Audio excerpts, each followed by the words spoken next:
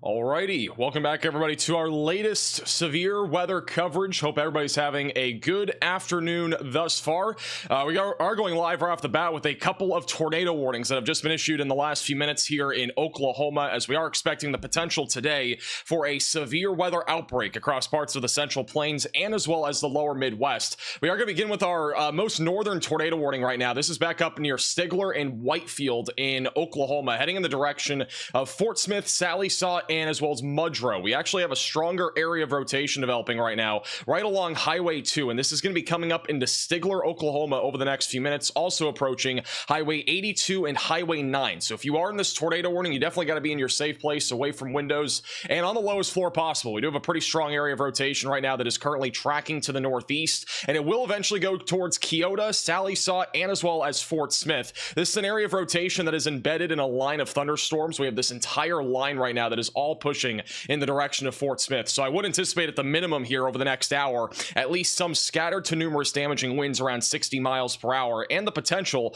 for spin up tornadoes. And this is one of the storms that could end up doing that here over the next few minutes as it moves off to the northeast. So again, stronger area of rotation is going to come up into Stigler here in the next few minutes in Oklahoma.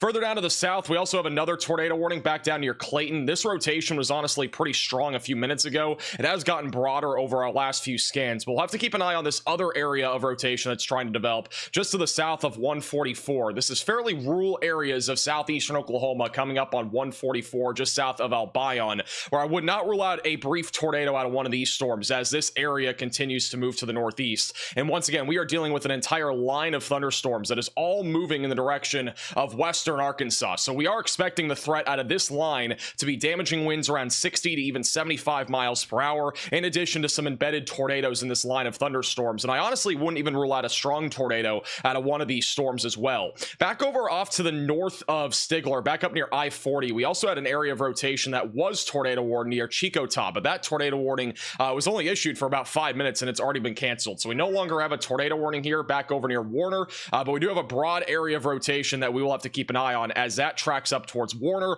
Paradise Hill, and eventually going towards Weber's Falls. So if you are anywhere in this area, again, be prepared for damaging winds and the potential for some embedded tornadoes. Further off to the north, we got a lot of rain falling right now, and honestly across everywhere right now there is a boatload of rain falling. And if you look at the map right now, we got flash flood warnings in effect all around Oklahoma City and as well as across almost every county in North Texas. So be prepared for the threat of flooding over the next few hours. Also, back over to the south of DFW, we are keeping an eye on a storm near Glen Rose, Texas. This is a storm right now that has some broad rotation just to the south of Glen Rose. The only thing that would keep this from producing a tornado is it catching up to the line of thunderstorms. So we will have to keep an eye on this storm as it heads in the direction of Cleburne, Joshua, Burleson, and eventually going towards Venice and Midlothian. One thing I want to point out is that all of the storms right now that are moving through Dallas-Fort Worth are obviously producing very heavy rainfall, but I don't think we're going to be seeing a whole lot of severe weather out of this activity at this point, as most of it is outflow driven. You can actually see the outflow boundary here near Cleburne and Waxahachie that is dropping down to the south, and as long as that outflow boundary keeps going down to the south, I do think our severe weather threat across most of the Dallas-Fort Worth area will stay on the lower side of things. But nonetheless, make sure that you are definitely still staying weather aware. But again, our greatest threat of tornadoes right now is in Oklahoma. We are expecting it to change though within the next hour or two. I do think we're going to start to see some discrete supercells fire up back over in North Texas and even northeastern Texas, and that should eventually increase our tornado threat as we go into this afternoon. I don't know if you guys hear my cat. She meowed like 5 times really loudly, so I don't know if anybody heard that. Back off into Oklahoma, we just got a severe thunderstorm warning just south of Muskogee, west of Fort Smith. They've gone ahead and issued a new warning for 60-mile-per-hour damaging winds, and there is a tornado possible label on this entire segment of storms just south of Muskogee near I-40, coming up towards Sally Saw and eventually going in the direction of Fort Smith. Latest radar scan on our tornado warning is still showing at least an area of broad rotation. It's not as strong as a few minutes ago, but we at least have enough rotation to the point where I do think a tornado warning will continue here near Stigler. This particular tornado warning expires in 5 minutes, but with how the rotation is still broad and it's definitely rotating, we'll likely end up seeing a new tornado warning near Stigler, and this will likely go up towards the Tamaha and Keota areas of Oklahoma. So we will likely get a new tornado warning here in a moment. This will also be pretty much rain-wrapped rotation. Rotation's literally in this area here, so it's almost all rain-wrapped here, so don't try to look outside for this potential tornado. All right, I do want to talk a little bit about our SPC outlook for today. Let's go ahead and go to our SVC outlook for today. So real quickly, this is kind of interesting. So the severe weather threat's a little bit different than what we had yesterday. Today's risk obviously much further to the south and east than what we had before. This is the latest SPC outlook, and you might notice there is a big hole across Oklahoma and Texas, and that is because our line of thunderstorms has moved through this entire area, and we are not expecting another round of at least severe weather today for those in Oklahoma City and extreme northern North Texas, really off to the northwest of DFW. As this line of storms moves through, our severe weather threat will be dropping, but this is a corridor here in southeast Oklahoma, southwest Arkansas, and around North Texas where we could see the potential for a very large hail, which could be destructive at times, damaging winds, which could also be significant, and also the potential for a few tornadoes. And I wouldn't even rule out a strong tornado in this environment here across parts of North Texas, Arkansas, and Oklahoma. So definitely make sure if you're in this area that you are staying weather aware today. A new tornado warning has been issued. That you're staying weather aware today and having multiple ways to receive alerts. I also want to point out that we have another risk of tornadoes that could actually go a bit larger than what we were initially thinking. Back over in Illinois, Indiana, and Missouri, right around St. Louis, back into southern Indiana, I also would not rule out a strong tornado in this environment. Our warm frontal boundary is lifting very far off to the north, and if it can keep lifting to the north at a pretty rapid pace, I do think that we're going to have the potential later this afternoon for a few discrete supercells that could produce the potential for even some more tornadoes back up there in the lower Midwest. So that'll be something to keep an eye on. All right, we do have a new tornado warning. This includes Stigler, Keota, and Tamaha. So no surprises here, but again, brand new tornado warning has been issued. Once again, this is back over near Stigler, Keota, and Tamaha. If you're in this tornado warning, seek shelter, get away from windows, get on the lowest floor possible, and get to an interior room of your home or building. By the way, we do have an update on I don't know, Riley, I don't know if you're watching. I don't know if you can send that to me on Discord. We have an update though. There was a chaser yesterday that was injured. Actually, I found it. Out of respect for the family, I'm not going to show the photo, but there was a chaser yesterday that was near the Seymour tornado, which was a large tornado yesterday. And it sounds like that the person that was injured from the tornado, so basically, I'm just going to give you a quick story for those that don't know. There was a chaser that was involved in the Seymour tornado. They basically went right into it, and their car flipped multiple times.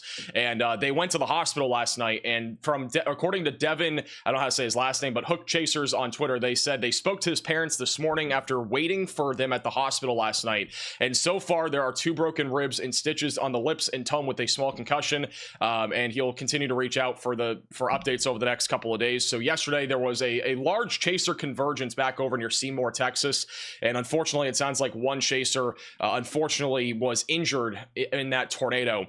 Also, Connor Croft, who was storm chasing with us today and is also, or yesterday, and also storm chasing with us today, this may have been that large tornado yesterday in Seymour. It's very hard to tell, but that could be the large tornado that we had yesterday. This is honestly the best shot that I've seen of it.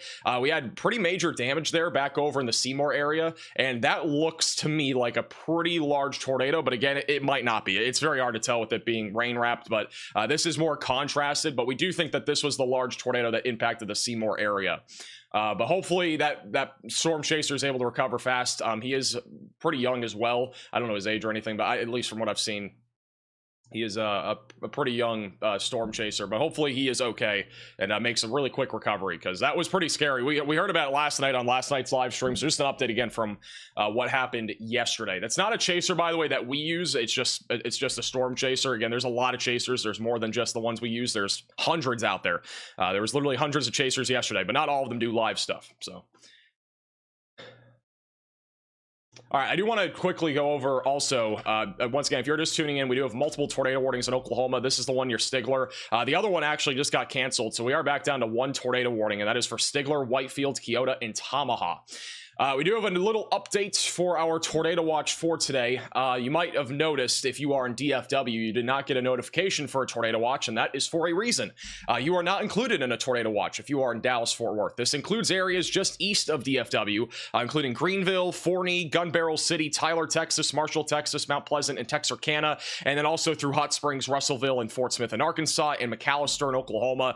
The main concerns for today will be a few tornadoes being likely, scattered hail up to the size of ping pong pong balls is also possible, and then scattered damaging wind gusts up to 70 miles per hour is also likely. So again, this goes until 5 p.m. Central Time, and we will likely see another tornado watch, assuming our threat of severe weather continues, which it will, past 5 p.m. today. There will likely be another watch more out in front of this where our line of storms does track. So just a heads up, again, tornado watch is going to go until 5 o'clock.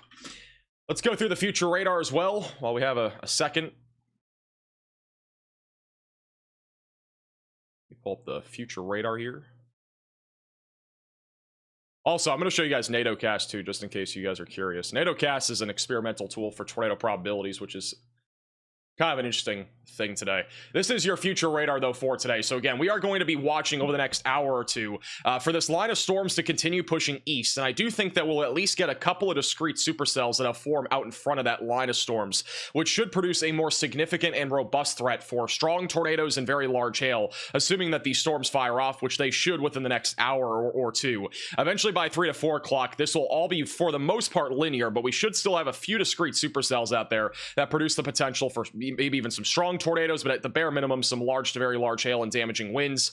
Eventually, by around 6 to 7 o'clock, this line of storms is going to be approaching areas like Little Rock, Arkansas, Hot Springs, and also back over near Waco's, where we still have a potential for some discrete supercells. And then by around 8, 9, 10 o'clock, this line continues to push east. Very large hail, damaging winds being the main concern by this point. And then by the overnight hours, we're pretty much winding down, I think, with our severe weather threat. So it should be a good like 6 to 8 hour stream today, I think, with the severe weather that we're expecting. And then back over in the Midwest, we do have a conditional risk for maybe an isolated strong tornado or two back over in southern Illinois and southwestern Indiana, right near our warm frontal boundary. A couple of supercells are possible late this afternoon into the early evening hours. And I do think that this is an area that we could again see the potential for some strong tornado activity if the storms can stay near or just south of our warm frontal boundary. It's going to be about a 3 to 4 hour window for those storms, but it is definitely something that we need to keep an eye on. If you're back over near Springfield, Missouri, or back through St. Louis, I do think damaging winds is a pretty good possibility today with our line of thunderstorms, but also I would not rule out an isolated threat for a tornado or two. Also, this is NATOcast for today, in case you have any interest in looking at NATOcast. This is their outlook for today. Again, this is an experimental tool. It's based off computer models. I wish I could make this more full screen. I don't know why it's in an image format, but this is essentially their probabilities for today. And again, the SPC has a 10% hatch tornado risk for today. NATOcast has a 30% tornado risk, which I don't think is going to pan out, but you never know. I think that's quite overboard, but we'll have to wait and see how today pans out.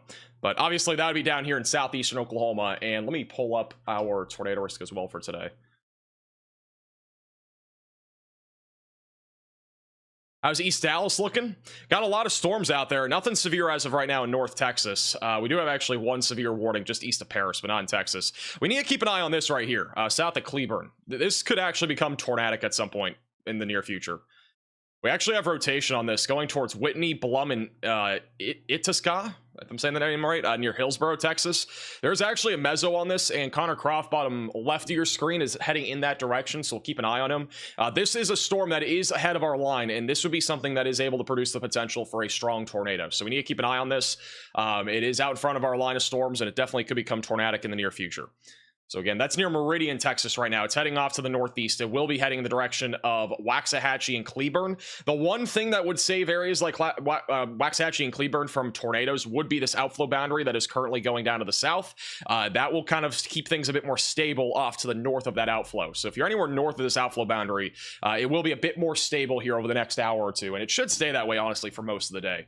But still wouldn't rule out an isolated tornado threat. This is, let's go to... I'm trying to pull up the tornado or the tornado outlook here.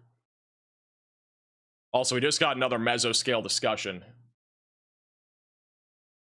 Why do these images keep downloading?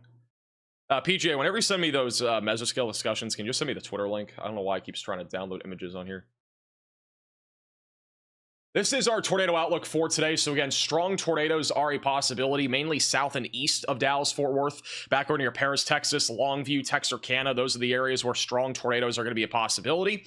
Again, tornadoes are really possible, though, anywhere just south and east of DFW and also back up into Arkansas. The line of thunderstorms will be producing a tornado risk, but again, our strong tornadoes would come out of any discrete supercells that fire off out in front of our line of thunderstorms. Here is the latest mesoscale discussion from the Storm Prediction Center. They are talking about the severe weather threat increasing over the next few hours. I'm just going to pull this up on Twitter because it's not able to go full screen here. Let me pull it up on Twitter here. If it is on Twitter, sir. All right, here it is.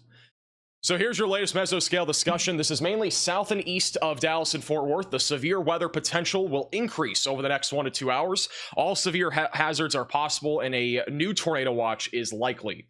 So they are likely going to issue another tornado watch here soon, mainly just south and east of DFW. Notice that the most probable peak intensity for tornadoes is 120 to 150 miles per hour, meaning that we could see some strong tornadoes, maybe even some intense tornadoes out of our discrete supercells that fire off today. Additionally, damaging winds as high as 80 miles per hour is possible, and then golf ball sized hail is also going to be a possibility. There's an 80% chance of a tornado watch as of right now, which I would fully expect that we will be getting a tornado watch here very soon for parts of North Texas.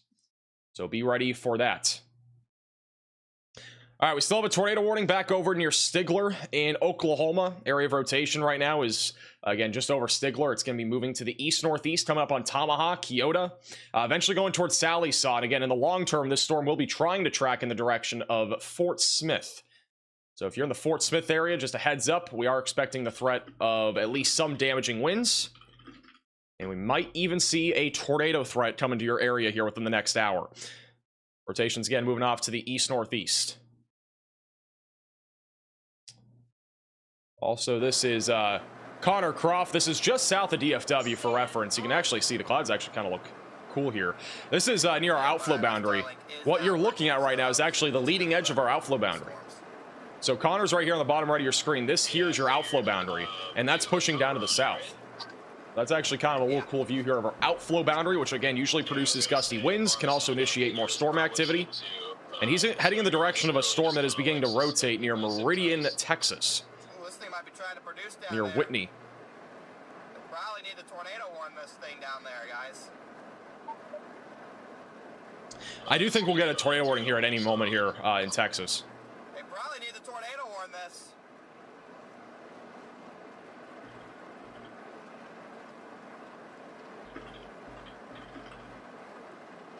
Yeah, that's the leading edge of the outflow. This is what the storm looks like on radar right now. So again, we do have a little hook shape to it. It's a pretty typical looking storm in this environment that we have today. Notice the velocities are starting to uptick a little bit. Your wind's going towards the radar and also the wind's going away from the radar. So there's at least some rotation building on this storm right now. And I do think our tornado threat is beginning to increase on this storm. And I do think we should have a tornado warning within the next few minutes. So we'll have to wait and see on that. Our only tornado warning right now is in Haskell County in Oklahoma, but this, I think, does deserve a tornado warning really at any moment. Rotation, at least as of right now, it's not strong, but it is definitely intensifying. The storm that's back over near Glen Rose, I don't think this is going to become tornadic. It's literally going to be hitting the outflow boundary here soon, so as it gets to Cleburne, it should be weakening.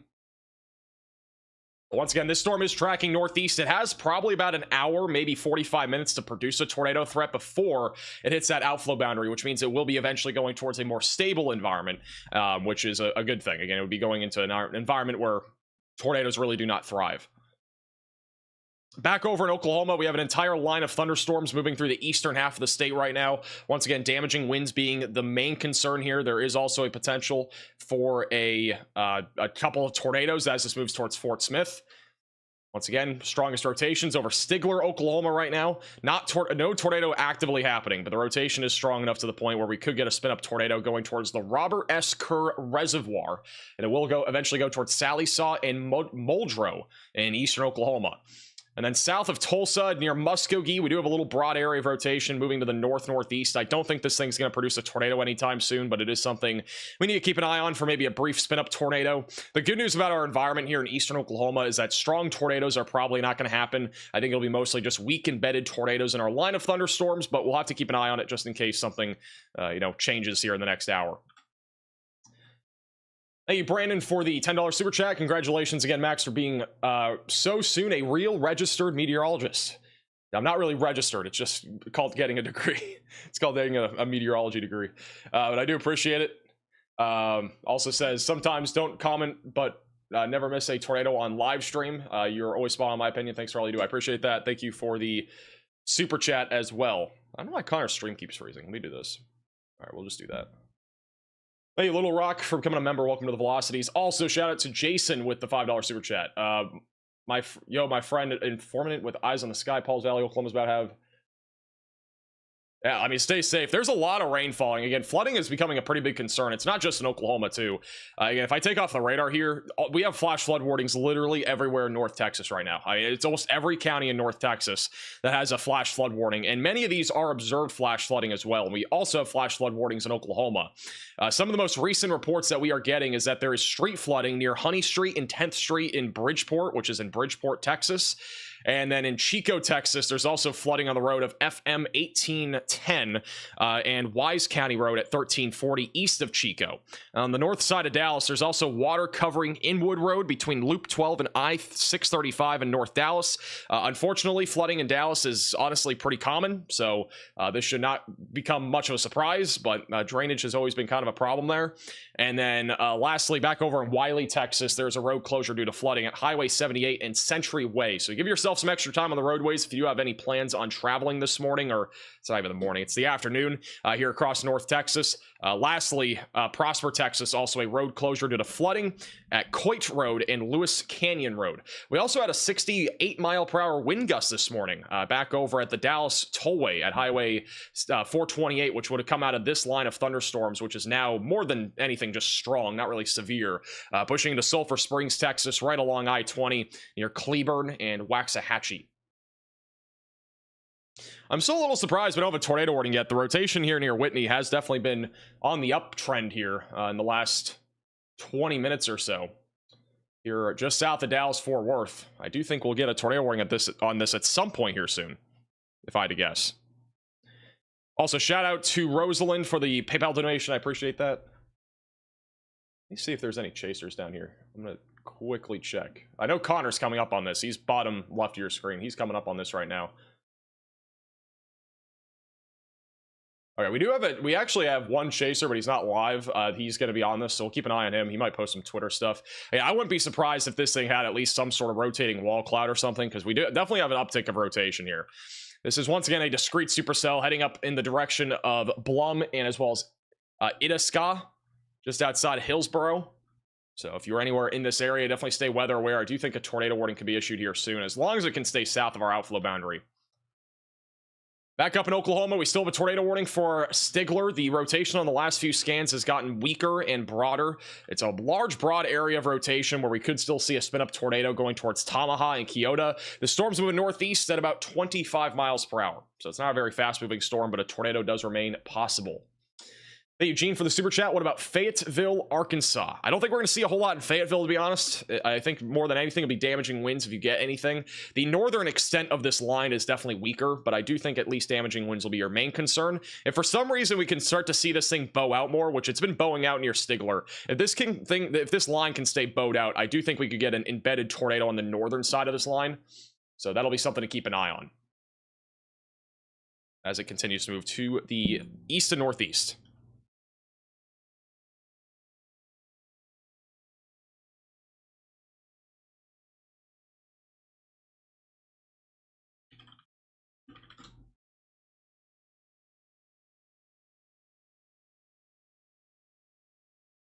Also, back over near College Station, Texas, this is nowhere near where North Texas is, but we actually have a couple of storms firing up back over near College Station. So this is back over in southeast Texas near Centerville. A couple little storms that are firing up here near 190 Madisonville. We'll have to keep an eye on these. These are not like imminent concerns, but it's something to keep an eye on if those storms can upscale here over the next hour. All right, latest radar scan here south of DFW. The rotation, honestly, still is strong enough, I'd say, for a tornado warning west of Whitney. Connor should be on this storm within the next 20 minutes or so, so we should have a view of this. And the rotation is the strongest west of Whitney, east of Meridian, heading up towards Blum, and just west of Hillsboro. keeping an eye on this in case we do get a tornado warning. Thank you, Monica, for becoming a minimum velocity member. Welcome to the Velocities. By the way, if you are just tuning in, again, we have a pretty large threat of severe weather today. Again, severe weather outbreak is a possibility. As we've talked about in our video today, and honestly over the last few days, pretty large area that we're talking about for severe weather again today. This afternoon's risk is mostly going to be down in the southern plains. So we're going to be talking about this area a lot just over the next few hours. But we also have a conditional risk for tornadoes back up in the Midwest. So if you're watching from the Midwest today, definitely be prepared for at least an isolated chance for a tornado or two. I do think the chances of tornadoes are a little bit higher than what we initially had, just purely because of the warm frontal boundary lifting faster to the north. That should create more wind shear, and I do think our environment for tornadoes will be more elevated today. So if you're back over the Midwest, be ready for that. They have issued a new severe thunderstorm warning north of Idabel in Oklahoma, just west of Hatfield. Broad area of rotation and damaging winds currently paralleling Route 70, heading up towards 259. If you're back over here in southwestern Arkansas, be ready for the potential of damaging winds to increase over the next hour or two. Thank you, Renee, for becoming a member. Somebody just said in the chat, lost power briefly in Cedar Hill, south of Dallas. And that's a good reminder if you do live in the Dallas-Fort Worth area, if you live anywhere really in this risk area today. Again, have flashlights ready to go, charge up your devices, all that good stuff. Be prepared, again, for power outages. It is a possibility today with our damaging wind threat in addition to the potential of tornadoes. Also, we just got our new SPC outlook for tomorrow. Quick little overview. They have grown our slight risk even further for tomorrow for severe weather, and they've even added a slight risk back over in Oklahoma and Texas. So heads up, we got more severe weather ahead, not just today, but tomorrow if you are in Texas and Oklahoma. On top of what we're already seeing today. Dallas with that wonderful power grid. Yeah, pretty much. I'm still surprised we don't have a tornado warning on this. Rotation's still increasing here near Lake Whitney, Texas. It's going to be heading up towards Blum in Itasca, west of Hillsboro. It has limited time, but I mean, again, within the next 20 minutes, that's the only chance I think it has of producing a tornado. Again, we could get a tornado warning here in this general area. So be ready to go to your safe place if you're in Blum, Whitney, or just outside of Hillsboro. And also, somebody else just said in the chat, lost power for a bit in Dallas. Let's see if the power... I'm going to check the power outage map here. We actually have quite a bit of power outages in Texas, a little bit higher than I thought. This is the power outage map on poweroutage.us, and the only power outages that are most notable are really back over in Baylor and Knox counties in Texas. There are some very isolated power outages, though, around Dallas-Fort Worth. Actually, 4,700 customers without power in Dallas, 5,600 customers without power in Tarrant County. And then also in Johnson County, which is where we just had some gusty winds go through, about 1,600 people without power. Once again, this is your outflow boundary, and this is pushing through Waxahachie right now. This will produce gusty winds, and it will fire off more storms that'll head into the direction of Waxahachie, Cleburne, and eventually trying to go into the direction of Dallas. But these are not going to be really severe. If anything, damaging winds would be the main concern. What we need to watch is the stuff that is firing south of our outflow boundary, like this supercell here that's fired, and some of the other cells that are trying to now fire near Waco, because any of these that fire and are able to mature and grow in size, and we already have one south of Cleburne that's doing that, a strong tornado would be a possibility. It's still a somewhat conditional risk for today, but I honestly do think this one near Whitney still needs a warning. At the minimum, I think a severe warning would be appropriate. There's at least 60-mile-per-hour winds happening with this fight, I guess.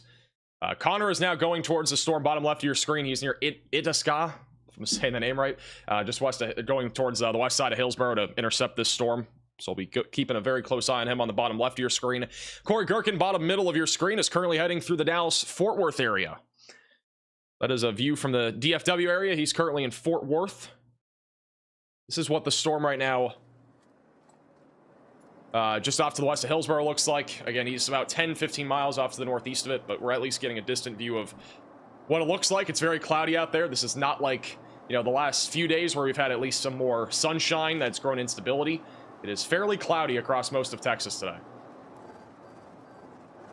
But speaking about clouds, this is what it looks like on our satellite imagery right now. And you will notice that, again, very cloudy across most of North Texas. We got a lot of rain out there, large outflow boundary. It's spawning a bunch of showers and thunderstorms. Again, widespread rainfall across Texas today. But notice this clearing here back over east of I-35. And so with this clearing, this will build instability, and it should lead to more supercells firing over the next few hours, just to the south and east of Dallas and Fort Worth. And we should eventually see that tornado threat start to increase, in addition to our large hail and damaging wind threat. So that one supercell that's fired off already is the main concern right now, but we should see some more supercells fire off here soon, just east of I-35 W and E, really anywhere east of I-35, and really south of I-20. That's the main corridor, I think, right now for that tornado threat. But you can once again clearly see the outflow boundary here on radar. It's now moved through Waxahachie. Latest radar scan still showing at least some rotation on the storm near 56, heading towards Whitney, Texas, Hillsborough, and Blum. Has about 20 minutes, I'd say, to produce a tornado. It does not have that much time. It's going to be short-lived due to the fact that outflow boundary is pushing down to the south. West of Fort Smith, Arkansas, we still have a tornado warning near Stigler. This goes for another 9 minutes. If the rotation stays at the level it is actively at, I don't think they're going to issue a new warning. However, the rotation might try to uptick again as it approaches Tamaha. Again, this storm's slowly moving off to the northeast at about 25 miles per hour, and it will be eventually going towards I-40 and Sallisaw. So if you're back over in those areas, be ready for a potential tornado risk coming your way. Broad rotation currently moving to the northeast. Otherwise, I'm not seeing a whole lot of rotation on the southern side of this line. There has been a little bit of rotation near Muskogee here as of lately, but it's very weak and broad. I would honestly say more than anything that's just a wind threat right now for the Muskogee area of Oklahoma. Thank you, David, for the super chat. Seminole, Oklahoma is underwater. If you have any photos or videos, by the way, you can at me on Twitter at MaxVelocityWX. I'll be keeping an eye on Twitter for photos and videos of any weather-related stuff. Thanks, Quicks, for the super chat. I'm currently at welding school in Fort Smith until 4:30. When should I be worried? Your risk of severe weather really in the next 2 hours.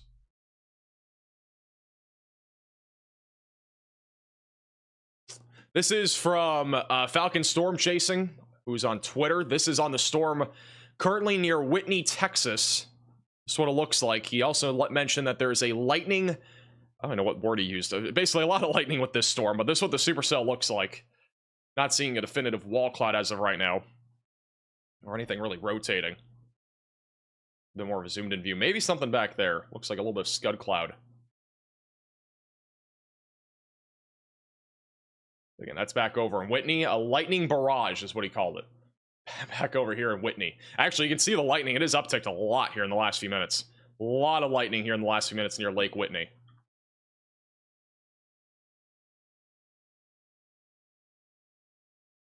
I don't know if Brandon Payne is watching, but shout out to Brandon Payne.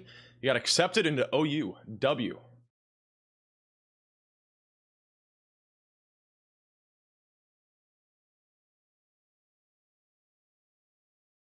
Let's go to here. Connor Croft, bottom left of your screen, is coming up on this storm once again. Just to the west of I-35, west of Hillsborough. Again, tornado threat is attempting to increase on this storm. It has, again, a short amount of time to produce a tornado.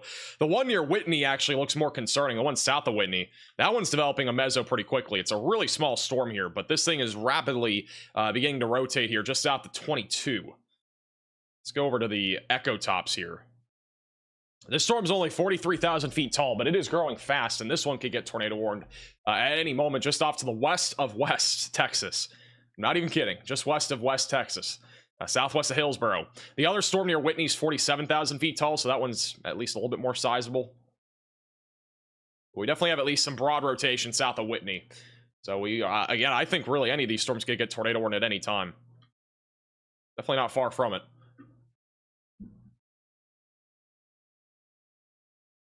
Tornado on the ground in Stigler via news media. So there may be a tornado right now on the ground in Oklahoma near Stigler, according to news media.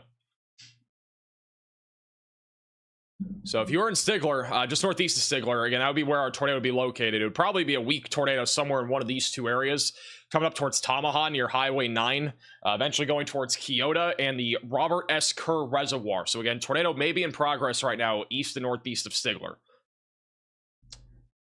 Thank you, Cathal, for the super chat. Any chance Tyler, Texas gets hit hard by rotation? Well, I mean, there's a chance of tornadoes. Tyler, Texas is in our warm sector today. And again, really anywhere. I'm just going to outline the general area of where strong tornadoes are going to be possible. It's basically anywhere in this region where we're out in front of our line of storms. Any storms that fire out in front of the line that are discrete will have the potential of producing strong tornadoes. It's not a slam dunk, but as what we're seeing, at least right now, we're already starting to see storms rotate just south of DFW. So I do think we're at least going to have that chance grow over the next few hours, especially to the east of I-35. And I do think Tyler is not really in the bullseye, but you're in that general maximized area where I think the best chance of a tornado would exist. But it's going to be contingent on us seeing discrete supercells fire in that area. So that's mainly what it's contingent on. No debris signature, by the way. I do think if there's a tornado, which again, there may be a tornado, according to news media, there may be a tornado here near Stigler. If there is one, again, it's almost undoubtedly going to be a really small, kind of weak tornado, but obviously treat this seriously. Any tornado can cause damage.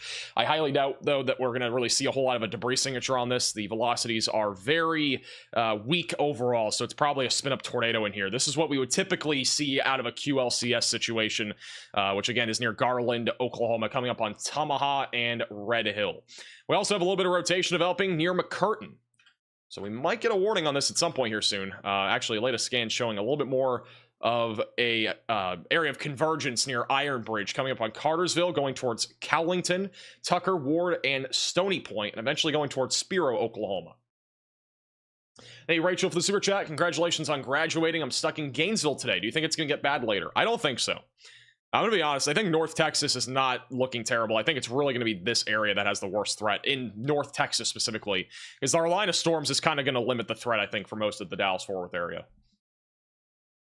Thank you, Yucky, for the super chat. Arlington, Texas, kind of same thing. Again, I think the threat is low in those areas. It's not zero, but it's pretty low that we'll see much severe weather there. There's actually a chance later today that there will be a second round of storms, but it'll be very isolated. A new tornado warning has been issued. It'll be very isolated, I think, later today. We could see a discrete supercell or two fire off west of DFW, and those could produce some hail and maybe even some damaging winds. Alrighty, new tornado warning in Oklahoma. This is near Vian, Sally Saw, and Tamaha, just outside of the Roberts S. Kerr Reservoir.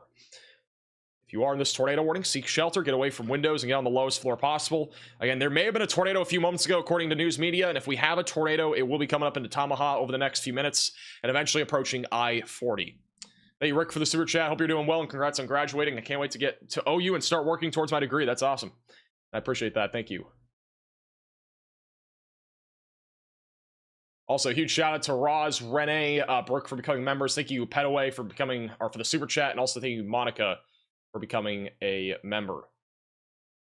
Huge shout out to SOJ with the $200 super chat. Put some big W's in the chat for SOJ. You are way too kind. Really appreciate that. Thank you so much, SOJ.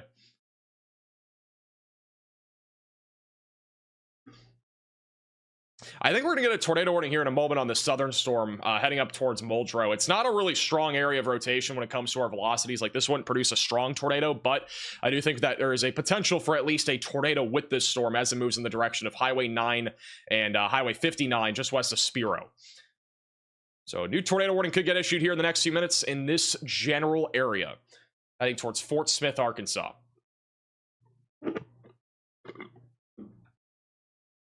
Rotation's actually upticked a little bit here, coming up on Tamaha, Oklahoma. Definitely an area of convergence here near Kyoto. Thank you, Gwen, for the Venmo donation. Any tornadic possibilities around Bryant, Arkansas later? Well, I mean, I don't know where that is, but generally speaking, this is like the best way to look at today. I honestly don't have many disagreements with our tornado risk for today.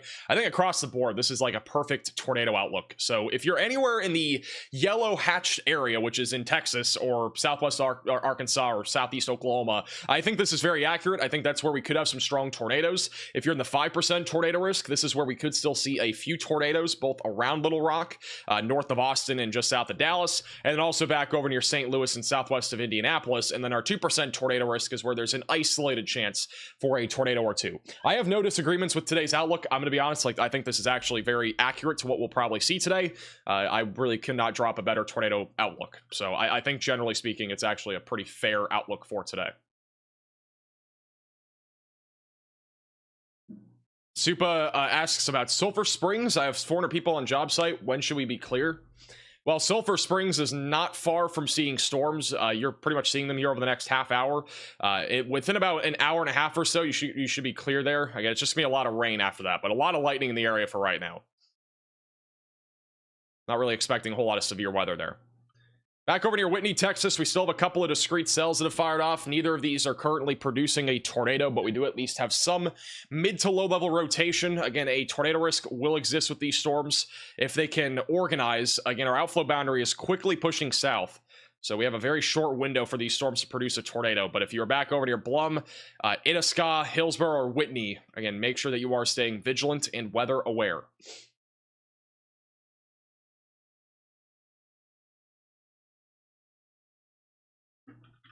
So I'm going to check and see if you guys have sent any photos about some of the flooding and stuff. Connor Croft, bottom left of your screen. He's coming up on the storm right now near Whitney. We're going to go to him in a minute once he has a clear view of the storm.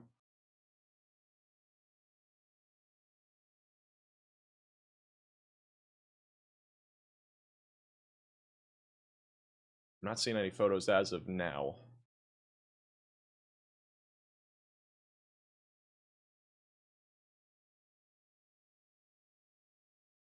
But once again, if you guys have any photos or videos, you can at me on Twitter at MaxVelocityWX. Thank you, SOJ, for the 10 months. Appreciate that. All right, let's go back to Oklahoma. Actually, real quickly.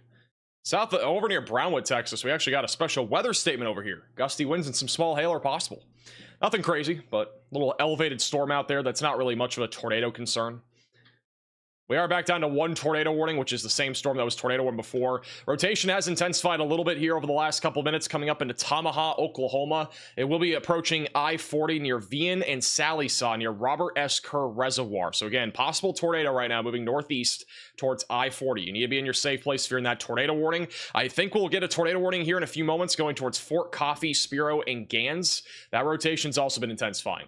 So there are 2 storms here right now that are producing the potential for a tornado here in eastern Oklahoma, and these are going to go in the direction of Fort Smith. So if you're back over in Fort Smith, make sure that you are staying weather aware.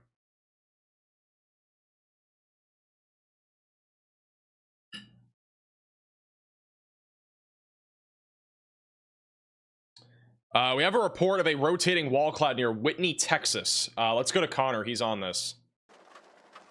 This is the other storm. Go back to where I was before. This is near Whitney, Texas. Just moments ago, there's a rotating wall cloud report from a storm chaser in the area. That would be Falcon storm chasing, actually. Connor's repositioning, but there is a rotating wall cloud on this, reportedly. That's what it looks like right now, the storm here near Whitney.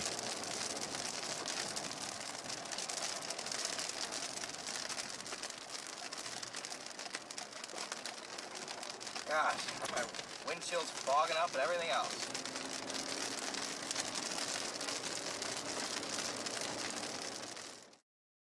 Bottom left of your screen is a view of that storm. Again, we do have at least a report of a rotating wall cloud. It has a very short window to produce a tornado threat, but again, still no warning on this. Just kind of surprising.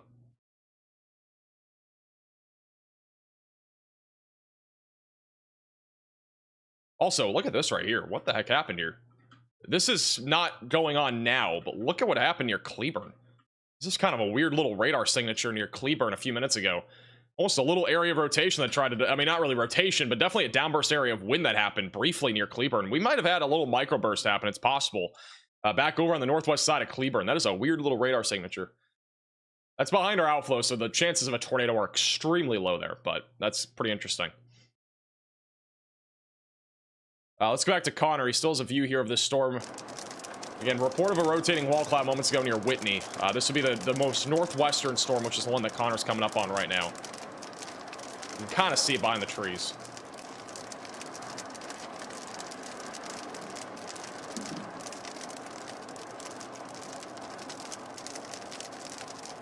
So that's a, oh, underground lighting.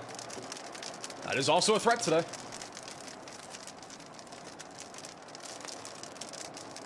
We are getting a report also of 1.5 inches of rain per hour falling back over in Dallas. There's a lot of street and alley flooding there. Yeah, this needs to be warned. Connor's saying it should be tornado warned. I'm surprised it has not gotten warned for anything. I mean, the rotation on radar is definitely intensifying. Outflow boundary's crashing in on it.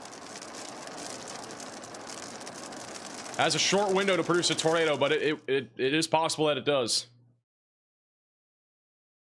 It's heading up towards Itasca, and again, just outside of Hillsborough. This is your outflow boundary right about here. Actually, it might be right here. I think it might be a little bit further south, so it really has a short window, but once this interacts with the outflow, it definitely could produce a quick tornado near 933 Road. Come up towards 934, 171, and Itasca. Again, I would play it on the safe side of things. If you're in this area, I would just stay away from windows, lowest floor possible, just in case this thing does try to drop.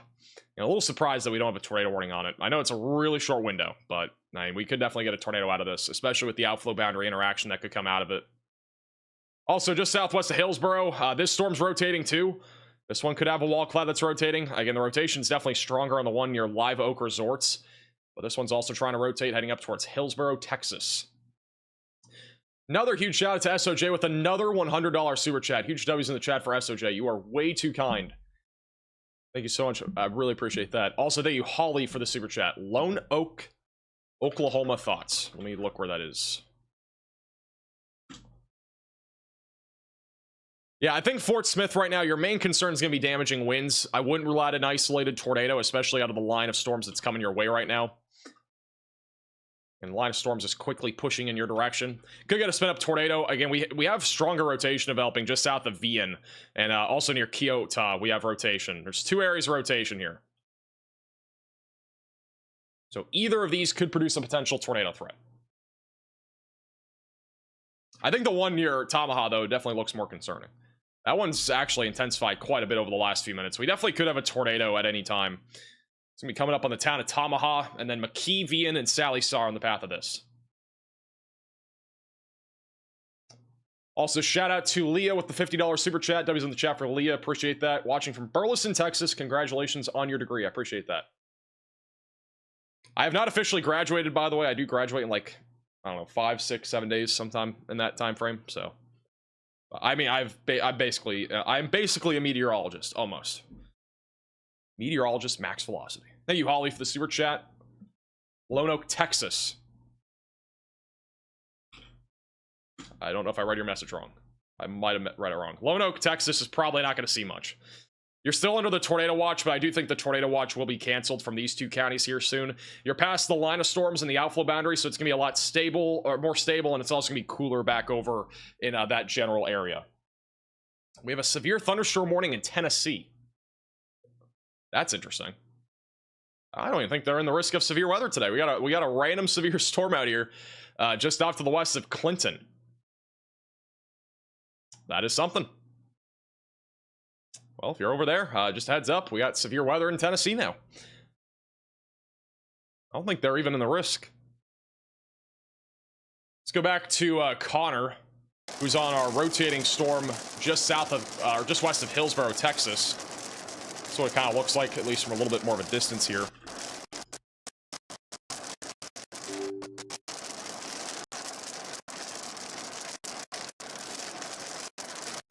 Sorry to lose connection. We'll go back to him. But again, we do have some rotation on both of these cells here, just to the west of Hillsborough. A little bit more rotation near 933, heading up towards Covington and I-35W. Same thing for the storm west of Hillsborough. Again, both of these storms at least have some broad rotation. So possibility that we get a tornado warning with these at some point. I'm a little surprised, again, we did not at least get a warning, because at least some sort of warning, because there's probably at least some sort of damaging wind potential with this. And a lot of lightning as well in the storm just southeast of Blum.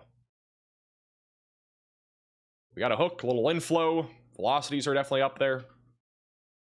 But it's about to catch up to the outflow, so it has a very short window here. Huge shout out to Logan with the $50 super chat. Really appreciate that. You warn every time before the sirens in my area go off. You've saved me twice. No problem. Appreciate you tuning in. I'm glad I can help. This is once again Connor on the storm near Blum, Texas.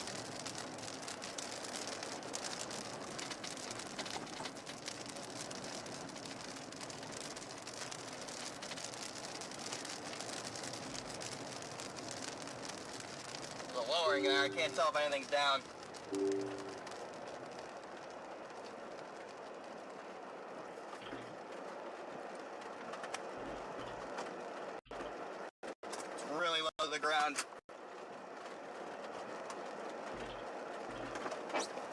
So Connor's saying the clouds are really low to the ground. There could be something. It's hard to tell. It's a little bit more distant here. Is this a cornfield? I can't even tell what that is. Hey, Brandon, for the super chat. Congratulations on Bachelor's in Meteorology, Max, and growing your YouTube channel to 1 million plus subscribers. I don't think I could have done both. I don't know how I did both. I keep getting asked, how did you do this? I'm like, I don't know. Just happened. Thank you, Sydney, for the super chat. Midlothian, Texas. By the way, I used to live in North Texas. I do know where most cities and at least main town locations are in Texas. But Midlothian, I think you're not going to see much more. Should be mostly just heavy rain, flooding potential. Not really much of a severe weather risk remaining for that area. This is so stupid. It's not tornado warned. I have no words. That's what it looks like on radar, bottom right of your screen. We still have at least some strong rotation. Again, there is a wall cloud that was rotating on this. And there's no warning on it. We don't have a tornado officially, but I mean, once it gets near the outflow, it could definitely pop for a second. So the storm that we're talking about here, again, near Covington. Wouldn't rule out a quick tornado threat with this. It's actually heading a bit more towards Itasca right now, so it's going more to the east-northeast. Also, a little bit of rotation near Hillsborough, also moving in that general direction. Huge shout out to SOJ with the 20 gifted memberships. W's in the chat for SOJ. You are way too kind. Appreciate that. W's in the chat for SOJ. We'll go back up to Oklahoma. Over the last few scans, we still have an area of stronger rotation heading up towards Vian right now in Texas, McKee, and I-40. Again, tornado possible at any time as that goes towards Vian. We also have an area of convergence that's trying to come together. That's back over west of Spiro. Might get a tornado warning on that at some point. I honestly think we're not far from a tornado on this storm near Vian. Let's go back to Connor on the storm near Whitney in Texas.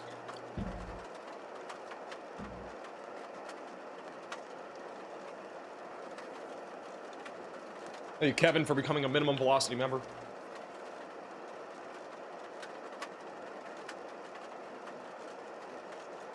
Vian? Oh, is it Vian? This is about to reach the boundary. We're about to meet, like, right here.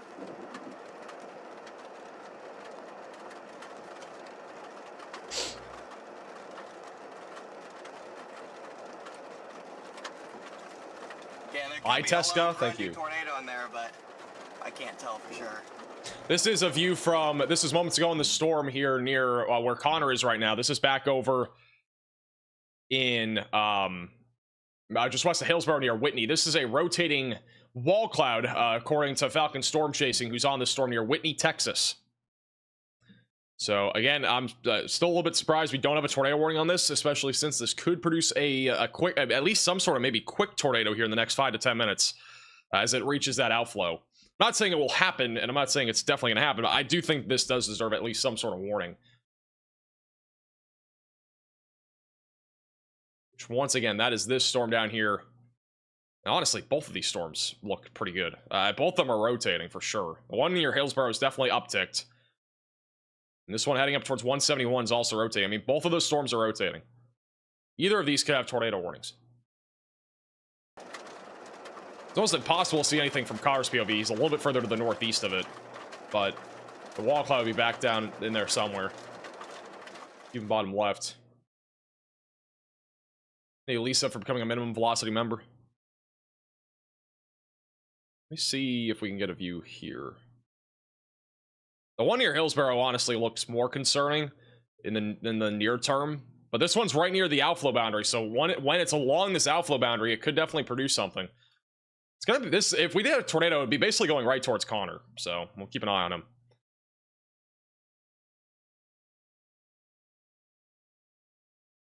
Let me get clean in here. Can we get clean?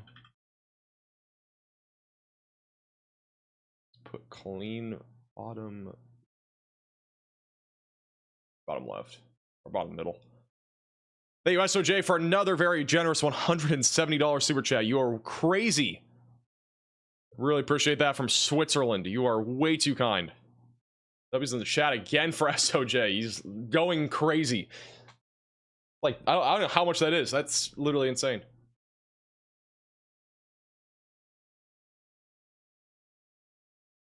All right, back up in Vian, Oklahoma. The rotation is strong enough again for a tornado coming up on Vian. A new tornado warning has been issued. Well, there's your tornado warning in Texas. That took a long time. We have now a tornado warning for Hill County, Texas.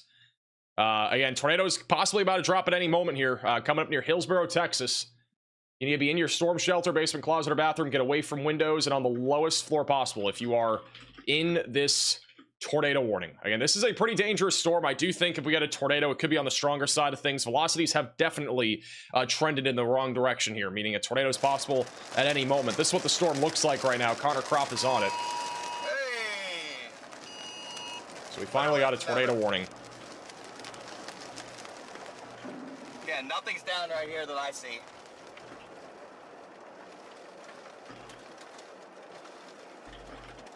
This is what it looks like from Connor's POV right now in this storm. Velocities have uptrended a ton in the last couple scans.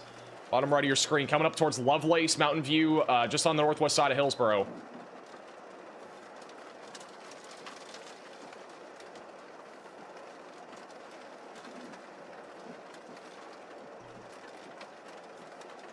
This is literally right on our outflow boundary near Grub Hill. Like, this is some pretty strong rotation going into Mayfield.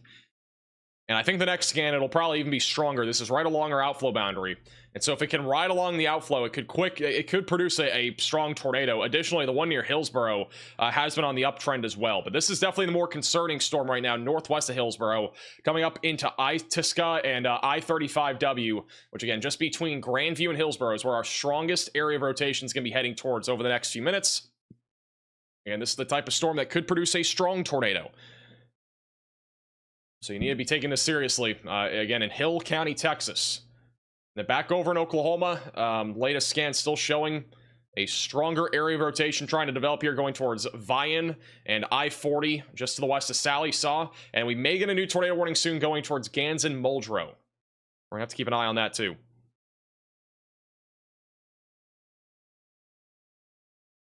Hey, Darcian for becoming a member.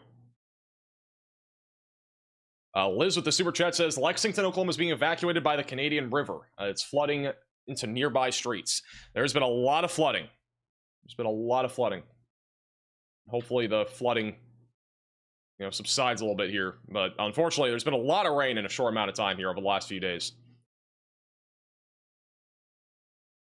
Once again, if you're just tuning in, strong area of rotation currently coming up on Highway 171 going towards Itasca and I-35W just outside of Carl's Corner in Hillsboro, Texas.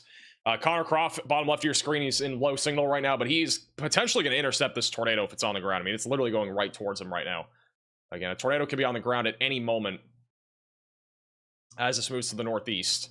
Both of these storms are rotating, and we should get a new tornado watch also for this area at any moment. So we should get a tornado watch at any moment for this area.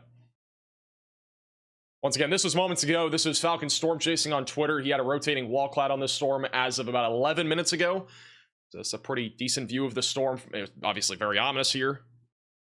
Some scud on the left side. Clouds are very low to the ground. Again, our lifting condensation level today, which is where clouds grow from, is very low. So tornadoes are likely with any discrete supercells that we have. And yeah, that looks like it could be on the ground. I mean, the velocities are really strong right now. The latest scan is showing an even tighter area of rotation coming up to Mayfield, Lovelace, northwest of Hillsboro. It has a short window to produce, but the velocities are really strong right now. Possible tornado in progress coming up towards I-35W, just south of Covington. Keeping an eye on Connor. He's coming up towards this. He's on 171. He's going to pretty much intercept this if there is something. Let's go to Connor. To my south. I just had to bail north there because I can't see what's going on with this thing. The Connor's coming up into this right now. Again, possible tornado heading towards Mayfield. And they have just gone ahead and issued a tornado watch. We'll pull that up in a second. We're getting a report of a large tornado possibly forming right now near Hillsboro, Texas. We are getting a report from a local chaser that there is a potential large tornado forming here heading towards I-35W. This is, again, the area of rotation. A new tornado warning has been issued. And, again, there could be a tornado dropping right now as we speak.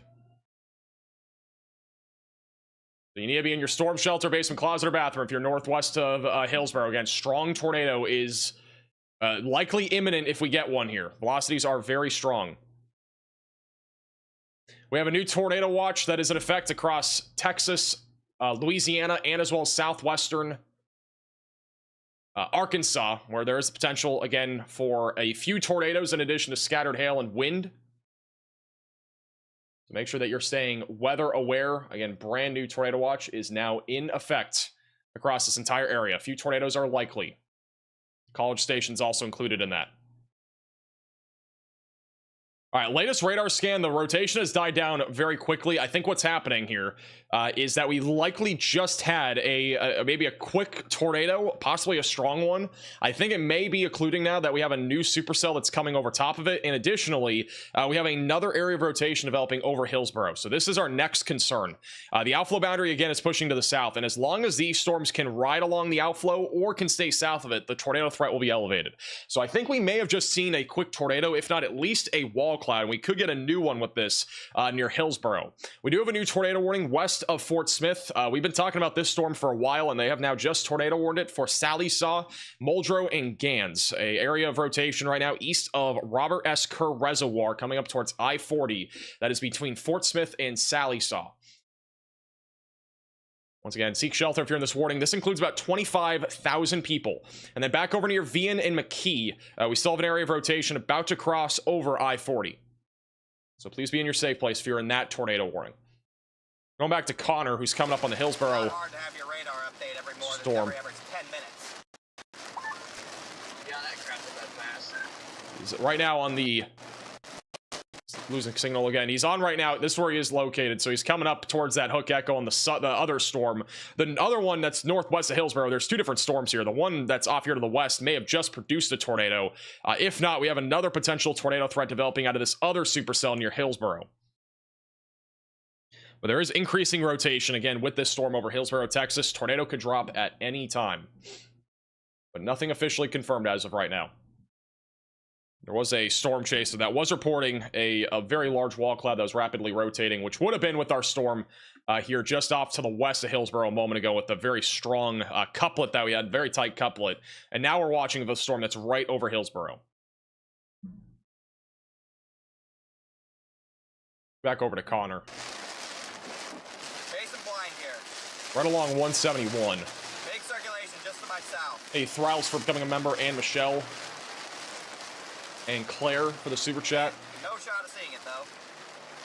The storms are we're not probably going to see a whole lot in Ennis, Texas, since the outflow already reached that area, but there's a low chance for some damaging winds, maybe a brief tornado. Probably on my road right now almost.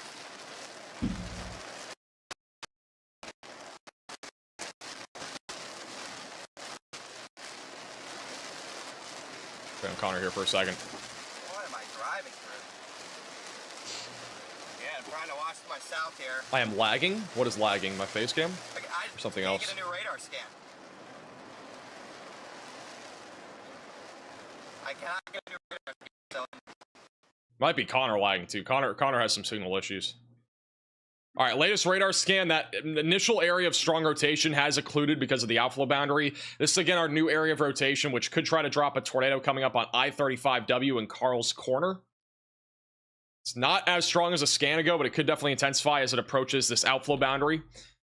And just around Hillsborough, we got a lot of other convections starting to develop now as well, back over south of DFW, where we could start to see some more discrete cells fire off that could produce a tornado threat at some point here down the road. Over the last few minutes, we still have multiple areas of rotation right now in Oklahoma around Vian, Sallisaw, and Muldrow. Again, no confirmed tornadoes in the last 15 minutes on either of these two storms, but we did have maybe a brief tornado back over near Stigler, Oklahoma, not too long ago out of this area of rotation. So this one could definitely drop another tornado with how strong the velocities are. Same thing goes with the storm coming up on Highway 59 going towards Gans and Muldrow. Hey, Courtney for the super chat. I see a clean cam. Anything I should know about? Well, clean does have a chance of severe weather today. I thought it was a good camera to have up, so that's why it's on. We just have it on because why not? It's actually not far from. I mean, it's still, you're probably still a couple hours out from actual severe weather, but it's an area to watch for later this afternoon for severe weather. Put Corey Gherkin on the bottom right. Is there Buc-ee's down here? Is there a Buc-ee's in Hillsboro, Texas? I think there is, isn't there? I think they built it recently. Shout out to Ariane for the PayPal donation. I appreciate that. And also, huge shout out to Annie with the $100 PayPal donation. W's in the chat for Annie. Paris, Texas resident here. Thank you for all that you do, Max. I learned a lot from your channel. Congratulations on graduating. I appreciate that a lot. Thank you so much for that generous PayPal donation. All right, there's a Buc-ee's in Hillsboro. We have confirmation. Let's go back to Connor. He's starting to get now. Connor's getting more into the clearing now where we might be able to see some rotation.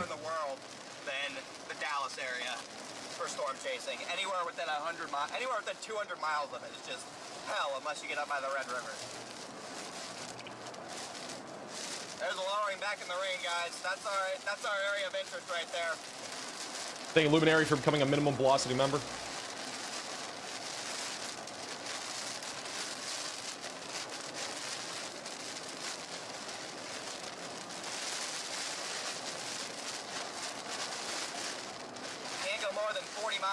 Hydroplaning either. Add that to the list. I guess Connor's been complaining about the chasing for the last like 10 minutes in Texas. Circulation just to the left of the road, guys. Thank you, Jenkins, for becoming a member. Connor's storm is warned. It is tornado warned. He is aware. Down, but it's low back there. You can have a lowering there on the middle left of your screen. This is again near Hillsboro. Thank you, Haley, for the super chat. Thank you, Nevermore, for becoming a minimum velocity member. Wawa is better than Buc-ee's. Wall cloud there. You know, I can't really disagree with that. Buc-ee's got kind of mid. I have to agree. I think Wawa's actually decent. Might be a hot take, but Wawa actually is not. I mean, they're different experiences, but I feel like Wawa is actually better. Yeah, I don't see it down.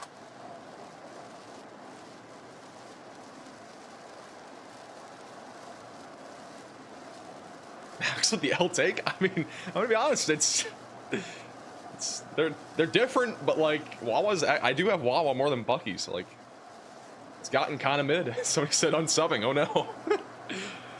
Triggered the audience. The Buc-ee's fans are leaving.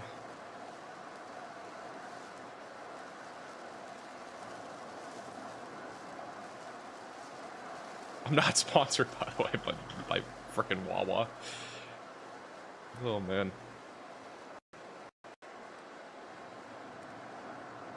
Hey, Haley with the sewer chat. Olivia, Texas. I don't know if that's this here near Brownsboro, but it's just mostly going to be strong storms.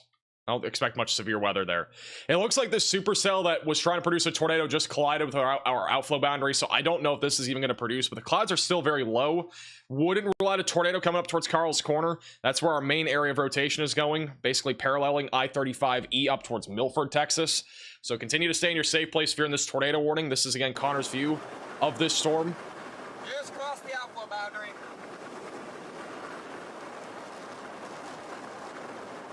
So again, our tornado warning in Texas near Hillsboro.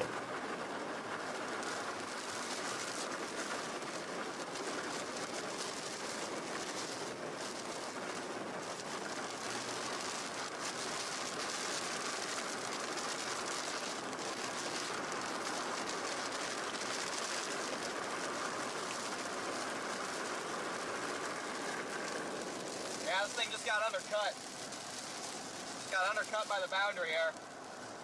I agree. The threat is lowered substantially with this. Thank you, Jeremy, for the super chat. Culver should sponsor with the cheese boundary. curds. They really should. Or the outflow boundary crossed it, actually. Yeah, I do think our outflow boundary has just crossed over our storm, so the tornado threat should be a lot lower now. We still need to keep an eye on it. If it can stay along the outflow, there could be a tornado threat going up towards Milford. Still got kind of an inflow going to the storm, but it's going to be contingent again on this outflow boundary stalling more. It's really rapidly moving south, so that's going to be a problem with this storm, at least in the near term. Back over in Oklahoma, again, we still have 2 tornado warnings. Back over near Vian. Strongest rotation is now crossed over I-40 near McKee and Vian, coming up on Pinhook Corner and Dwight Mission in Marble City. New tornado warning should be issued, I would say, here pretty soon for Marble City. Additionally, we have a tornado warning near Sally Saw and Muldrow, broad area of rotation crossing over Highway 59. That'll be coming up on I-40, Gans, and eventually just west of Fort Smith. And there's another area of rotation developing near Worcester. So there's a chance that we get a tornado warning on this as it moves to the northeast, going in the direction of Potiao, Cameron, and Gilmore, and Panama. Yeah, Panama, Oklahoma. And then otherwise, we just have a large area of wind for the most part right now, west of DeQueen and southeastern Oklahoma. At least a low tornado risk with this as it moves to the northeast. It will be crossing into Arkansas here pretty soon. We now have tornado watches anywhere in the purple. So again, tornado watch is now in effect just southeast of DFW, including areas in Waxahachie, back through Waco, Texas, Killeen, College Station, Lufkin, Palestine, as well as Jacksonville, Tyler, Longview, Shreveport. You're all included in a new tornado watch where a few tornadoes are likely this afternoon. Thank you, Ashton, for the super chat. How are we in Paris, Texas this afternoon? I think Paris, Texas is going to be clearing out. They've already canceled you from the tornado watch. This line of storms is already pushed through your area. So the severe weather threat should be much lower for the rest of the day. So good news if you're in Paris. Let's go back to Connor. Still come up on this storm here near Hillsborough, Texas. You can see the storm just beyond the buildings and trees here. He's kind of in the town here of Hillsborough. Hey, Stephanie for becoming a maximum velocity member, and as well as Riley for the super chat.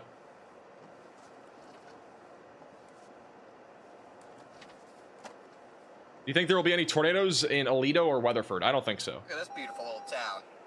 Yeah, Hillsborough was actually kind of cool. I lived in North Texas for a few years, and I never went to Hillsborough, I don't think. I might have driven through it, but I don't think I've ever gone there. Huge shout out to Shelia with the PayPal donation. I really appreciate that. And thank you, Renee, for the $20 super chat from Powderly, Texas. Thank you for keeping us safe, and congratulations on your degree. I appreciate that.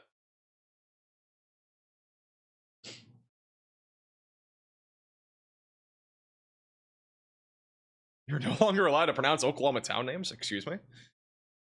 I don't know how I definitely messed up Potiao or Poto. Did I pronounce that right? Is it Potiao? I don't see any corrections in the chat, so it must have been right.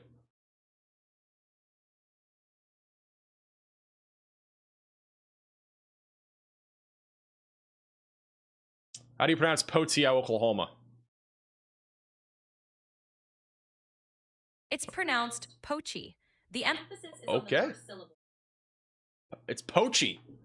This is Pochi? I don't think that's right. Everybody else is saying Potao. Poto. Alright, well, that was ChatGPT is entirely incorrect. Go figure. Not shocking, by the way. Alright, latest radar scan back over near Vian in Oklahoma is still on the stronger side of things. Again, tornado could drop at any time. Heading up towards Marble City.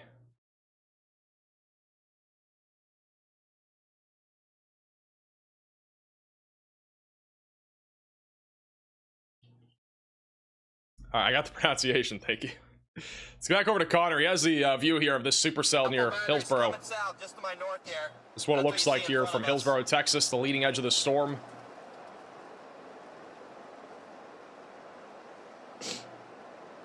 Yeah, I don't think this is going to produce a tornado. I think it's already past the outflow boundary, but this is what it looks like from the structure POV.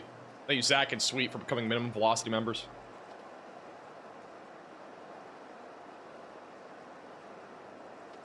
Low clouds in rotation in Carl's Corner.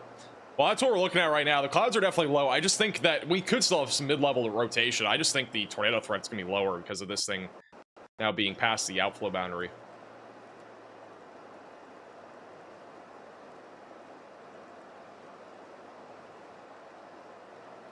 Guys, I got the pronunciation. We're good. Here we go, guys. Thank you.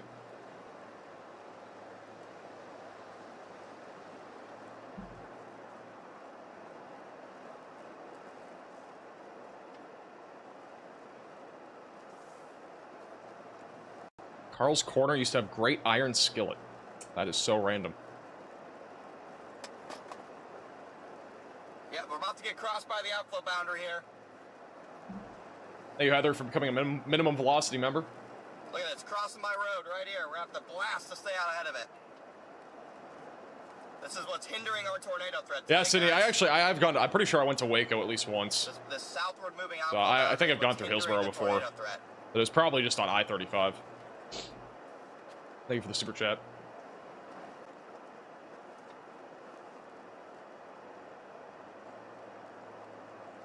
So the outflow boundary is right over Connor's head right now. You can see the leading edge of the clouds up here somewhere. I can't even point. I don't know how to point at things. Over here, you can see it. I cannot point. I wish I could have like a drawing tool when I have chasers on. See the wind starting to pick up again. This is kind of what you would also call a gust front. Gusty winds usually come from this. But definitely more stable air here near Hillsborough.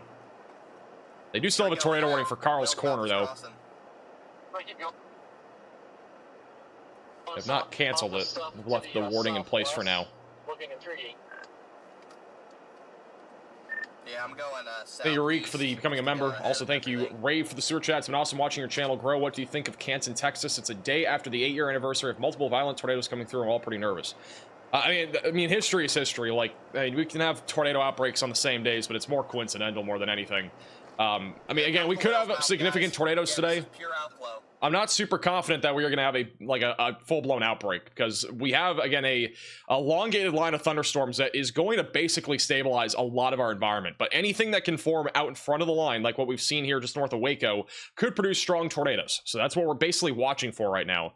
And this storm, again, now north of the outflow, it's going to struggle more. But anything that can develop south of the outflow boundary will have a chance at producing the threat, again, of strong tornadoes. I think the chances are a little bit lower than what they could be because of the line of storms moving through this morning. Back up here into Oklahoma and Texas, I do think that this line of storms has a better chance of embedded tornadoes compared to our line that's in Texas. So I do think this line of storms, this is more of a mesoscale convective system. This should continue to produce the threat of damaging winds and tornadoes as it heads towards Fort Smith and really across much of Arkansas. We have 3 areas of rotation that are definitive on radar, actually 4. Got one going up towards Tahlequah, another one west of Sally Saw, another one just to the west of Fort Smith, and then another one that's not even on your screen that's all the way back down here, going in the direction of Fort Smith. So there's basically 4 areas of rotation, and any of these could produce tornadoes. But these are your typical QLCS tornadoes. Dang, we may never get going. So back to Connor.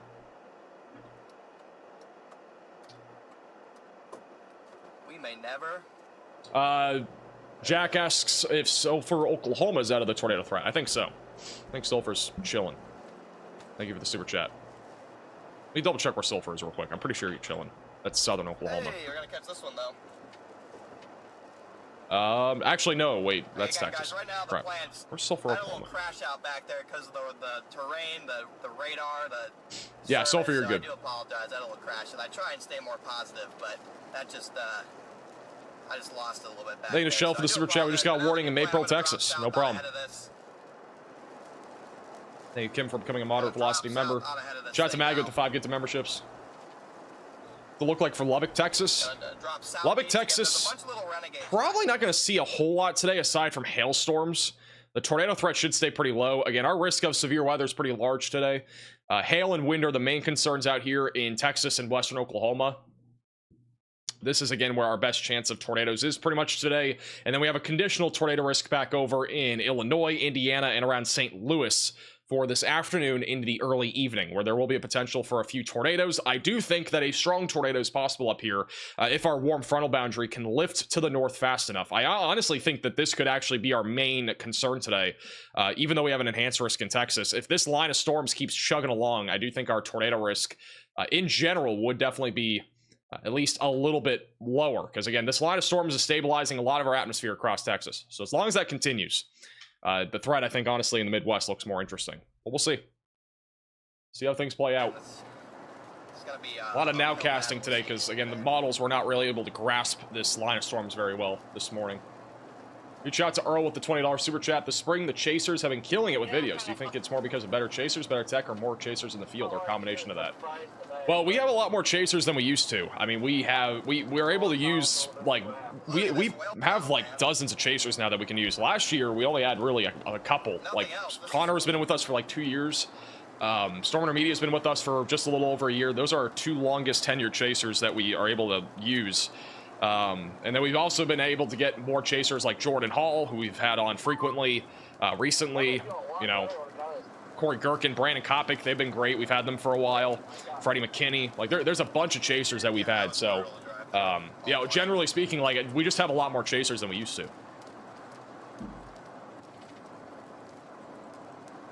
Hang with me, guys. Freddie McKinney was wild yesterday. Thank you, Kodos, for the super chat. Do you think Dallas has a risk at all today? I think the biggest risk is flooding. A new tornado warning has been issued. The biggest risk is flooding. Look at that whale's mouth again. We're back on it. We got a whale's mouth out here in Texas. All right, brand new tornado warning in Oklahoma. This is west of Fort Smith. They've gone ahead and reissued a warning for Marble City. Still have rotation heading up to the Marble City. Could produce a tornado at any time. You're in Marble City, Oklahoma, in Chickasaw County, Oklahoma. Seek shelter, get away from windows, and get on the lowest floor possible. And get to an interior room of your home or building. Tornado Page is great. Ryan Scholl, Max Archer we've had. There's a lot of chasers. Hunter Hurley, I mean, like, I could name every chaser that we have. I mean, all of them that we've had have been great. Like, I haven't had any complaints. Like, all the chasers that we have are great. They all have great personalities, too. Thank you, Silver, for becoming a moderate velocity member.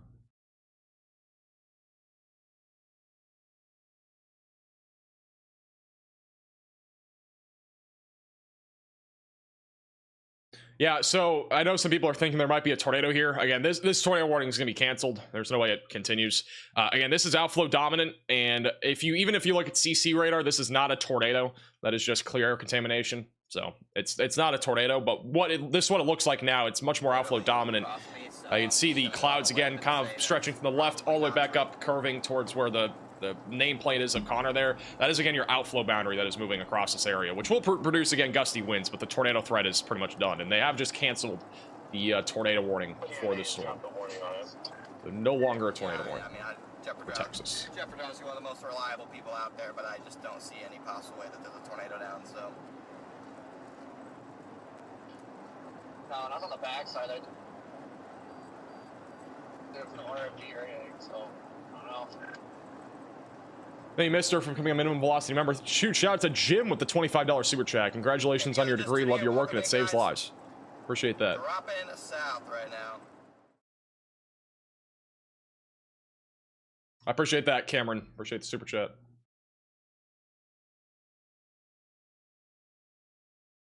No problem, study.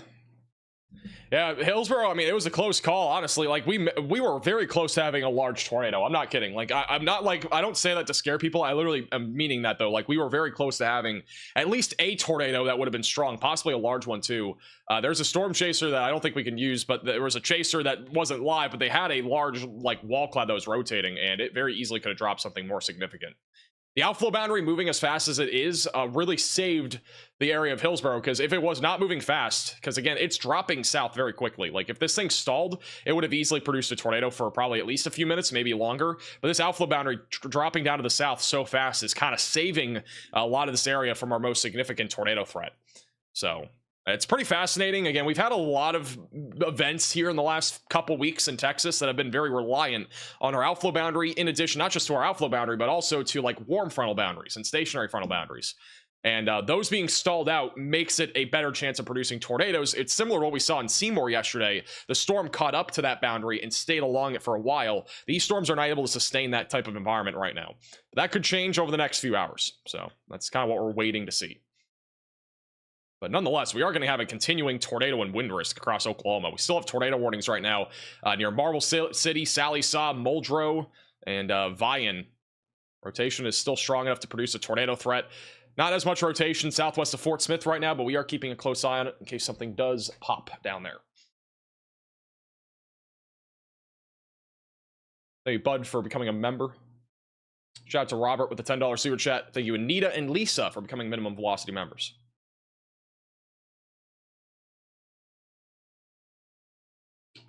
Fayetteville, how likely is there to be a tornado? I would say it's on the low side. It's not zero, but it's definitely lower the further north you go.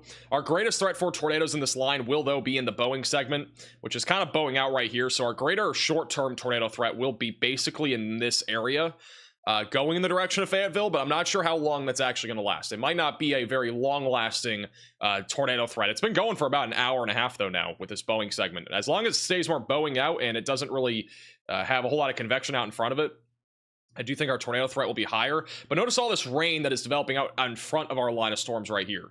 As long as this rain continues to develop out in front of our line, that will probably start to weaken our line of storms a little bit time over time, and that should eventually lower our tornado risk for the Fayetteville area. But it's not zero. It's just on the lower side of things. And I do think the southern line of storms has a better chance of a tornado threat in the next hour or two.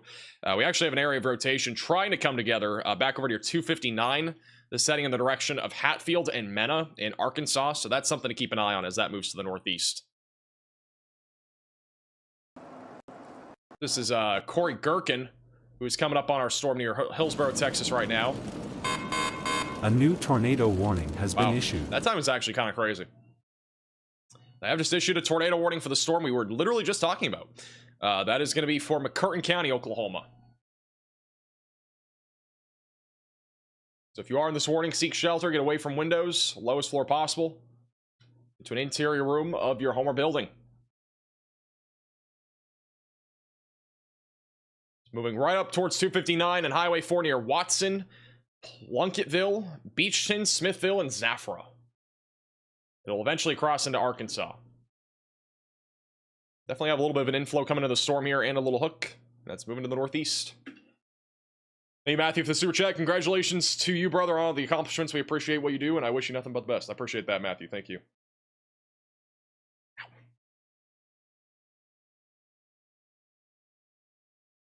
It's not even the sus hour, and we have 3 tornado warnings.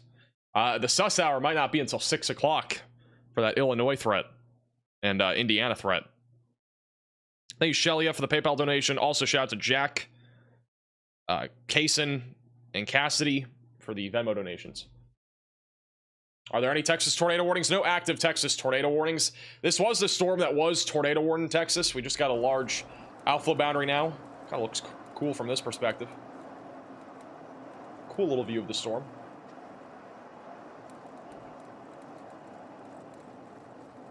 Yeah, this is mostly outflow dominant, but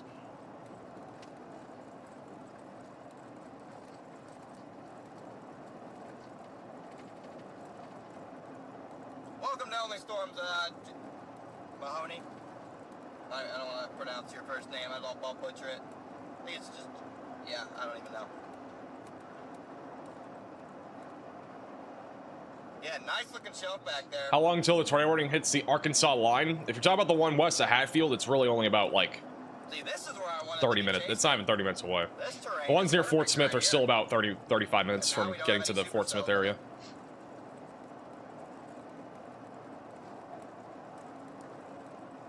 Now we got no supercells here.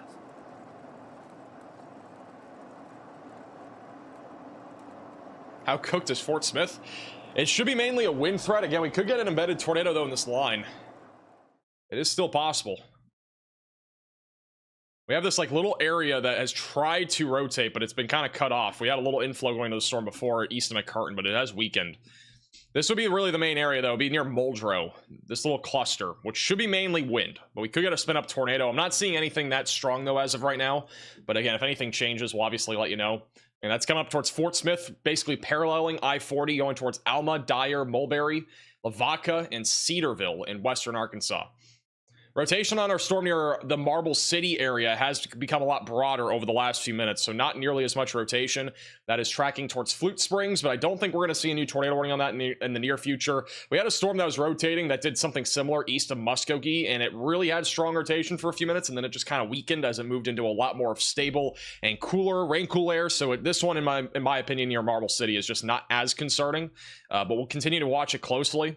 The storm near Sally Saw, we at least still have a little bit of rotation moving into the town of Sally Saw, and then a really large, just broad area of rotation right along I-40. So nothing too crazy there as of right now. But we're keeping an eye on it. And then rotation also coming up towards Hatfield, Arkansas. So stay weather aware if you're over there. Back over in Texas, we got a elongated line of thunderstorms. Again, we're watching for any discrete supercells that can fire off out in front of this line of storms. So far, there isn't really much. We got one little storm near Waco that might try to do something here soon. There's a really small little mesocyclone that's developing on this right over Spiegelville on the west side of Waco.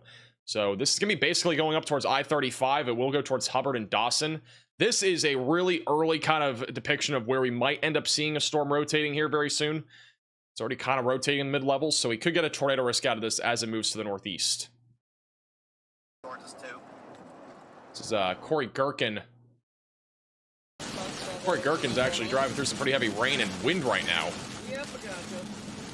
And Corey Gherkin is currently located over Hillsborough, Texas. So if you're driving in the Hillsborough area, this is what it looks like. Flooding is a possibility out of these storms.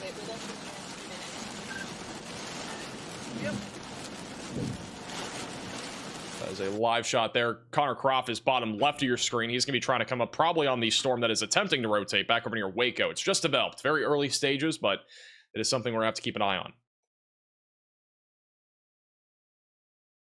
By the way, shout out to Justin with a $10 PayPal donation. Or Venmo donation, excuse me. On my bucket list to chase a tornado. I mean, my bucket list is to see a tornado. I've still yet to see one. I think next year. Or maybe later this year, I'll try to get out there for a chase day or two. But any time that I go chasing, like, it would have to be on a day that we cannot, like, miss for a live stream. Like, it would have to be on, like, a low-end, you know, tornado risk kind of day. It couldn't be, like, a higher-end day, if you know what I mean.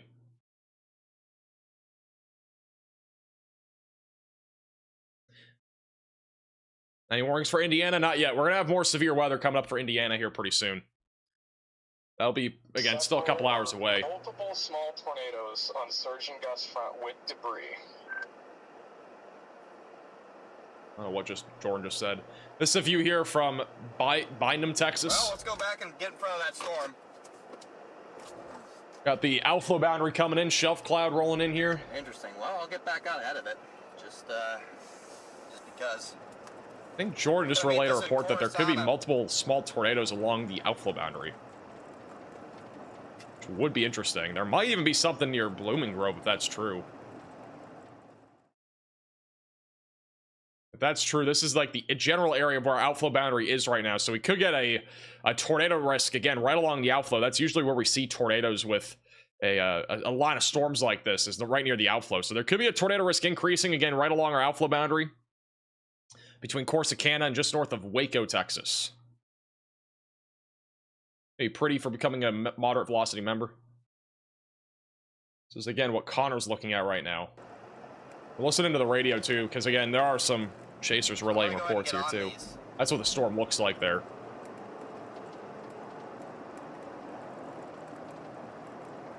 Thank you, Mike, for the $5 super chat. Any chance Holdenville, Oklahoma sees a tornado or tornado warning? Are we clear for the most part? Let me check where Holdenville is. Holdenville, you are good. Get on this, guys. They have canceled the tornado warning for Marble City in Oklahoma, so the one west of Fort Smith near Sally Saw is our main tornado warning right now.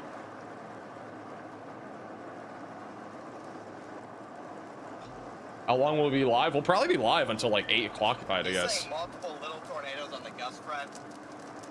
I have a tendency to think that it's probably gustnados. Yeah, so it sounds like there might be tornadoes along our outflow boundary here, or gustnados. Probably, if I would be also leaning towards gustnados rather than tornadoes. Gustnados are usually weaker than tornadoes. This is Corey Gherkin's view. He's coming in from the basically the behind side right now of our outflow boundary. And so you can see that is, again, where your outflow is, where you see that sharp divide between our clouds and also where our, you know, less clouds are, basically more bright skies. That is right there where your outflow boundary lies. And so basically right along the leading edge of this outflow, there could be either tornadoes or gustnados happening, which I would, again, lean towards gustnados. But Corey's coming in from it from the north side on I-35, just south of Hillsborough, Texas. Thank you, PSV, for the super chat. South Central Arkansas. It should be mainly a wind risk. There is a chance, though, for an isolated tornado. Yeah, so we're kind of on the tail end, Charlie, and then started getting a little bit more development going on. Also, Mr. Bars with the super chat asks if Lindale, Texas is in the danger zone. There's a chance of some significant severe weather there. Kind of where we're looking. But personally, I'd be leaning more towards a threat of just some gusty winds. Again, you might get a tornado threat if any discrete supercells fire off out in front of this line. One near Waco, Texas, again, looked kind of interesting a few minutes ago. Still a little bit of a mesocyclone over Waco. That one could become some sort of tornado concern as it heads up near I-35 and eventually towards Weston Hubbard.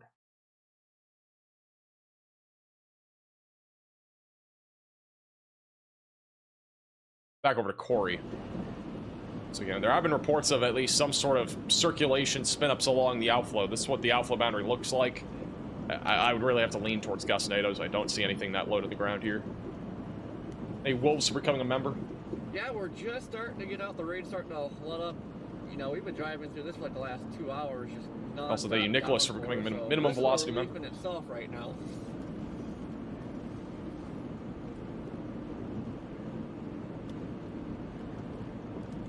So far, we're still south of the boundary. Last I looked at the tab, It's got a large severe thunderstorm warning with a tornado possible label. Both Texas and in Oklahoma and Arkansas. For much besides heavy rain. This is actually pretty interesting. If we go over to radar, they just issued a new warning on this entire area, Texarkana included. It's pretty much a massive area. New Boston, Dangerfield, north of Lone Star. Damaging winds, a little bit of large hail, and the potential for an isolated tornado with this line as it moves towards New Boston and Texarkana. This line of storms honestly looks more impressive than the rest of the line right now when it comes to a wind threat and as well as a tornado threat. It looks a lot more organized.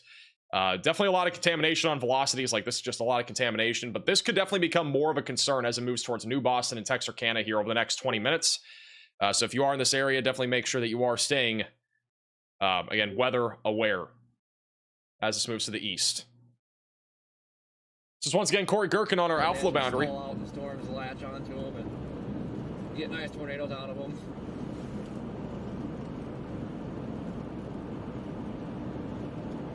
My computer froze. Sorry about that. It is back.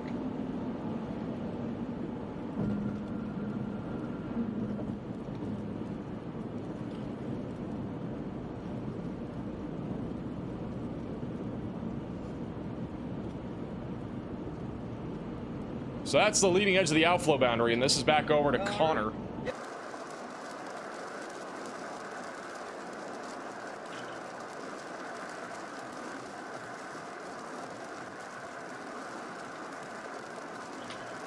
Very odd indeed. Thank you, Bubber, for the super chat.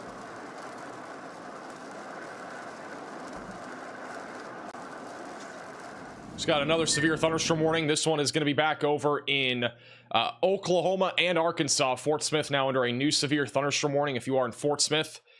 Damaging winds is the main concern, around 60 miles per hour. They've also put a tornado possible label on this coming up on I-40. There are a few cameras near I-40 that we'll be keeping a close eye on in the Fort Smith area. We are still watching for a potential tornado risk with this little bulging area of velocities that's coming out of our line of storms north of Poto, heading in the direction of Route 71, so we'll have to keep an eye on that. And then back up near the Tahlequah area, this is mostly damaging winds right now, moving off to the northeast. Just to the west is Stillwell, southwest of Siloam Springs.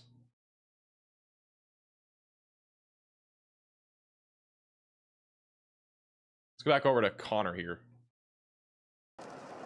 Also, new severe thunderstorm warning for Ellis and Navarro counties in Texas. Like 2 seconds, and then lifting and touching down. You know? That's what I would assume. I'm gonna go back to radar just so I can show you guys this new warning. This just got issued near Waxahachie. It's gonna be for quarter-sized hail, 60-mile-per-hour winds. Or no quarter-sized hail, sorry, just 60-mile-per-hour winds for Ennis, Rice, and the Corsicana areas. It should pop up again here in a second. So here it is. Again, Waxahachie, Ennis, Rice, Blooming Grove, and north of Corsicana. Thank you, Jimmy, for becoming a minimum velocity member. So Connor now is positioned right here. Again, we are watching a little storm north of Waco that is attempting to rotate. Again, we still have a small little mesocyclone on it. It is fairly weak. This is, again, currently moving into Lacey Lakeview, and it will be eventually moving towards Leroy. This is not an imminent tornado risk, but there is a potential that we do get a tornado threat out of this as it tracks up Highway 31 going in the direction of Corsicana. So be ready for this storm if you're in those areas. Tornado threat is very low for the next 20 minutes, but it could increase in a little bit as it moves northeast.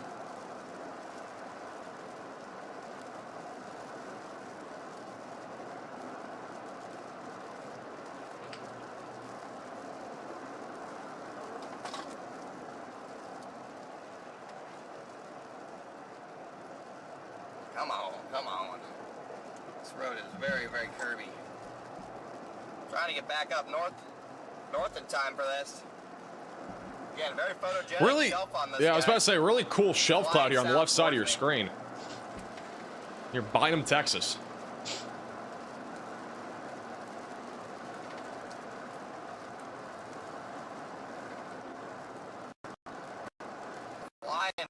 towards me right now. I was losing a little bit of connection here, but yeah, that's a crazy looking shelf cloud right there right now. Actually, let's go back to him. He just came back. There you go. That's a really good view of the shelf cloud. Hey, Gloria, for becoming a member. This is once again our gust front, outflow boundary, whatever you want to call it.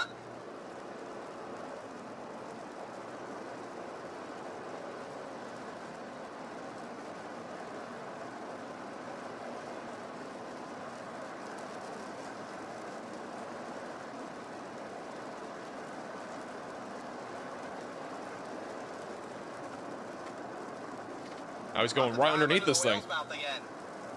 Back into the whale's mouth. Thank you, Kim, for the very generous $50 super chat. Thank you for the Waxahachie update. Appreciate you and the Velocity team for keeping us safe. I appreciate that. Thank you for the super chat. Thank you, Joe, for becoming a member. This one looks like underneath our shelf cloud, by the way.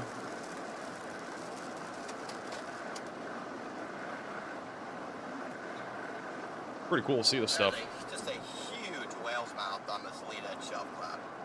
Also, all the tornado warnings for now have been canceled, so we no longer have any active tornado warnings, or they've been let to expire. Still have some broad rotation to the west of Fort Smith that we're keeping an eye on. What a stunning looking storm, though, here in Texas.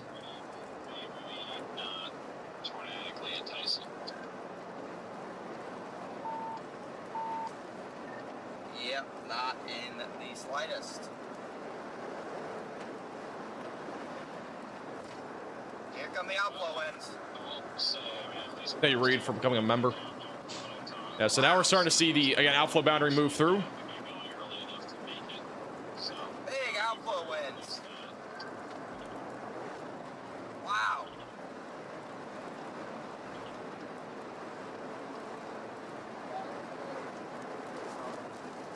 Outflow winds push me off the road here.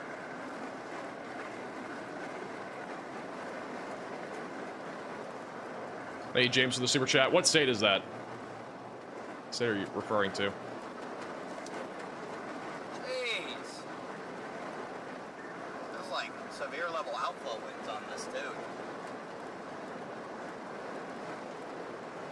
Connor's pretty close to where the severe thunderstorm warning is, which is why I'm pretty sure they warned this for 60-mile-per-hour winds near Ennis, Texas, because of the damaging wind potential likely from our outflow boundary, but also some downburst winds possible into the core of the storm here near Corsicana. Yeah, the reason I can go back for those renegades out to the south and west is because there's like barely even mesos on them on radar. So I don't think the low-level shear is over there. I think the low-level shear is pretty much east of all this. If I'm not on the radio much, my Starlink's fried and I'm having major tech issues. Copy that. There are actively no tornado warnings right now.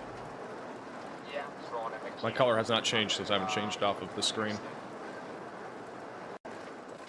So once again, this is what it looks like on radar right now in Texas. Again, near Waxahachie, damaging winds is the main concern right now. I still would not rule out an isolated tornado threat with this storm if it can stay near the outflow boundary, but for right now, it's been mostly a damaging wind threat near Corsicana.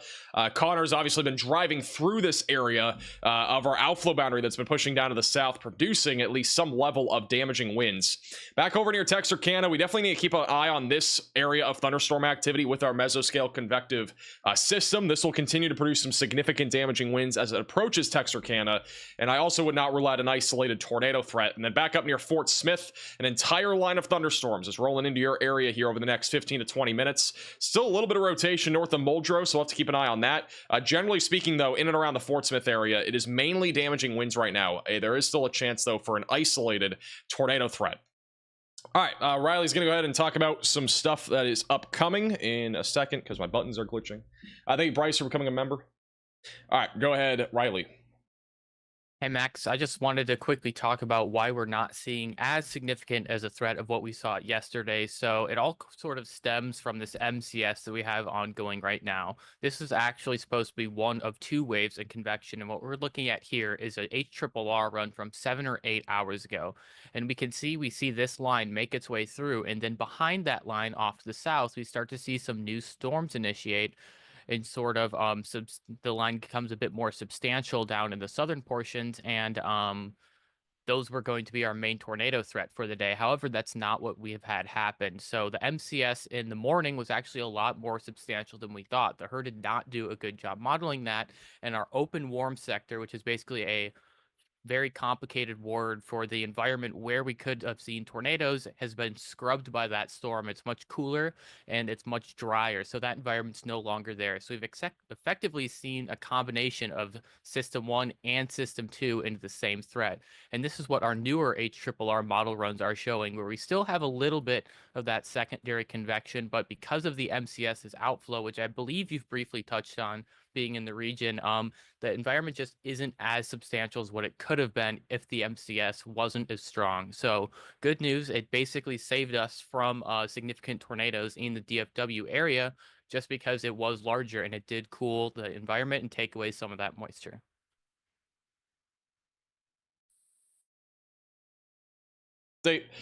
All right, let's go back to, again, live radar right now, which, again, we have a lot of storms currently moving into the Fort Smith area. Again, the main concern being damaging winds as of right now. We are still watching for spin-up tornadoes in the Fort Smith area. One of our main areas of rotation, once again, is northwest of Muldrow, but it's been fairly broad over the last few minutes. Still watching for a potential slightly higher tornado risk as this area of storms moves towards the south side of Fort Smith near Hackett.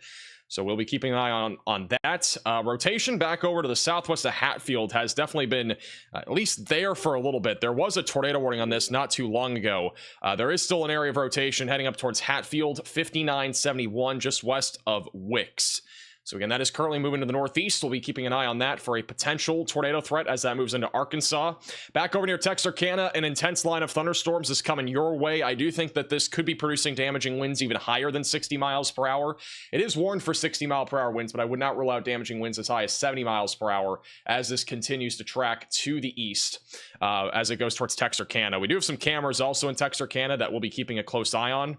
And then just to the south of Dallas, again, severe warning ongoing near Corsicana, Ennis, just outside of Gun Barrel City for 60 mile per hour winds, and a brand new warning east of Brownwood. That is going to be for $half sized hail and 60 mile per hour winds. This is a bit more of a hailstorm than what we've been seeing so far today. That's coming up towards Hamilton, Gustine, and eventually going towards Hyco, Cranfills Gap, and Meridian.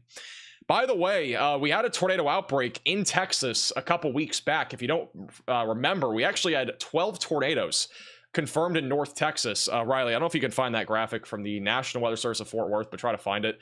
There is a graphic that shows like there was literally 12 tornadoes here in North Texas, literally not even like 2 weeks ago, I'm pretty sure, from an outbreak that we covered here on this channel.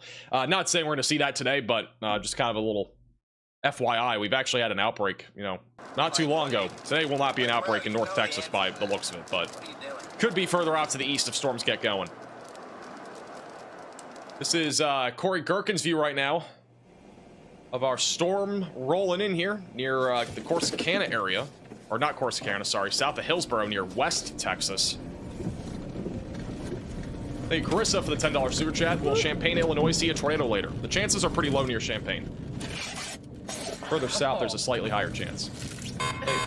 A new tornado warning has been issued. All right, we do have a new tornado warning. I don't know what that sound is. We have a new tornado warning in Oklahoma. That is to the west of Fort Smith. It's a storm that has been rotating for literally, I think, 2 hours now in this line of storms. It's going to be heading up northeast towards 101, east of 59. So if you are in this warning north of Muldrow, east and northeast of Sally Saw, seek shelter, get away from windows, get on the lowest floor possible, and get to an interior room of your home or building just to the west of Cedarville in Arkansas, just to the north of I-40. That is your area of rotation, again, moving northeast. Also, the warning in Texas near Ellis and Navarro counties to the southeast of DFW has been upgraded to 65 mile per hour damaging winds and quarter-sized hail. So a slightly more significant severe storm now ongoing near Ennis, Texas, coming up on Rice and north of Corsicana.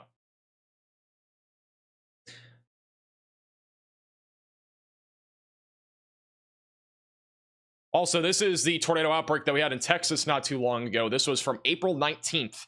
We end up having 12 confirmed tornadoes in North Texas, and they were all just west of Fort Worth. Today's risk is mostly east of Fort Worth, so a little bit of a different area today, but we end up having a bunch of tornadoes. Most of them were EF-0, EF-1 intensity, but we did have an EF-2 tornado near Tolar, Texas, outside of Granbury. That was on the ground for well over half an hour. There was some debate whether that was, it lifted and dropped again, but it was on the ground the entire time. We were able to confirm that on radar the entire stream. Additionally, I do want to throw this out there for those that were watching yesterday's stream. There were some questions whether we had a derecho yesterday, and we in fact did not have a derecho yesterday. The National Weather Service of Pittsburgh has confirmed that we did not have a derecho, and here are your reasons why we did not have a derecho. The only reason really is that we did not have several well-separated measured wind gusts that exceeded 75 miles per hour. So there was no derecho yesterday, despite there being a widespread swath of damage across parts of the Ohio Valley. And there was also some people saying it was a derecho, but again, it has been confirmed as not a derecho, at least for now. That could always change in the future, but not confirmed. Thank you, Austin, for the super chat. Schools in East and Northeast Texas are letting out due to the storms upcoming. Yeah, that makes sense. I used to live in North Texas, and they did often do that. They did often let schools out early if there was a more significant or robust threat of severe weather on a given day. This is pretty crazy, by the way. I mean, I know we didn't have a official derecho yesterday, but this is still pretty crazy. These are yesterday's storm reports. Look at how many wind reports we had. 592 wind reports back over in the Ohio Valley in the Northeast, in addition to some tornado reports back over in Missouri. Yesterday was a severe weather outbreak. There's no doubt about that. But that line of storms was one of the more intense mesoscale convective systems that we have seen this year across the United States. It, again, produced a lot of damage, and over 500,000 customers were without power in the state of Pennsylvania.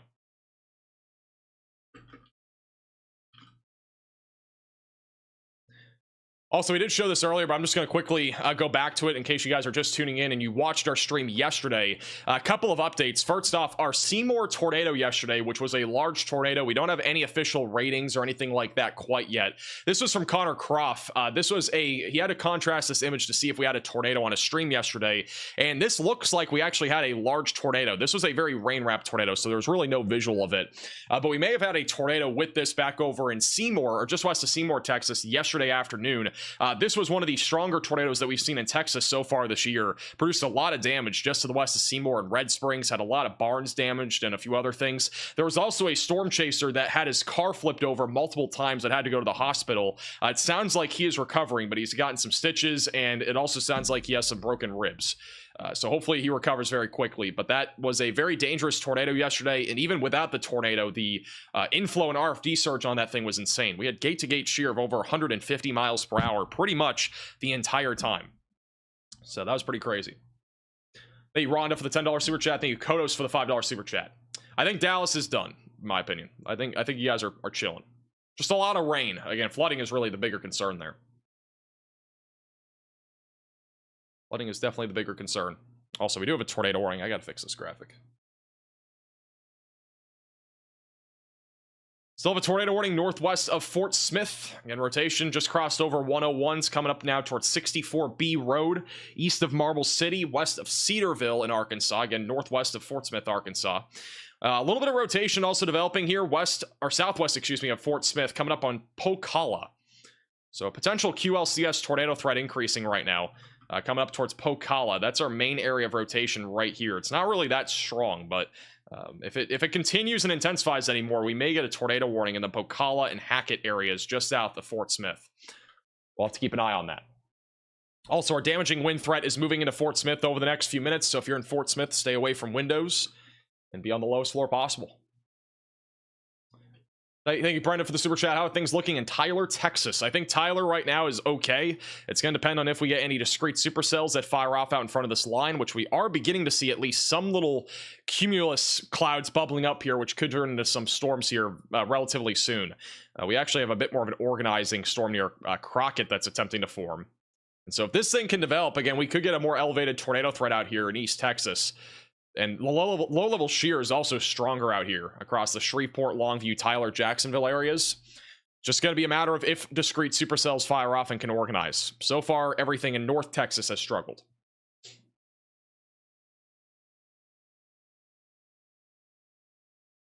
We are keeping an eye on it.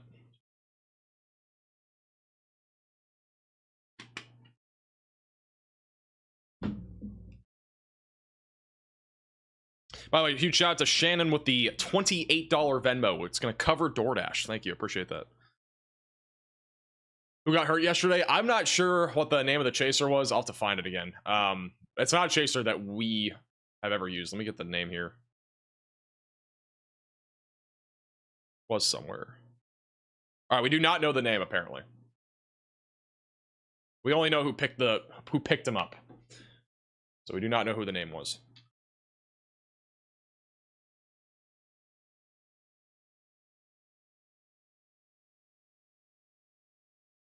Yaha, if you're close to the tornado watch and you're not in it, you're probably not going to see much of a tornado risk. Again, at this point, the tornado watches that are outlined, at least in Texas, this is really the general area for our tornado threat today. There's a low chance we could get an isolated tornado threat a little bit further down to the south and east later today, more into the evening. But the risk, again, is on the lower side of things.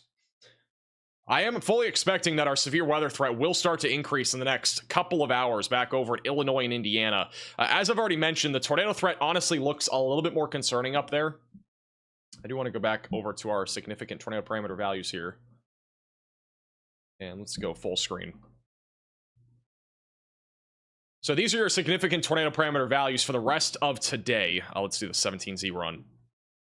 So this is what it looks like right now. We still have very high significant tornado parameter values from Fort Smith all the way back over into eastern Texas and also into central Texas, where tornadoes are still possible near our outflow boundary and also for any discrete supercells that fire off. We are going to have a lifting warm front throughout the afternoon that's going to move throughout Illinois, Indiana, and Missouri, where I would not rule out a potential strong tornado if we end up getting a tornado over here later this afternoon.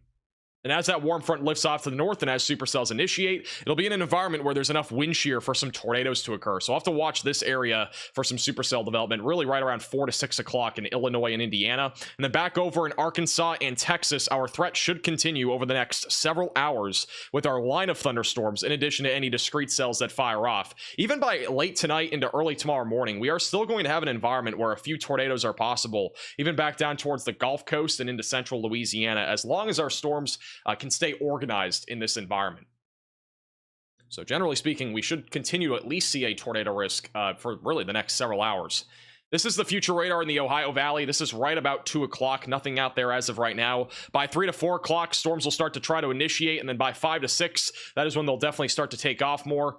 Right around 6 o'clock, could have a discrete cell there just off to the north of Evansville, and that could be producing a threat for a tornado, large hail, and damaging winds. It'll be a pretty short-lived threat. It'll probably last for 2 to 3 hours, and then it'll probably be done after that. Additionally, a line of storms will come in from behind that, going towards St. Louis, going through southern Illinois, and that'll kind of fizzle into the overnight hours, but there could be an additional risk of severe weather if you're near St. Louis, even near Joplin here over the next few hours, and across a lot of Arkansas. The line of storms will weaken as it crosses over the Mississippi River Valley tonight. And then back over in the southern plains, line of storms continues across Texas and right along the Oklahoma and Arkansas border. Eventually by around 4 to 5 o'clock, this line continues to push east towards Little Rock, and also a few discrete cells will try to fire here near the outflow where a significant tornado does remain possible. And then the line of storms moves towards Houston overnight tonight, where it'll be falling apart with mainly a damaging wind risk. So that's kind of the general idea for today. And once again, our tornado warning right now is northwest of Fort Smith near near 64B Road, excuse me, coming up on 101 Road, just west of Cedarville in Arkansas. It is a large, broad area of circulation. Could still get a tornado with that as it moves northeast. Back over near Fort Smith, the rotation that tried developing near Pocalla has weakened over the last couple scans, so not as concerned about that for now. We are still watching for a low-end tornado risk in and around the Fort Smith area for the next 20 minutes.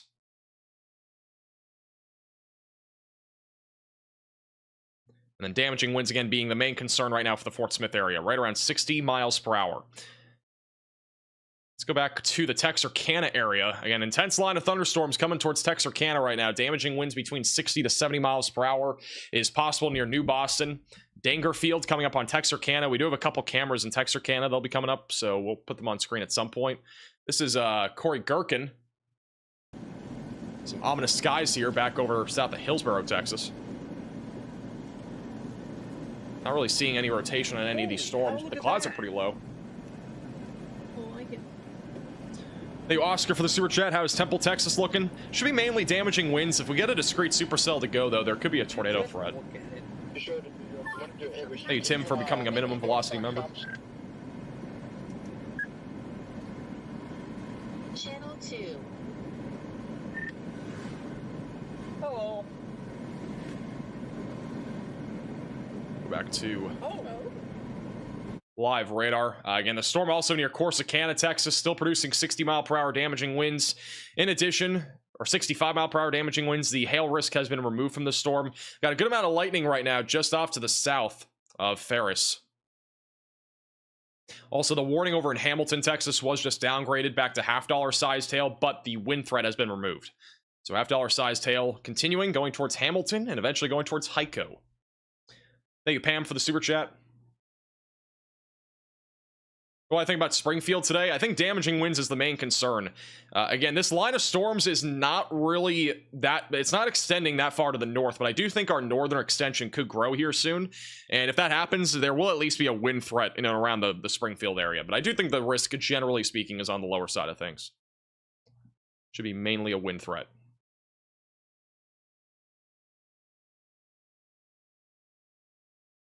Thank you, Jake, for the super chat as well. How's the Southwest Ohio looking for tomorrow's slight risk? I think it'll be mostly damaging winds. Honestly, tomorrow doesn't even look that impressive. It's just gonna be a lot of wind, I think. You know, the setup for tomorrow, it's just scattered storms like throughout pretty much the entire day. We might be live tomorrow, but honestly, it does not look overly impressive. And the tornado risk is honestly kind of weird. It's a weird area. It's right along the Mississippi River Valley where we have like a 2% tornado risk.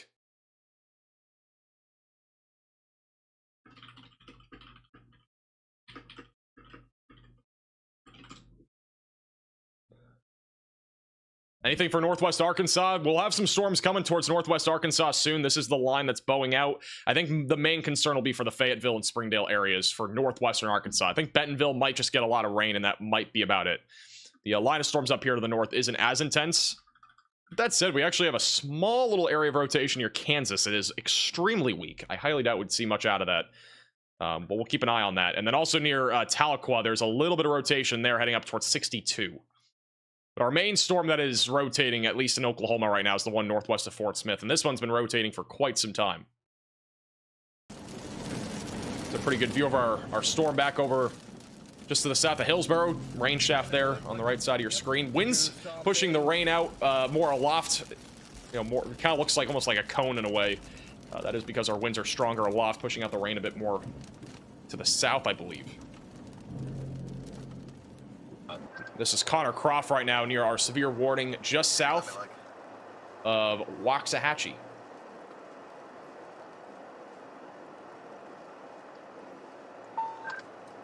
Yes, he knows what's up.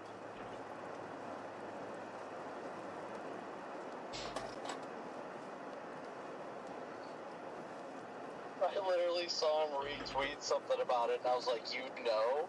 And then he started sending me all that stuff. Alrighty, Riley has an update. Go ahead, Riley. Hey Max, just an update on some of the tornadoes and wind damage reports that occurred yesterday in Missouri. So this is a very long-lasting tornado. It was on the ground for a whole 1 minute or 60 seconds. The estimated peak wind speeds were right around 85 miles an hour. It was actually on the ground for half a mile over that 1 minute time period. Its maximum length, or its was on the ground for a total of about 30 seconds, but they just rounded up to a minute. This was an EF-0 tornado. What was actually stronger than the tornado was our damaging winds. So a lot of people in Springfield felt this as it went through. We actually had a peak wind report at the Springfield National Airport of 91 miles per hour. So this was an observed report via an AZOS, and this was the strongest wind report we saw out of Missouri yesterday, tornado or straight line damaging winds wise. Alrighty, thank you, Riley, for the update. So that is from our storms earlier yesterday morning back over in Missouri. We were obviously not live for those. It was literally when I was sleeping, and I don't think anybody expected that to happen. It was a very kind of out of nowhere situation there in Missouri, but we actually had damaging winds again as high as 90 miles per hour that were measured. So pretty significant storms there that rolled right through the Springfield, Missouri area. Hey, Trucker, for the generous $20 super chat. I am a truck driver towards, heading towards Texarkana, I-30. Will the high wind risk continue east towards Little Rock? It will. This entire line of storms is going to be basically producing at least some numerous damaging winds around 60 to 70 miles per hour across pretty much all of western Arkansas over the next few hours, and as well as northeast Texas, including the potential as well for some embedded tornadoes. Our line of storms is now moving into New Boston, Texas, and is about to move into Texarkana here in the next few minutes. So if you're over in Texarkana, be ready to get away from windows. Be on the lowest floor possible for damaging winds. Wouldn't rule out a spin-up tornado out of this line as well, as this continues to track east. How's Kansas City looking today? I think Kansas City's chilling. I don't think there's going to be much happening up there. Still have a severe thunderstorm warning north of Corsicana for damaging winds up to 65 miles per hour. This is Connor, who is in that area. Still got a large shelf cloud there. Coming into a gas station. PDS gas station intercept. I will tell you, I've been amazed the fact that my freaking Starlink was able to take softballs. Thank you, interrogation, for the super chat. Culver's Cheese Curd Fund. I appreciate that. I've got no power at my house until 3:30. There are so many power outages. I mean, a lot of them from yesterday's storms, but the amount of power outages that we have, like, look at Pennsylvania from yesterday. We still have 370,000 people without power from our damaging wind event that happened yesterday in Pennsylvania. Again, not classified as a derecho, but it was a large-scale mesoscale convective system. And then back over in Texas, around 35,000 customers without power as of right now. This is where severe weather is currently ongoing, and where we may have had a brief tornado, or at least just some high winds over in Mesquite County, and also near Johnson County. We at least have a few thousand customers without power just to the south of DFW. A few more back over west of Wichita Falls from last night's storms. And then over in Missouri, 24,000 people are still without power. That is, again, from yesterday's storms. And those power outages are still there around the Springfield area. So we still got plenty of power outages across the board.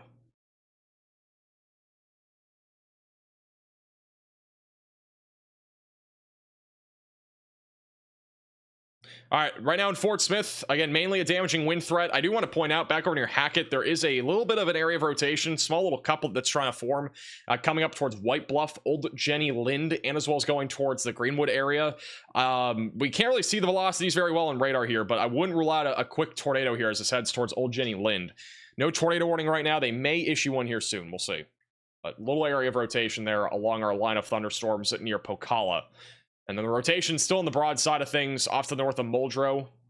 Still keeping an eye on that. And the latest scan, the rotation's broader. So as of now, not seeing a tornado risk imminent, but we could get a brief tornado at some point as this moves into western Arkansas. The storms, again, that are moving into western Arkansas, the tornado threat in terms of strong tornadoes is pretty low. But wouldn't rule out a tornado. Also near Coppic Slab.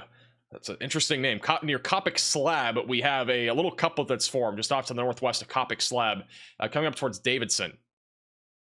I don't know if Brandon Coppic is here, but this is like it's not far from Coppic Slab. Let's go over to Corey Gherkin, who's on the storm in Texas. This is a view of that right now. I can go to him. It's actually coming into the rain right now.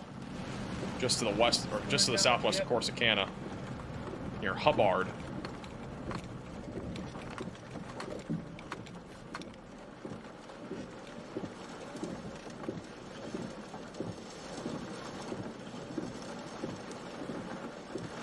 Thank you, Carol, for the super chat. Aurora, Missouri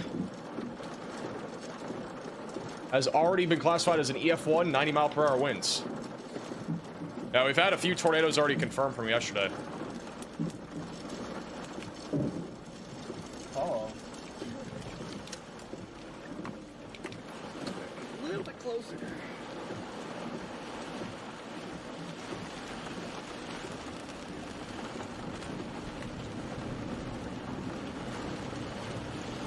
This is a YouTube featured stream, apparently. That's a W. Sucking right into it.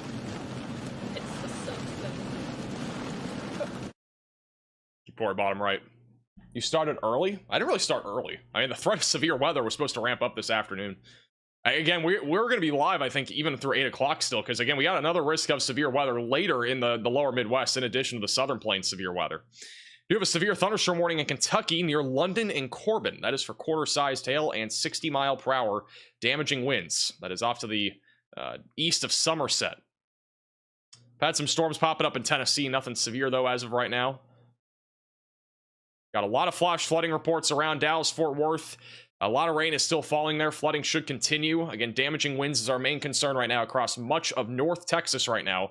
We are watching for a potential uptick of discrete cells to try to fire off near Tyler over the next hour. It is a conditional risk, but we're keeping an eye on that. And then line of storms is currently approaching Texarkana. I'm going to put Texarkana on the bottom middle of your screen because that is an area that's in the path right now of severe weather. It's back over to Corey. He's got some low clouds right now back over near Hubbard, Texas. This is our leading edge of the damaging wind threat as well. Some farm fields out here too.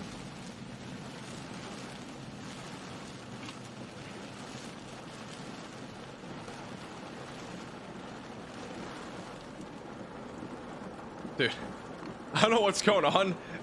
Look at the bottom middle of your screen. I don't know what's going on with this virtual railfan camera. It just decided to zoom in on a Jeep right there. That was so random. I think it's automatic too. I don't think it's somebody controlling it. I just saw that out of the corner of my eye. I was like, what? This is from Jack on Twitter from Picton, Texas, not too long ago. And yeah, if you have any photos or videos, you can at me on Twitter at MaxVelocityWX. Very ominous skies here. See the clouds moving in too. Cool little view here. Some of our low clouds. Here's another view of the storm rolling in. Thank you, Jack, for sending that in on Twitter. Again, if you have any photos or videos, you can at me on Twitter at MaxVelocityWX.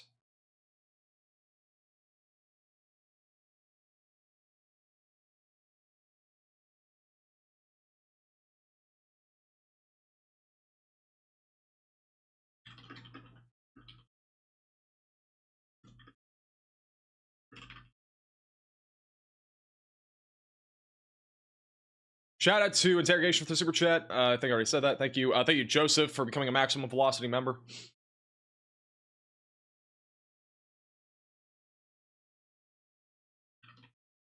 Any update on the PDS cows from yesterday? I don't think so. Is Schultz chasing today? I have no clue if he's chasing. I have to put him up on my thing. One of Connor's cameras is bugging out. Well, he's also going through a low signal area. It looks like Kopic, or not Kopic, Corey Gherkin's actually driving now through some of the higher winds now, just south of Dallas, Fort Worth, near Hubbard, Texas. A lot of rain. I mean, look at the water coming off the ground. There's definitely some flooding here too. The flooding threat is one of the biggest concerns right now in North Texas.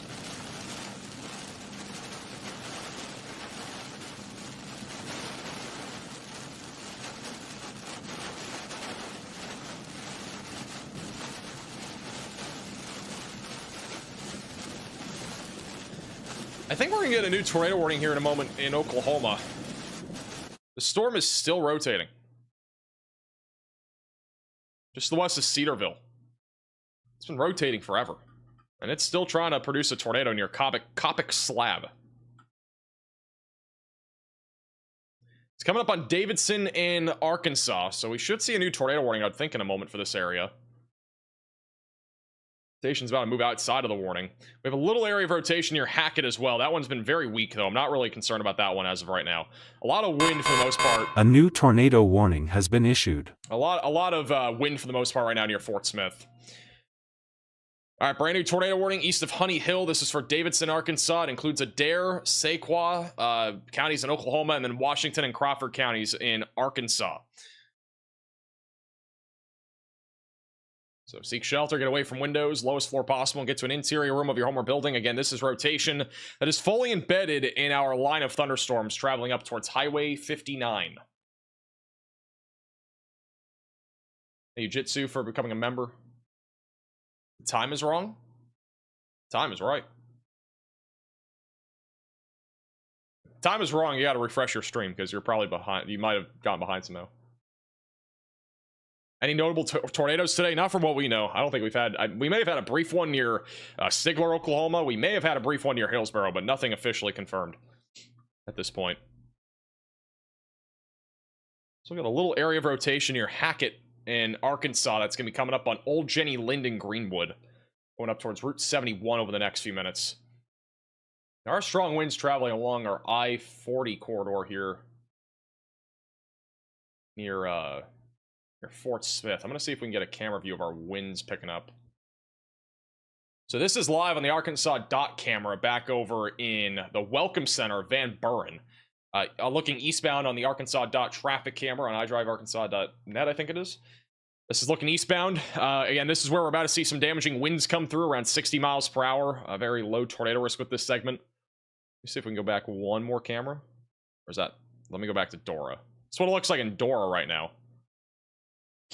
Which is a little bit further back to the west. The winds may have already passed by this area. Just gusty winds, it looks like, for the time being in Dora. And Dora is... Where's Dora? Dora's back here. So the area that we were just looking at would be the... Actually, the other areas where we just had wind. Never mind. Van Buren is where our next area of wind should be coming up on, near Alma.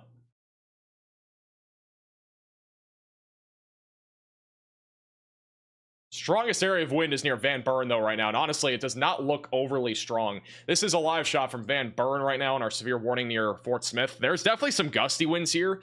Honestly, to me, this does not look severe. I'll have to see if we can get another camera out in front of this. But, I mean, the trees are swaying. Just looks more like honestly, just looks more like gusty winds to me. But we might have missed the higher winds. I'm going to try to get another camera out in front of this. See if we can verify any severe level winds. But that's pushing through Fort Smith right now. The new tornado warning, the rotation on the latest scan is at least a little bit broader. Again, our main concern is north of Coppock Slab, Oklahoma, going up towards Davidson in Arkansas. Rotation's been picking up a little bit on our line of storms in southwestern Arkansas near Hatfield and south of Mena. We're keeping an eye on a potential tornado threat going towards Mount Ida, eventually towards Hot Springs. We have another large severe thunderstorm warning for the Longview area near Tyler. Make sure that you are in your safe place if you are in this area for damaging winds.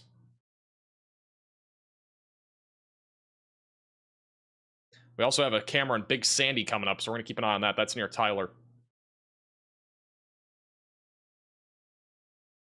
Also, Texarkana, get ready. Significant damaging winds heading your way right now. 60-mile-per-hour winds, low tornado risk. Going to be moving to Texarkana and just moved through New Boston here over the last few minutes. Put Big Sandy on the bottom right of your screen.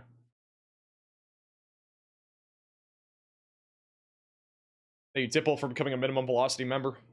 It's gusty in Fort Smith right now. Yeah, so far it looks like just gusty winds in the Fort Smith area. I don't see anything in severe limits out of this line. Maybe north of Van Buren. We got another camera coming up, so I'm just waiting to see if the winds pick up there, and we'll put it on the screen. It's actually a live shot. Southbound on I-40, just to the east of Van Buren. Kind of see at the top left of your screen how fast the clouds are moving. The wind's also picking up here. So far, this looks like mostly strong winds. Doesn't look severe right now.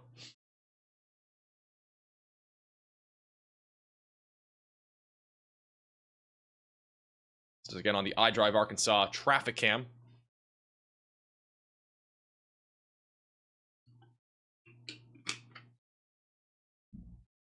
Waco is not done with the tornado threat.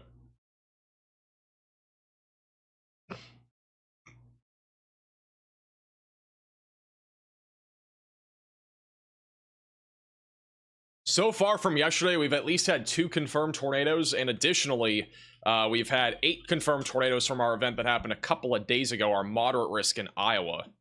That was all in Wisconsin, though, I think, and Minnesota, where we had tornadoes. The winds are actually picking up a bit more here now, so this isn't far from severe limits. I think it's kind of on the cusp, honestly, of severe limits.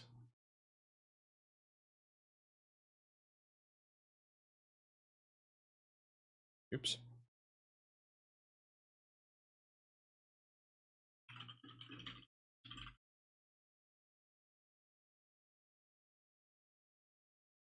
Oh, this is what Connor's looking at right now, coming up into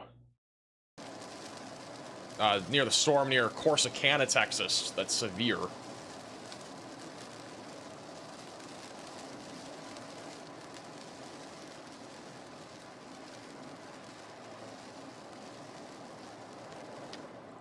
Bro, when do I get on this highway?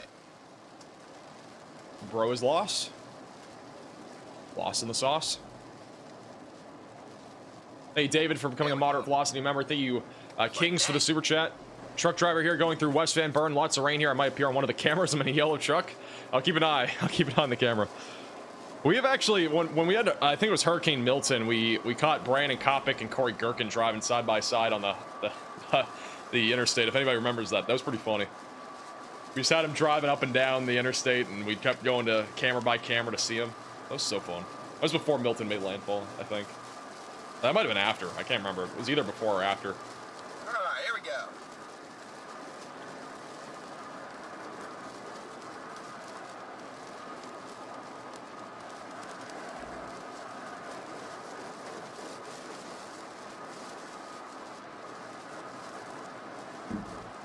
This is the leading edge of our outflow boundary here near Corsicana. AC in for becoming a maximum velocity member. I really like looking at those storms down. Oh yeah, those might go early. We gotta get on those.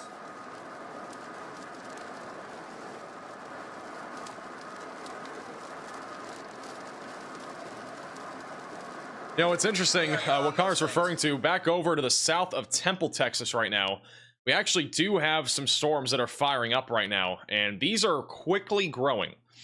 Could get a tornado threat with this storm near Holland going towards Little River Academy and Rogers. We are starting to see at least a little bit of a mesoform on that. The one near Georgetown's trying to go too. So these storms need to be watched very closely. Again, these are not anywhere near our outflow boundary. So the tornado threat would be, these storms would have a much longer period of time to grow and actually produce a tornado rather than the ones that are up near Waco right now, because our outflow boundary is right here. So as long as this keeps pushing down to the south, these storms could become more concerning. They are well out in front of our outflow, so they have a lot more time to grow in size.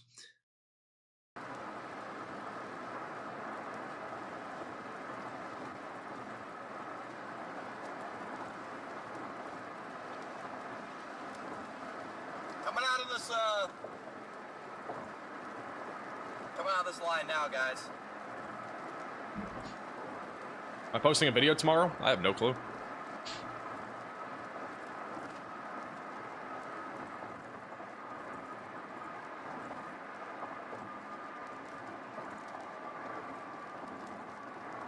What are you doing? Back up in Oklahoma right now, we do have a little couplet on radar southeast of Honey Hill that's coming up towards 59, moving into northwest or western Arkansas. And we may have a tornado here with the couplet like this. This usually does indicate at least potentially a tornado. Moving towards Odell, Floss, Skylight, and Strickler are in the path of that. So again, this is currently tracking to the northeast right now. So possible tornado heading up into western Arkansas right now. And our tornado warning. Also, bottom right of your screen, that is Big Sandy, Texas. I'm going to go full cam to this. Back over in Big Sandy, Texas on the virtual rail fan.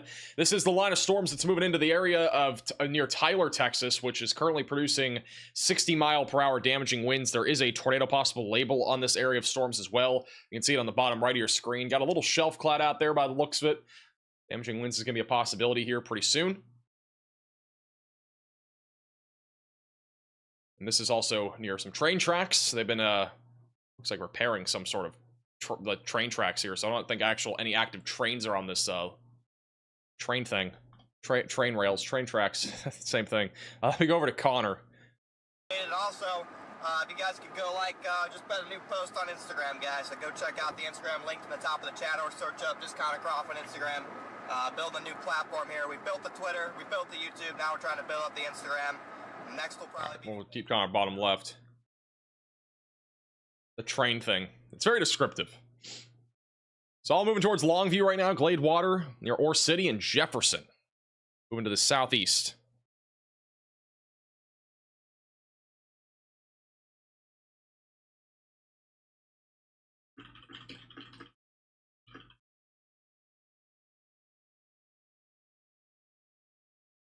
Thank you, Emily, for the super chat. Granberry? Granberry's fine.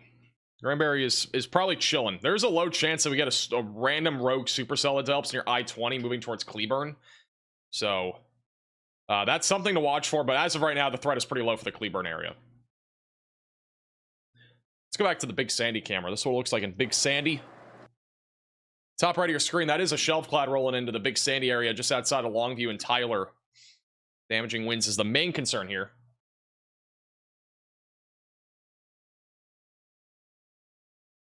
See that shelf cloud rolling in. We'll be keeping an eye on this. The outflow, again, well out in front of the storm, so you can't even really see any rain quite yet. Riley has an update. Go ahead, Riley. Hey Max, we just got an update to the DAT for the tornadoes yesterday. This is the Aurora, Missouri tornado. This was the EF-1 that we spoke about briefly. We have 3 damage pictures for this tornado. These are some power lines that are down. This was basically the start of our tornado. This is the next picture we have where it impacted a church, tore the roof off. This was, I believe, our EF-1 damage indicator. Then we also had this large tree come down on a home, also in Aurora. This was only on the ground for about half a mile, but definitely did some damage in the area. Thank you, Riley, for the update. So this was our, again, out of nowhere surprise line of thunderstorms that came through yesterday morning, producing some damage to the area just south of Springfield near Aurora. So that, again, kind of came out of nowhere, and we also had 90-mile-per-hour winds on top of that, so that's some of the damage from yesterday from our tornado back up in Missouri. We, again, had at least 2 confirmed tornadoes, I believe, so far. So I think there's been 2 confirmed. Back up into Oklahoma, we do have, again, a little tight couplet right now northwest of Davidson. This is an area of convergence that's heading up towards 49, and that, or 59, and it's going to be tracking towards Odell and Evansville over the next few minutes, and Floss in western Oklahoma. So again, potential tornado moving into western Arkansas. Very far eastern Oklahoma is where this is located. So be ready for that. That's eventually going towards West Fork and as well as the Fayetteville here pretty soon. Aside from that, it's mostly just damaging winds across this line. They have gone ahead and canceled the severe warning for the Fort Smith area.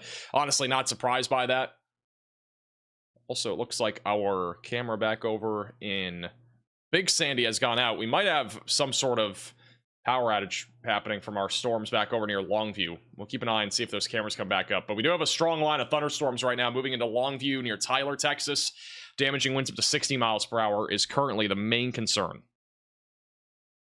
Hey, Triple F for becoming a VIP Velocity member. Really appreciate that. A big temperature drop in Waco. That means the outflow boundary has probably been pushing through, at least the north side. You can see the outflow boundary on radar right here. That's your outflow. So the outflow boundary is now pushing through the north side of Waco. The storms that we need to keep an eye on are the ones down here near Austin and Little Rock and Temple, but around Rock and Temple. So far, not a whole lot has come out of these, but this is where we are watching for maybe a potential for a tornado here in the near future. But right now, though, it's mostly wind.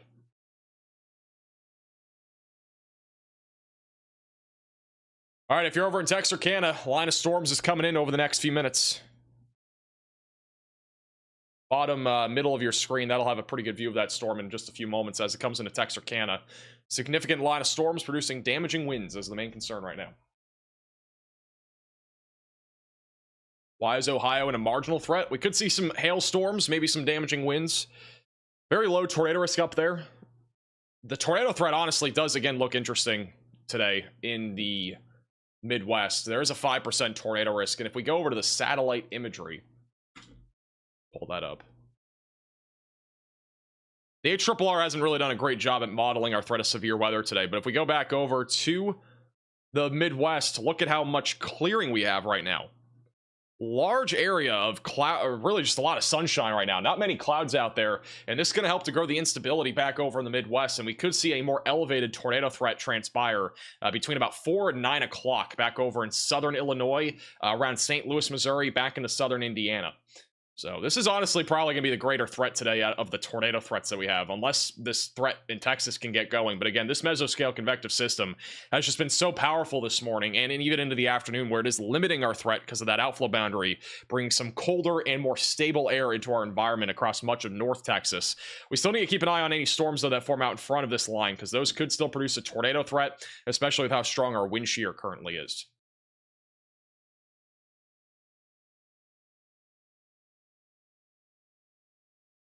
Hey, James, for the $10 super chat. We don't need the Weather Channel when you have Max. I appreciate that. Also, shout out to Trivia, or Tribble, I cannot speak, with the 10 gifted memberships. Somebody's in the chat. I really appreciate that. If you got a gifted membership, make sure to thank Trivia in the chat.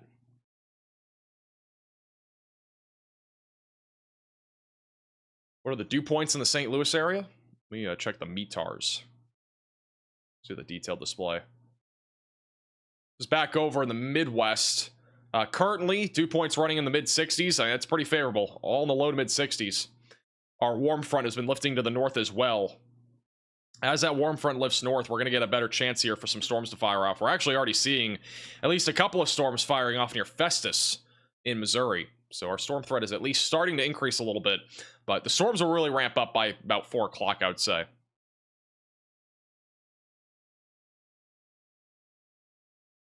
Still have a tornado warning north of Fort Smith.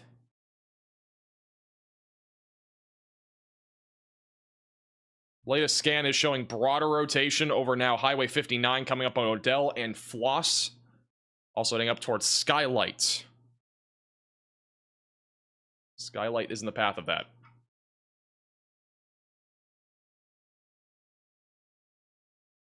By the way, the tornado in Verona, Missouri was on the ground for approximately 2 miles. Apparently this, I don't know where this is. This is from Carroll. We had a little tree branch here about 6.5 inches in diameter that was impaled into the ground.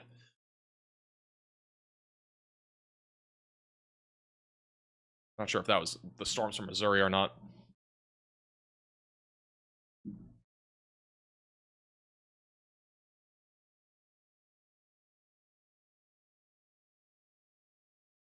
This is back to Big Sandy. We haven't really had much rain in Big Sandy, Texas yet. We had the shelf cloud roll through, but not really much there otherwise.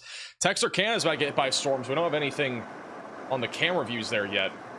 This is back to Connor, who's back over just south of DFW.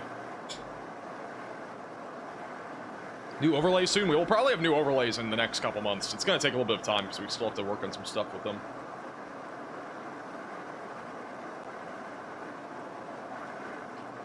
Thank you, Aiden, for the 1 gift of membership.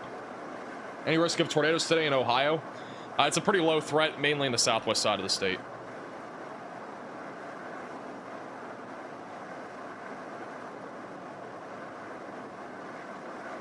The day 3 outlook? What's going on with the day 3 outlook? I'm not going to lie, I haven't even looked at day 3. I'm actually curious.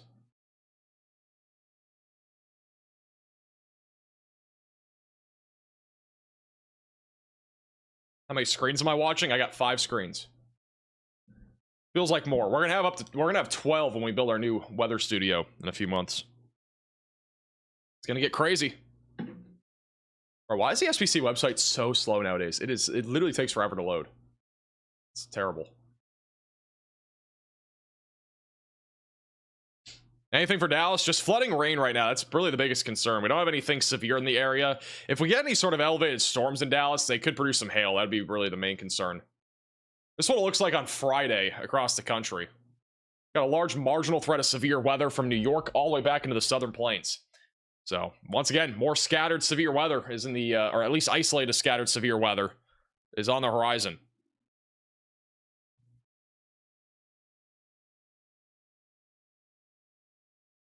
But tomorrow is a little bit more of an interesting day. Tomorrow has a better chance of... We might go live again tomorrow, we'll see. Thursday's risk, which is the first day of May. We do have a potential across the board here, anywhere from New York all the way back through Texas for damaging winds, large hail, and a few tornadoes are a possibility, but our tornado threat is pretty low. The 2% tornado risk right now is mainly near the Mississippi River Valley. We'll be keeping a close eye on that. Again, today's tornado risk, which we'll have another SPC update here in the next 25 minutes or so. Still have a 10% hatch tornado risk in Oklahoma, Arkansas, and Texas. And then this tornado risk right here in Illinois, Indiana, and as well as Missouri around the St. Louis area is also more elevated. This threat honestly looks more interesting and probably concerning rather than the one in Texas right now because that line of storms kind of stabilizing everything. But if you're in Illinois, Indiana, Missouri, around St. Louis, definitely stay weather aware. Definitely looks a lot more concerning depending on how these storms evolve in Texas. Which we actually do have a little bit of rotation coming up on Tyler right now. I don't think there's much time for this thing to produce a tornado, but if you're over in Tyler, just a heads up. A little storm that's trying to rotate near noonday coming up on Tyler over the next few minutes. A little small mezzo on it. Really not much of anything, but could produce a quick tornado near the outflow boundary. But our outflow boundary is pretty visible on radar right now, at least near Waco. It's about to push right through Waco, Texas.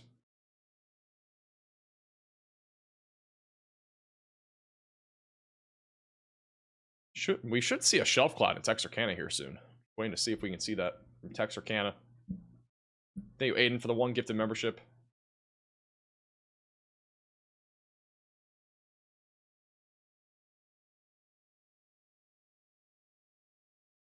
Staring at a wall cloud facing south in Tyler. There might be one.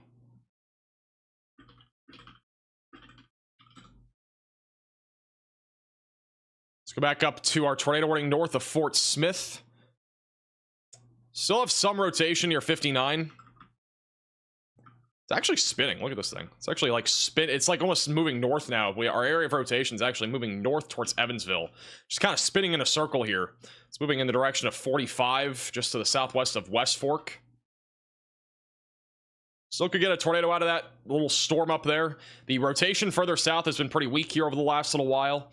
We do have a new severe thunderstorm warning for Mount Ida, Norman, and Murfreesboro in western Arkansas, just west of Hot Springs, for damaging winds up to 60 miles per hour. There's also a tornado possible label on this. The radar coverage in southwest Arkansas is not great, so this is really our, one of our areas that we could literally get a tornado and we might not even have a clue. The velocities being very hard to see on radar, but we do have at least some areas of rotation near Mina, and also another one near Dirks. So a couple areas I'll have to watch for. There's a big radar hole in southeast Oklahoma and southwestern Arkansas. It's very notable. One of the bigger radar holes that we have across the country. So what it looks like right now at the Red River on the iDrive Arkansas camera, just to the north of Texarkana. Heavy rainfall, a little bit of localized flooding will be possible. So our line of storms rolling in right now.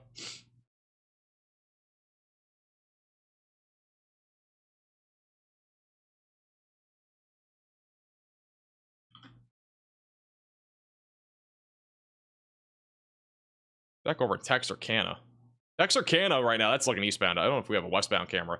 Texarkana has been pretty quiet. I mean, we're gonna have a line of storms moving in a few minutes. This is from Texarkana in Arkansas. Looking westbound on the iDrive Arkansas camera. Traffic is going to be picking up over the next hour or two as rush hour comes in.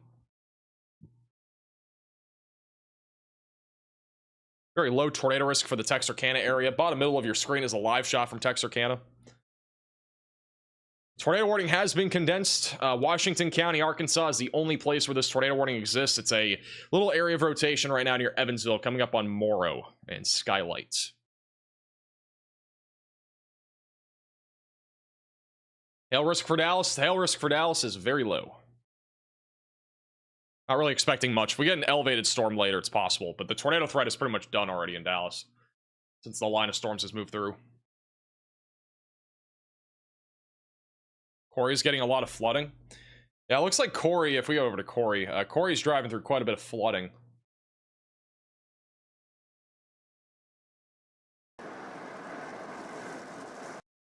This Corey Gherkin. Driving through at least some puddling. There's some puddling off to the right of your screen, off to the left as well. Not really any road flooding, at least where he is right now. Hey, Kings to the super chat. Truck driver here, currently going west on I-40, 20 miles from Sally Saw. How things looking there? I think Sally Saw is pretty fine. Some gusty winds and some rain. Nothing severe.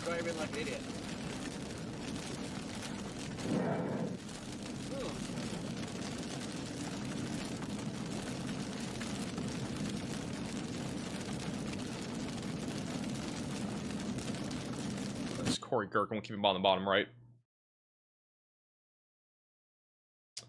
Just got a new damage report back over in Locksburg, Arkansas. 911 dispatch is reporting that our multiple trees are down in Locksburg, Arkansas. That is some of the first damage. That's honestly, I think, the first damage report that we've had so far today. We've had no damage reports up until now, so that's the first one. That's pretty good sign, I'm not gonna lie, because we haven't had a whole lot of damage so far. Hopefully it stays that way. Arkansas obviously has a lot of trees, so shouldn't be super surprising.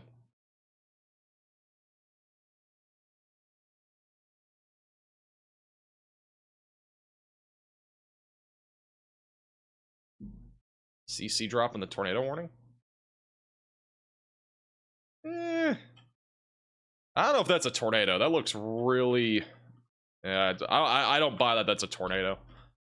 It's been there for like 3 scans. It's really not that strong of rotation. If we got a tornado, I would highly doubt we would even really see much of a debris signature with this.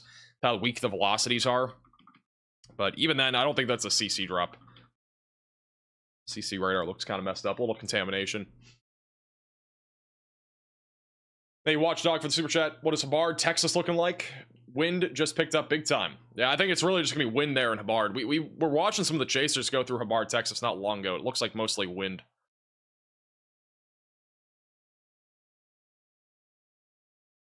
What is the purple area? That is a tornado warning.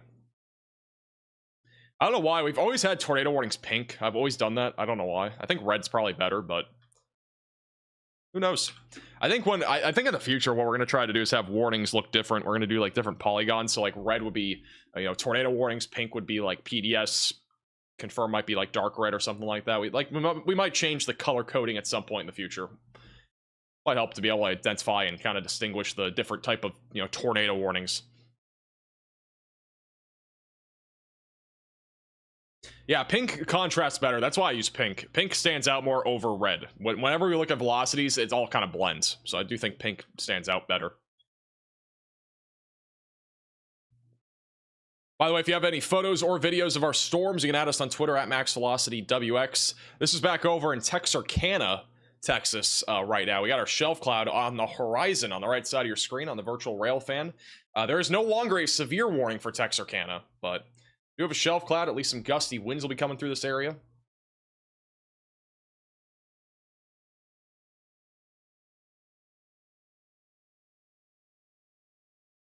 So Waco, Texas, good. Waco is not really done yet. Again, we're still watching for some storms in your area. I think the main concern, though, is probably not going to happen in Waco, but I'd still stay weather aware at least for the next half hour. We're going to keep a close eye on Texarkana. We should see that shelf cloud rolling in here in just a few minutes. They have just issued a new severe thunderstorm warning. I think that actually will include Texarkana, so I think they're going to go ahead and reissue a warning. This will be for 60-mile-per-hour damaging winds with a tornado possible label. Should pop up here in just a second for this line of thunderstorms. There it is. Prescott, Hope, along the I-30 corridor near New Boston. Louisville, Willsville, and Roston, all included in this new severe thunderstorm warning.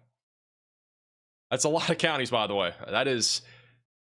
I can't even name all those counties. I mean, we got 1, 2, 3, 4, 5, 6, 7, 8, 9, 10, 11. There's 11 counties in this new severe thunderstorm warning. Sheesh.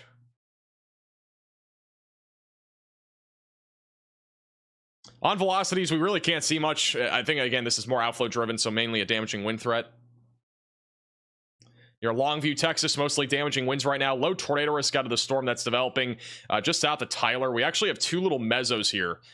So again, low tornado risk in the next few minutes going up towards Tyler and White House, just to the west of Overton. There are more storms attempting to fire off near the Palestine and Jacksonville areas, but none of them have really been successful so far. Thank you, Matt, for becoming a minimum velocity member. This is back over to Texarkana. We got a shelf cloud that's going to be rolling in here over the next few minutes.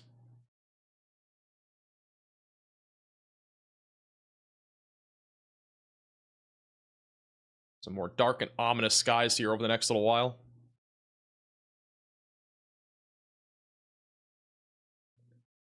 Riley, can you give me an update on where Jordan is?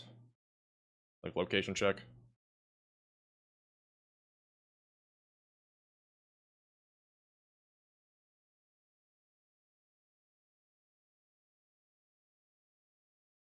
How's New Boston? New Boston's already clearing out. Just a lot of rain at this point. The severe storms have already rolled through your area. The line of storms is about to move into Texarkana here over the next few minutes.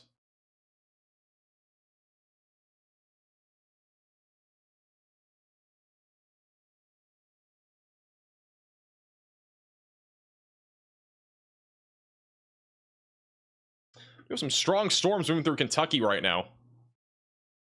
It's a live shot from Pikeville, Kentucky. On the radar, mega cyclone port. Got some little bubbling up cumulus clouds. Nothing really too crazy there. Got a lot of strong storms across Kentucky right now. Low threat for some severe weather. Got some beautiful cameras out here. Beautiful views out here in Tennessee. Lots of trees. Lots of lush vegetation. It's been there's been a lot of rain in these areas recently. Also got a little storm rolling in here. Jamestown, Tennessee. We have another damage report that has just come out of the Augsburg area. County officials reporting damage to homes and trees along Shady Lane. in Locksburg, Arkansas. So that we may have actually possibly had a tornado near Locksburg if there are damage to homes. It's hard to really gauge that, but there may be damage in that area from a possible tornado near Locksburg. Again, we don't have great radar coverage here, so it's, you know, any of these could really produce tornadoes. There is a little bit of rotation west of Norman, a little bit near Dirks as well, setting up to the east-northeast. The velocities and reflectivity are pretty much aligned. I think this is a more concerning area going towards Black Springs and Mount Ida. And our tornado warning that is still ongoing east of Honey Hill, Oklahoma, near Skylight and Morrow. There's still a broad area of rotation that's basically going north. This is back in Texarkana. The shelf cloud is rolling overhead right now. Damaging winds should pick up here pretty soon.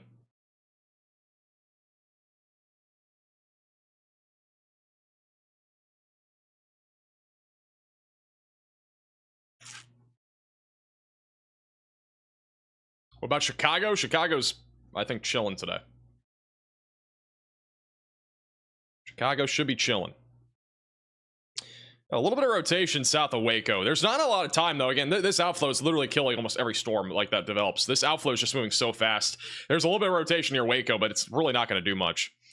The storm over near Temple has just been, it's been forming. We got like a little hook on it, but we also got convection down to the south. I don't think this thing's going to have a really good time trying to form either. Rotation is not even there on radar right now near Rogers. That one had a little bit more of a mezzo earlier. The ones that are back over near Tyler did look a bit more interesting. And these actually have small little mesocyclones to them. So I wouldn't rule out a tornado threat with these as they continue to move to the northeast.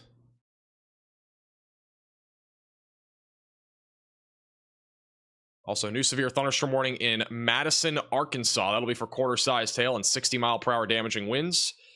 Pop up here in a second.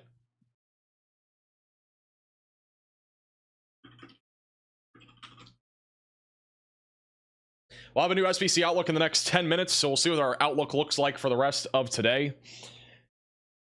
In case you've not already heard, and you may or may not have been watching yesterday with our severe weather in Missouri, this right here is some of the damage that we had back over out of one of our tornadoes back over in southwest Missouri. This was over near, I believe it was Vernon or near Aurora, just south of Springfield. Some of the EF-1 tornado damage that we had to a church there. And so you can see the roof took some pretty big damage. Part of the roof even got ripped off from that tornado. And you can't really see it, but on the far right side of your screen, there's like a little carport thing that goes over into the entry of that church there. Some damage there. Additionally, some trees down and even some power lines down in the area. So that's some of the tornado damage that we had yesterday back over in Missouri. And again, the Seymour tornado, we do not have any updates on that one as of right now. That was a large tornado that hit Seymour, and we should have an update on that at some point later this afternoon. If not by tomorrow, we'll probably have an update from the Storm Prediction Center. Also, we have a new mesoscale discussion from the Storm Prediction Center. This is going to be across parts of southern Illinois, southeastern Missouri, right around St. Louis, by the way. They have gone ahead and put out a little mesoscale discussion where observational trends are being monitored for storm development. Large hail, damaging winds, and a tornado or two are going to be possible. So the most probable peak intensity right now that they're listing out here is that damaging winds could be as high as 70 miles per hour, hail up to the size of golf balls, and perhaps a couple of tornadoes between 85 to 115 mile per hour intensity. So definitely stay weather aware. We do have a couple of storms that have already started firing off there, none of which are severe as of right now. But we had a little storm activity develop there just south of St. Louis. So we'll be keeping an eye on that. New severe thunderstorm warning, one of which is a really tiny little warning near Dutton and Pettigrew west of Boston. That is for quarter-sized hail and 60 mile per hour damaging winds. And then the other one is going to be for a few different counties, Scott, Yell, and Montgomery counties. That is also for 60 mile per hour damaging winds. That line of storms is moving in the direction of Danville and Ola right now. And then back over in Kentucky, we actually have a couple of severe warnings that have just been issued. We got one off to the west of Cumberland. That is for 60 mile per hour winds, quarter-sized hail, and the same thing goes for the other storm north of Irvine and Stanton. Very low tornado risk in Kentucky today. I personally don't think we'll see a tornado, but we'll keep a close eye on trends here. Should be mostly just wind and hail. Look at the skies, by the way, here in Texarkana. This is Texarkana, Texas. Got a line of storms rolling in right now.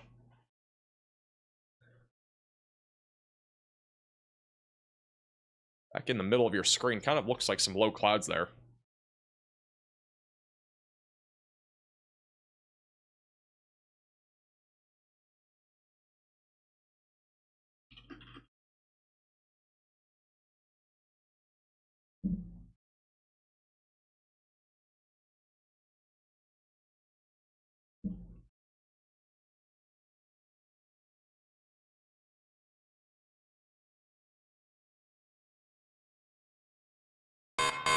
A new tornado warning has been issued. All right, we have a new tornado warning in Arkansas for Polk, Scott, and Montgomery counties. That is probably this. Definitely have a mesocyclone west of Norman. A little bit of rotation near Highway 28 as well. Actually, several areas of rotation developing now. Back over near Odin and Mount Ida. Brand new tornado warning. If you're in this warning, seek shelter. Get away from windows, lowest floor possible, and get to an interior room of your home or building. This thing up towards Odin, just outside of Mount Ida. An area of rotation tracking over Highway 8. Odin's in the path of this over the next 15 to 20 minutes, and then Mount Ida will be in the path of this as well. Let me see if we have any cameras coming up in this area. But again, if you are in this warning, get to your safe place now. It's one of the cameras that's north of the warning. This is at Y City near a bridge. It's actually pretty gusty here right now. It's on the iDrive Arkansas camera. Gusty winds. Looking southbound near, I think this is Yell City.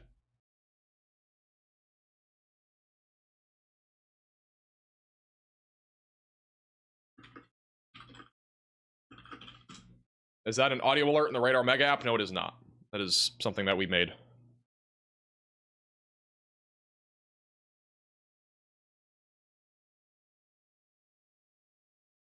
Yeah, again, pretty windy there right now. A little further to the north, we are starting to see a little area of convergence as well, east of Waldron. We could get a tornado warning on this at some point. A little bit more rotation developing there, heading up towards 80. I do think our tornado risk is beginning to increase in Arkansas, especially on this segment of our line. That's all kind of moving towards Hot Springs Village, and Little Rock. So I'll definitely have to keep a close eye on that. There's even a little rotation near Daisy. It's a large mesocyclone. They have gone ahead and canceled the tornado warning near Lincoln and Prairie Grove. The warning counter says 2. It'll be back down to 1 in about a minute. All right, Riley's going to give us an update. Go ahead, Riley. Yeah, Max, you kind of just hit on it a little bit, but I do think it is important to note that we are going to have an increased tornado threat as these storms move towards Little Rock. My radar's on the wrong mode.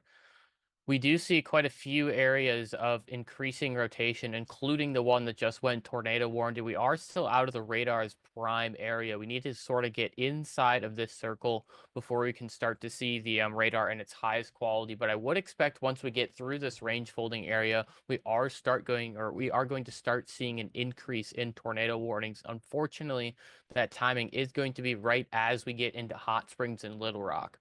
So if you guys are in Hot Springs or Little Rock, what you guys are basically going to be experiencing is a QLCS style tornado event. We talk about this all the time, but these are not the strong tornadoes that you'll normally see out of a supercell. However, they are still significant. So we're probably looking at somewhere in the EF-0 to EF-1 range. Those are a lot of the tornadoes that we had confirmed around Missouri yesterday in Springfield. So this is sort of the same system. It's not as strong, but that's kind of what you can look to expect. This is probably still an hour or two out. It is starting to stall a little bit. So hopefully we do get a chance for that tornado threat to sort of drop a little bit as it moves into Little Rock. But I do think Hot Springs, you are still going to see that tornado threat. Alrighty, thank you, Riley, for the update. Back to radar here in Western Arkansas. We have 3 different areas of rotation that we are seeing on radar. Actually, 4. One also back down near Daisy right now. So multiple different areas of rotation that are all pushing in the direction of Hot Springs, Mount Ida, Odin, and going towards Ola and Danville. It is safe to say that the tornado threat is definitely at least increasing a little bit here in Arkansas with our line of thunderstorms. So definitely make sure that you are staying weather aware in Arkansas. This is all with our line of thunderstorms. Again, very similar to what we saw yesterday in areas like Pennsylvania and even back over in the the Missouri area, back over in southwest Missouri. Still have a small little area of rotation heading up towards Prairie Grove, but it's safe to say that this storm here has been weakening. I'm not as concerned about that one. I think it'll probably die out, probably won't produce much of a tornado threat. The storm that's back up here near Dutton and Pettigrew, going towards Witter, Arkansas, should be mainly hail and wind. Very low tornado risk, in my opinion, out of that storm as it continues to move to the northeast.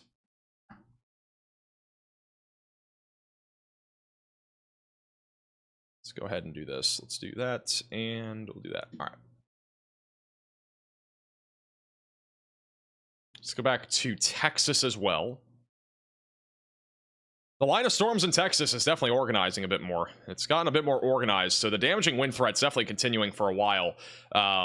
Tyler, Texas, we've had a couple storms that have tried to rotate just down to your south. Those have now merged into the outflow boundary, so not looking at much of a tornado risk there as of right now.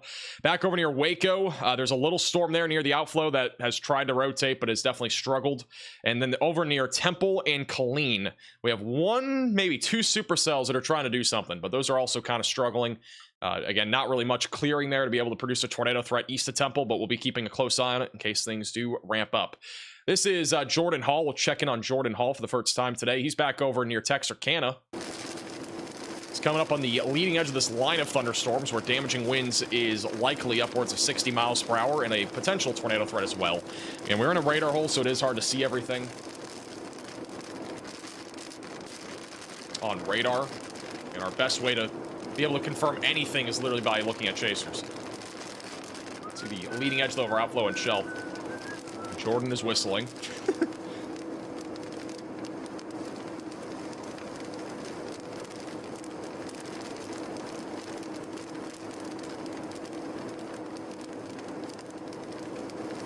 Go back to our tornado warning here on the bottom right.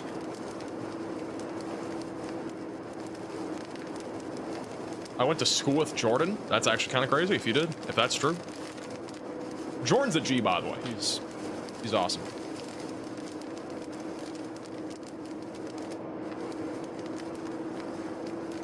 Jordan's a great chaser. We've been using him more recently. It's pretty much, I mean, Jordan Hall has honestly been in almost every one of our streams the last few weeks.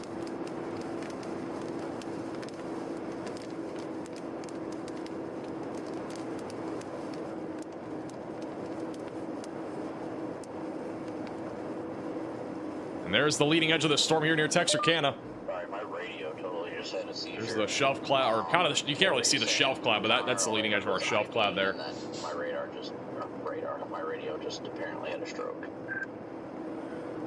Mine's stroking out too.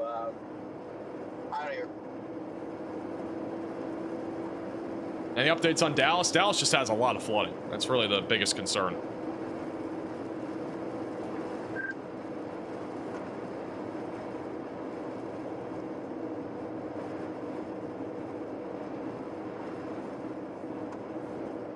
Thank you, Cowboy, for becoming a minimum velocity member. Welcome to the velocities. Put Jordan back on the bottom right of your screen.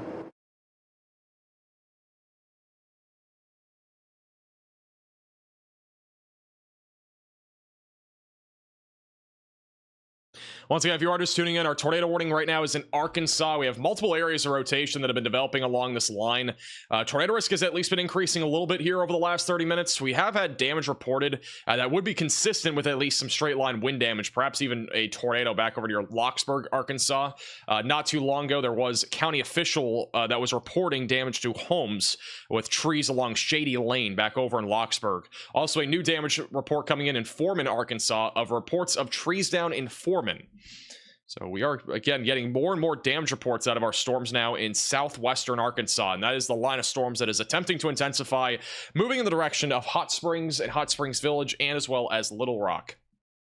This is also a live shot back over in Texarkana right now from the virtual rail fan, where our shelf cloud is rolling in. Damaging winds up to 60 miles per hour are going to be possible in the Texarkana area. Bottom right of your screen. Storm is moving right into Texarkana, so the wind should pick up here in just a few minutes as the storm rolls through. We'll keep that on the bottom middle of your screen.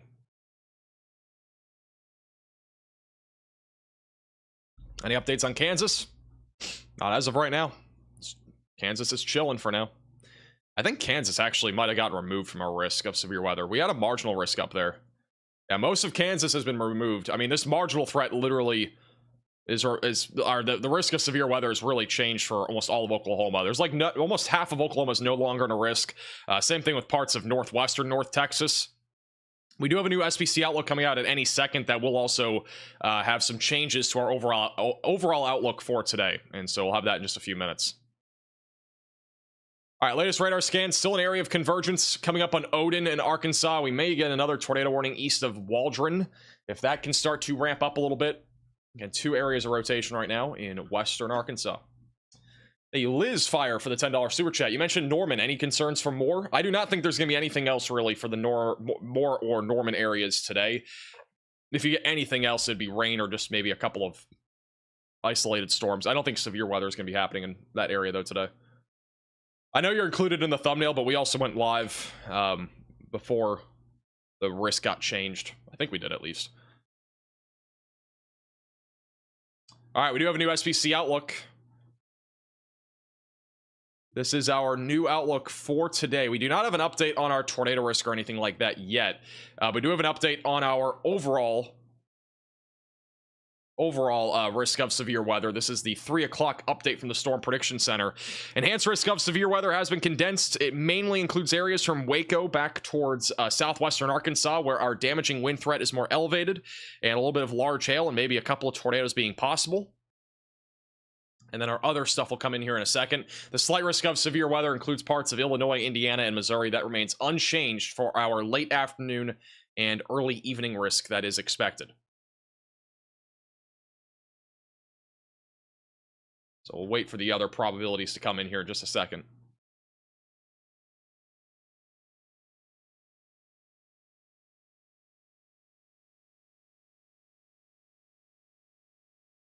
Let's see if their SVC website goes faster.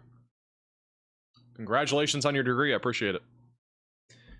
Only got a few more days until graduation. Hopefully next week's weather's pretty quiet. I said the word quiet. It means it's shocked. New outlook looks like a cobra snake. I mean, it kind of does. Anything for St. Louis? St. Louis is in a conditional risk for some hail, wind, and an isolated tornado threat. I think the worst of the weather will be off to your east. I think this is really the main corridor to watch for. We'll be keeping a close eye on this area in particular.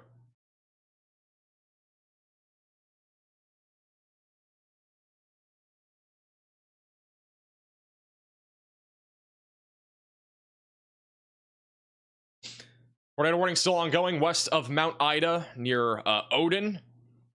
No tornado as of right now, but one could drop at any time. Again, this is your typical QLCS tornado threat. Velocities also appear to be a bit stronger near Murfreesboro and Delight. We are in a radar hole, so it's hard to verify that. But going towards Caddo Valley and Arkadelphia wouldn't rule out a tornado threat as that moves off to the east-northeast.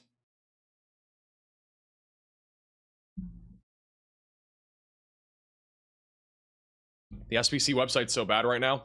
I'm pretty sure they changed their data server, which is why. And here you go. We no longer have a 10% hatch tornado risk, mainly because of our mesoscale convective system getting out in front of our area where we were expecting discrete supercells. However, they have maintained 2 5% tornado risks throughout the rest of this afternoon into the evening hours. This includes areas back over near Waco, Texas, into western Arkansas. And then in a couple hours, we are expecting a threat of a few supercells to develop in southern Illinois, southwestern Indiana, and eastern Missouri, in and around the St. Louis area. 2% tornado risk goes from Kentucky all the way back into Texas. The wind threat does remain pretty much unchanged. Our 30% wind threat still in place there in northeast Texas, and then our hail threat has also been downgraded because discrete supercells have not fired up.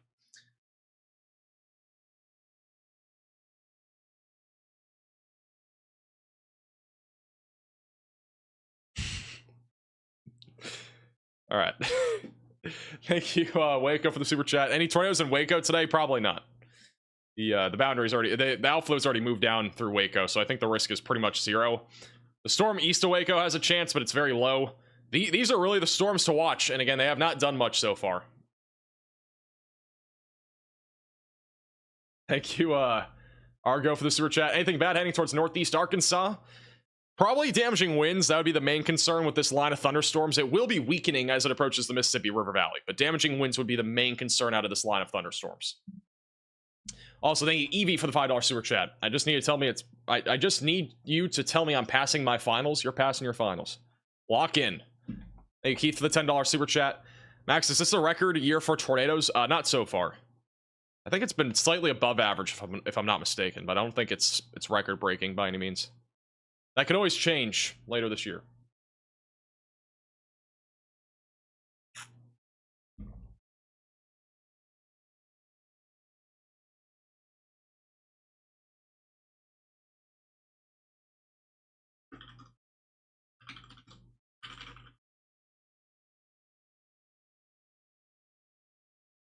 Why is St. Louis in the enhanced if storms are expected to weaken? You're not in the enhanced, you're in the slight risk. There are storms nearby. I mean, these could upscale into maybe a hailstorm or a windstorm, but I'm just saying, generally speaking, I think this area will be the greatest risk for severe weather of this area. Sorry, not St. Louis. I think our greatest corridor will be here. Our warm front's lifted to the north now. Just north of St. Louis, and I do think we're going to start to see some supercells in this area in the next hour or two, and any of these that develop could produce tornadoes too. I still think, honestly, Illinois and Indiana looks more interesting than Texas right now when it comes to our tornado threat. Especially with our warm frontal boundary. That will help to increase wind shear quite a bit.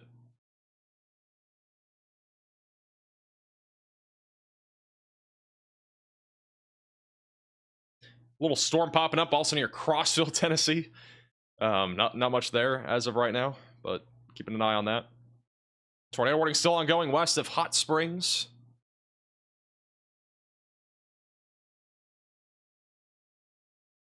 Corey Gherkin's been driving through so much rain today. I want to go back over to Corey. This is Corey Gherkin. He's been driving through some flooded roadways. Look at this. Quite a bit of flooding. This is back over in Corsicana, Texas. There is a lot of flooding here. All the roadways have water that's splashing up from these cars.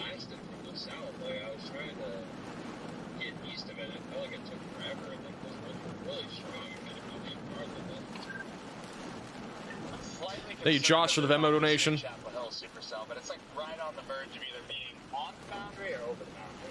Monsoon-like?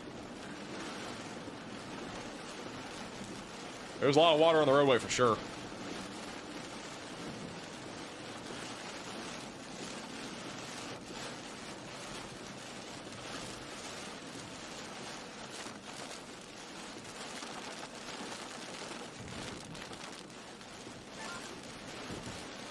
Yeah, I'm interested, a little bit interested in the one right by me too.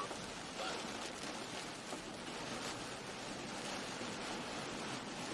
Will Tulsa, Oklahoma be hit by any severe weather or tornadoes tonight? Probably not. South of Mexico.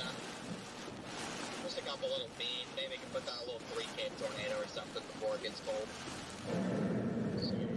Wow. Bro's creating a fountain on the right side of his car. Not exactly. There has to be poor drainage here in Corsicana.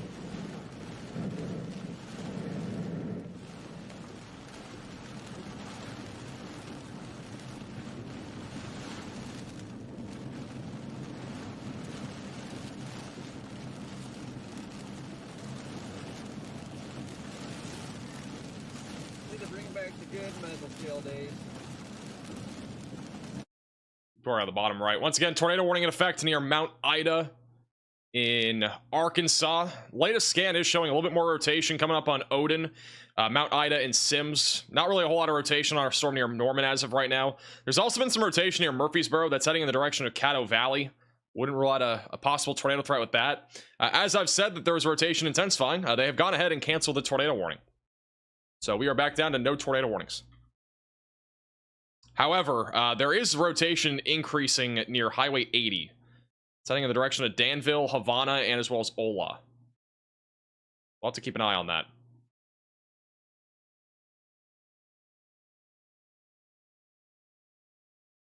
Thank you, Nikki, for becoming a member. Welcome to the Velocities.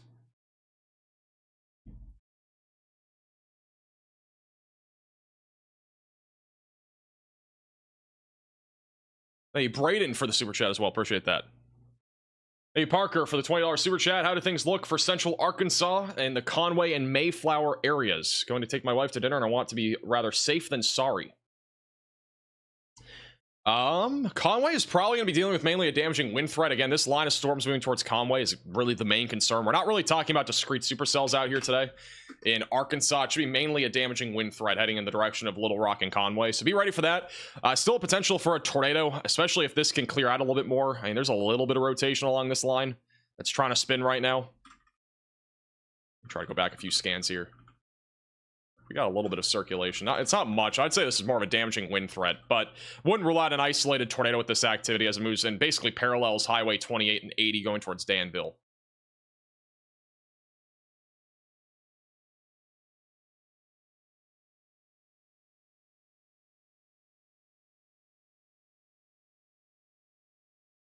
Thank you, Aaron, for the super chat. Do you think any bad weather will hit Mountain View, Missouri? I generally think for all of Missouri, we're going to have a line of storms trying to come into the south side of the state over the next few hours, but I don't think it's going to do much. I think the only concern really is going to be the discrete cells that try to fire up this afternoon in this corridor. Again, they are monitoring the potential for a watch being issued in this area, which may get issued soon. We'll have to wait and see. Got a new severe thunderstorm warning just west of Shreveport. This is for Marshall, Longview, Vivian, and Tyler, Texas. That's for 60-mile-per-hour damaging winds. There is still a tornado possible label on this. In fact, we actually do have a small little storm near our outflow that's trying to rotate near Tyler. But again, I really don't think it's going to get to the ground level. Just a little area of rotation off to the east of Tyler, heading up towards Liberty City. I think it's already north of our boundary, which means it should be a more cold and kind of stable air environment. There's also another little cell that's trying to pop near Overton with some broad rotation aloft.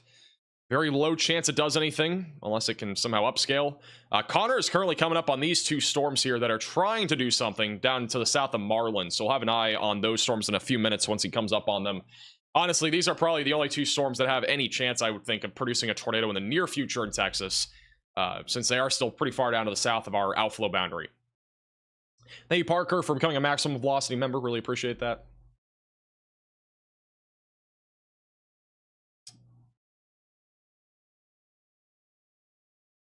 Corey is still driving through some of the flooded roadways out here near Corsicana. There's been quite a bit of flooding here over the last couple of hours in Texas and Oklahoma.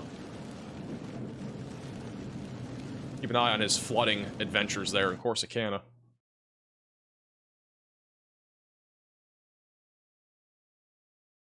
Thank you, Steve, for becoming a minimum velocity member. Still seeing an area of rotation right now near Highway 80. It's going towards Havana, Bellevue, and Danville, south of Blue Mountain. I don't think we're going to get a tornado warning on that quite yet, but we're going to have to keep an eye on that. They have put this particular warning just for 60-mile-per-hour winds, but wouldn't rule out a tornado with that storm. Still have an area of rotation near Murfreesboro heading towards Arkadelphia. The rotation near Norman is pretty broad, mainly a wind threat heading towards Hot Springs right now, but that could change at any time. Again, be ready for damaging winds and a low tornado risk if you're back over in Hot Springs or Little Rock here over the next few hours. I think Hot Springs will be hit by this line in about an hour, and then Hot Springs is probably about an hour, or sorry, no, I think I just said that twice. Hot Springs about an hour away from the storms, and then Little Rock is about 2 hours out. It's the approximate timing. It's also what it looks like on our future radar here for the next few hours. So this is by around, I mean, this isn't even accurate. The HRRR is so inaccurate on this line of storms. I can't even show that. It's so behind. Never mind. It's going to show you the future radar, but it would just not be accurate timing wise.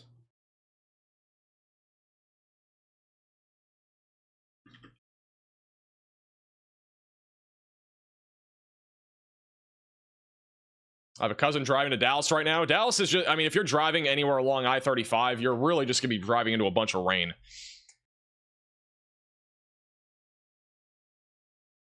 This is interesting.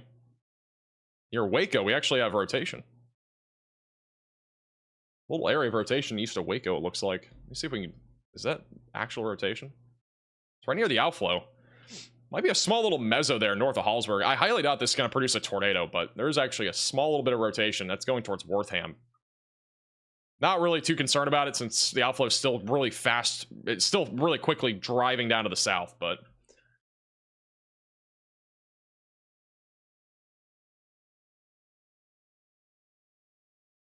Where's the best chance in Indiana? It would be probably in southwestern and western Indiana.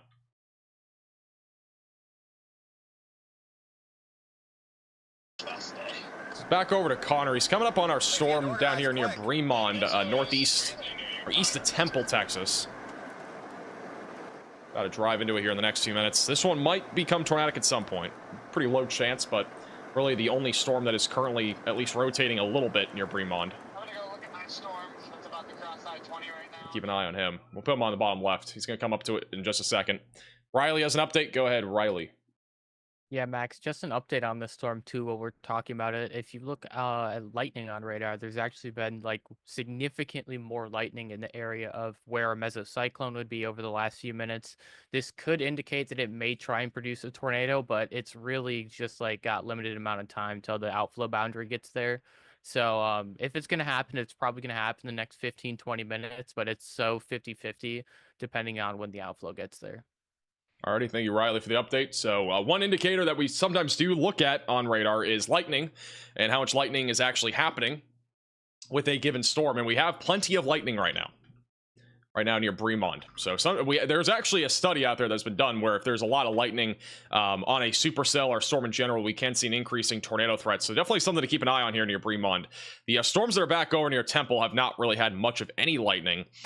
This storm's also, just for reference, it is actually splitting more to the north. It's actually a left moving storm, but if it can move more to the right, the tornado threat could increase more. It could definitely increase the amount of rotation that we have. Again, the low level shear is increasing over the next couple of hours here across this entire tornado watch. So the tornado threat could increase. Again, it's a big could, because again, the outflow boundary is just moving so far down to the south, and it's moving very quickly. And as long as this line of storms keeps doing that, it's going to be a struggle for any of these storms to actually produce a threat for tornadoes. Back over near Texarkana, we do have our damaging wind threat moving into town right now. Bottom middle of your screen is a view there in Texarkana. And then back over west of Shreveport near Marshall. Line of storms is coming up towards Marshall and Longview right now with damaging winds around 60 miles per hour likely. There will be some cameras coming up in Shreveport whenever this line gets there. Got a couple of attempts of initiation way out in front of this area of storms, but those probably will not be much of anything. And then back over on our line of storms in Arkansas. Again, we have no tornado warnings as of right now. We are still monitoring the potential, though, for a spin-up tornado in this line. Little area of rotation going towards Arkadelphia. We've had a little bit near Mount Ida, and then also a little bit southeast of Boonville. We're still seeing a little bit of convection starting to bubble up here in Missouri, or in Illinois, excuse me. Storm near Waterloo is trying to get going. It's not really rotating or anything yet, but that storm's going towards I-64. Next tornado threat will be in the lower Midwest this afternoon and evening. A couple to possibly even a few tornadoes being possible. Back over in Kentucky, we got a couple of hail and windstorms out here. Nothing really significant, though. Nothing tornadic, I think, in Kentucky for the next few hours. Should be pretty tame out here. That's what it looks like right now in Pikeville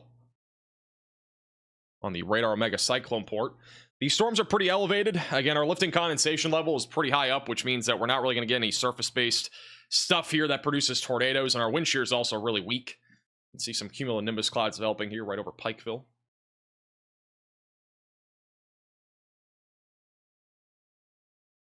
Got some storms also over North Carolina. They're just kind of popping everywhere they want to today. It's your typical summertime storms. I think we just got a new tornado watch, and we did.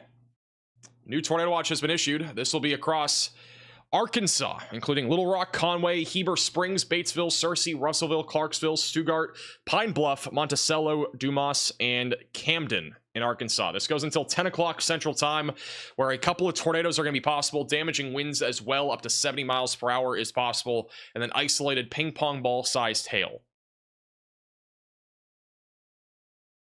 Make sure that you are staying weather aware. I know we have some people watching from Little Rock. Again, that line of storms is going to be there within pretty much the next 2 hours.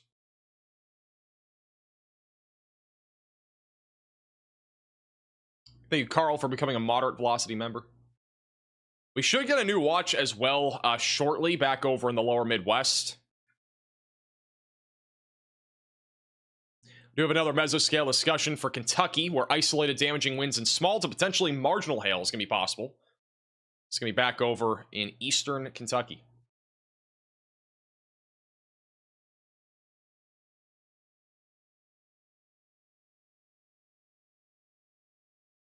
Let's go to Connor. He's coming up on that storm here in Texas.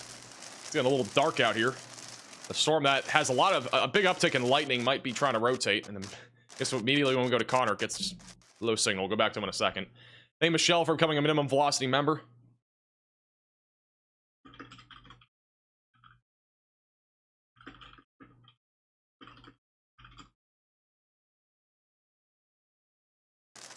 All right, here we go. See the storm right there. It looks a little elevated, but we'll see a little bit better after the trees here. I think you just said there might be a wall cloud. There might be a wall cloud here.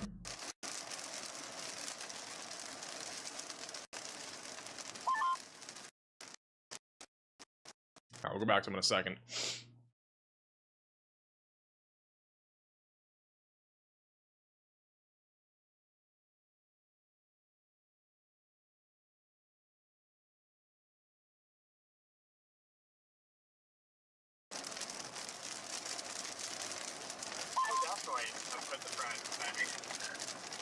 Got a juicy wall cloud on this.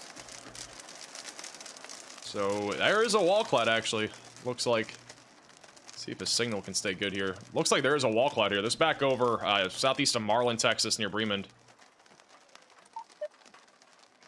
It's gonna come over these trees. Yeah, that's a wall cloud. Got a juicy wall cloud, guys. Ugh.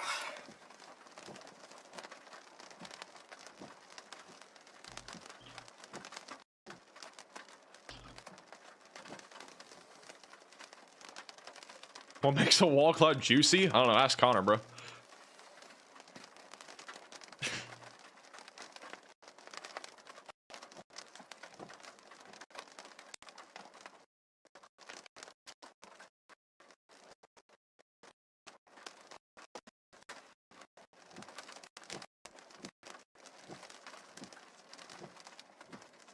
I'm gonna try to do this. We're gonna do one. I'm gonna try to go to this other thing here. Oh, never mind. It does the same thing. All right. I'm just gonna go on this stream here. I'm gonna do Connor looking better and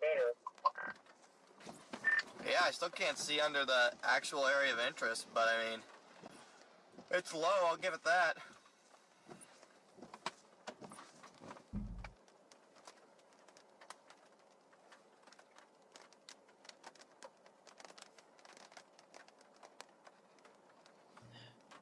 And wall cloud being spotted here near Bremen, Texas. Still a potential for a tornado if this storm can stay away from the outflow boundary, or at least interact with it positively. None of the storms have really done that so far, but definitely a lowering here. Not an imminent tornado, especially with the velocities not being strong on radar, but it could try here at some point in the near future. The rotational loft is pretty strong, so definitely a wall cloud.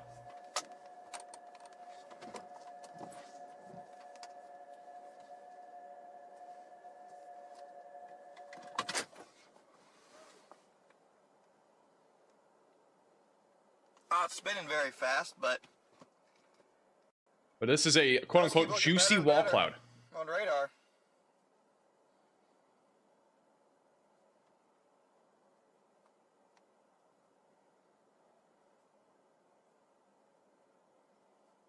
Juicy wall cloud merch when?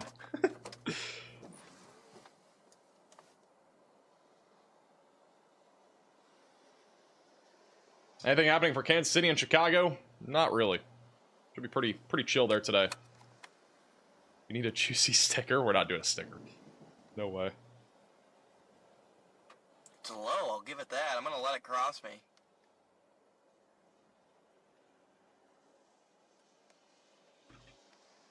This is a wall cloud here near Bremen, Texas, if you're just tuning in.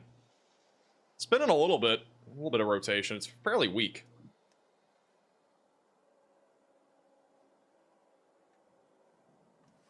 I think the more the area of interest is actually right here. It's spinning just a little bit here. Here goes the windshield, about to fog up again.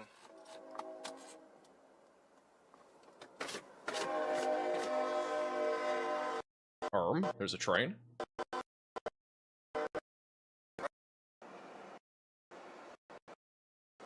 And... Where's connections going in and out? So what the storm looks like on radar right now in Bremond. Again, a wall cloud is on this thing.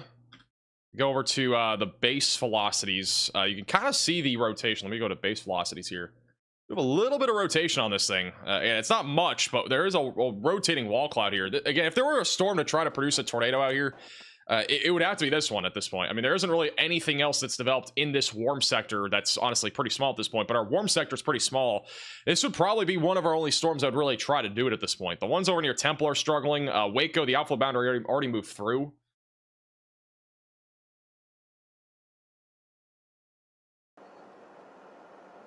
See it spinning just a little bit here.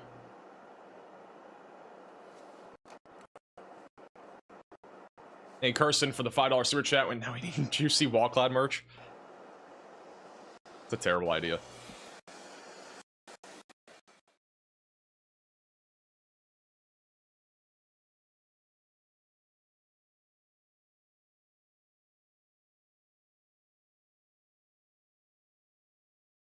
Apparently, Riley is. This is for those that are wondering what a juicy wall cloud is. That's the drawing.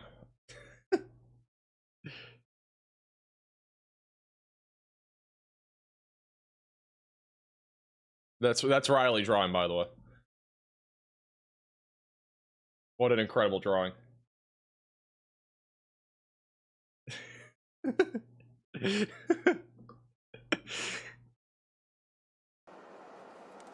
Well, we're not putting on a shirt. That's a terrible idea.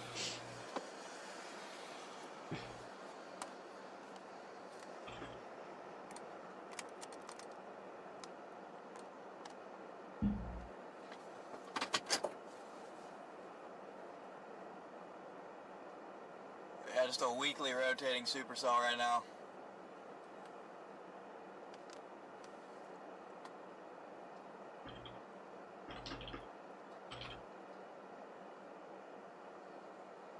Cool looking though.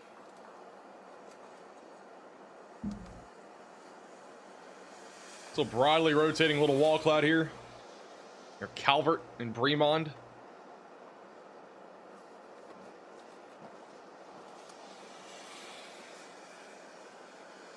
Yes, you thought the supercell merch was terrible? I mean, it was. It was a terrible idea. I don't know how in the world we sold 600 shirts or whatever it was. It was crazy. I mean, it's still in the store for the record.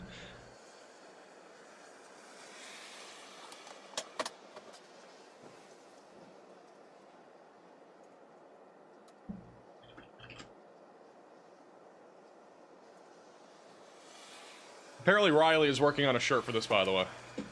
There's just no low-level rotation on this right now, guys. I agree with Connor on that. There is actually there is rotation a lot. Really solid. There's no low-level rotation. It's all in the mid-levels right now. Storm once again is near Bremond, Texas. Got a little bit of rotation, a little bit of a wall cloud forming on this. Could get a tornado threat heading towards Marquez, Jewett, and as well as Buffalo, Texas. Definitely have a hook echo on radar, by the way. If you look bottom right, there is actually a hook echo on this thing.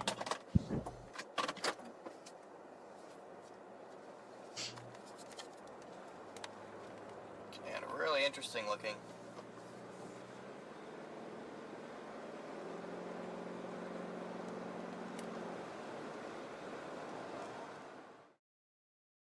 Definitely have a wall cloud. Low level rotation's pretty weak on this thing, but if it can ramp up, definitely potential for a tornado here. I think the strong tornado threat is not impossible either with a discrete supercell like this. It is a right-hand mover, by the way. It is starting to move more to the right rather than left. The other storm is splitting to the left. This one's moving a little bit more right, so if that can continue going towards Lake Limestone, there is a better chance of this trying to produce a tornado. And Cotter has a view of this wall cloud. Area rotation is almost directly in front of me now. Definitely have a mesocyclone too on this. It is definitely beginning to rotate a little bit more on the left side of your screen. Yeah, not a bad looking storm here. Hey, Cardinal for the super chat. A shirt would be hilarious with that drawing. Buy one immediately. I mean, Riley's working on it, so I'll let you guys know whenever that's out.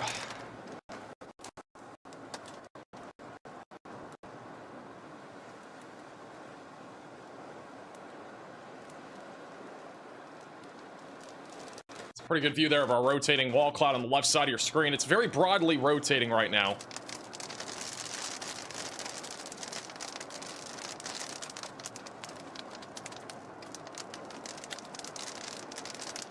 Kind of menacing looking, guys. This thing might be trying to ramp up.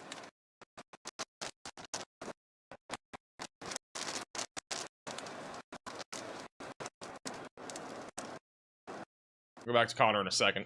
This is what the storm looks like on radar right now. Again, not really a whole lot of low-level rotation, but this is a radar scan from 4 minutes ago.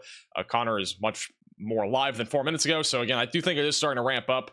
Little update back over near Longview in Marshall, Texas. Damaging wind threat is continuing here. East or Texarkana, mainly a damaging wind risk there as well. And then west of Little Rock, we still have mostly damaging winds. Still watching for a low tornado risk as well. There's your wall cloud right there. The storm doesn't even have a warning of any kind right now. It's just a normal storm, but there's definitely a wall cloud here. And a hook echo. Right here, just in front of me.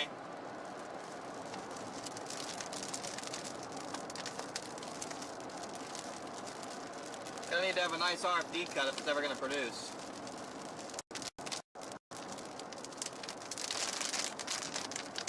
Got a lot of work to do. Looks like a juicy wall cloud. Trying to have a cut.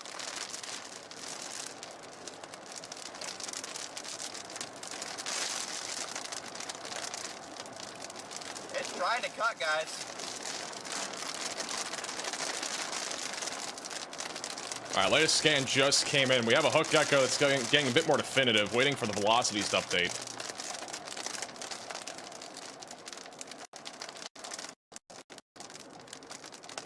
Not really any surface-based rotation still, but definitely a larger wall cloud forming. Gonna try and wrap that cloud around. It's trying to have Along Highway 14 in Texas near Bremond. Pretty nicely right there, left to right. Going towards Cosi and Jewett and Rotating Marquez. pretty nicely. Nothing like imminent, but it's rotating pretty nicely right here, guys. Look at this thing. Nice circular mezzo. Thank you, Jeremy, for the super chat. You must be a proud parent who puts their kids' drawing on the fridge with Riley's It's drawings. rotating pretty good in front of me. Appreciate the super chat.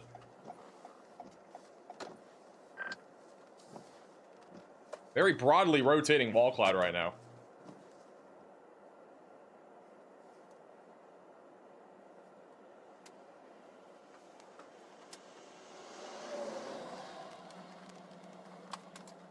Yeah, look at the mezzo on this.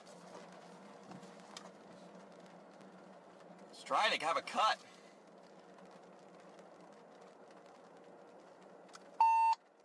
You know, It's got a nice cut trying to come around it.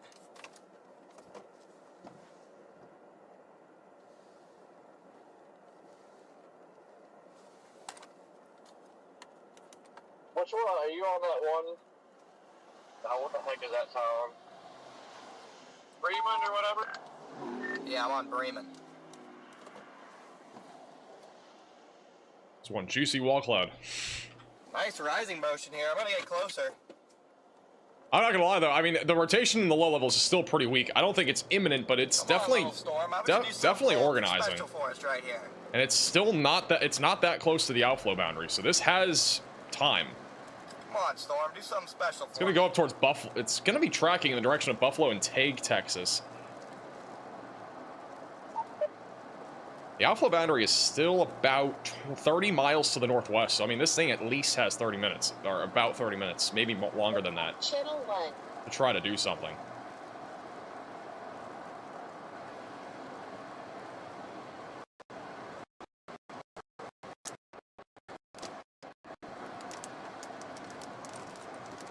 Hey, Leah for the super chat. Come on, little storm. Yes, Jewett, Texas is kind of in the track of this.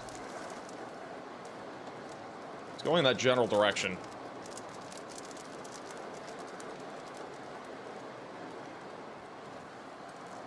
Yeah, it's got a nice cut coming around it.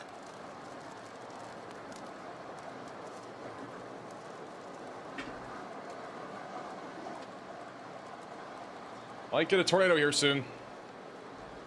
Might get one. We do get one. It's going up towards Thornton Lake, Limestone, Texas, and again, kind of in the direction of Jewett and Marquez. There's no pronounced area where it's going to drop yet, but the whole mezzo is looking pretty nice. Gonna be right on this road in front of me.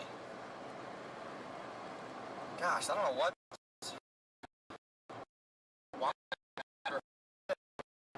So yeah, this is what the storm looks like on radar. It is currently coming up near Cosi and Highway 7, going towards Lake Limestone. We do have a hook echo and an inflow notch. Again, velocities near the low levels have been fairly weak on this, but aloft they are very strong. We actually have strong mid-level rotation, so this thing is definitely rotating a little bit above what we can actually see, but I don't think it's far from producing a tornado. This is the closest that we've seen a tornadic supercell since the one we had over in Hillsborough, Texas, which had a large wall cloud, nearly dropped a big tornado, but then the outflow boundary caught up. If this storm can keep moving more to the right,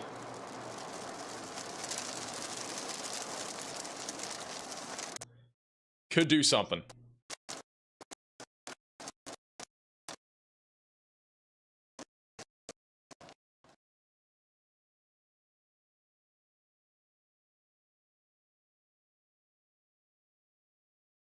So again, this is the storm right now that's located just to the south of Cosi. We got a new radar scan that just came in. Still got a hook echo and an inflow notch. It's really not moving enough to the right, I think, right now. If it moves more to the right, we could get more of a cut.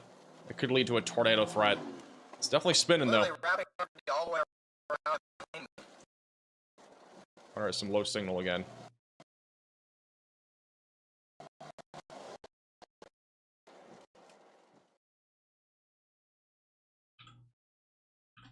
Waiting for the velocities to update here.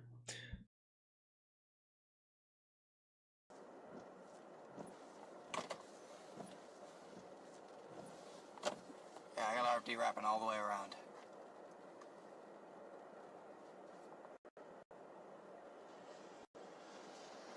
Got a rotation right here in front of me.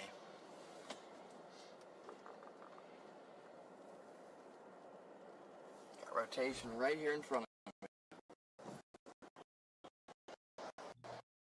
In there.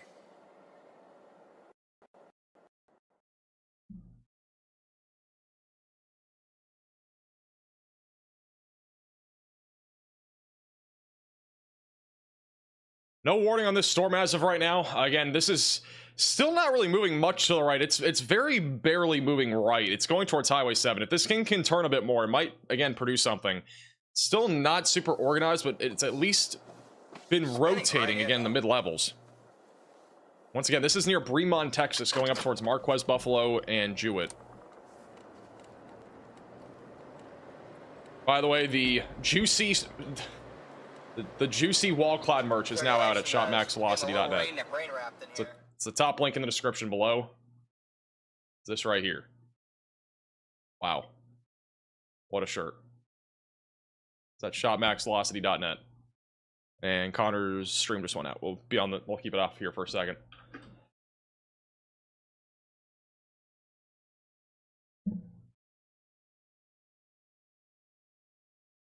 I don't think it's on the front page. We're gonna make it on the front page. Give me 1 second.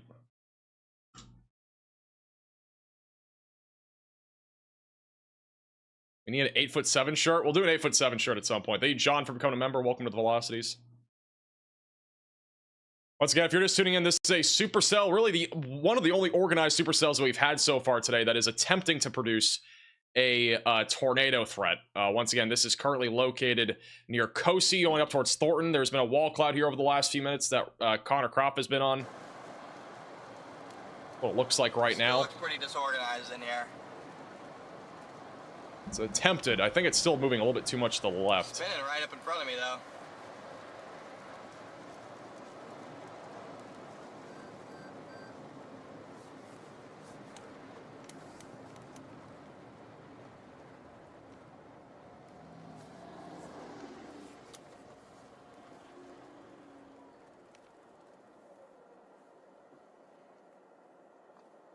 Right where that obnoxious reflection is where the circulation would be. Yeah, Connor definitely needs a shirt. But if Connor wants one, we'll give him. We'll give him trying to get one. organized.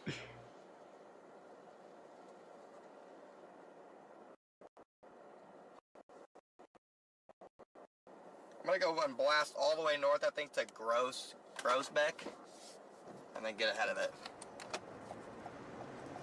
So as Connor repositions here, again, this storm is coming up on Highway 7. We'll continue to keep a very close eye on it. We'll go back to him in a second.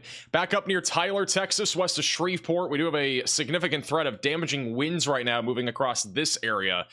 It should be mainly a wind threat. I'm not expecting really a whole lot of a tornado risk out of this line. Could increase a little bit, though, as it moves in the direction of Shreveport and as well as Benton. So if you're back over in Shreveport or Benton, definitely be staying weather aware as that line continues to move east. Back over in southwest Arkansas, damaging winds is continuing here from Hot Springs back into the Texarkana area, as well as near Hope.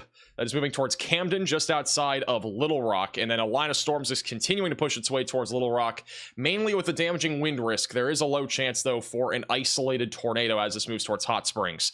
Got a little area of rotation over Mighty, another one west of Hot Springs. And then other than that, there's a little bit of rotation southwest of Danville that we'll be keeping a close eye on. Back over in Illinois, we are still watching for some storm initiation. We got a few storms now popping up. There is a chance of a tornado with these storms if they're able to get going. The one near Waterloo looks the most concerning right now. It's not really too concerning yet, but it is a storm we'll be watching for as that heads up towards I-64. They've just issued a new warning as well for Hope, Prescott, Magnolia, and Texarkana for 60-mile-per-hour winds.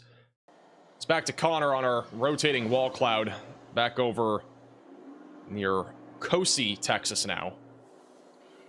Does not look imminent, but it has been rotating. As limited time, the front's crashing on it. Thank you, Lucifer, for the super chat. Congratulations on the graduation. It's extremely deserved. Thank you for all that you do. I appreciate that. Thank you.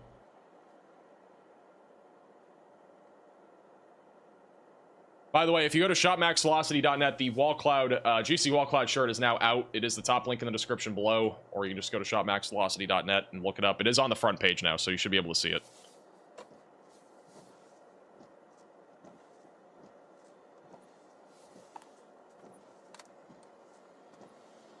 When I keep it on Connor, I'll be back in 60 seconds. Come on, little buddy. Come on, bud. Drop a little tornado for me.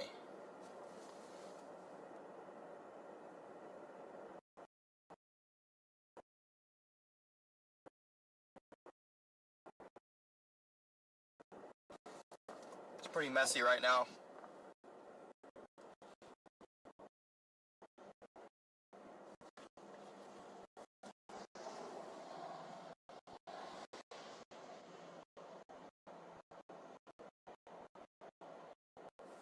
But we're on a nice cell, so we get points for that for the day.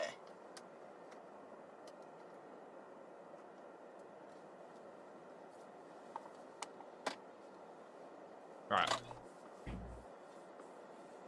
The design doesn't work with your green shirt. All right, again, I'm gonna go north. I'd have here. Riley fix it, but he's not here. It just, green does not. Yeah, green does not work. Let me fix that. Gotta get all the way to Groves back, I think.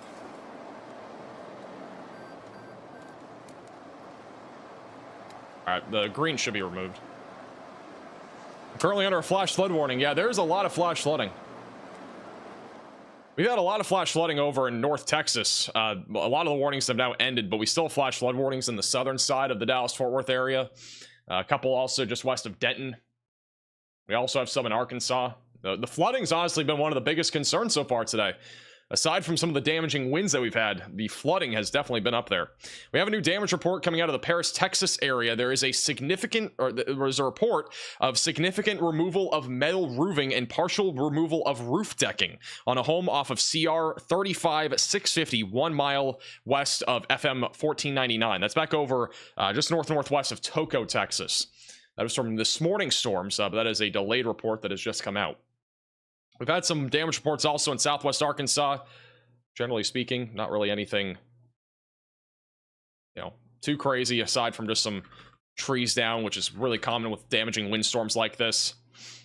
And then back over in Havana, we still have some broad rotation, but mainly a damaging wind threat right now heading towards Russellville, Clarksville, and I-40.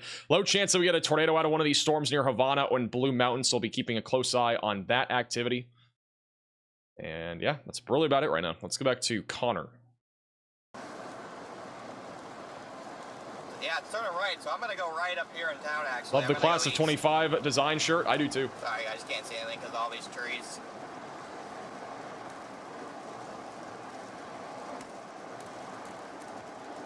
Can't go more than 50 either, because this road is just hydroplane machine.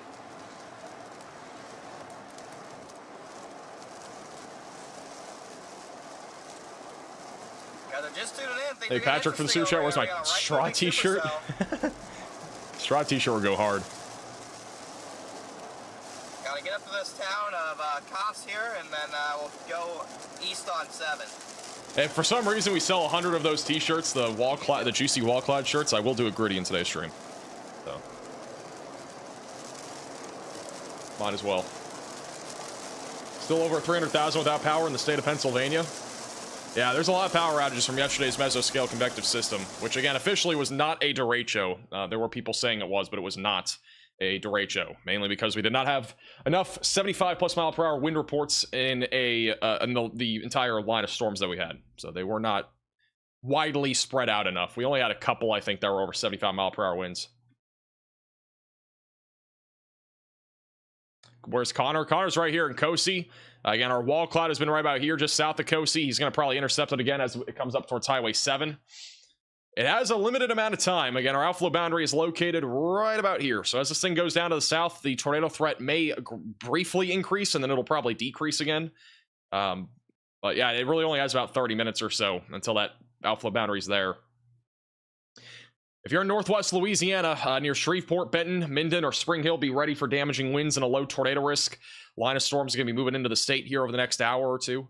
Back over near Magnolia, we have damaging winds rolling into those areas. Another report out of Nashville, Arkansas coming in. The 911 dispatch is reporting multiple trees down in Howard County. So even more reports of some trees down. It's been a very common trend across southwestern Arkansas today. Still have a little bit of rotation southwest of Hot Springs, a little bit of rotation west of Hot Springs. In Arkansas, we are monitoring the potential for a low tornado risk with this line as it continues to move in the Hot Springs direction, Hot Springs Village, and also heading in the direction of Little Rock. Could get a little brief QLCS spin-up tornado. A little bit of rotation also near Havana, heading up towards Russellville and Dardanelle. And we still have one severe warning back over in Kentucky, near London and Corbin, but that thing's been pretty chill. Actually got a storm right now rolling into Pikeville, Kentucky. This is a strong storm. Little live shot there on the radar, Omega Cyclone Port. Ominous skies. Pretty typical springtime storm out here in Kentucky, and see this a lot as well, even in the mid to late spring, early summer, especially in the southeast. Just kind of your typical pop-up storms. We call them popcorn storms. They just pop up and then produce a little bit of hail and wind, and that's usually it. All right, Connor's coming back up on this storm with the juicy wall cloud south of Grosbeck. This thing, I think, is just moving too much to the left. It has gotten a little bit more of a right-hand moving to it, but should see it a little bit better here in a minute. Okay, and circulation's like right over the road. There's a chance I'm not able to stay with it if I'm caught by a semi doing 50. We'll see. Hey, aim here for the super chat. How many shirts have we sold? I think we're up to 15 right now. 15% of the way to there to a gritty. Hey, Colton for the super chat. When will storms start firing off near St. Louis? Within the next hour, they should be starting to fire off. We already have some firing off. None of which are severe, though, right now. What was that?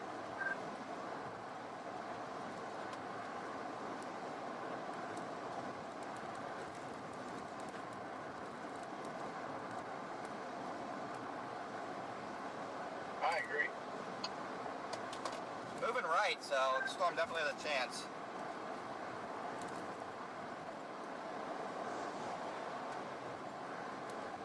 Yeah, this right over here that looks interesting too.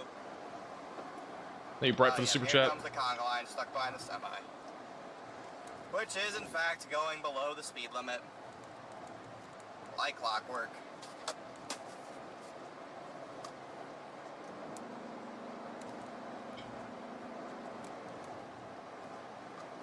Alright, I might get a view. I don't know if it's off to the right or the left of the road right now. I think it might be the right of the road. How is Hawaii? Hawaii is chilling.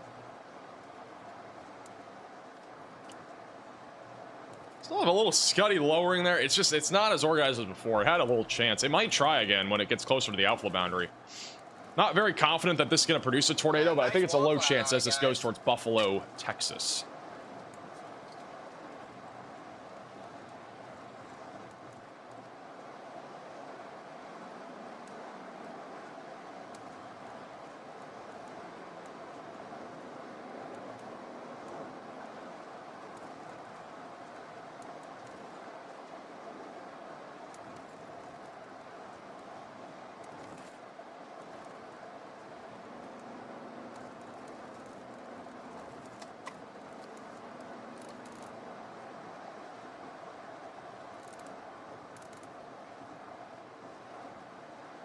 of interest is spinning right in front of us.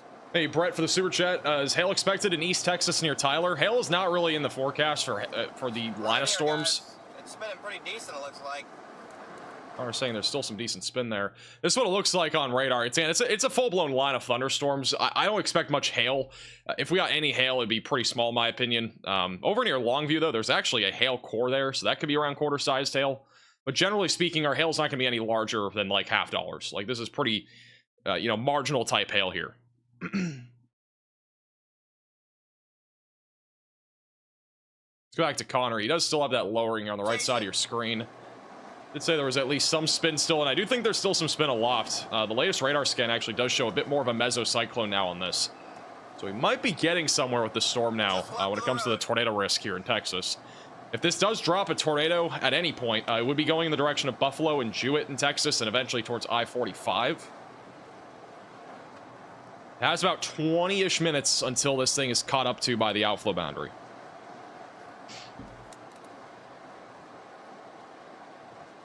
It's got a severe warning in Tennessee.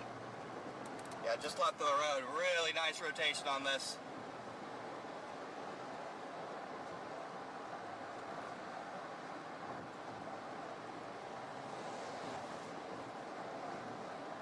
Real quickly, new severe thunderstorm warning in Tennessee. This is back over just south of Johnson City for quarter-sized hail, 60-mile-per-hour winds. The reason why I'm showing you this is because this is a live shot on the radar megacyclone port of the storm coming over the mountains here. See it in the background there. Kind of a cool little view. Just south of Johnson City. Not expecting really much else other than hail in that storm.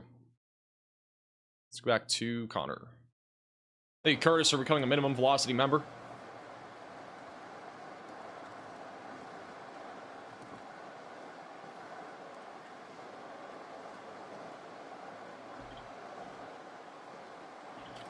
Storm.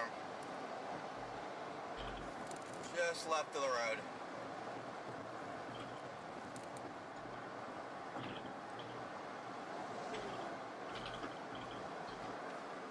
Hey, Evelyn for the super chat. What's Russellville, Arkansas looking like compared to the National Weather Service since they released a tornado watch? I think it's mostly going to be damaging winds, and it should be pretty scattered. Not like numerous, but scattered damaging winds and a low tornado risk. Hey, Penguin for the super chat. Wrapping rain curtains too. Or says there's wrapping rain curtains, so this might actually be trying right now. Velocities on radar are... buddy. You can do it. Are strengthening. This might be trying to drop. This is near Headsville, Texas, near Willow Creek, coming up on Oletha. San Antonio is probably going to be mostly a wind and hail threat tonight, but it's a low chance. Plant for me right here. Hey, Yasmin for the super chat, purchased my wall cloud classification shirt and Supercell sticker. That's awesome. Appreciate your support on shopmaxvelocity.net. I don't think we're far away from a tornado on this storm. I mean, again, it has like 10-15 minutes. The rain. Come on, buddy. This might actually try to drop a tornado here in the next few minutes. Got a bowl lowering, rotating bowl now. This thing is actually. Rotating bowl. This thing's not far from dropping.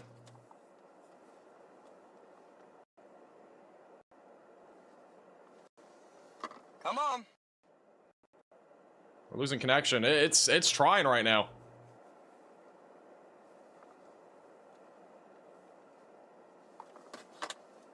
This thing really rotating. It's really rotating now. This thing has a large wall cloud. Like, I mean, it's literally trying to drop a tornado right now. There's no tornado warning right now. This is for Willow Creek, Oletha, and Seal. It is spinning. This is spinning. This is most of what we've seen this storm spinning so far. This thing might literally be about to drop a tornado.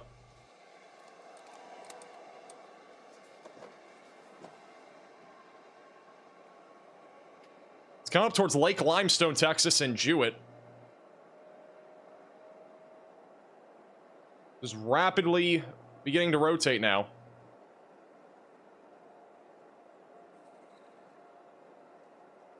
I can see the wrapping curtains.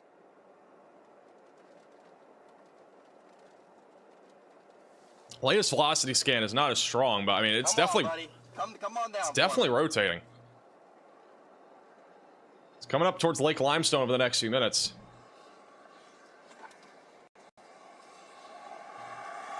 It's getting closer to the outflow boundary, so this thing could really kick off a tornado like once it gets closer to the outflow. Within about 10 miles of it now. less organized than it did a couple minutes ago. Still got that pronounced bowl, though.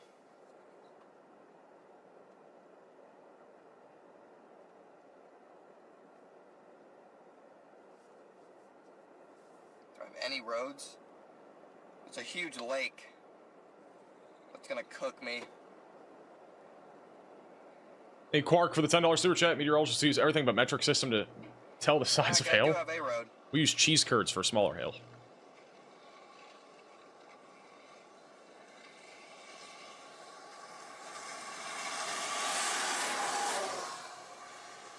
Dang it, and that somebody's gonna cook me. Alright, I gotta go. We gotta stay on this.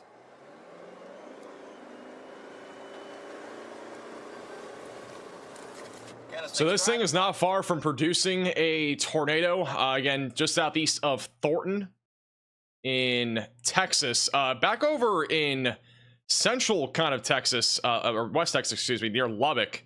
We actually have a couple areas of rotation developing. This is kind of interesting. Something that pops out on radar here over the last couple scans. A little couplet tried forming west of shallow water Texas. Possibly a brief tornado. Didn't have a debris signature here, but little something to watch for out here near Lubbock. Little bit of rotation. We're really not expecting a tornado threat out here in West Texas today, but that's a little bit of a little bit of rotation that developed kind of out of nowhere. Southeast of St. Louis, we do have a supercell that is fired off south of Bellevue. This could try to produce a tornado at some point down the road. We are keeping an eye on this as it continues to move to the east. And keep an eye out on that. Might get some tornado warnings here soon in Illinois, just southeast of St. Louis. This is back to Connor on a rotating supercell near Cosi, Texas, heading towards Jewett and Buffalo.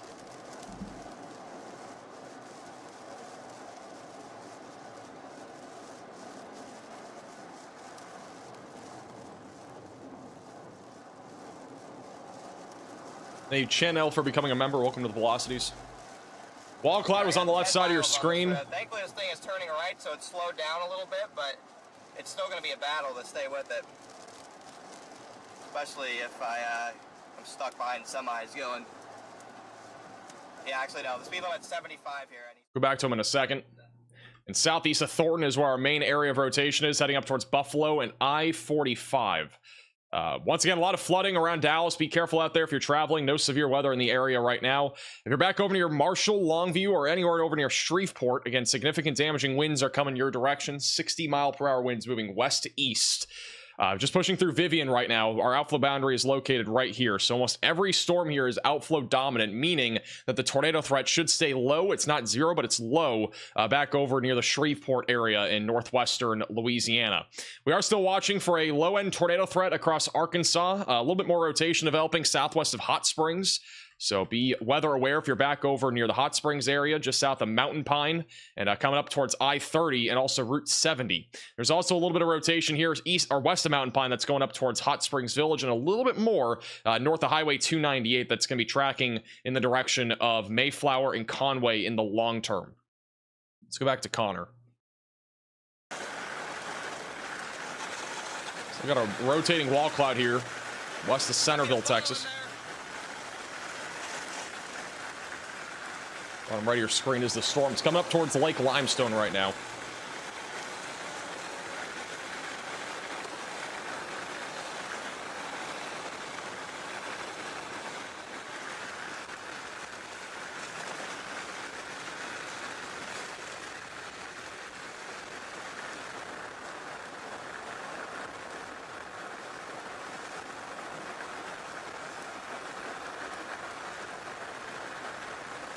Hey, Richard, for becoming a member. Welcome to Velocities.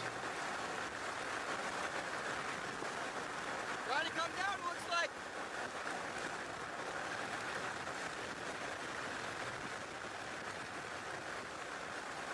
Might be trying. Still got a decent wall cloud right there in the middle of your screen.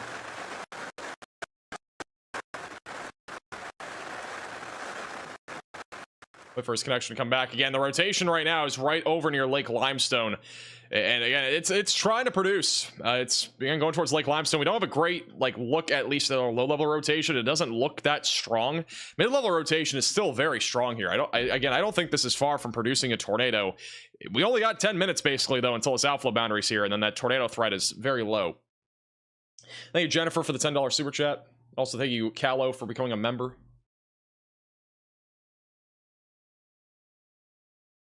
Back over near Lubbock, we still have a little couplet. Possible tornado right now south of Shallow Water. It's actually a couplet right there. It's kind of rain wrapped near Shallow Water. So possible tornado heading in the direction of Lubbock right now. There's a couple other areas of rotation here as well. That is a rain wrapped area of rotation. Possible couplet though. Just on the south side of Shallow Water. We don't have any warnings on this storm at all, but that one definitely could produce something. Also, new severe thunderstorm warning just north of Shreveport. That is going to be for damaging winds up to 60 miles per hour, and there is a tornado possible label on this activity. Moving towards Spring Hill, Haynesville, Cotton Valley, Plain Dealing, and Benton. Stay away from windows and be on the lowest floor possible as this line of storms moves into your area. It's back to Connor, again on our storm that's had a wall cloud and has been rotating. No warning on it right now, but it's coming up on Lake Limestone. He's kind of behind some trees. Once he gets a clearer view, we'll go back to him.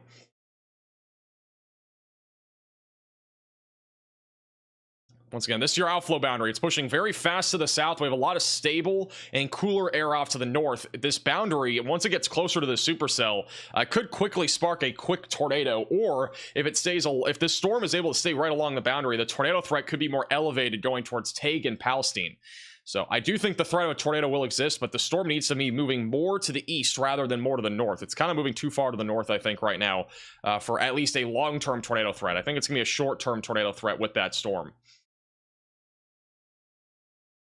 We need to keep a close eye on this supercell back over in southwestern Illinois near Smithton. There is a little bit of rotation on this. It's not really, I don't think, imminent for a tornado threat, but this is our first of probably at least a few supercells that are going to fire over the next few hours in southern Illinois. Once again, just southeast of St. Louis, coming towards O'Fallon. It's going to be going towards Breese, just west also of Oakville, going towards Carlisle, and eventually Pocahontas and Greenville.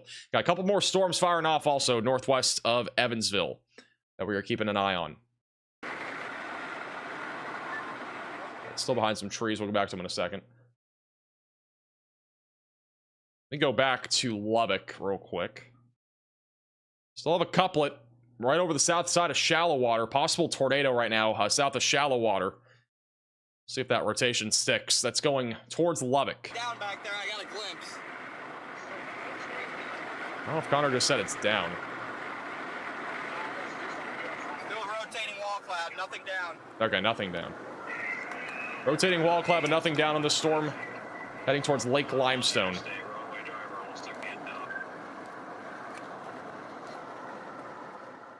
Still a rotating wall cloud on the storm, approaching Lake Limestone just west of Centerville, Texas.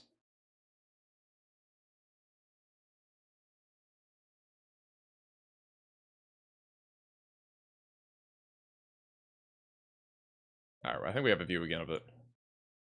You can kind of see it back there a little bit.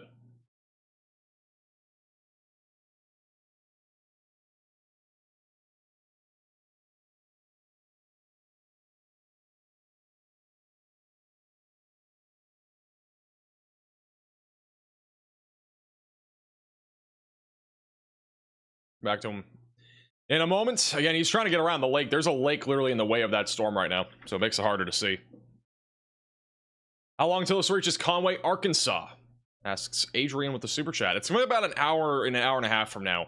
The line of storms right now is moving east at approximately 40 miles per hour. So assuming it continues at that exact pace, it'll be in Conway within the next 60 to 75 minutes. And also, these storms are about to be on your doorstep if you're in Hot Springs right now. So if you're in Hot Springs, these storms are literally about to hit you. So be ready for that if you're in Hot Springs. And damaging winds upwards of 60 miles per hour is our main concern. We still have an area of rotation west of Hot Springs as well. It's moving towards Perryville. Still a little broad area of circulation going up towards Russellville and London as well, and I-40, just south of Clarksville. And there's been a little inflow that we've seen back over here near Hot Springs. I don't think this is going to be a tornado threat in Hot Springs, but there's a chance of a brief spin up as this storm moves towards Fountain Lake, going towards Benton and Salem. Little area of rotation there, just north of I-30. Otherwise, really, again, the southern line of the storms right now is mostly damaging winds. I don't see much of a tornado risk in this line right now. It could increase as it gets closer to Shreveport, but it should be mostly outflow dominant, if I had to guess. Back over to Lubbock, we actually just had a report. Guess what? There was actually a land spout. Multiple sightings of a weak landspout south of Anson. The location is estimated by radar. So that was back over just southwest of Anson. Had at least a brief landspout. And yeah, and there could be another one too. We have a tight couplet just south of shallow water. And the latest scan is now showing if we have any rotation coming up into the northwest side of Lubbock, Texas. So if you're tuning in from Lubbock, a heads up, possible tornado threat. A new tornado warning has been issued. Coming your way. This is weird. We got a tornado warning. It didn't give me a county though. All right, this is in Illinois. So new tornado warning. This is over in Illinois, near Smithton, just south of Belleville. If you are in this tornado warning, seek shelter, get away from windows, get on the lowest floor possible, and get to an interior room of your home or building. Brand new tornado warning here in Illinois near Smithton. I think we actually have a storm chaser here. I gotta double check. I think we're gonna have one at some point here soon. Ben Williams is not too far from this.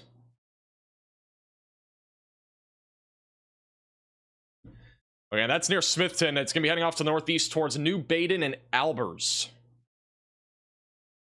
So seek shelter, get away from windows, and get on the lowest floor possible if you're in this warning.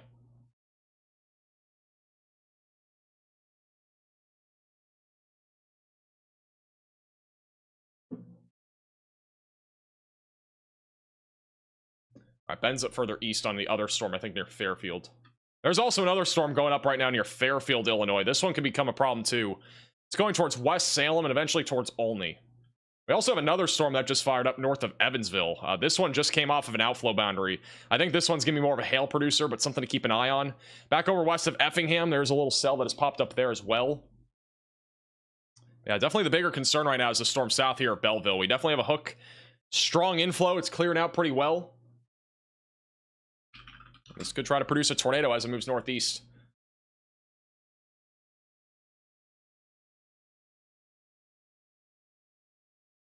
We do have actually some reports recently, or not recently, but from earlier. East of Hillsborough, there were some reports of small tornadoes or gustnadoes surging along the gust front back over east of Hillsborough, which now that leading edge is now moved all the way down here towards Temple and Waco. This is your gust front or outflow boundary. There could be some more gustnadoes along that, so something to keep an eye on.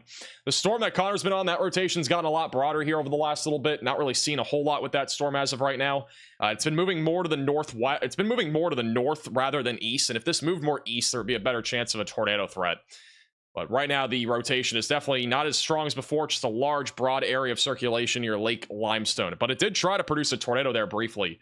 I do think it is running out of time, though, there on that Texas storm. Also, just got a severe thunderstorm warning over in Kentucky. This is back over in Pikeville near Williamson and Betsy Lane for quarter-sized hail and 60-mile-per-hour damaging winds. This is a live shot of that storm right now on the radar mega cyclone port here in Pikeville.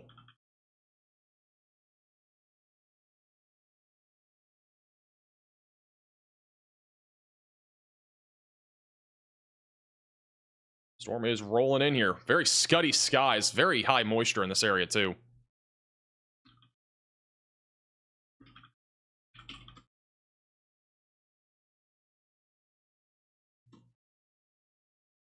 Decent view of that storm right there.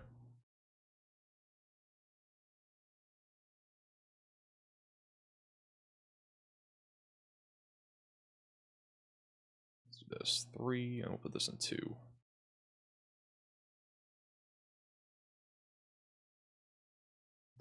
All right, going back to our tornado warning in Illinois. Once again, supercell has been developing over the last several minutes. We actually have a little hail core now also northeast of Smithton. Velocities on radar are not overly strong, but if we were to get a tornado, it would be coming up towards Highway 13 and eventually going towards Mascoutah. And it's also on track for New Baden. So once again, seek shelter if you are in this warning. This storm is tracking to the northeast right now.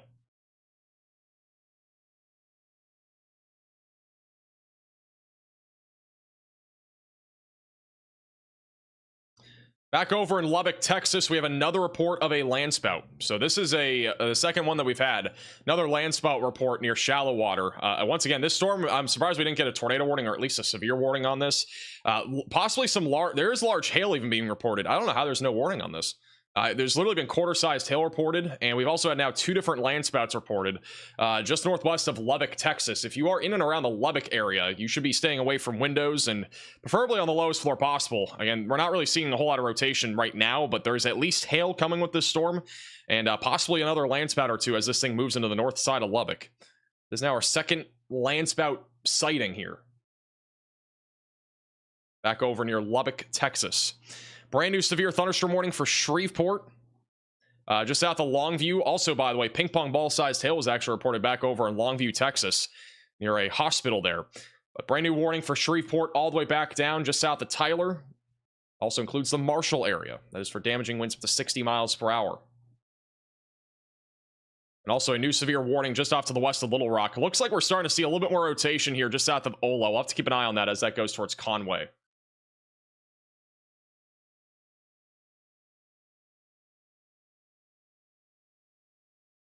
Rotation still looks pretty broad on this tornado warning. South of Belleville, got a new radar scan. It's right along the outflow boundary, so if it can kind of latch on, it'll have a chance at producing a tornado here.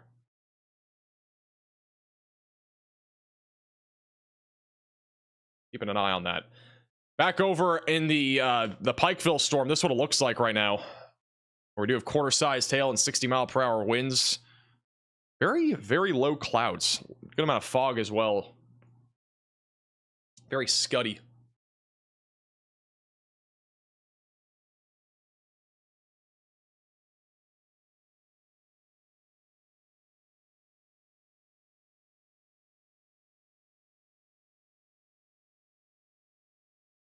Beautiful shot, though, here over the mountains.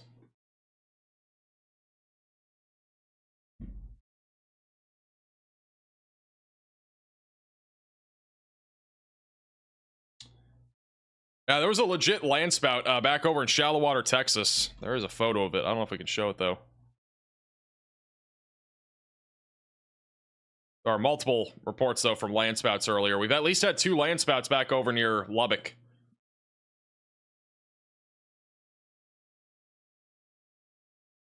So again, damaging winds up to 60, a little bit of quarter-sized hail moving into Pikeville near Williamson. Got a few more severe storms popping back over here in eastern Tennessee. These are, again, your ordinary springtime storms with hail and wind being a possibility. So another live shot also in eastern Tennessee of that other storm that's rolling in with a little bit of quarter-sized hail and 60-mile-per-hour winds. Keeping an eye on that. Again, main concern, though, still in both Arkansas, Louisiana, Texas, and then also Indiana and Illinois are starting to ramp up a little bit. Apparently Connor had an accident on his feet. I didn't even see that. Has Max graduated? I graduate in like 1 week.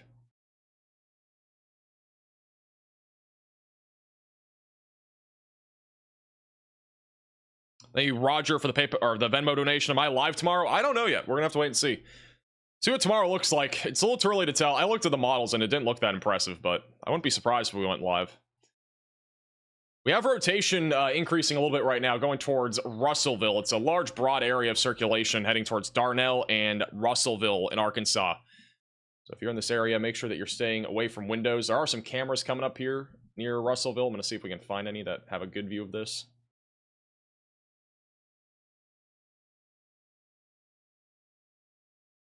It's a live shot in the Arkansas River. In this general area on the iDrive Arkansas camera looking southbound. A little bit of gusty winds out in front of this storm. Should start to see some damaging winds roll through this area in the next few minutes. Possibility for a spin up tornado as well. Thank you, Ryder, for the super chat. The flu, I hope you feel better. Thank you, Tom, for the super chat. Yeah, Houston is in play tonight. We are going to see a line of weakening thunderstorms in Houston later tonight. Should be mostly a damaging wind threat. Just southeast of St. Louis, once again, we do have a tornado warning heading up towards Mascoutah and New Baden and Albers.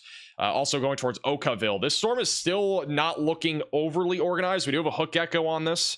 In addition to our outflow boundaries also kind of attached to it as well. And so if we get a tornado, we're looking right about there. And as of right now, it's kind of a little bit off of where our hook is. So I don't think this is a very organized supercell as of right now. Could have a little bit of a rotating wall cloud or something like that. I don't think it's far from producing.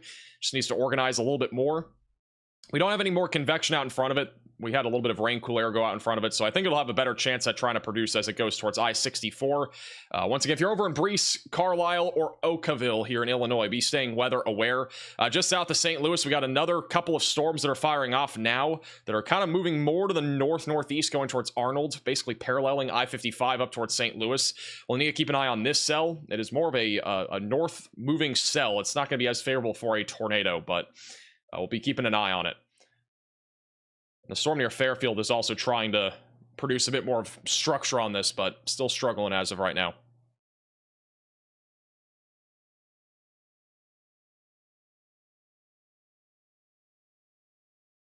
Let's see if that Arkansas camera has anything.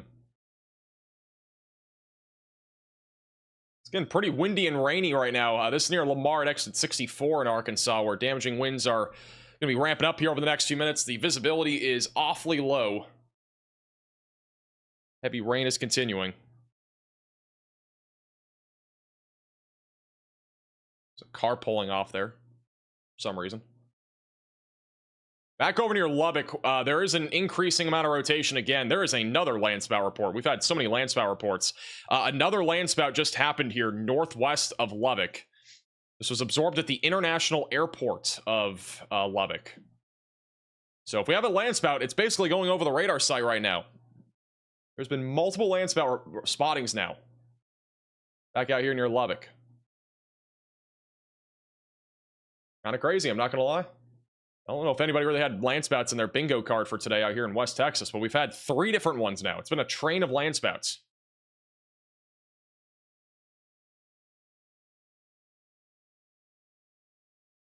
They have issued a warning on this for quarter-sized hail and 60-mile-per-hour winds. There's already been observed quarter-sized hail in this storm. Again, landspouts usually not as strong as tornadoes, but nonetheless can be damaging.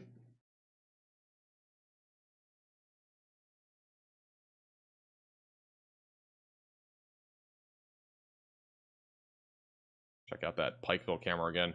Wow, this is scary. It's back over in Pikeville right now. These are just some scary looking clouds right now with the damaging wind threat up to 60 miles per hour and nickel-sized hail being a possibility. They did downgrade the warning for hail. It looks pretty sus. We might be entering the sus hour right now.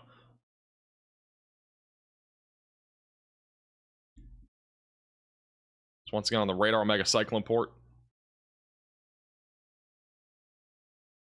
This is what we would call scary looking clouds, otherwise known as SLC, as the abbreviation.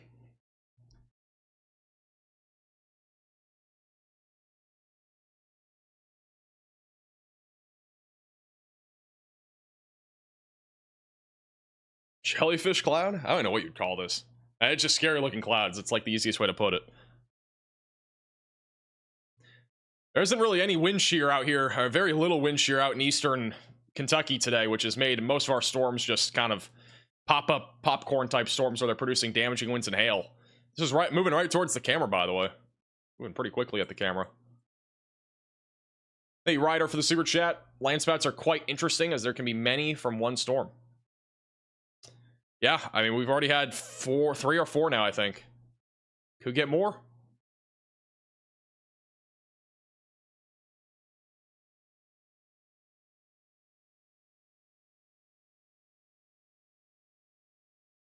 Once again, this is in Pikeville, Kentucky on the Radar Omega Cyclone port. We got scary looking clouds rolling in, damaging winds up to 60. It is it looks like a mouth that's opening. It actually looks really weird. I'm not gonna lie.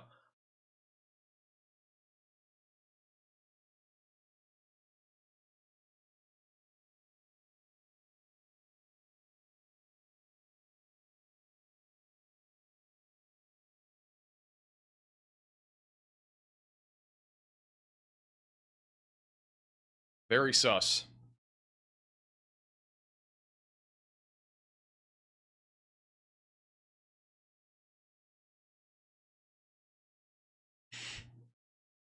That's what it reminds me of. A whale mouth? I mean, you could call it a whale mouth. It is scary looking, I gotta say. Make that a shirt, guys. I can't make every drawing a t-shirt. I'm making every drawing a t-shirt.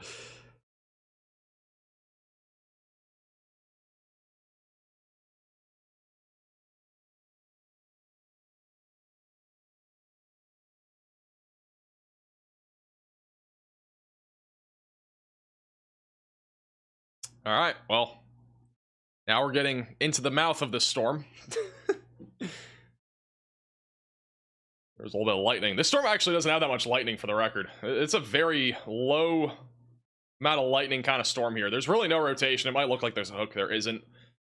Just a typical, again, springtime storm out here. This is pretty typical stuff. It is kind of scary looking, though. Back to our tornado warning in Illinois, southeast of Belleville. The rotation has actually intensified just a little bit. Better area of convergence coming together now right over Freeburg.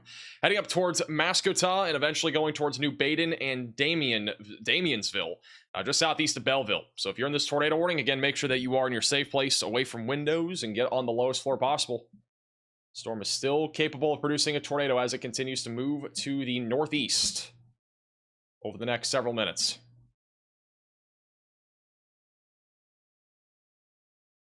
See if the wind's picking up there yet. Got a little bit of rising scud right here. You know, this was one of the, when I lived in New Hampshire, this was like the scariest thing to ever see whenever we had a severe storm in New Hampshire, which is very rare. Scariest thing I ever saw was this stuff. Just this little rising scud, which is some rising motion here. I don't know why. It always scared me. That one time I was in elementary school, I was at a playground, and like all of a sudden, lightning struck like as that was happening, and I think I was just scared for the rest of my life. I'm not scared of it anymore, but probably the scariest thing growing up. Thank you, Lay, for becoming a member. Welcome to the Velocities.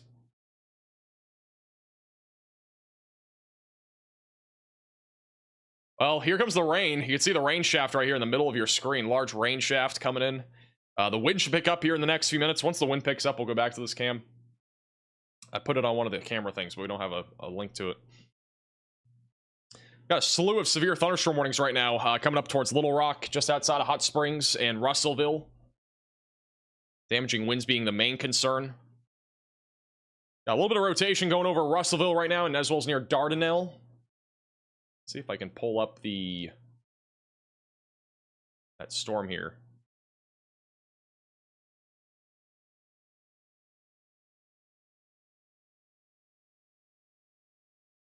I don't know if we have a camera. I'm going to see it in a second. Let's go back down to the south. Whoa.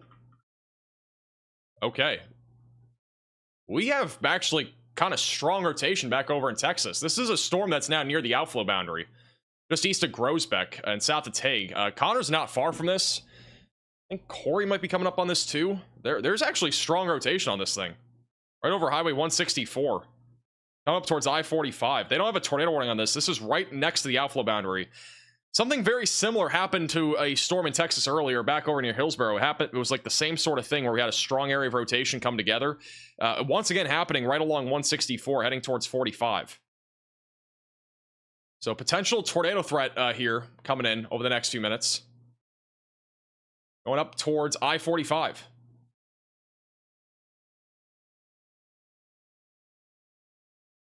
Surprised there is no warning on this. Also, back over near Lubbock, we may have another land spout trying to drop.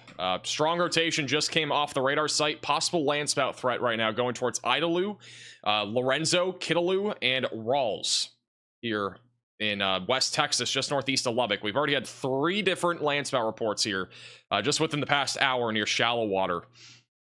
And that threat will probably continue as well as that continues to move east. Again, strong rotation right now heading towards Freestone, Luna, and Dew. There's a potential for a tornado to drop in the next few minutes heading that direction, as long as it stays along or just south of our outflow boundary. This might only be its chance, though. I mean, it might only have a few minutes because I think the outflow boundary is literally right here. So it's probably not going to have much time. We'll have another radar scan here in a moment.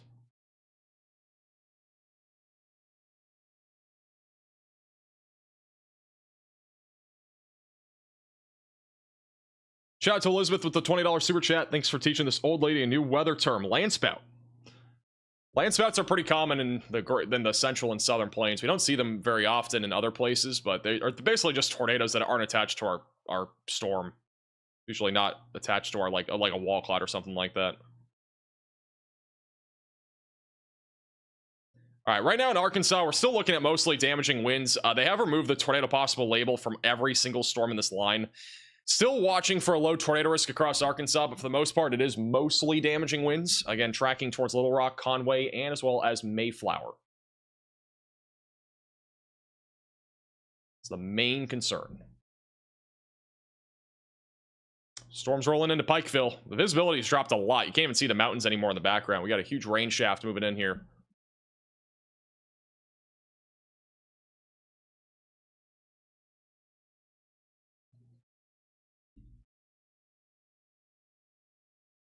Wind should pick up here in the next few minutes.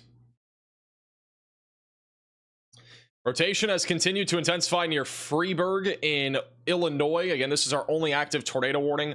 Rotation's coming together right now, heading up towards Mascota. We may get a new tornado warning here soon, heading up to New Baden, Albers, and I-64 here, just southeast of St. Louis. So be ready for that. If you're back over there in western Illinois.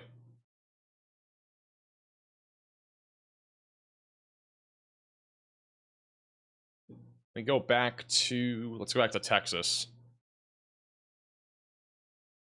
All right, latest radar scan still showing an area of rotation. I do think it has just gone over our outflow boundary. So long as this thing stays north of our outflow boundary, the tornado threat is very low. However, the rotation is at least strong enough to the point where we could have something. I'm going to go to Corey. Corey actually has something, it looks like. So Corey Gherkin's on this storm that is trying to produce a tornado. Back over near Tague. This is Corey's view. He's behind some trees. It looked like there was a wall cloud back there. Right now, this is a try not to just completely. See if we can get a view beyond these trees here. There's a wall cloud back there. It looked visible. He's here near Tague right now. No, this is just driving nuts. The traffic. Just south of Fairfield. I'm gonna keep him bottom right until we see it again. Did look like there is a wall cloud at the bare minimum. I only think, though, this, again, has like a few minutes. I don't think it has much time to try to drop, but got surprised they didn't at least issue a small tornado warning for this area, just in case it did drop. Still got a hook on this thing. Again, right along the outflow. Lots of lightning, by the way. Looks like Corey has that view slightly again. Can't really see it beyond the trees, the tree line there.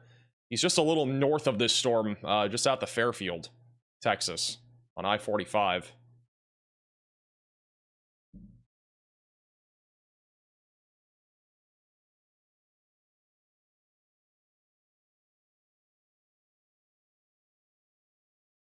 Go back to live radar here. We'll keep it bottom right of your screen. Back over near Waco, we do have some strong storms developing just back off to your west. We're not really talking about much of a tornado risk here. Should be mostly just, if any severe weather comes out of this, it'll be mainly hail and some wind.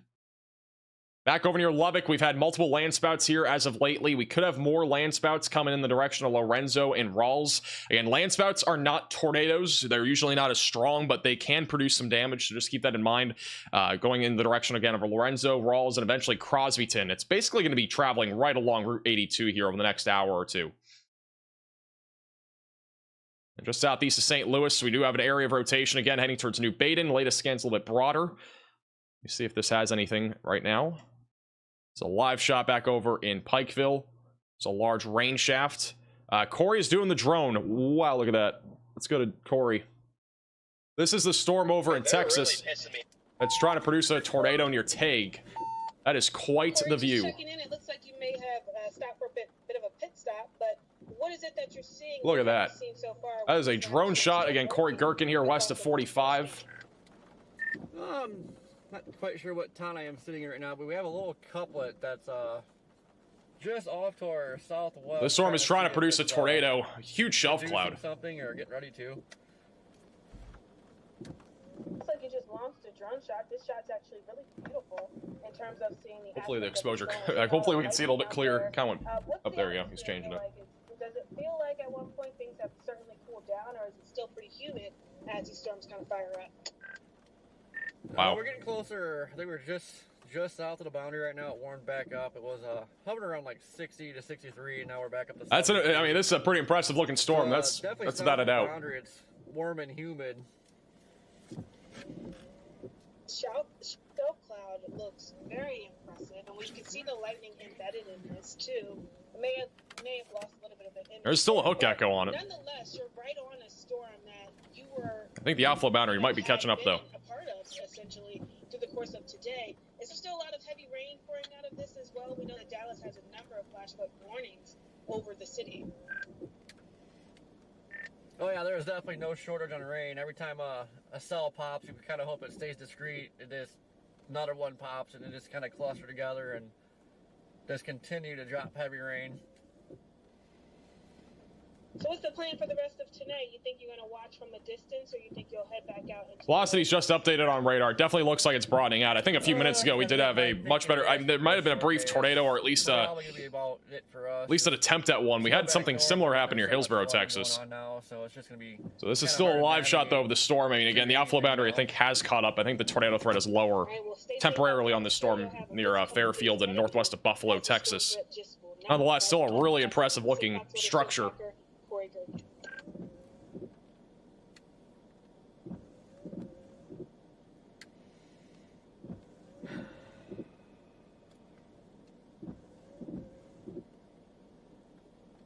Channel 2. Once again, Corey Gherkin.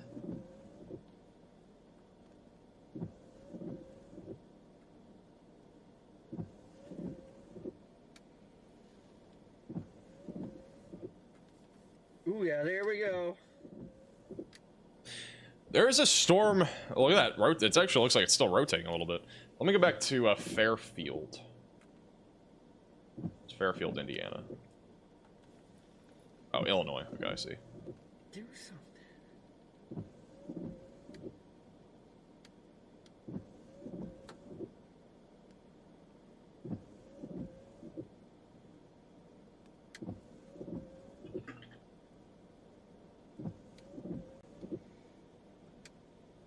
So once again, if you're just tuning in, this is a storm currently located near Tague, Texas. It's trying to produce a tornado. Likely outflow dominant now, but still a really impressive shelf cloud here.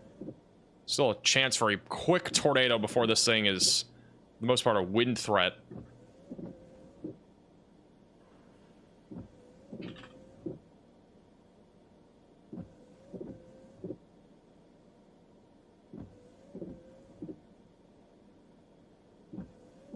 Tornado warning in Illinois, bottom right of your screen. The rotation's definitely ramping up.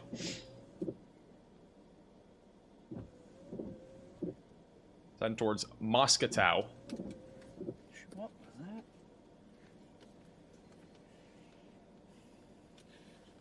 that? A new tornado warning has been issued.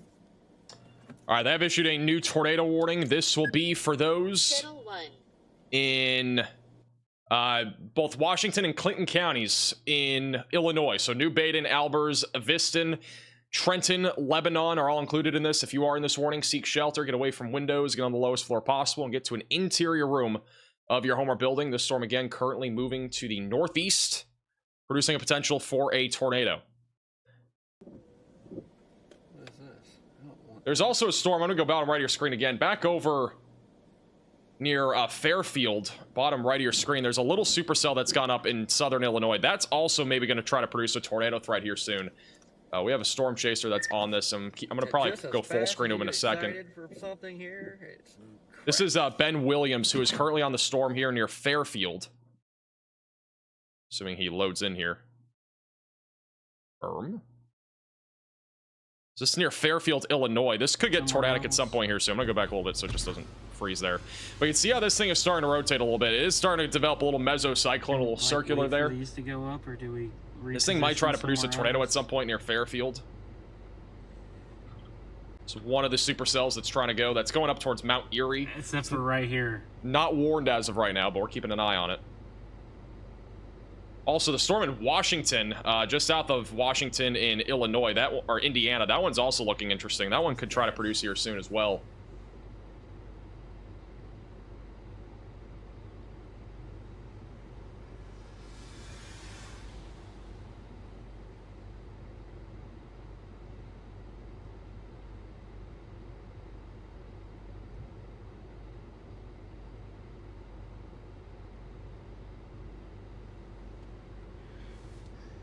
It's slowly dying. Guys, I guarantee you if this thing was able to get like more robust, it would have like tried to produce a tornado like very quickly. Let's go back to Corey. Actually, let's go to Connor. I think Connor has a view of the storm right now. Nope, nope, he's driving. All right. Corey still has a drone up on the take storm in Texas. So a large shelf cloud rolling in. Thank you, Matt, for becoming a member. Welcome to the Velocities. I was just, I met up with Freddie. I thought he was on tech too.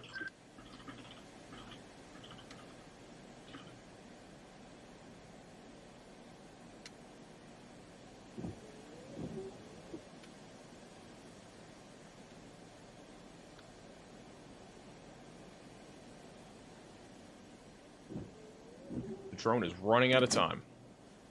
Storm's quickly moving in here and take, damaging winds being the main concern.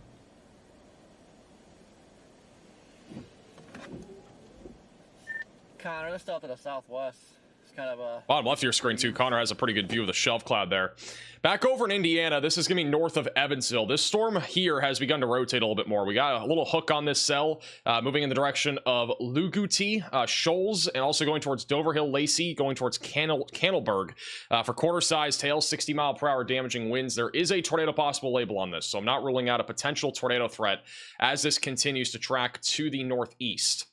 Also, they have just issued a tornado watch for Illinois, Indiana, and a little bit of Missouri as well. So brand new tornado watch has been issued. This goes until 10 o'clock Central Time. St. Louis, Centralia, Effingham, Taylorville, Vincennes, Terre Haute, and Seymour. You're all included in this new tornado watch. So make sure that you have multiple ways to receive alerts and have a tornado action plan ready to go. A couple of tornadoes are possible. Damaging winds up to 70 miles per hour, and ping pong ball sized hail is also possible. Thank you, Neo, for becoming a member. Let's go back to this cell. Latest radar scan still showing an area of rotation, heading towards Corning, Whitfield, and eventually going towards Logotee. This is the storm right now moving through Tague, Texas. See how fast the clouds are moving here. This is Corey Gherkin. They seem to like your black 4Runner for whatever reason. It's black. That's what the storm looks like bottom right of your screen. Clouds are rapidly moving in. This is Connor's view. Inflow going into it. A little blue tinge back there, too. Hey, Courtney, for becoming a Maximum Velocity member.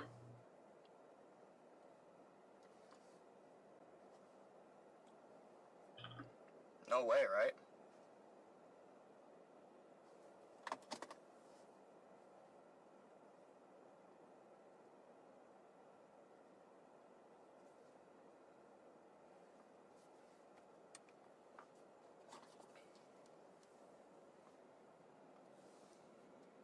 I think the St. Louis area will be okay tonight. I mean, you're under the tornado watch. So much for the PayPal. You're under the tornado watch. Wow. I wouldn't say you're clear yet. I do think that there's a chance. Whoa.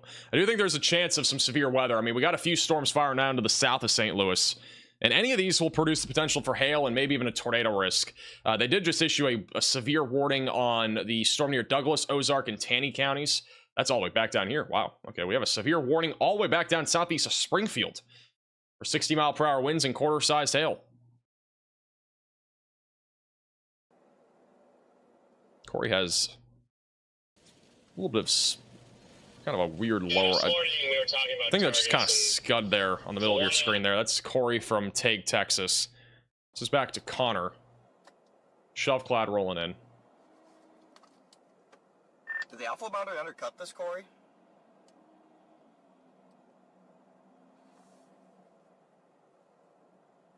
Yeah. Thank you, Knee Dion, for the 5 get to memberships. Appreciate that.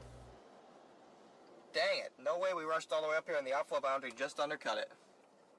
Bro. Back to Corey. So again, near Tague, Texas. We do have a wall cloud being reported near Logotee, Indiana. That is the storm that's on the bottom right of your screen, north of Evansville.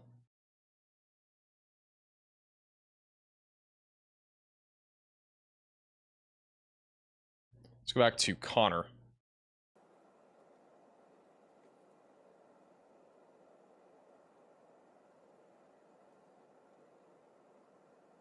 It's near Marquez, Texas. Yeah, I think I put the fries in the bag now.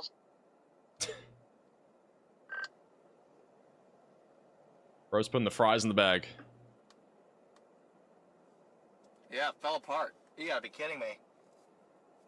It's kind of crazy how the Texas event literally fell apart. Depressing. And there might be another storm that tries, but like every single storm in Texas so far has not done really anything purely because of this line of storms. Yep, you can see the boundary just got it.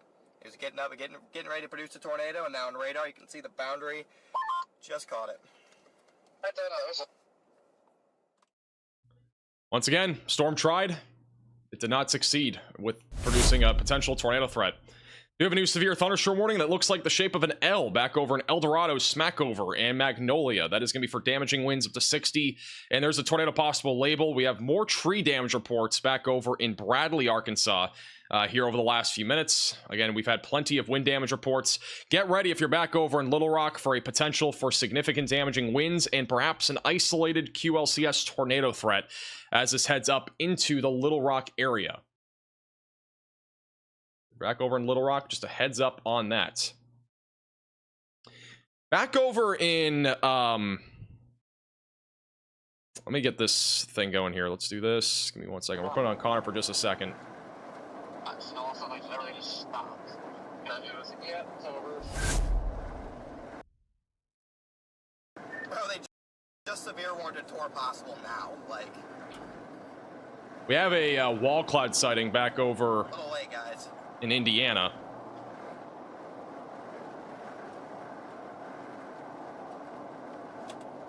Let's go slot 3. This is Jennifer McMahon, or McMahon, excuse me.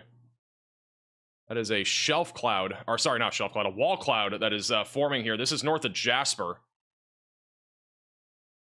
That is a relatively large shelf, or I keep saying shelf cloud, wall cloud that's forming. This is definitely rotating right now, heading up towards Logotee and Shoals.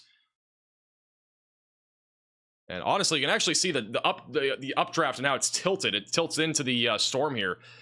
That is a large wall cloud forming. This might not be far from producing a tornado. We do have a pretty large hail core as well going towards Logotee and Cannelberg. Really impressive shot here. So again, in southwestern Indiana.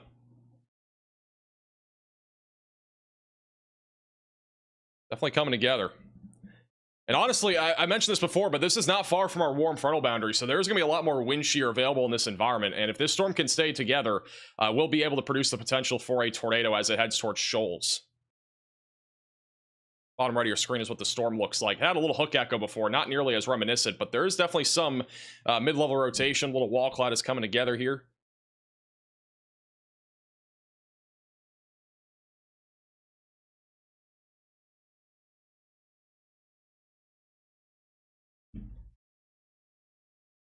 Tornado warning still ongoing southeast of St. Louis. Rotations broader, though, here over the last few minutes, going up towards New Baden and Albers.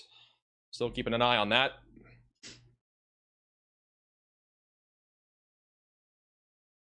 Definitely have a wall cloud forming here. It is organizing slowly.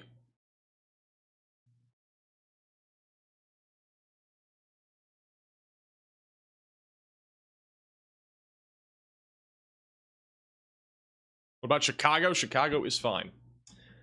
Thanks, Zachary, for the super chat. My son is in therapy south of St. Louis. He's done at 5:30. How's it looking before then?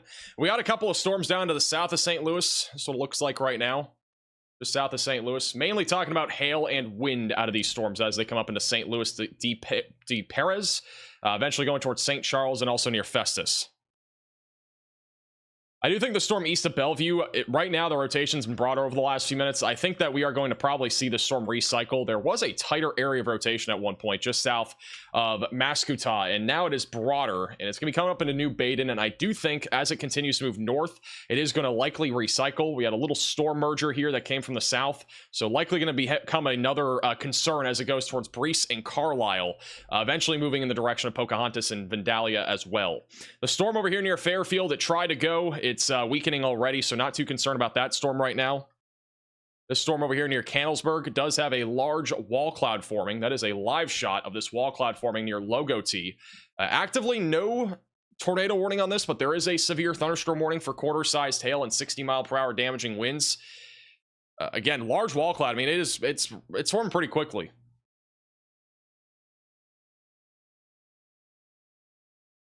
It's forming rapidly. It's actually a large bowl lowering here. So this might become a tornado concern here soon. Also, just moments ago on this storm here in Indiana, again in Davies County near Washington, Indiana, quarter-sized hail has been reported on this storm.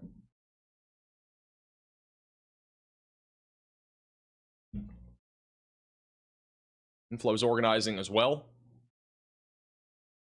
Riley has an update. Go ahead, Riley.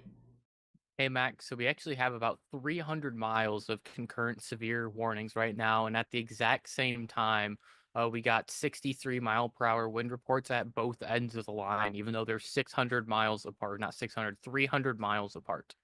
Alrighty, thank you for the update. And yeah, actually a long line of severe weather. I mean, this is an entire mesoscale convective system. Big line of thunderstorms continuing to push towards Conway and Pine Bluff, just outside of Shreveport as well. So be ready again for the damaging wind threat to be pretty significant here over the next hour or two. Again, just west of Shreveport.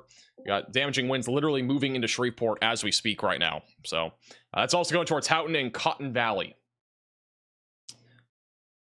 All right, let's go back to the storm southeast of St. Louis. Again, rotations and broader. I do think it's going to start to recycle as it moves into Albers and eventually going towards Carlisle. The storm back over near Washington has a wall cloud right now. This is what it looks like, again, live. It's going to be heading towards Dover Hill here pretty soon. It is attempting to rotate and try to produce a tornado. Still, I think a little ways away from doing so. The low-level wind shear has been, or the low-level velocities, excuse me, are pretty weak right now. If you go up in tilts, there's definitely rotation aloft, which is what we are seeing with that wall cloud forming. And the inflow is also starting to ramp up just a little bit. You can see that little scud thing there, in the middle of your screen. That's kind of going into our storm. That's our inflow. Got a little inflow going into the storm right now. Huge shout out to Salty with the $100 super chat. W's in the chat for Salty. Enjoy watching. Congratulations on your degree. I really appreciate that, Salty. Thank you so much for the generous $100 super chat. Really appreciate that.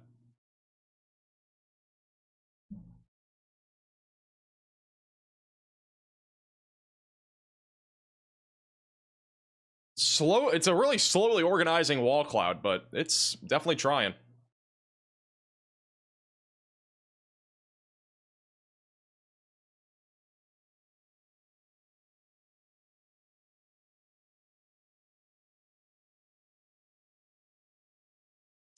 Do have a view of our tornado warning cell. This is moments ago, tornado warning storm in southwestern Illinois.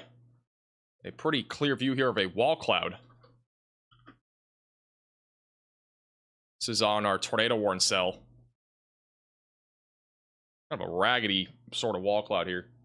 Not really even a wall. I don't know if it's really even a wall cloud. It's just kind of messy. This storm I do think is recycling. We will have a storm chaser on this here pretty soon, so we'll keep a close eye on them. That's Hunter Hurley, by the way. That he's on that storm, I believe, right now. I do think it's recycling. We got a little hook developing on it again, coming up on New Baden and Albers. Actually going towards Breese and Carlisle.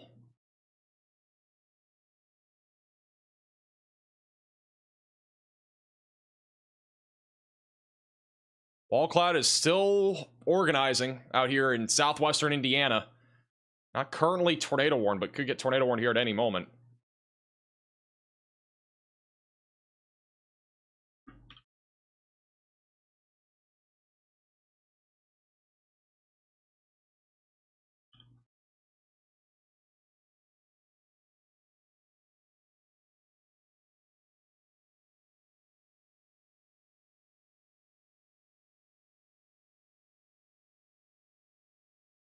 Let's see.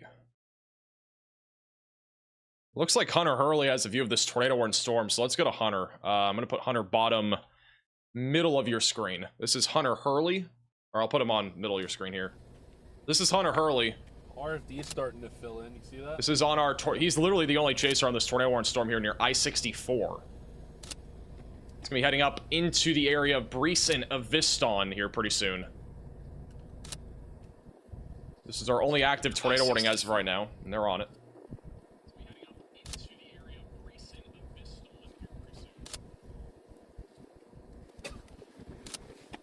Shout out to Diane with the $20 super chat. Thank you for warning us about our tornado on 3-13 in Missouri. We don't have sirens and rely on people like you to warn us.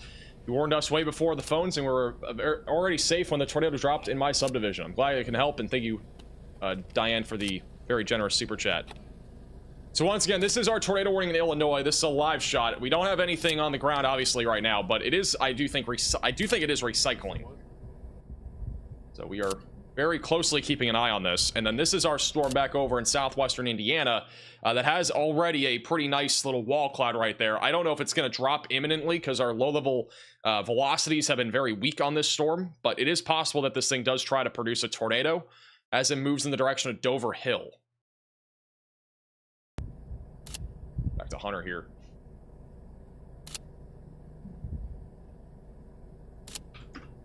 Again, live shot here on our tornado warning cell here in Illinois.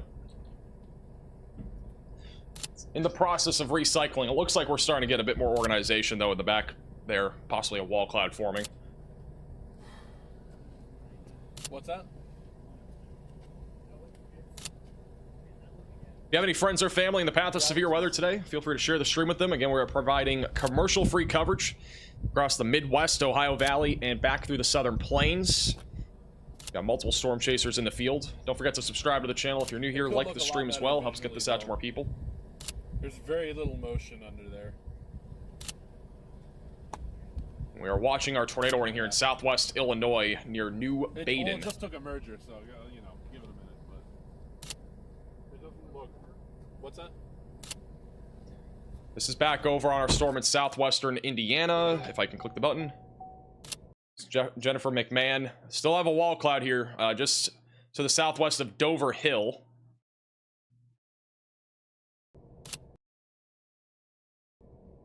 What is going on? There we go. Clouds are definitely getting lower. We're getting a more organized wall cloud here near New Baden. Velocities still aren't really corresponding with anything really that strong right now, but we still have a hook echo. The storm's gotten more organized over the last few minutes south of Trenton.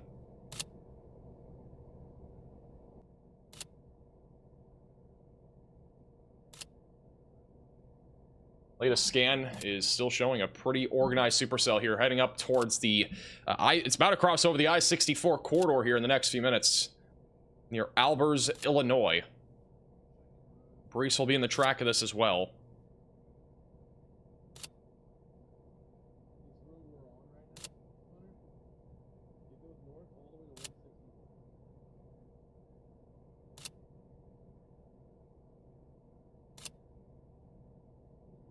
That wall cloud in Indiana might be falling apart on the bottom right of your screen. It looks a little bit weaker than before. We got multiple storms firing up just south of St. Louis as well. Again, some isolated hail and wind are possible. We have one severe warning in all of Missouri right now, and it's in kind of like the most unexpected place. It's back over just south of Ava in Missouri, producing hail and wind. Back over in Arkansas, we got an entire line of thunderstorms. It's going to be pushing into Little Rock here pretty soon. Little Rock, Mayflower, Conway. East of Russellville, we actually just had a 63-mile-per-hour wind gust in Russellville Regional Airport. So this is definitely producing some damaging winds right now, moving across the central part of Arkansas.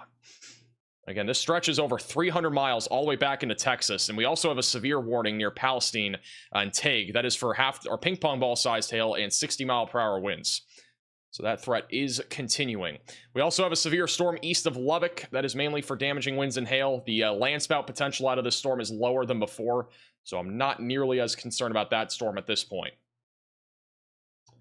And then this is our Indiana storm. Again, this storm's been kind of here for a little bit. It just isn't really moving. It hasn't really done much. We've had a wall cloud on it for quite a while. This is back to the wall cloud that we have in Indiana with Jennifer McMahon, and you can see in the middle of your screen the wall cloud initially looked much more organized. It has fallen apart a little bit.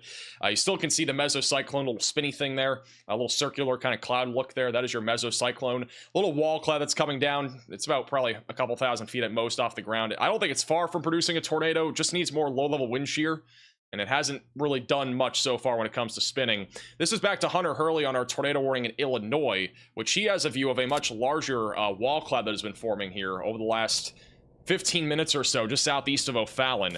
The velocities haven't really looked overly impressive, but I mean, we have an inflow tail coming in from the right there that is going to help to organize our structure and potentially spin up a tornado as this heads in the direction of Brees and Carlisle.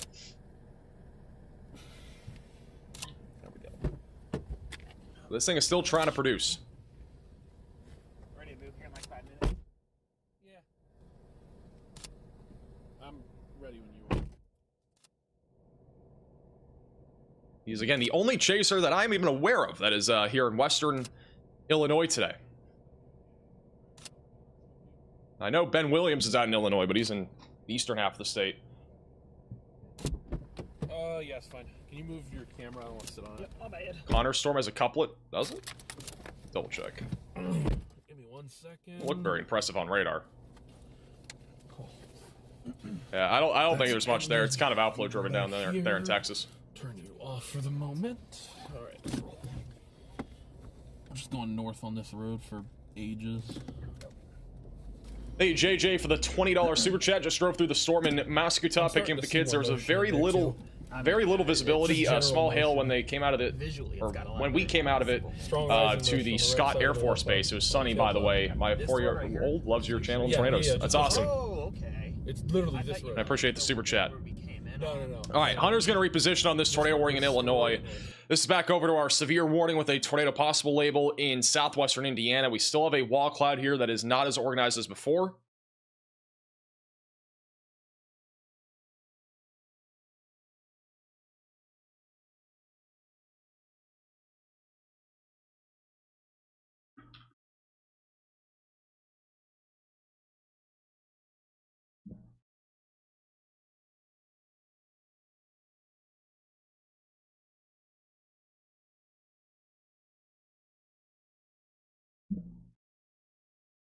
Velocities are starting to increase just a little bit on the Illinois storm. So, again, we've had a strong inflow on that.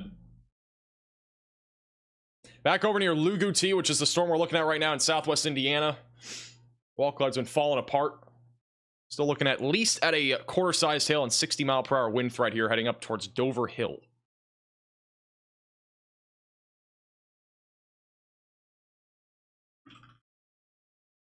What does Lubbock, Texas look like? The worst of the severe weather for Lubbock has already passed to the east. Nice. Wow, Hunter Hurley has an incredible view. Look at this. This is gonna drive me insane. So our storm again, that's in Illinois, that's trying to produce a tornado. That's what's happening. That was a crazy view. You're not gonna get it. It's like bugs and stuff. Still some rotation on this storm. Now look at it. You can very well see it spinning better now. See if they change the camera view here. Oh yeah.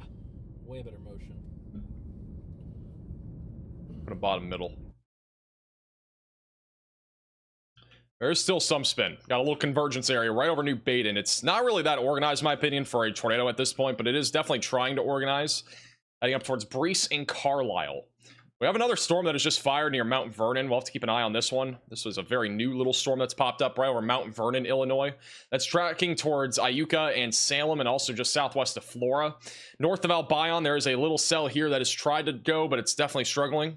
Back over near Luguti, again, there is a little bit of rotation on that, but the wall cloud has fallen apart for the most part. Bottom right of your screen is still a live shot of the Indiana severe storm. If we go back to Little Rock, again, we got about 5 to 10 minutes until Conway and Little Rock, you're being hit by at least some level of damaging winds here. Wouldn't rule out an isolated tornado as well. We do have a little bit of rotation in this line coming up towards Plumerville and Menifee, as well as Conway. And the line of storms continues all the way back down towards Shreveport. Also, the storms are now moving into Shreveport as we speak, with damaging winds being the main concern. Tornado threat very low for the Shreveport area. The storm that's back over east of Mexica and Groesbeck should be mostly hail and wind as well at this point. So I'm not too concerned about a tornado risk with that. Go back to Hunter here in a second. I do want to go back to the storm in southwestern Indiana. Wall cloud is maybe trying to form again. It's organized a little bit again here over the last couple minutes. It's not really rotating much on radar. It's been very weak rotation overall. It's coming up on Shoals and it's near Route 50 right now.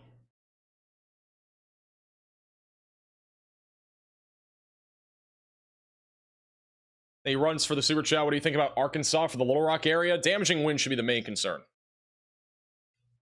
Should be the main concern for that area. Hey, Q and B for becoming a member. A little wall cloud here. It's still, I think, a little ways from even producing. The velocities on radar are still pretty weak. Hunter Hurley is going to have a view of the Illinois tornado warning again here in a moment.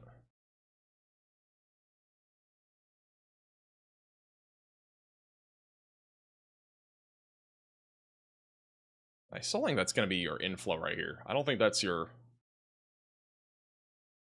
think that's really... Let me try to see base velocities. It's definitely some rotational loft. I just don't think the surface area of rotation is really actually rotation. I think it's more of the inflow. We had a tornado be located right about here near New Baden. The outflow boundary also a little bit out in front of our supercell, so it might struggle at least for a little bit to produce a tornado unless the storm can catch back up to the outflow boundary. Shout out to Winter Jones with the $10 super chat. Shreveport says thank you for the coverage. No problem at all. Appreciate you tuning in. I'm glad I can help.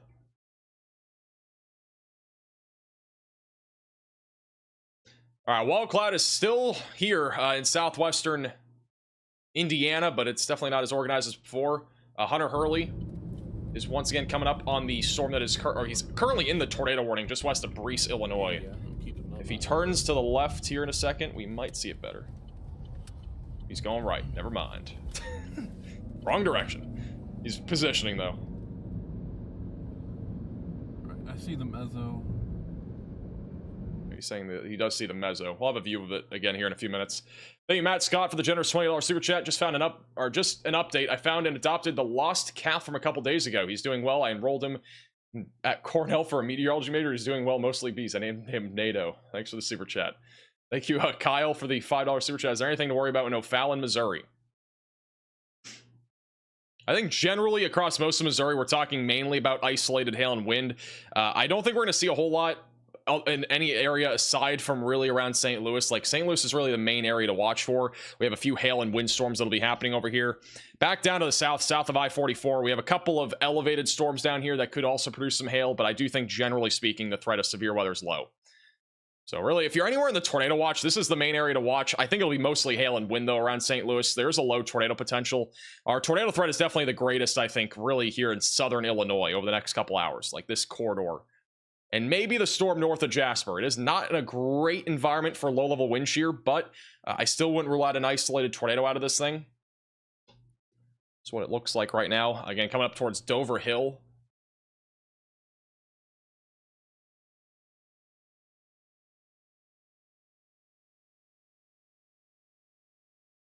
Definitely still trying to spin. And struggling a little bit.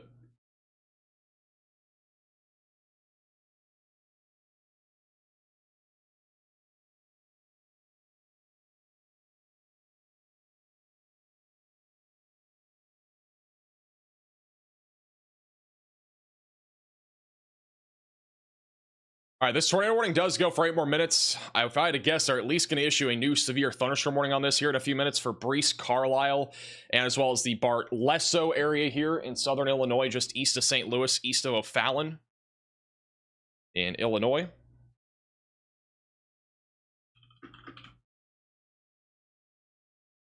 Hunter Hurley should be back in position on this storm here in any moment. Keeping an eye on him.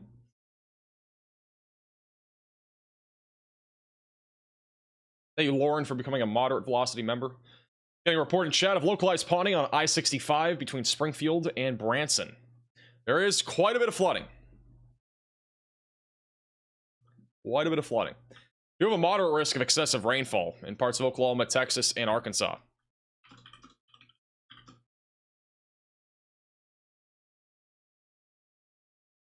This is back to our Indiana storm.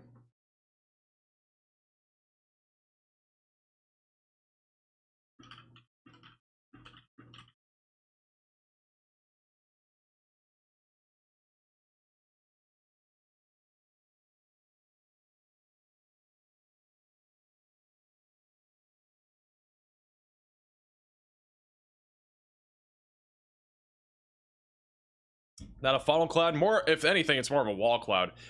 More of a mezzo. I mean, it's just kind of spinning right now. It's going right over the head of Jennifer.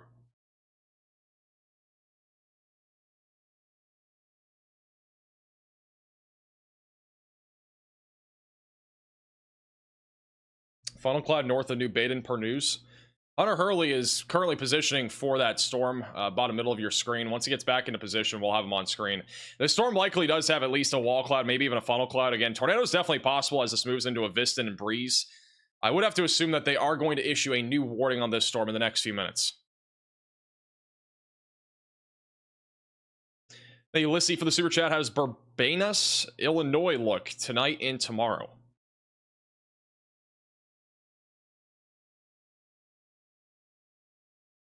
I don't even know how you spell that. I literally just lost the spelling. Burbanus, Illinois. Not really much happening today or tomorrow. Should be pretty low-end threat of severe weather for both today and tomorrow up there. This little wall cloud here in southwest Indiana is basically overhead of Jennifer right now.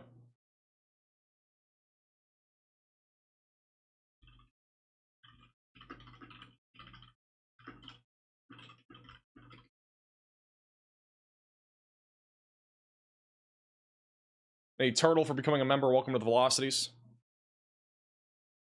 All right, all the chasers are repositioning. Honestly, just waiting in the new tornado warning here for Carlisle. We should get it at any moment. We have more quarter-sized hail being reported north of Jasper, Indiana, near Luguti, coming up on Dover Hill and Shoals. It's going eventually towards Mitchell and as well as Bedford. For quarter-sized hail, 60-mile-per-hour winds. Do have a couple other popcorn storms that have been popping up in Tennessee and also in Kentucky, with mainly a damaging wind threat just west of Sawyersville, bro.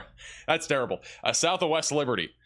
It's going to be moving northeast. Again, mainly a hail and wind risk as of right now. Also, back over in East Tennessee, we do have a little storm out here too, producing some hail and wind. Don't really have a view of it though. There's also a couple of severe storms even back over in North Carolina. North Carolina is getting in on the action here too. Quarter-sized hail, 60-mile-per-hour winds. All right, tornado warning expires in 5 minutes. We should get a new one here at any moment. Riley has an update. Go ahead, Riley. Hey Max, so I was just doing more analysis on our flash flooding threat here in Texas. So we've been talking about this outflow boundary sort of all day and how it was going to limit our tornado potential. Well, I think this outflow boundary is going to start to fuel our flash flooding potential. You can kind of see the streaks here on radar. They're not necessarily like the perfect version of looking at moisture, but they do mean that there is some moisture in the area, and we're seeing all of this moisture work its way over the outflow boundary and get pushed up into the air, and then of course it starts falling back down to the ground as rain. This is going to start to fuel more of a flash flood threat. We already have quite a few flash flood warnings for this region.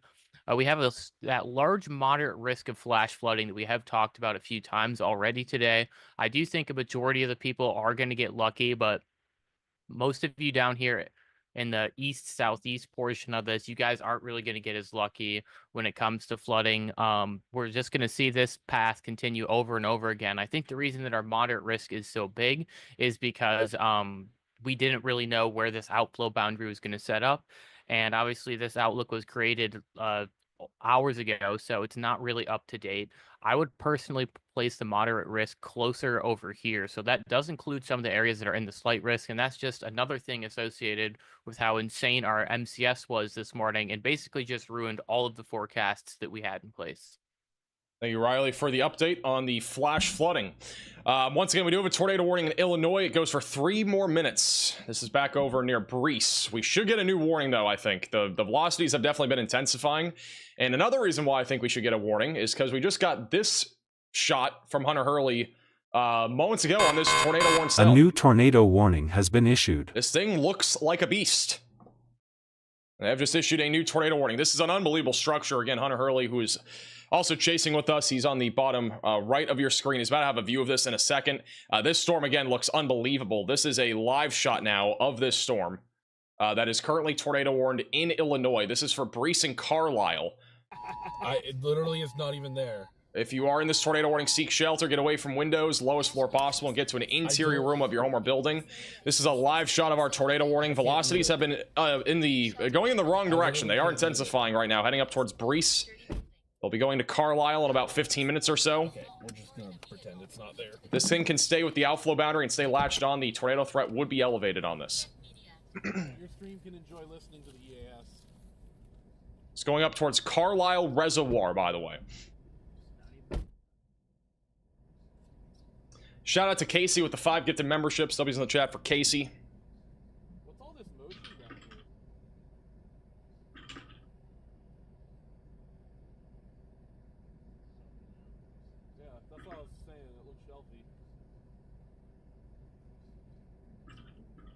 very outflowy to me. Okay, but there's left to right here in the front. You see this right here? Look at the echo tops. Right here. They're probably pretty tall if I had to guess. Let's see. Yeah, 51,000 feet. So this storm here that's tornado warned is 51,000 feet. And again, this is a live shot on our tornado warning near Breese and Carlisle, Illinois. Tornado may be imminent. Don't see any definitive area of like rapid motion or anything right now, but velocities on radar have definitely been stronger.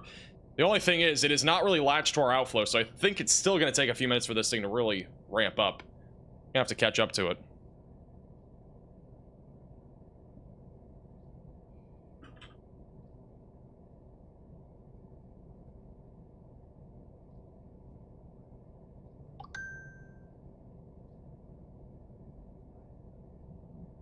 It's a wall cloud. I'd say it's more of a shelf cloud right now. I mean, if we had a wall cloud, it'd be back more in the middle.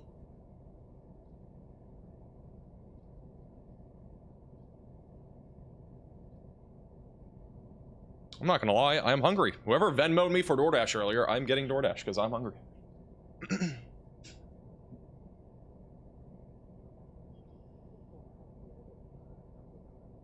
So once again, live on our tornado warning near Breese and Carlisle. Also, this is Jennifer McMahon. She's back over in Southwest Indiana. This is what the storm looks like there. This storm definitely looks a little bit more interesting right now. This is coming up near Luguti and Shoals. Velocities on radar aren't that impressive. It looked kind of a little bit suspicious there on the left side of your screen. Now it's kind of off our screen. Give it a second. She might position again.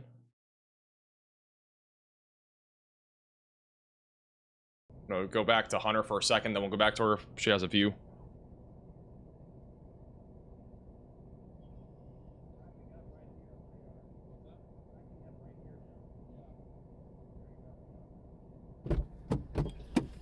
I wasn't kidding when I said it was right there.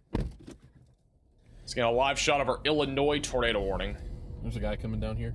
I know. They're going to reposition. And then Jennifer back on our storm in southwestern Indiana that does have a tornado possible tag. This is what it looks like. Actively producing quarter-sized hail and 60-mile-per-hour winds. There has been a wall cloud at time to time on this storm. It's going towards Bedford and Guthrie, and also Mitchell.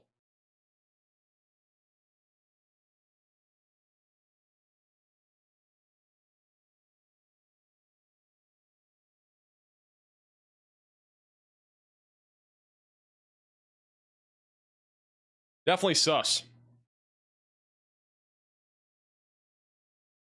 Sus looking storm out here in southwestern Indiana. Thank you, Josh, for the 1 gifted membership.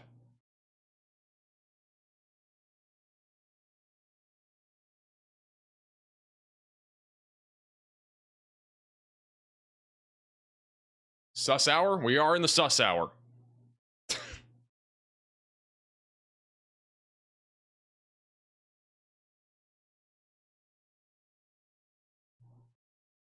Give me 1 second, guys. I'm trying to order my food. $30 for not Chick-fil-A. I'm getting Popeyes again. I feel like it. I'm getting Popeyes again. $30 after tip. Kind of crazy, I'm not gonna lie.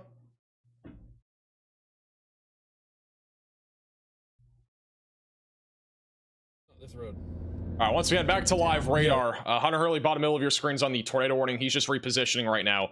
Back over north of Mount Vernon, we are still keeping an eye on this little pop-up storm moving off towards Iuka and Salem. That is going to produce the potential again for an isolated tornado threat if it can end up getting a little bit more wind shear. The velocities haven't been overly impressive on it, but I do think this storm has a potential to ramp up as it moves off to the north-northeast. So we are keeping an eye on that. Again, going towards Iuka and Salem. Kinmundy is also in the path of that. We have a storm north of Albion that is also trying to produce the potential for at least some level of wind and hail. I don't think our tornado threat here is that interesting, though. I generally think that storm's just kind of falling apart. It shouldn't be too much of a concern in the near future. Back over near Little Rock, we got an entire line of thunderstorms right now pushing into the Little Rock area. Damaging winds is the main concern. There is a low chance, again, of a spin-up tornado with this line as it moves in. So if you're back over in Little Rock, Mayflower, Conway, continue to stay weather aware, as we do have a line of storms that is rolling in right now. And we do have a shelf cloud that'll be rolling in here soon. There is a camera that's going to see it, I think, in a few minutes. West of Hot Springs, we have a new damage report coming in back over in Crystal Springs, Arkansas, that there are trees and power lines that are being reported down. South of Russellville in Danville, Arkansas, there's also a large tree reported to be blown down. This is the storm back over in southwestern Indiana. On the right side of your screen, still a little sus there.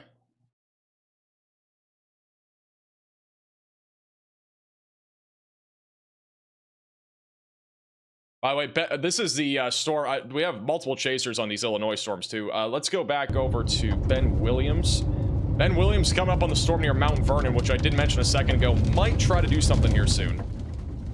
This is kind of a view from it. He's coming in from the north, so we're going to keep an eye on him.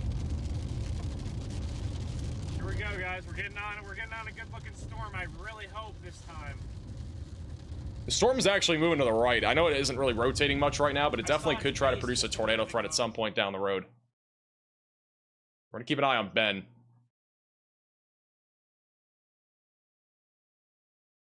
And storm right now at bottom or middle of your screen. That one's definitely starting to look a bit more interesting. The velocities have not come together yet, but it is something that we're going to have to keep an eye on for a potential tornado threat.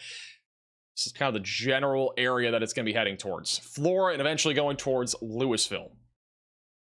Thank you, Matt, for the $20 super chat. 2/3 of the cost of crappy fast food Popeyes dinner. Appreciate the super chat. I mean, it honestly wasn't that bad last night. I'm not going to lie. Popeyes does usually do a good job. Thank you, Peak, for the super chat. I think the risk of severe weather in Indiana, it should stay kind of low. Like, this will probably be one of the only 2 storms that fires up in Indiana over the next couple hours that has a legitimate chance at producing a threat for either damaging winds or a tornado. It does look like we're starting to see at least a little bit more rotation on this. It's not really that organized, but it's definitely getting a little hook shape to it, and it's right along the outflow, right over Luguti. Bottom right of your screen is Jennifer McMahon. She's on this right now. We're keeping an eye on it. I think she might... This road's half paved. Might be frozen, though. But that's a view from a moment ago of the storm, and you can kind of see on the right side of your screen that little low ring right there. It's a little scuddy, but that's kind of the area that we'll be looking at for a potential tornado threat. Wall cloud was reported on this a while ago. We've had a wall cloud pretty consistently with this storm. It's gotten a little bit more disorganized as of late, but it might try to reorganize again as this moves to the northeast into Dover Hill and eventually going towards Bedford. Thanks, Samantha, for the $10 super chat. Last third of the crappy fast food dinner. Thanks. Makes me feel way better about having a Popeyes chicken sandwich. Actually sounds pretty good right now.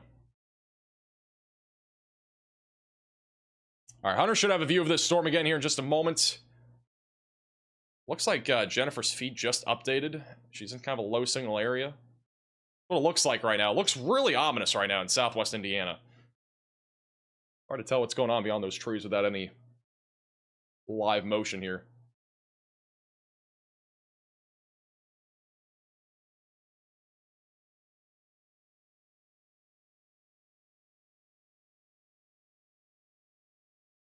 Go back to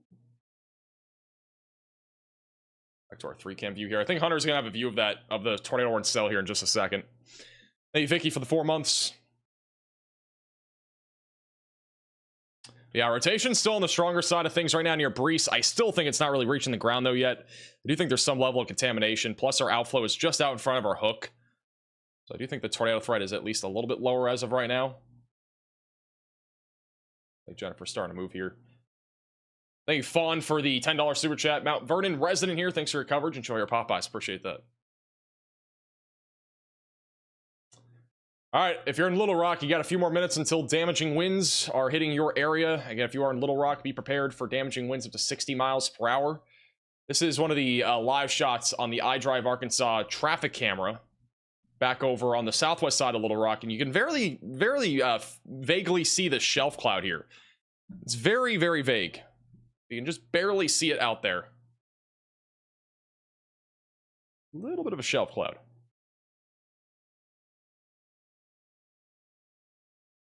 I'll have a better view of this in a few minutes once that storm gets a bit closer. Hey, Jerry, for the $10 super chat. I'm sure you mentioned this, but I was wondering if there was a rating on the Monday tornado in Nebraska.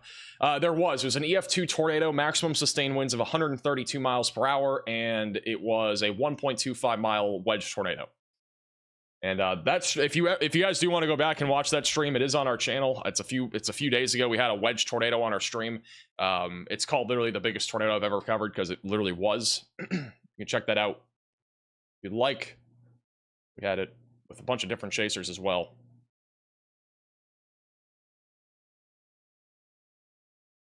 This is again on our southwestern Indiana storm. Still very ominous skies here.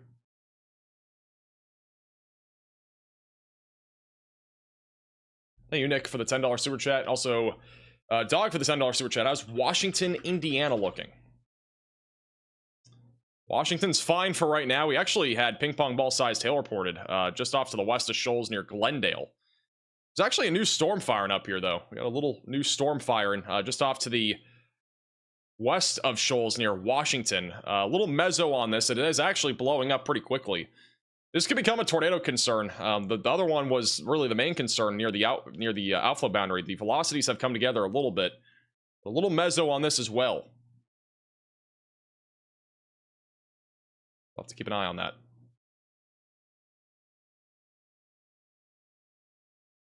See if I can get Ben on here.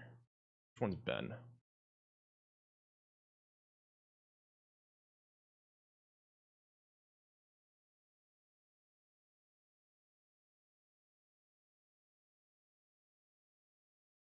That's not Ben. Right, let's go this. Let's go to Ben Williams. All right, Ben is out of signal. Let's back over to Jennifer. This is on the storm again near Shoals. Very ominous skies here once again. We have a little bit more rotation near Route 50 on this cell, coming up on Dover Hill.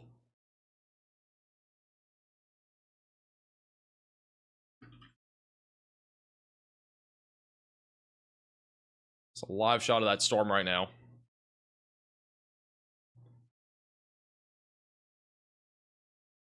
Again, we have another storm that's firing up right behind it that might try to produce a little bit more of a concern of hail, wind, and maybe a tornado threat. That's moving off to the northeast. And then our other storm near West Salem in Illinois, that one's not really doing much right now. It's splitting off to the north, and it's going to be mainly a little... If it does go severe, gusty winds and small hail will be possible. The storm near Dixon Kell is mainly going to be it could become a tornado threat, but for right now, it's more of a wind and hail threat over the next 20 minutes. If it is able to organize, we could get a little bit more of a tornado risk on that storm. This, again, our tornado warning in Illinois. Coming up on Carlisle, as well as the Carlisle Reservoir. Thank you, Peak, for becoming a minimum velocity member. Thank you, Josh, for the $5 super chat. Give a shout out to my dad, Kurt. Shout out to Kurt.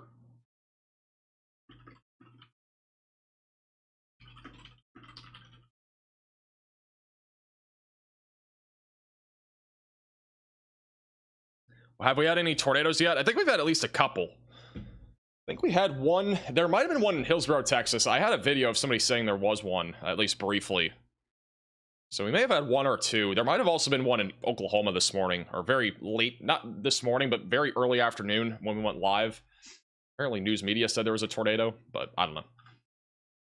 So far, though, it's been pretty tame when it comes to our tornado threat, mainly because of the mesoscale convective system that we have had rolling through.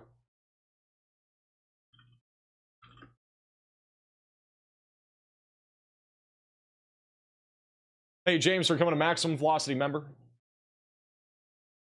You have ordered food? I have ordered food. I'm very excited because I am starving.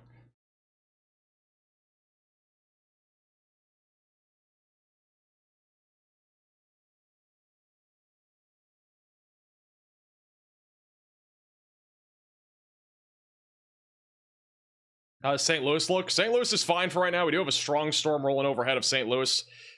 Not anything severe as of right now. Just kind of chilling. Strong storms. Nothing severe. Still have our tornado warning cell near Breese coming up on Carlisle here over the next few minutes. Possible tornado can be crossing over Route 50. Again, going up towards the Carlisle Reservoir. Talamaco is also in the path of that. North of Mount Vernon, we do have a storm here as well that has been trying to rotate a little bit. Keeping an eye on that. We should have Ben Williams on that here in just a moment. And we got our storms rolling through Arkansas right now. This is what it looks like in Little Rock on the iDrive Arkansas camera. Got a shelf cloud rolling in at the top of your screen. And there's a lot of traffic. There's actually a lot of traffic here.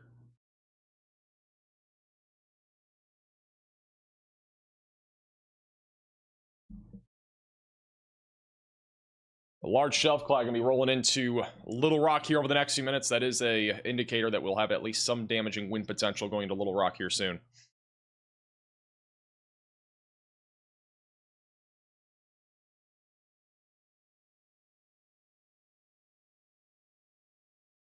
Hi. My cat is awake.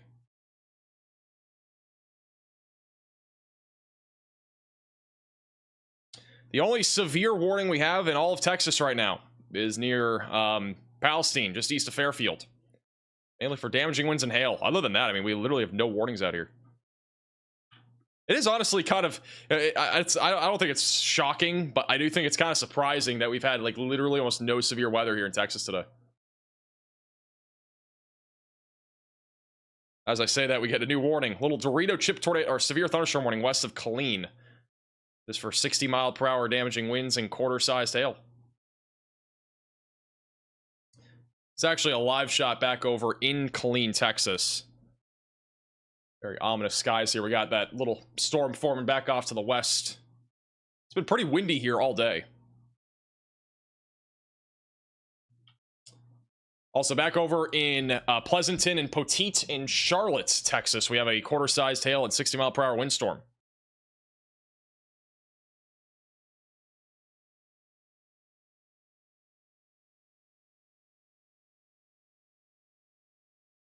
Tornado warning has been updated here in Bond and Clinton counties in Illinois. It is still radar indicated rotation. This is currently moving towards Pleasant Mound and Vandalia. It's going to look like it's going to produce a tornado. Ben Williams has a PDS Rainbow Intercept right now. This back on the storm north of Mount Vernon that is trying to rotate. Or has been at least trying. Yo. I'm good. Yeah. No, I'm good. I'm good. Thank you. Hey, James, with the super chat, do you think we'll see another tornado outbreak this year? We're gonna almost undoubtedly see another outbreak. We always have a few every year. We have, literally usually at least have a dozen tornado outbreaks a year. Maybe I could see it easier to the. The official definition is at least 6 tornadoes within 24 hours. So, talking about like 20 plus. I mean, we probably will see one of those as well. Well, it's about to. The rotation was looking really good there for a second, and now it's kind of weakened, but the supercell's still going strong. I have a feeling This is back over to Jennifer. She's on the supercell that is just to the southwest of Bedford in Indiana. Rotation has been pretty broad at this point. Near Shoals and Dover Hill going towards Mitchell. That's what the storm looks like from the other POV as well. Both storms are warned for up to ping pong ball sized hail, 60-mile-per-hour winds, and they are also labeled as tornado possible. Tornado possible labels on these storms just west of Mitchell.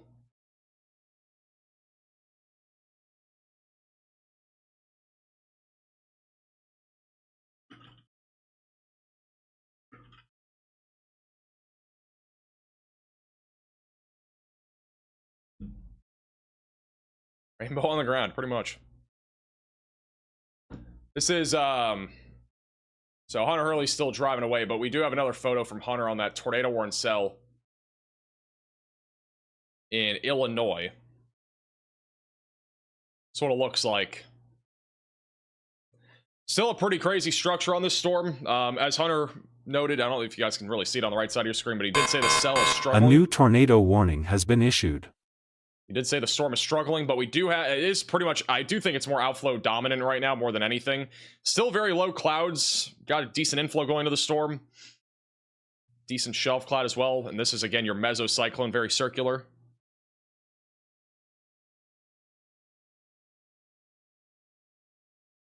All right, we do have a tornado warning. This is going to be for Cannelberg, west of Luguti in Indiana. If you're in this tornado warning, seek shelter, get away from windows, lowest floor possible, and get to an interior room of your home or building. Regalsville going towards Burns City is in the path of this.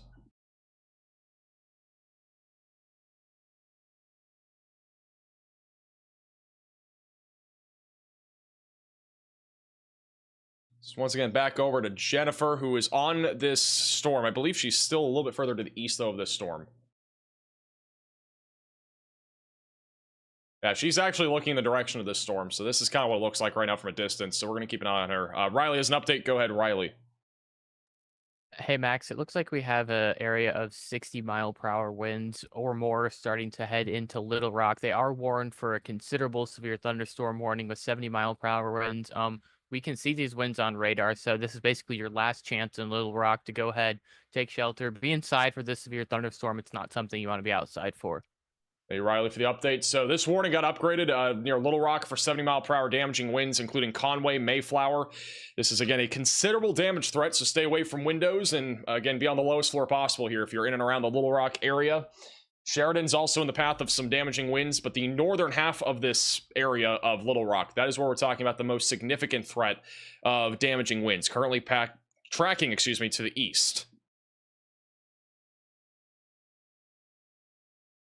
Not really much of a tornado risk with this line. Everything's pretty much outflow dominant here. Wouldn't rule out a spin-up tornado somewhere, but it's been mostly damaging winds at this point.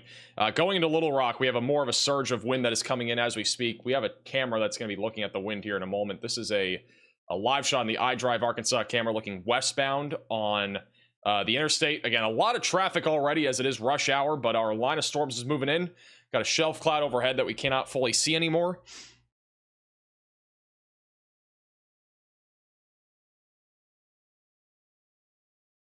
Damaging winds are coming in to Little Rock here.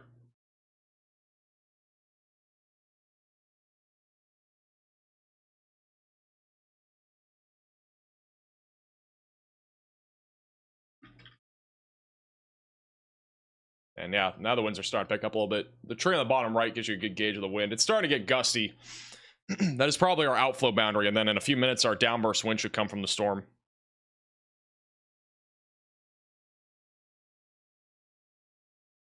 We'll keep an eye on that. If you're in Little Rock, stay away from windows. Again, be on the lowest floor possible. The storm east of St. Louis, again, it honestly just is outflow dominant, I think. I think that's the problem with this thing.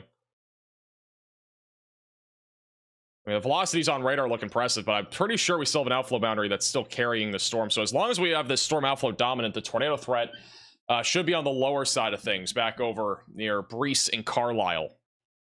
Going towards Talmaco and eventually towards Patoka. And then the storm north of Mount Vernon, it has tried to get going. It hasn't really done much yet. I think Ben is still on this. I'll check in on Ben real quick. The storm is not moving as far north as this is the storm near, just north of Mount Vernon, Illinois. Still got a rainbow. I should have just stopped where I was earlier. It's the main feature. Over on the middle of your screen, that is the tornado warning cell in Indiana. Middle right is that lowering, so that's just off to the east of Washington. They issued a tornado warning on this. Honestly, if you look at the velocities on radar near Cannelberg, they are fairly weak in terms of the rotation northeast of Washington. The storm back over near Shoals has been near the outflow, but it's still not looking very impressive on radar when it comes to the tornado threat. I do think, generally speaking, these storms are going to probably struggle a little bit, but we'll keep an eye on it. Again, the rotational loft was definitely stronger. We've had wall clouds with both storms at this point.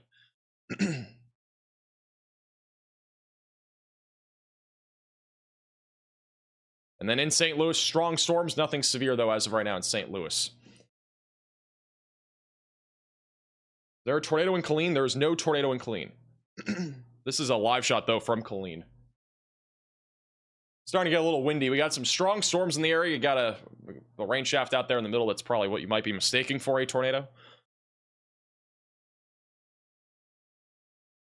Could have a little bit of small hail falling as well in the Killeen area.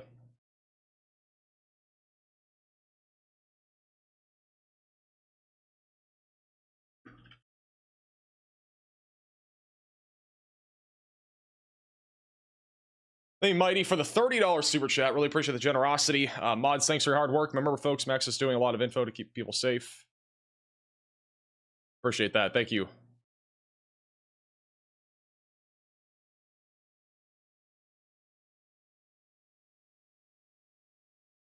So what the velocities look like over Beck Mayor in Illinois, coming up on Carlisle. And I think this is all just kind of in the inflow. I don't think this is really that much rotation here. I still believe that that is more of an inflow area. We do not have a debris signature or anything like that. Again, no tornado on the ground right now, but we are keeping an eye on the storm as it is a discrete supercell. And honestly, this probably has the best chance at producing a tornado. It's coming up right now in Carlisle Reservoir, Talmaco, and eventually going towards Vernon and Patoka. Let's go back down to Little Rock. I want to check on that camera again. Should have some damaging winds moving into Little Rock right now.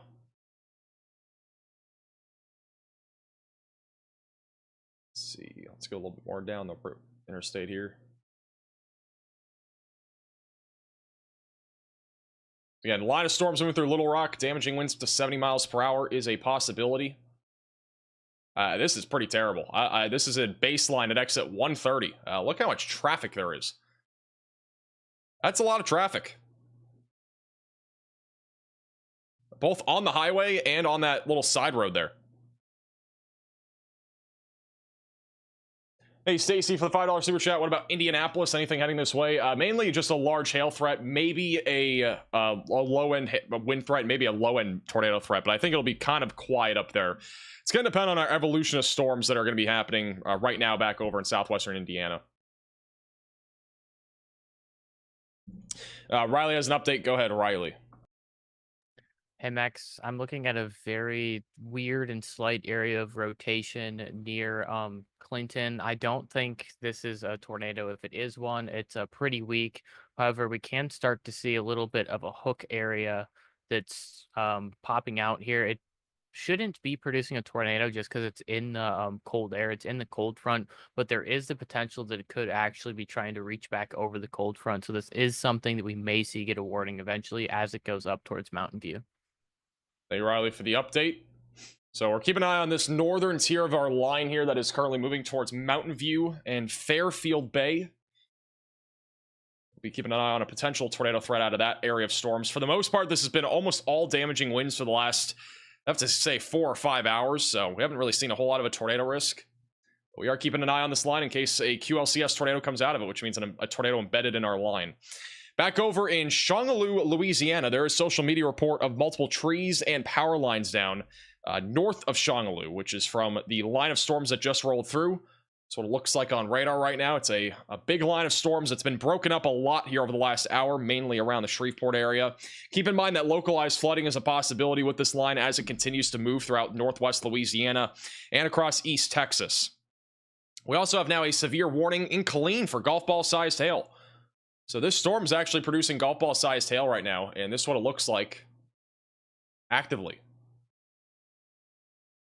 So I'm guessing the hail's back there, they would have to be right there in the middle, so we probably have a hail shaft back in there.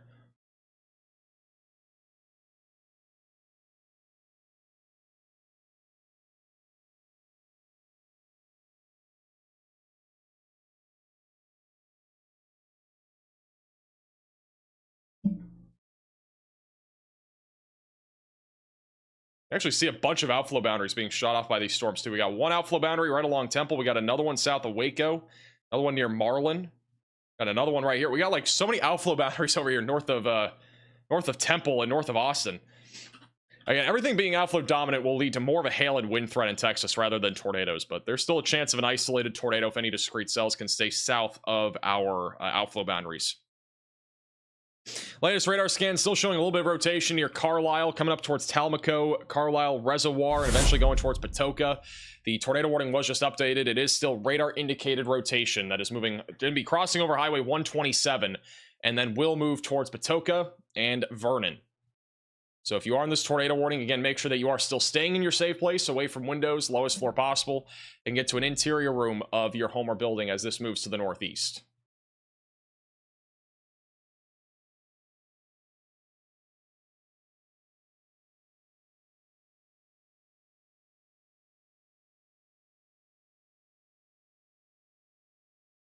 Let me see.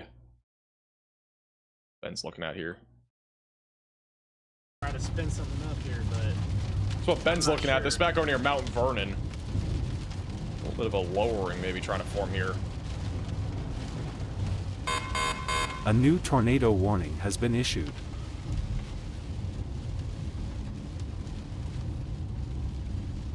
All right, we do have a new tornado warning in Indiana. This is going to be for Martin and Lawrence counties. So it's going to be this storm here going in the direction of Mitchell, which bottom right of your screen, Jennifer is on this, going towards Yawkey and Bedford. The warning will pop up here in a second. And there it is. So if you're in Mitchell, you need to be in your safe place, get away from windows, lowest floor possible, and get to an interior room of your home or building.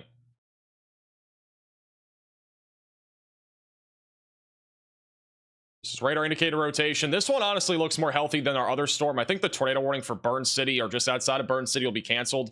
This storm looks more organized, and it's also right along our outflow boundary. So there's a better chance that this does try to produce a tornado as it goes towards Mitchell, just south of Bedford.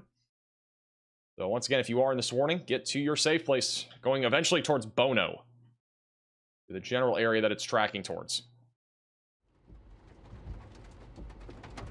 It's a nice little photogenic storm out here north of Mount Vernon. It's had a rainbow a few minutes ago.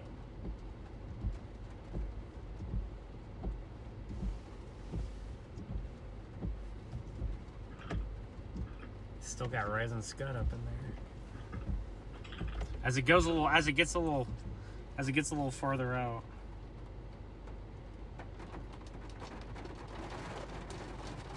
Here comes that rain.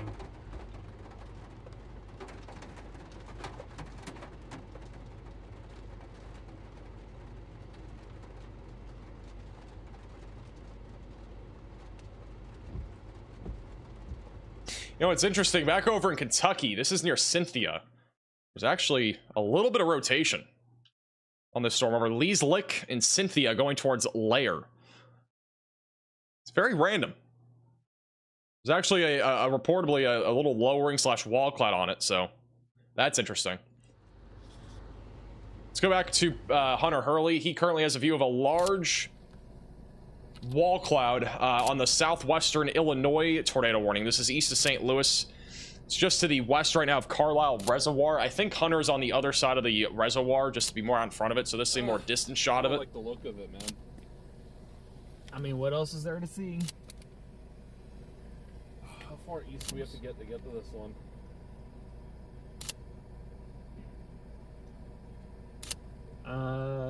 Not that far, really. We probably got to get to, like, Flora.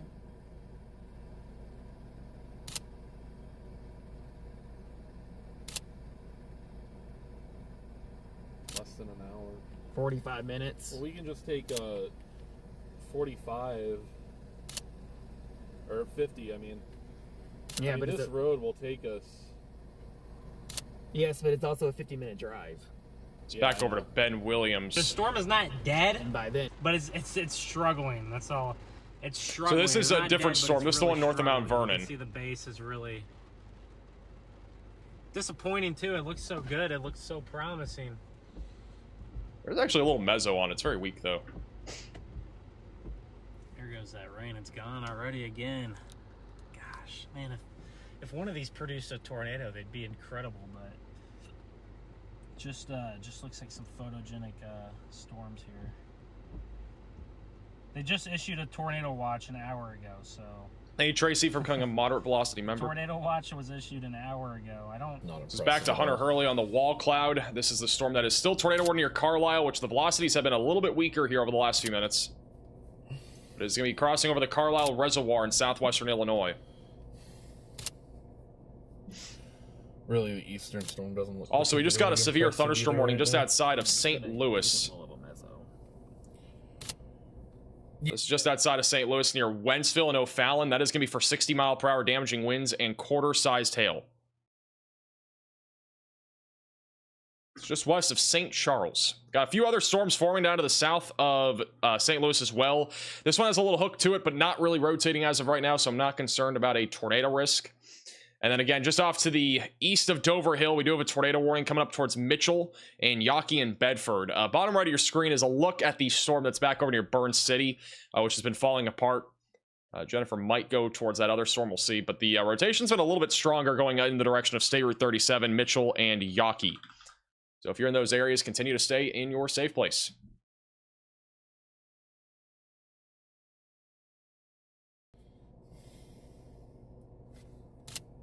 That's your mezzo on the. I'm gonna stay on Hunter. I have my food here. I'll be back in 2 seconds. Do you want to go for it? I don't think we'll have time, honestly. That's kind of where I'm at. But it should still be going at 0 This thing is, echo tots are going back up now. Punching back through. You guys might be shocked, but guess what? We have a straw. They gave me a straw. 2nd day in a row. This is like unbelievable. It's warmer here. Way warmer.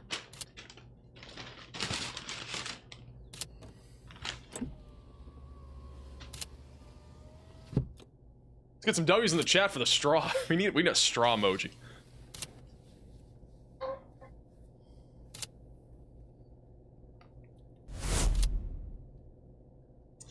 We have an update back over in Arkansas. 70-mile-per-hour severe thunderstorm warning. I don't know, just a wall. Back over in a bunch of different counties. This is going to be, for those in Little Rock and Jackson, this is an observed threat. So we have observed 70-mile-per-hour winds on this warning. And those 70-mile-per-hour winds have been observed in areas like the Little Rock Metro. So if you're in the Little Rock area, again, significant damaging winds heading through Little Rock, going to Jacksonville, Cabot, Lone Oak, just south of Clinton. There's a little bit of rotation, as Riley alluded to earlier, back up near Clinton. It's not really much right now, but we're keeping an eye on it going towards Mountain View. It's kind of in a little area where we have like a little kind of inflow and kind of like, it's kind of nudging out almost. And sometimes we do get little spin up tornadoes out of stuff like that. So we'll be keeping an eye on that. Look at that Ben Williams feed here. Wow. Go back to Ben. Like, I'm telling And that's you, still it's a really on its way photogenic out, but storm here. It's Just it's on just a little bit. it's been hanging on, as Ben's literally saying, it's been hanging on, but it's to give us a really weak rotation. Like, look at this thing. Really weak rotation near Hickory Hill. Any tornadoes in its life Once it gets past these trees, we'll have a better view of this. It's still hooking hard. It's got some crazy structure on it. Look at that structure. Wow. That's actually crazy. We even have like a wall cloud on this thing, and this thing is like tiny. There's a storm. So we're gonna be, here we go. We're gonna go through a little forest. How about no? Let's see.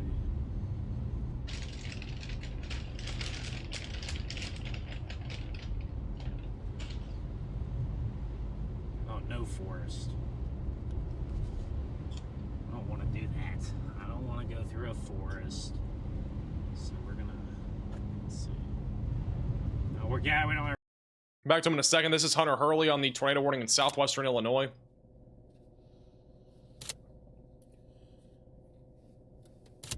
I guess now would be a good time to actually eat, huh? Yeah. What is that?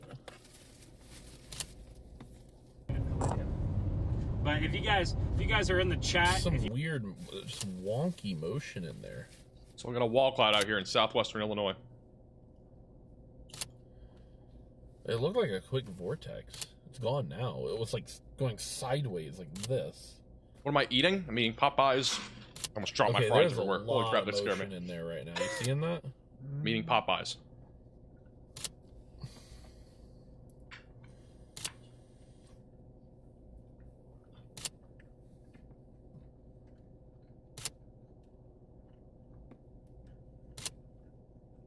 Definitely a juicy wall cloud. It is. Don't forget, we have juicy wall cloud merch out at shopmaxvelocity.net. Top link in the description below. I'm not even kidding. Let's go back to Ben Williams. He has a crazy view of the storm still. This is back over. This is not even a tornado warning cell. This is just south of Iuka in Illinois. Got a little mezzo on it. The storm's been falling apart, but it literally has a wall cloud, and it's been trying to... the rotation on radar is like enough for like a weak tornado if it wanted to. Really crazy structure here.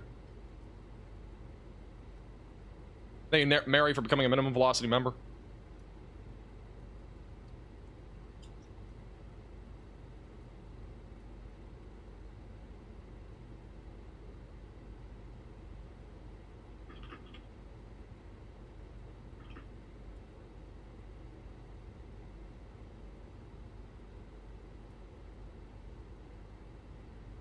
Yeah, this storm is currently on track for Xenia, going towards Flora.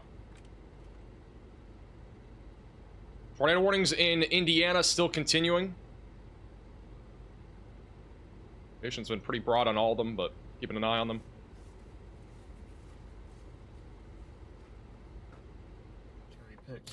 It wasn't. The rest of them were. The rest of them showed this. Let me go back to Hunter. Hunter's got the wall cloud coming in here on the southwestern Illinois tornado warning, which actually has, I believe, is probably gonna be canceled here because the velocities are pretty weak on radar. Only one crosswise layered about 2 kilometers, and then the rest of it was streamwise, including the upper levels.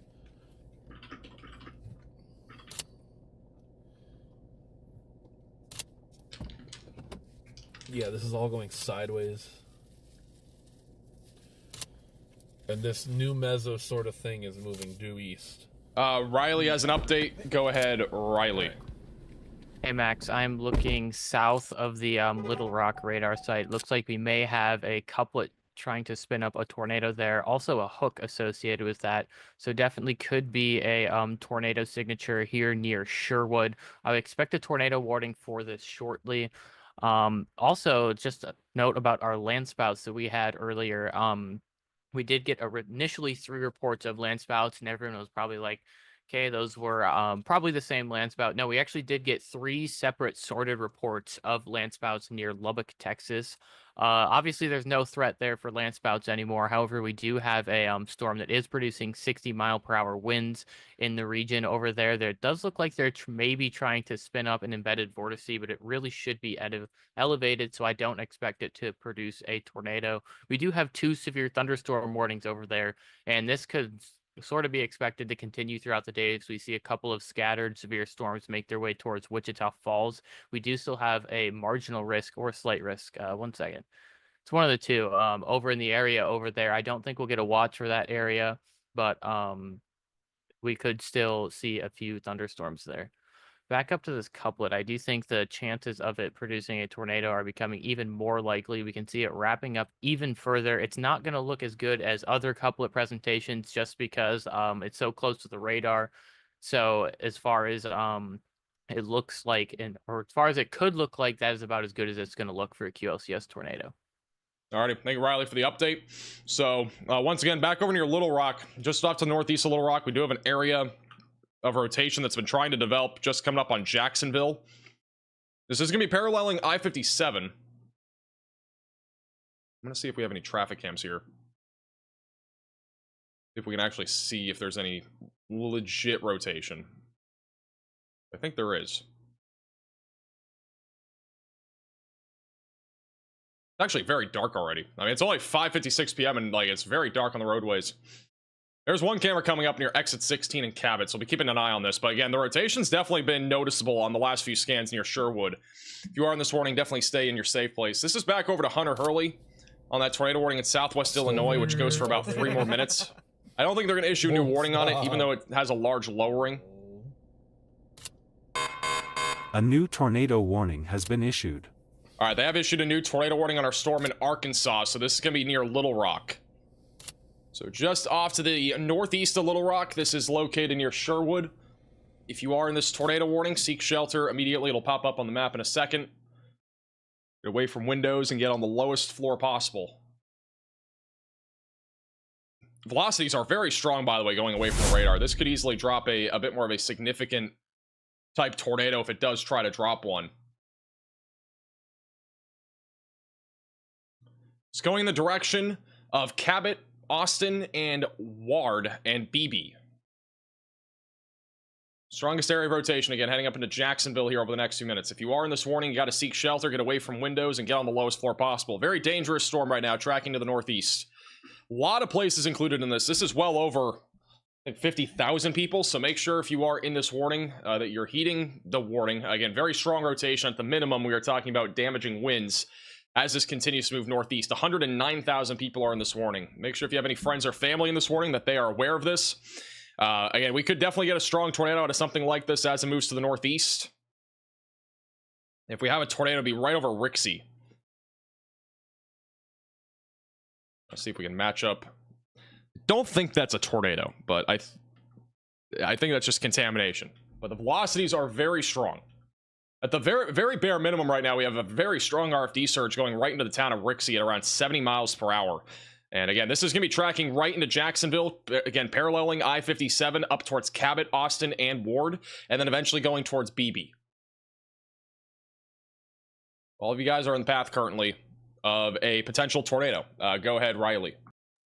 Yeah, Max, I'd err on the side of caution and call that a TDS. It's been here for 2 scans now. The first one, I was like, okay, I don't think this is a TDS, but just because it is starting to, or it's sort of hanging around, so I do think it's probably safe to call this a TDS. Not 100% on that, but either way, be in your safe place. In Jacksonville, there may be a tornado on the ground coming towards you.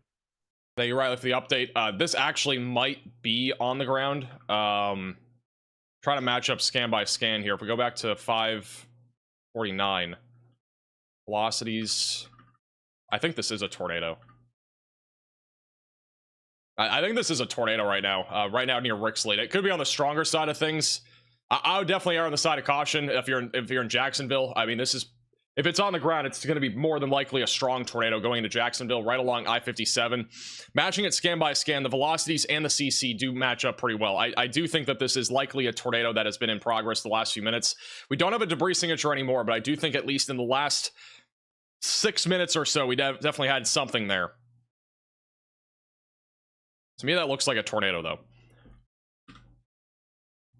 So Sherwood a few minutes ago. If we match up the CC, that looks like a tornado. I think we just had a tornado near Sherwood. This is a pretty populated area, by the way. Northeast side of Little Rock. That just happened. I don't think it's on the ground anymore, but if we have a tornado, it's going to be paralleling right up I-57, moving into Jacksonville and eventually going towards Waymack Addition. So this could recycle and drop another tornado as it moves northeast. So if you are in this warning, you got to really take this seriously. Again, we likely just had a tornado, possibly significant tornado, move through the northeast side of Little Rock, and is now tracking up in the direction of Cabot. If we have a tornado still, it'll be right about here, about just east of I-440 now. Not far from Sherwood. I'm going to see if there's any traffic cams that have any view of anything there near Sherwood. I can't say for 100% that we definitely had a tornado in Sherwood, but it honestly looked like one on radar. We're really close to the radar site. That debris signature is, if that is fully a debris signature, which I think it is, that is pretty significant. This is right now live back over near where this tornado would be, and you can see how low visibility there is. The winds are pretty strong as well. This is on the iDrive Arkansas traffic cam. Jacksonville, on its own, has a population of around 28,000 people. This tornado, if it is still in progress, would be going up now into Jacksonville. Jacksonville, you got to be in your safe place right now. Very dangerous storm coming your way. We likely just had a tornado. So what it looks like right near where our tornado would be located. Winds are picking up quite a bit. It's like from left to right.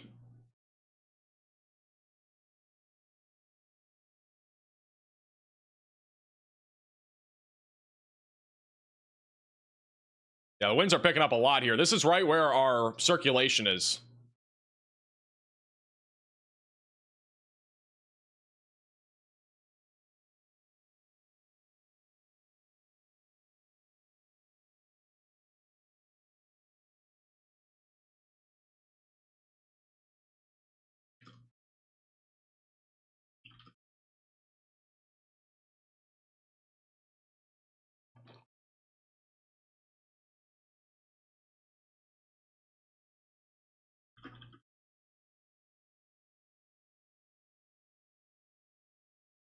So again, possible tornado in the general vicinity of Jacksonville. We don't know if it's still on the ground. I think, again, we do think that there was a tornado near Sherwood. If I had to guess, I do think we had a tornado near Sherwood, Arkansas. But now that if we have a tornado, it'll be going up into Jacksonville over the next few minutes. There's also another circulation developing near I-40. So we need to keep an eye on that. Again, the main area of rotation that was going to Jacksonville, Arkansas, tracking up towards Cabot, Austin, Ward, and Beebe. Just outside of Little Rock.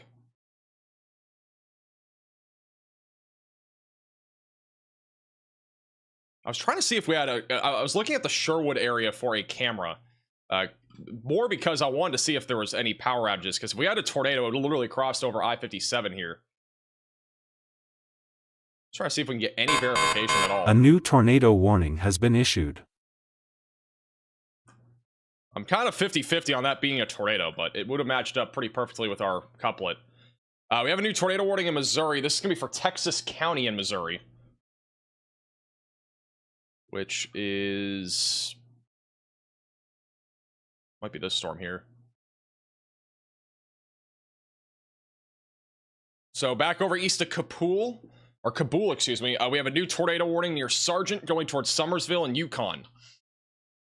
Here's your mesocyclone area of rotation heading up towards 137, just south of Raymondville, just south of Houston as well. If you're in this tornado warning, seek shelter, get away from windows, and get on the lowest floor possible.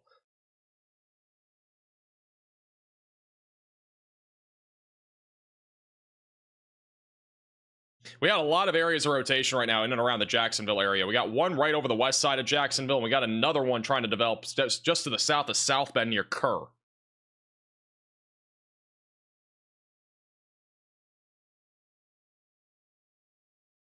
So again, both these areas of rotation are moving to the northeast.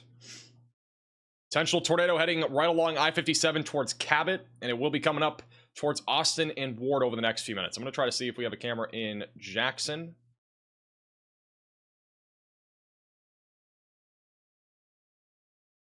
What it looks like in Jackson right now. The iDrive Arkansas camera. It is once again very windy. Right where we would possibly have a tornado. Winds are very strong right now. This is looking northbound.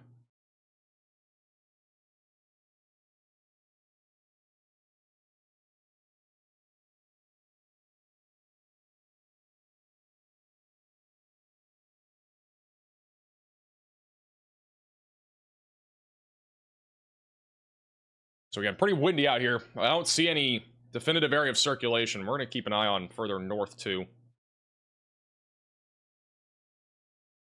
Actually, you can see the clouds racing above your screen here. Definitely very fast motion. This is right where this potential tornado would be heading. Riley has an update. Go ahead.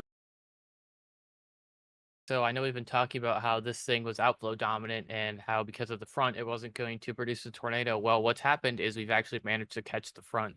So to the north and to the south of this region where we're seeing our few spin ups, we actually are still behind the front. And that's why we're not seeing tornadoes. However, this little like 20-mile area here around Little Rock is caught back up to the front. And that's why we're also seeing more convection ahead of it. So as this continues off to the east, I would expect this to pose a tornado threat until it falls back behind the front, hopefully over the next couple of hours. Alrighty, thank you, Riley, for the update. So it does look like that our threat of severe weather in terms of tornadoes is increasing across Arkansas. And we are definitely noticing that. I mean, east of Little Rock, we have, again, two main couplets right now that are ongoing that could produce tornadoes. Nothing really off to the north is doing it or south, but this area that's bowing out has definitely reached up to that outflow boundary or the front.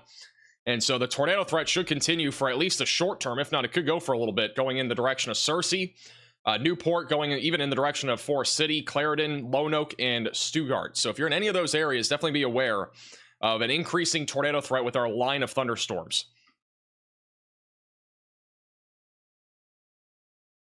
Last couple scans are still showing some pretty strong rotation right now over the town of Jacksonville. This is coming up towards the SKO subdivision, and we'll eventually track towards Waymack Addition and Cinnamon Acres. It's a live shot right now, Redmond Road on the iDrive Arkansas camera where there could be a tornado. We don't exactly know, but the winds have been pretty strong. We don't have a debris signature as of right now, but this is where the winds are pretty strong still. Huge shout out to Mark with the $50 super chat. Really appreciate that. Thank you for the tireless work and keeping us all informed. I appreciate that. Thank you for the super chat.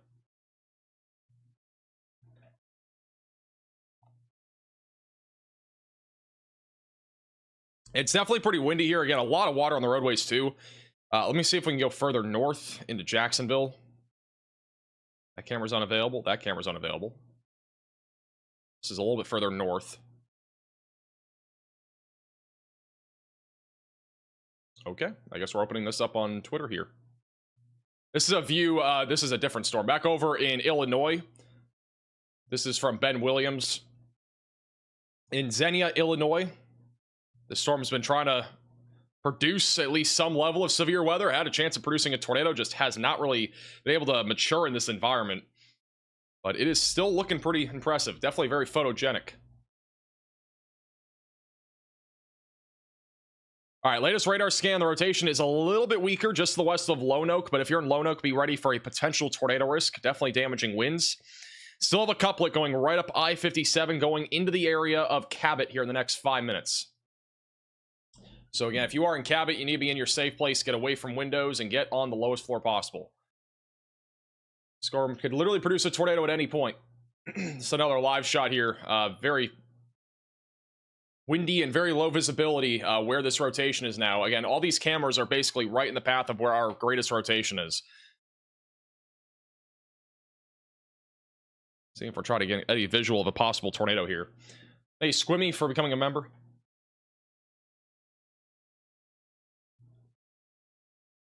Very low visibility. Again, very windy.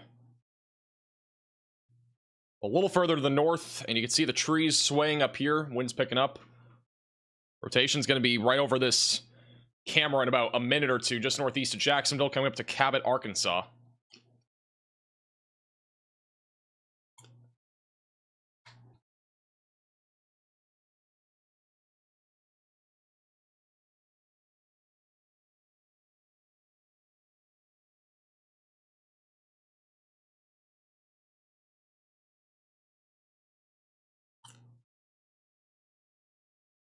Was there a street sign that blew across the interstate? I didn't even see that. All right, here comes at least the RFD surge. If not, we might have a tornado nearby. I just saw a leaf go across the screen.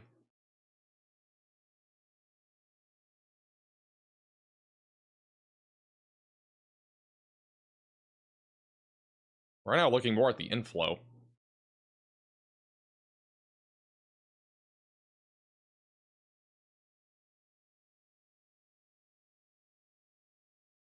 I think I just saw debris go across the screen. I think it was a leaf.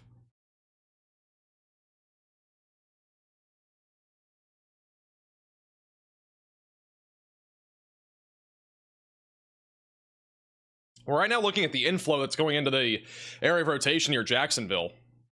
Let me see if we have... This is the latest scan. All right, so the rotation is now going more to the east. It's going away from the interstate. This right here is our inflow. It's definitely gotten a little bit weaker. And on the latest scan, it honestly just looks more like a wind threat again. That was really weird. We had a brief period where there was some really strong rotation, and it really quickly just went, again, outflow dominance, back to being a damaging wind threat. Which is a good news. The inflow has been completely cut off on this, and you can see back over here in the Little Rock area, we had a very strong inflow and a hook echo and everything. The velocities were also very strong. Again, we think that there may have been a tornado in Sherwood. We cannot fully confirm it yet. It looked like there was a TDS signature there. But nonetheless, it does look like this has turned again more into a wind threat. We are still watching for a couple of areas of circulation right near I-40. That could continue to produce a threat of a tornado.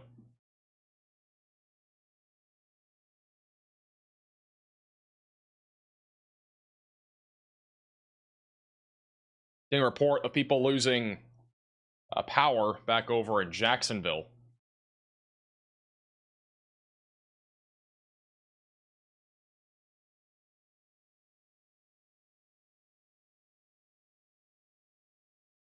Also, back over to Indiana, we do still have a tornado warning northeast of Evansville. This is south of Bloomington.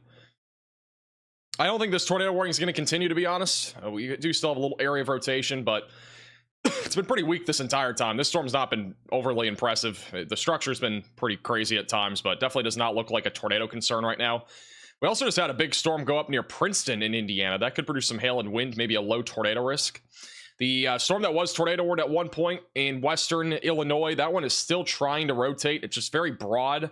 Should be mostly mid-level rotation heading up towards Vandalia, Brownstown, and Avena, eventually going towards Effingham.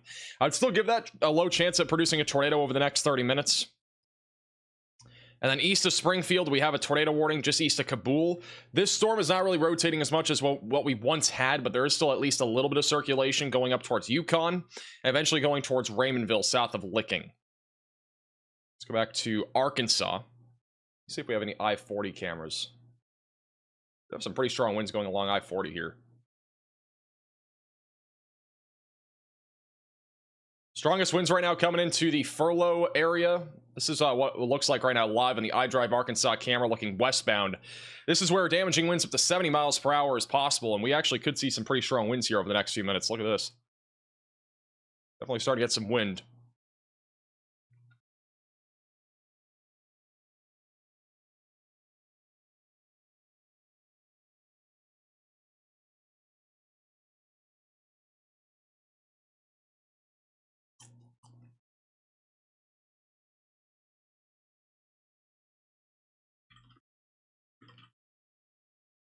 Here it comes.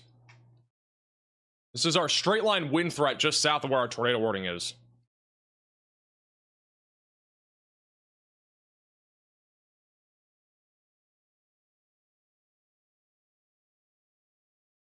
So far, nothing higher than probably 50, 55. I haven't seen anything severe yet. Might still be coming though. Rain hasn't really picked up yet, and where the rain is where the highest winds are.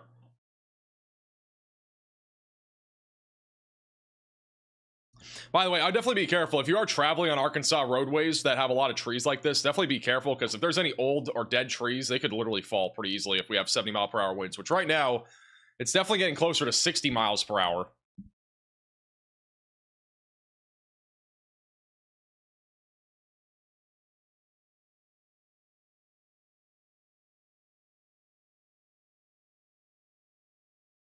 Definitely around 60. I mean, the rain still hasn't picked up yet, so I'm still waiting to see if it gets any worse. It's a pretty good visual estimate, though, of what our wind will look like going across this entire line near Lone Oak, Arkansas. Alright, here it comes. It's getting a little bit stronger again. It's coming in waves, if you will. Thank you, Natalie, for becoming a Maximum Velocity member. Thank you, Jake, for the super chat. We'll talk a little bit more about Indiana in a minute. Also, thank you, No Name, for the super chat. Anything for forming in Arkansas later? This is really our main threat, including Jonesboro, will be this line of thunderstorms. I'm gonna go back to this camera in a second. I'm kind of surprised. Our storm's rolling right through furlough right now. That camera is in furlough. We haven't seen the rain pick up yet. Our highest wind is moving into furlough. They have gone ahead and already canceled a tornado warning here northeast of Little Rock, so we're back down to one tornado warning, which is the storm back over in Texas County, Missouri. We don't even have one in Indiana anymore. Honestly surprised the wind hasn't gotten stronger in furlough. I'm gonna wait a second though and see if it picks up. We'll put it back on if it does. Huge hail in Killeen. It is warned for golf ball sized hail in Killeen. It's a live shot on the radar mega cyclone port. You can actually see the hail coming out of the sky right now. Some hail and rain mixing in there. This is in Killeen, where golf ball sized hail is currently falling.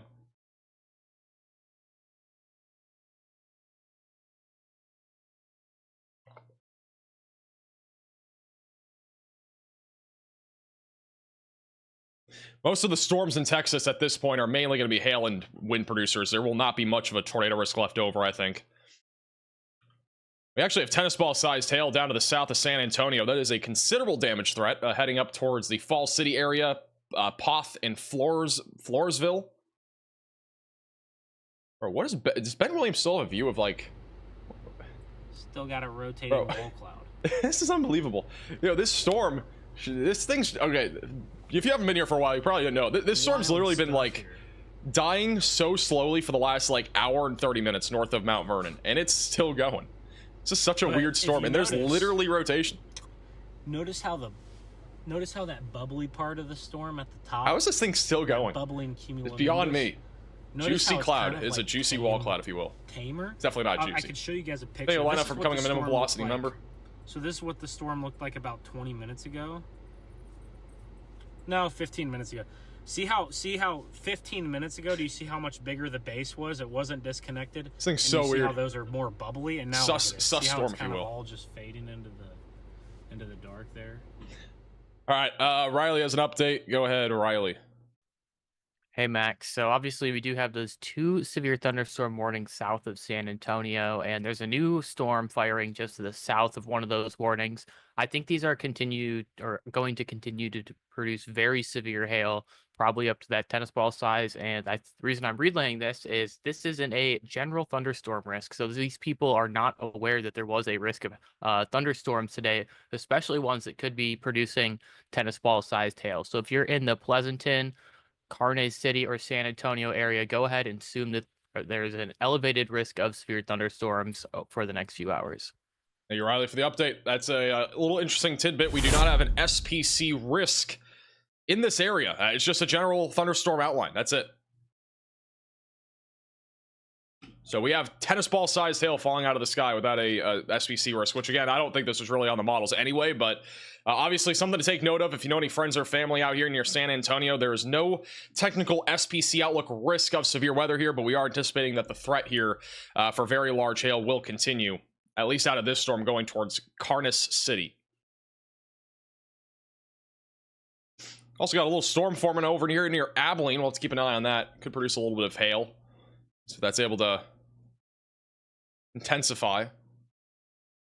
Back over in Arkansas, we had the line of storms move through Little Rock. We did have a brief little area of rotation, and it looks like we are starting to see rotation uptick again back over near Austin and Cabot.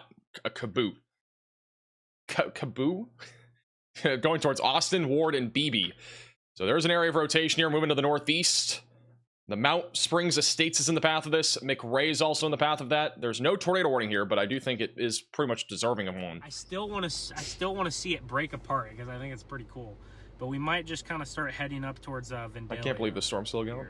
But we'll watch it kind of break apart here because I think you bottom middle of your screen.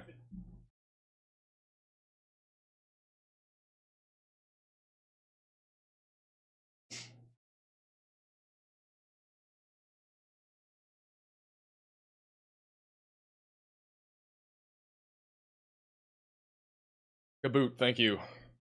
Thank you, Elena, for becoming a member, and Kat. Welcome to the Velocities. I'm in Kaboot.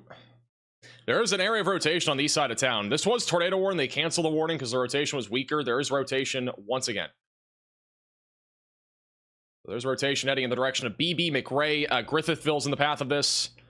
Basically paralleling I-57, heading in the direction of Georgetown. So may get a new warning on this if the velocities intensify again. Let's see if we have a any view of this storm. Thank you, Nader, for the $10 super chat. This is just northeast of Kaboot right now. So what it looks like right now on the iDrive Arkansas camera, back southbound near Highway 38. This is on exit 21, I believe. Just northeast of Kaboot. Not really seen a whole lot here, to be honest. It's some gusty winds. Wind might pick up again here in a second. This is also a very low visibility area. Visibility across the board with this line is going to be under a mile, which is pretty typical for severe storms. The wind is so heavy and loud, is what somebody just said in the chat. Hey, Cookie, for becoming a moderate velocity member. Cabot, thank you.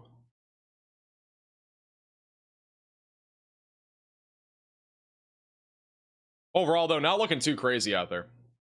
Latest radar scan, there's a broad area of circulation. Definitely a little pocket, though, of higher winds that are moving towards 38. And then our line of storms basically paralleling I-40.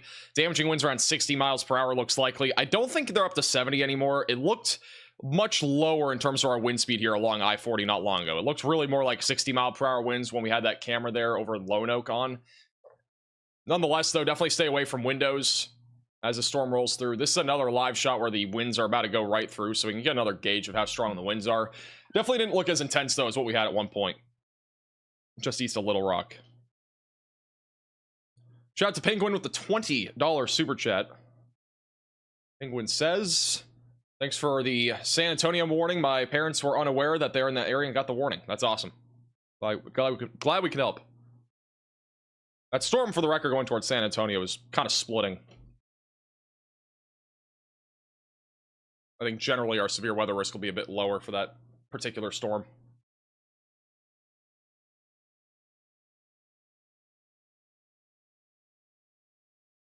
Hey, Robert, for the $10 super chat. So once again, winds are starting to pick up here. Just off to the east of Lone Oak in Arkansas. We're just trying to see and gauge how high the winds are. I think they're around 60. The warning currently is for 70. Or this is in Lone Oak. Just east of Little Rock, Arkansas.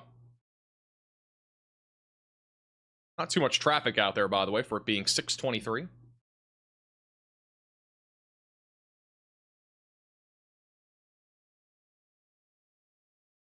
Power outages in Waco, according to Jared in the chat. Not what you want to see. The main concern right now over there is going to be wind. We have about 30,000 customers without power in all of Texas and about 29,000 without power in Arkansas. Grant and Dallas counties being some of the main counties.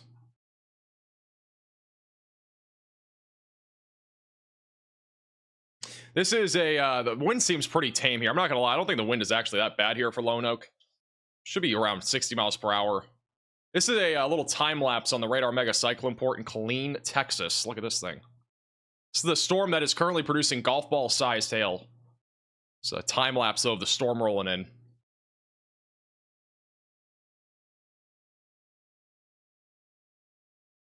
Gotten many reports of hail in Killeen. We're gonna go down to Killeen here in a second.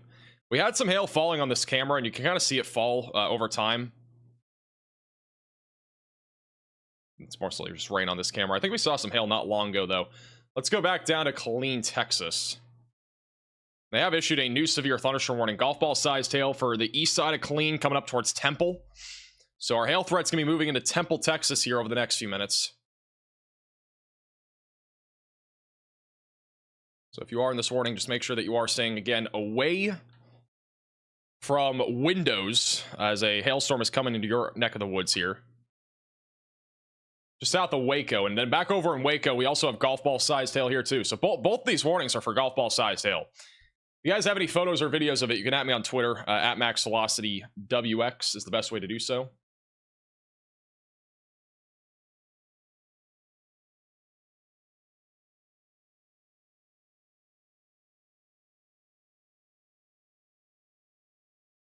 No tornado threat really with these storms, though. Again, they should stay elevated.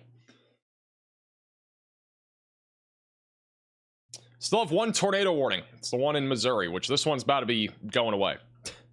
So, I mean, honestly, we're going to be back down to no tornado warnings. It's kind of quiet again. It got kind of active there for a little bit. We still have a storm, though, that's rotating near Patoka and Vernon. Going towards Vandalia. We'll have to keep an eye on this storm.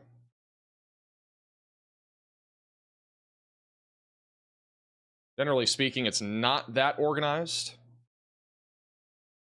It's north of, or just east of Carlisle, north of Sandoval. Still has a little mezzo on it heading up towards Avena and Altamont, and eventually Effingham. The storm back over in Indiana has not really been very organized either. Over the last few scans, there's a little bit more of a mezzo on this.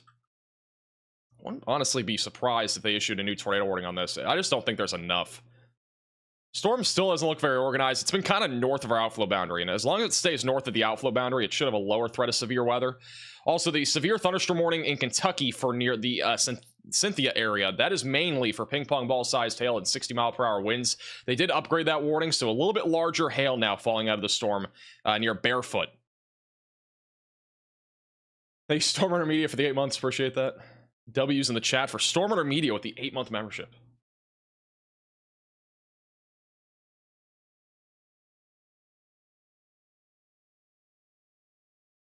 Yeah, if you guys have any photos or videos of the hailstorm in Killeen, let me know. I'm going to try to see if we can find some. I think we'll have some somewhere. You guys can at me on Twitter with stuff. Check Twitter and see if we have anything.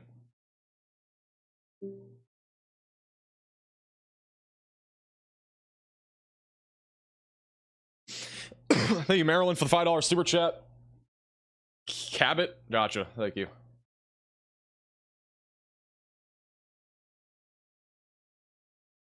This is from Buffy over in Killeen, Texas on Twitter. That's a lot of hail. Hail no. Back over in Killeen. It's a mix of dime and I think it says golf ball sized hail or ping pong ball sized hail. So it's a mix of hail over here in Killeen, Texas. Got a mixed bag of different hailstones over here.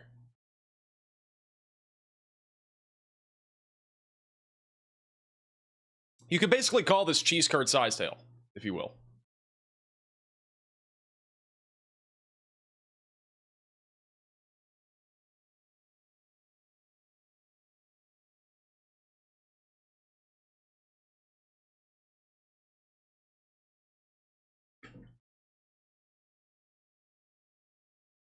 I'm not really seeing any rotation anymore in this line of thunderstorms across Arkansas. It's really more of a wind threat as of right now. It could change again. Again, the storms briefly got out in front of our outflow boundary, and it looks like they've become outflow dominant again. So as long as they stay outflow dominant, the tornado threat should stay low. But continue to stay weather aware. We have no tornado warnings in about 1 minute. So we'll be back down to no tornado warnings. The one in Missouri is going to be gone. And we'll be back down to just a bunch of severe thunderstorm warnings. We'll be back at 15 severe thunderstorm warnings.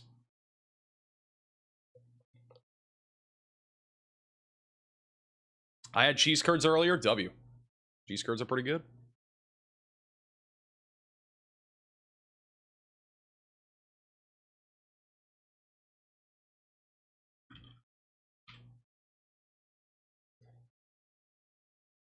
All right. Tornado warning is... I'm waiting to click the button. It's about to be done. Is Killeen safe? I mean, with what we just saw, there's a bunch of hail falling in Killeen, so... But at this point, if you are in Killeen and you're on like the north side, you're probably fine. Again, the biggest hail threat's off to your east. All right, tornado warning's gone. We're back down to 11 severe thunderstorm warnings. Large mesoscale convective system across Arkansas. We got a bunch of warnings in Texas still. We've got a bunch of... A new tornado warning has been issued. Dude, there's just no way. There's literally no way. The jinxing needs to stop. It really needs to stop. We have a new tornado warning for Fayette and Marion counties in Illinois.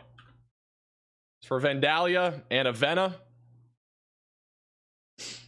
Your I-70. If you are in this warning, seek shelter, get away from windows, get on the lowest floor possible, and get to an interior room of your home or building.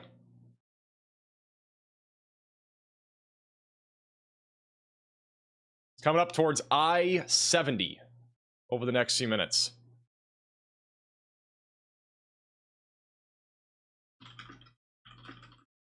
I think, if I'm not mistaken, let me check. I think we have Hunter Hurley going up here for this. Let me check his location.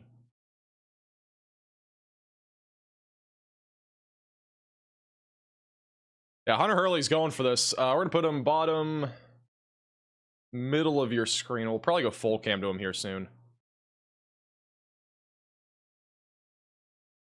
But yeah, again, rotation's definitely intensifying right now. That's moving up towards Vandalia, Wilburton, just south of Brownstown. St. Elmo will eventually be in the track of this.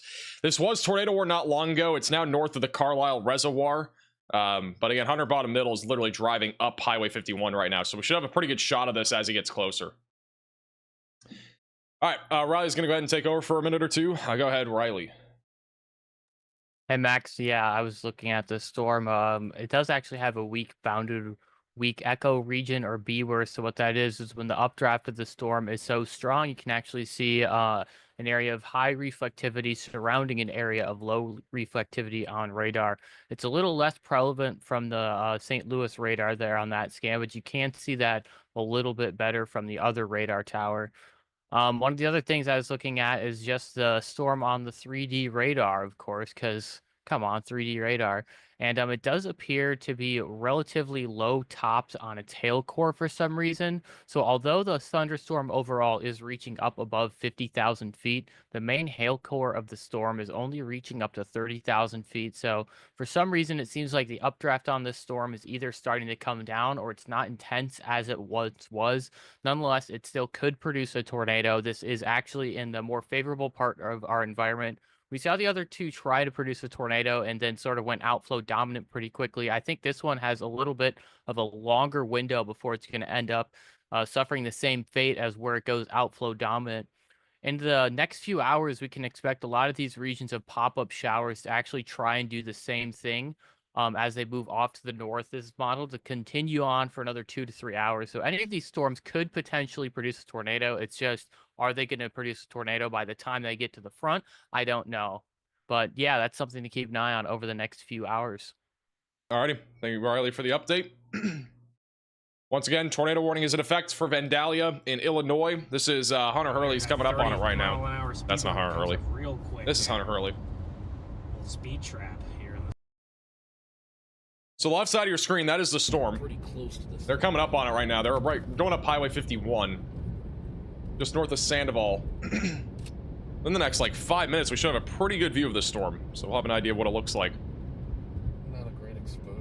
But strongest area rotation is about to be entering into the town of Vernon, Illinois, and then it will eventually go into Wilburton and Laclede. Effingham, Altamont, and Avena and Watson are long-term trajectories of this supercell. It's not moving very fast, by the way. It's moving northeast at 25 miles per hour. So even if it were to impact Effingham, it's still approximately an hour and a half out. So it's still a little ways out from actually impacting your area. That is assuming it does not change speed, which it's possible that it could. And a little view on the left side of your screen of this tornado warning cell. A little bit of a view there. Good structure. Also, why does it look good in there now? Wow. Look at the wall cloud, dude. I see it, Sam. I see it. All right, there's actually a wall cloud, it sounds like. So there's a rotating wall cloud here south of Vandalia. What the heck? A bit of low-level jet influence, I Quick guess? little update, new mesoscale discussion from the Storm Prediction Center. This is across southeast Missouri, just south of St. Louis. Some tornado threat will exist with small supercells. So the tornado threat not quite over yet. If you're in southeastern Missouri, tornado watch probably not going to be issued for that area, but might get an isolated tornado down there. Also, another mesoscale discussion back over near the Mississippi River Valley. Eastward moving mesoscale convective system will pose a risk of severe winds and perhaps embedded mesovortex tornado or two. So back over to Hunter Hurley on the tornado warning here near Vandalia in Illinois. There's an east option out of Vernon too. What I've heard, there is a rotating wall cloud. Hopefully we can get at least a shot of this here in the next minute or two. See if we can see it. You don't want to go here? Put them bottom middle of your screen for now.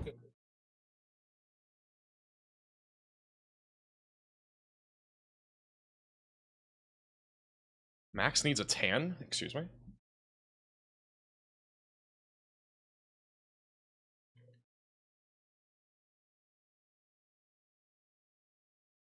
Latest radar scan, the velocities aren't as strong on this. However, I do think there's still a chance of a tornado as this goes into Vernon. Doesn't look as... It kind of looks sort of like the storm that Ben was on earlier, where it was like, it was just hanging around for a while. This kind of feels like the same kind of storm. Doesn't feel like it has that much energy to really get much stronger than it already is. I feel like it's going to be kind of meandering around its intensity for a little bit.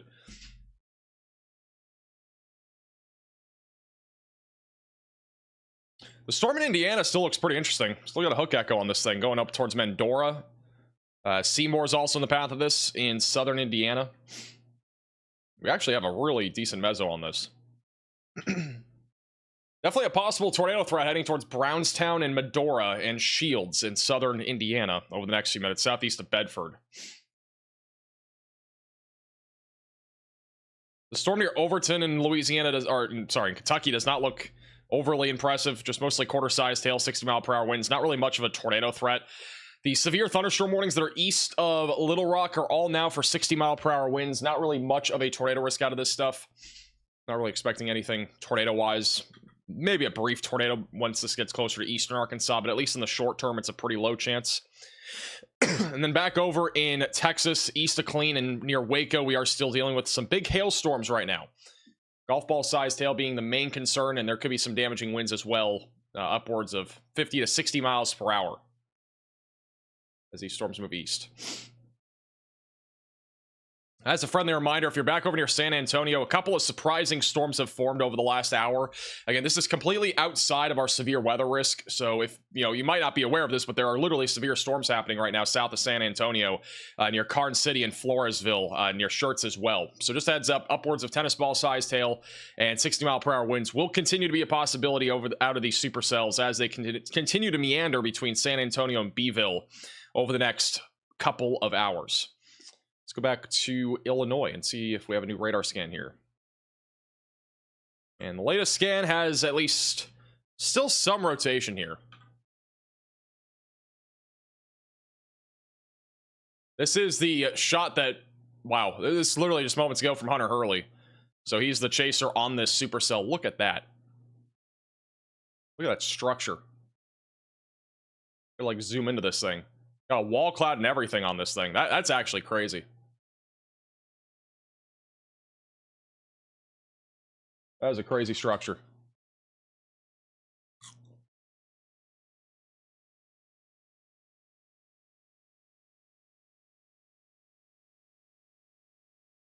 So that is what this tornado warning cell looks like.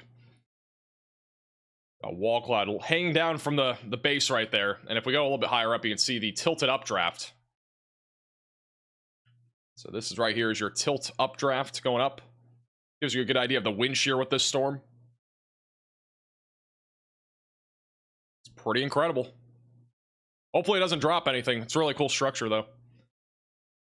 It's pretty classic. I mean, this again, photogenic. You know, recently I feel like we've had hardly any photogenic like supercells, and this one's actually very photogenic. I feel like everything so far today has been pretty photogenic here in Illinois.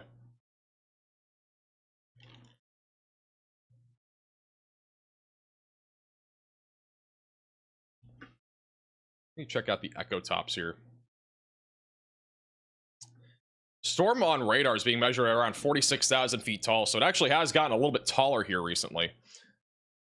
The other radar site showing was at 37, 38, got a little bit taller here over the last few minutes. It's actually, yeah, this one's even showing 47,000 feet tall. Hunter Hurley's bottom right of your screen. We'll see if he has a view here in a few minutes. Is the FBC website running on McDonald's Wi-Fi? I mean, honestly, it might be. Not to criticize them, but I mean, it's been terribly slow the last few weeks, or at least in the last week. All right, here's a view of the tornado warning cell. That's fine. That's perfect. That's perfect. Oh my! Oh, hello! Look at the mezzo. So this is our tornado warning cell here near Vernon and Wilburton, coming up on Vandalia and Brownstown.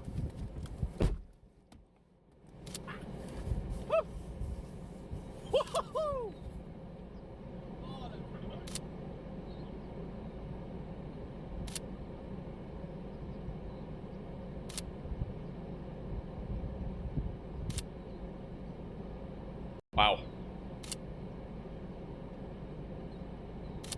Where's Ryan Shull when you need him? He'd be yelling right now. Big wall cloud. I don't know if this is going to produce, to be honest. Every storm here in Illinois struggled today. I don't really feel like this is going to produce, but obviously err on the side of caution if you're in Vandalia and Brownstown. Definitely be in your safe place.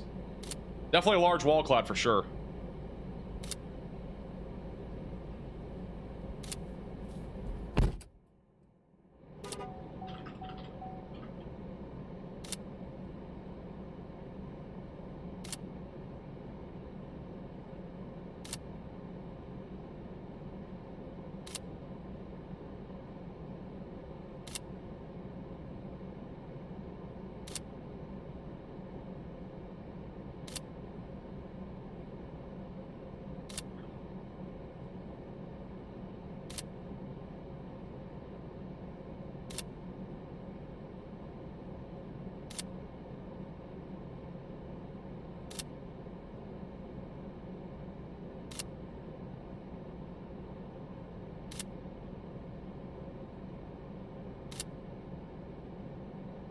I get Popeye's chicken sandwich again? I did. This time I got plain.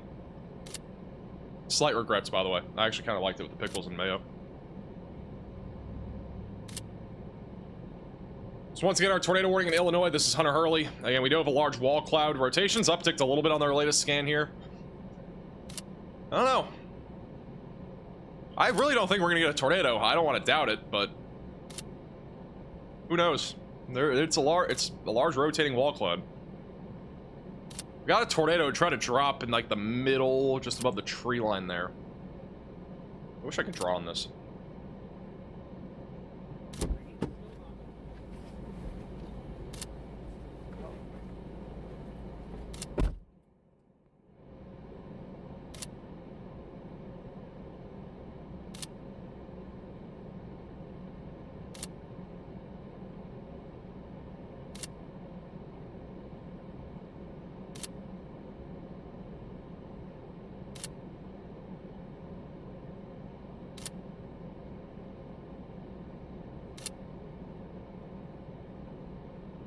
Really a beautiful storm. Hopefully it doesn't produce.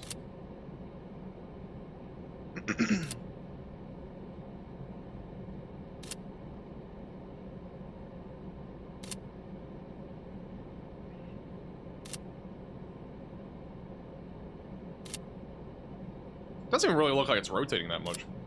It's very, very broad. Not broad, but kind of weak rotation.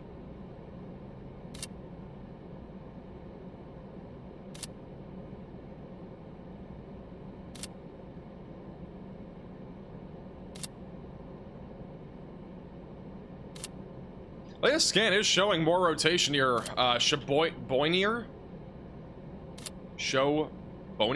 Going up towards Wilburton and Confidence. And logo T's in the path of this here. The rotation is actually increasing.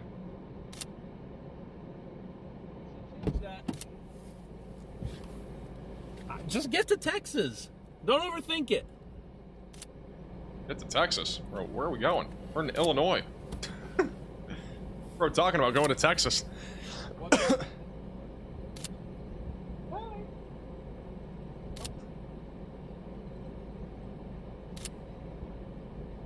Yeah, I just woke up.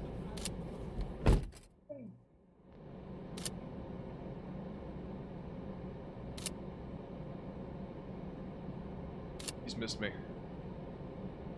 Now let's just quickly go from Illinois to Texas real quick. Because this storm is just not good enough for pictures.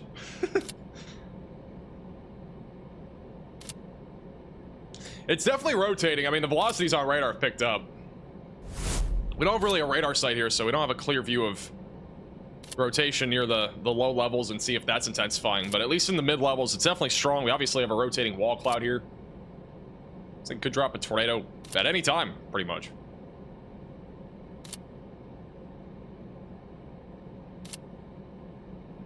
Still trying.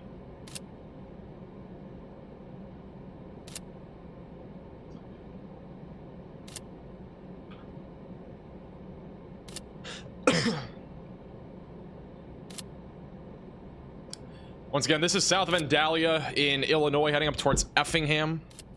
It's going northeast at 25 miles per hour. Going as fast as I can run.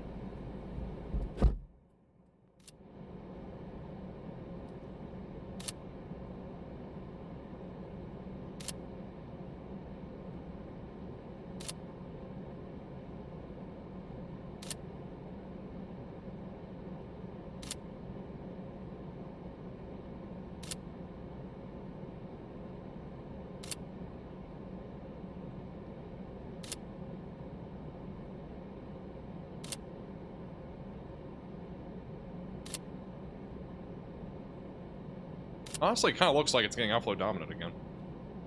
Looks a little outflowy. What was that clicking? I actually don't know. I wanted to know. That was somebody taking photos or something.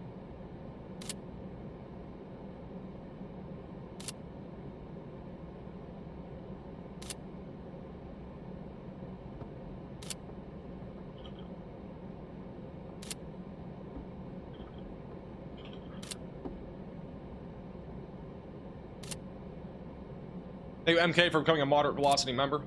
It's a camera, time lapse, gotcha.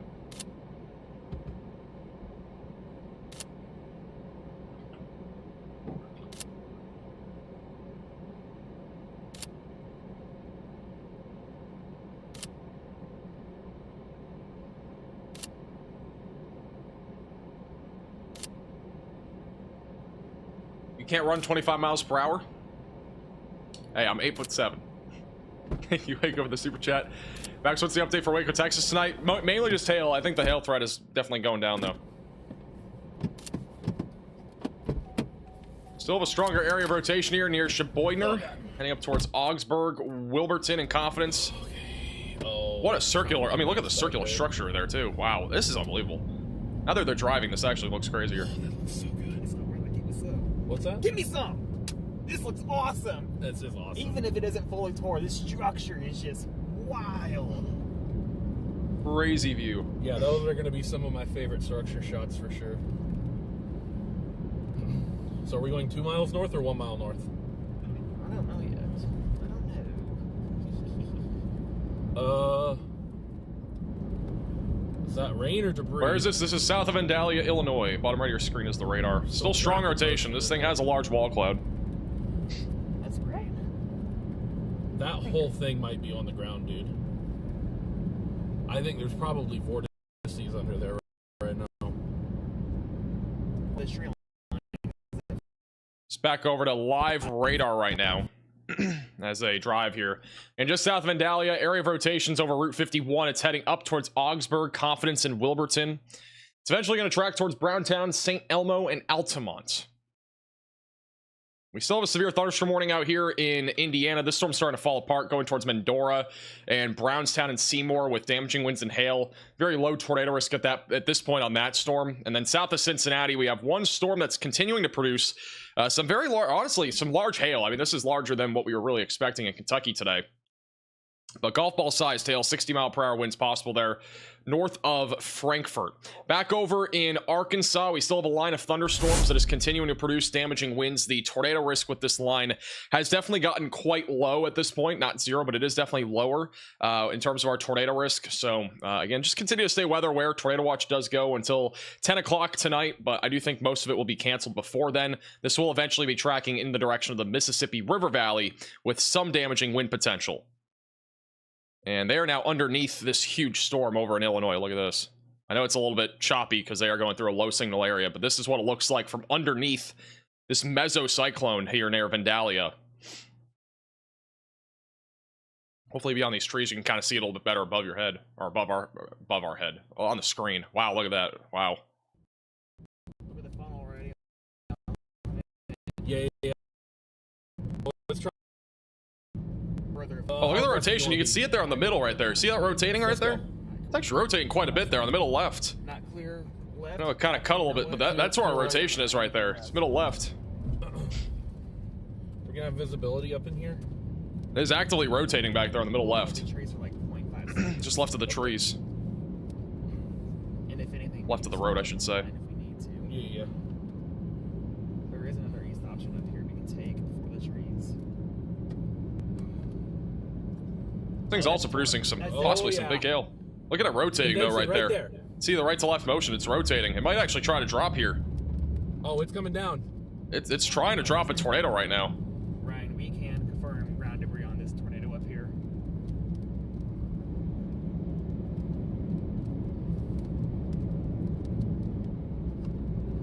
The tornado is attempting to drop right now. South of Vandalia. Oh, we're gonna be right up on this. Yes. This thing's really spinning hard. Lose visibility for a sec here. Where's our east? We got a tornado. It's gonna be going into the town of Wilburton, Illinois. Oh. I mean, this tree line only lasts for like 20 seconds. Yeah. Let's go back. I know it's gonna be low signal here. You can still see it spinning though on the left side of your screen. Screw it. Spinning pretty hard. This is really the hard. This is the most that we've seen this thing rotate. Okay. Low levels. Going into some trees here. We'll go back to them in a second. This is again what the storm looks like right now near Wilburton. Main area of rotations over Highway 51, tracking up towards I-70. Again, if we had a tornado, it's gonna be going into the town of Wilburton in the next few minutes near Augsburg and Confidence and Luguti. Just outside of St. Peter. So again, if you're in this tornado warning, you definitely got to be in your safe place, away from windows, and get on the lowest floor possible. That's eventually going up towards Effingham if it is able to continue here. It's rotation. And the velocities are definitely still there. We definitely have a couplet. I know we have a radar hole here, so it's a little bit harder to see, but this thing's definitely rotating. Thank you, Rodney, for becoming a minimum velocity member. Let's go back to... He's in low signal. After he gets past these trees, we'll have a view again. All right, past these trees right here on the left. Oh, that's a stop right here. Is that a tornado? Can't tell. Goes right there too. Blurry. That might, is that a funnel? That looks like a funnel cloud. The minimum.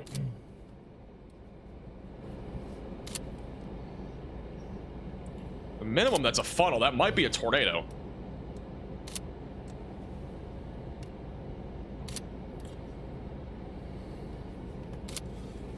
This whole thing is rotating. It's just one giant meso. It is rotating a lot more than before. Are we NWS St. Louis here? I'm not sure. I have no idea. It looks like a tornado is literally about to drop right here. This thing's look at the motion. This is rapidly organizing.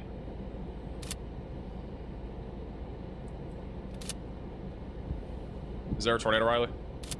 Okay, there is a tornado on the ground. That whole thing is one big tornado, dude. This is this is a confirmed tornado.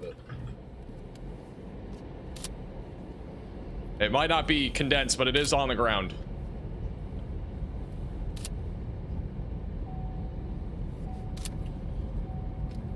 Hey, can you stop for 1 second? I want to get the wide angle of this. He stops. You're gonna be here, and then we gotta go back. Look at how rapidly this thing is rotating.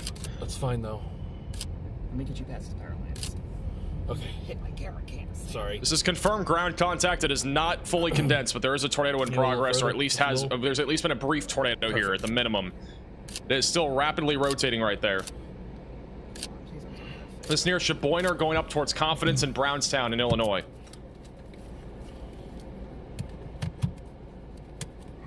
Come on, send the damn tweet already, dude. Yeah, we're gonna go east here. Okay. Okay, so they're gonna reposition. Looks like it's occluding. It's just barely to the Look at all the rising motion, by the way, there on the left. This is a very healthy supercell. It actually is. I'm surprised how this thing is still going. It really grew in size here over the last several minutes. Behind us, besides. It said it might be occluding. This is back to live radar. Again, there's obviously a hail core here. That's without a doubt. I also want to point out that our echo tops are upwards of almost 50,000 feet. This storm at one point was near 50,000 foot cloud top. So this storm's really grown in size here over the last little while, just south of Vandalia. And this at one point was down to like 35,000 feet. You know, so this storm's actually been pretty impressive. I don't know if you guys see the bug on the bottom right of your screen. That is on there, Jennifer's camera. But yeah, I mean, this is a pretty unbelievable supercell, and velocities are still corresponding with the very strong area of rotation. That's a couplet that is coming up into Confidence and going again towards I-70. So please be in your safe place again if you're in this tornado warning. This is confirmed ground contact in the last couple minutes. It may be occluding, we're not entirely sure, but the velocities are still very strong, and I do think at the minimum that we still have very strong rotation that could lead to another tornado if one did lift.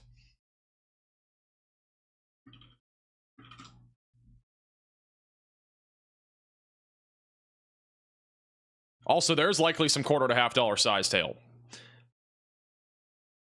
Hunter is repositioning. We'll back to him in a second. Riley has an update. Go ahead, Riley. Hey, Mac. So I was scrolling through WX Twitter, as one does when they're looking for reports, and apparently there was a truck in Wise County, Texas yesterday where we had gusty winds around 8 a.m. in the morning. It got pushed into the ditch. It landed on its side in the ditch. This truck was carrying 8 million dimes, and almost every single one of those dimes managed to fall out of the truck and end up all over the highway. So Wise County, Texas, you guys had $800,000 worth of dimes cover your highway. All right, that's an interesting tidbit. Thank you, Riley, for the update. By the way, I did not realize my hair was going crazy. My hair is like, bro, we can make it literally go crazy. Get a mohawk going. Oh, it went away. Looks like I just got out of bed. All right, let's go back to Hunter. He's coming up on this area of rotation. Let's see if it's still on the ground or not. Well, doesn't appear like it, unless it's behind the left side of the trees here.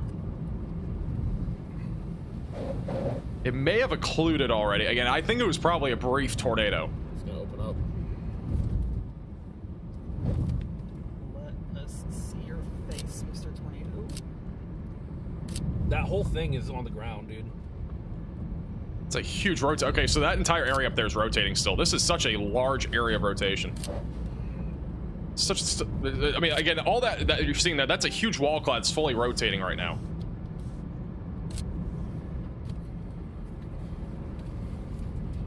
Yeah, that's large. No, you might be able to go another one. But we're gonna be really, really, really close to this. Just be careful, because I think that whole front edge is it. It's very visibly a rotating wall cloud, and Hunter's already confirmed a tornado from 5 minutes ago. I'm going to show you guys the video of that tornado because we have a better look at that tornado in a minute whenever we get a second to do that. But this may still be a tornado, and again, the velocities on radar are on the stronger side of things near Augsburg. It's coming up on Confidence.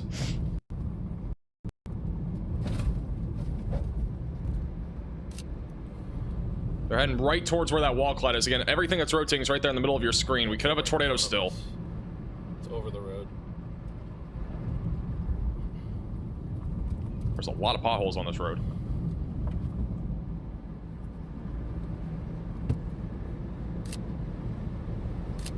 This tornado would be heading into Confidence, Illinois over the next few minutes, and then eventually heading up in the direction of Effingham. So cool.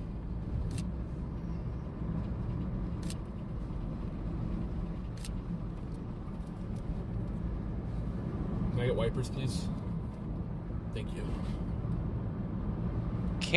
I can't clearly see a tornado right now. Doesn't mean we don't have one. I just can't clearly see it. Still a large wall cloud at the minimum that's rotating. We probably need to go east here so we don't lose visibility. Yep. Start the rain. Yep.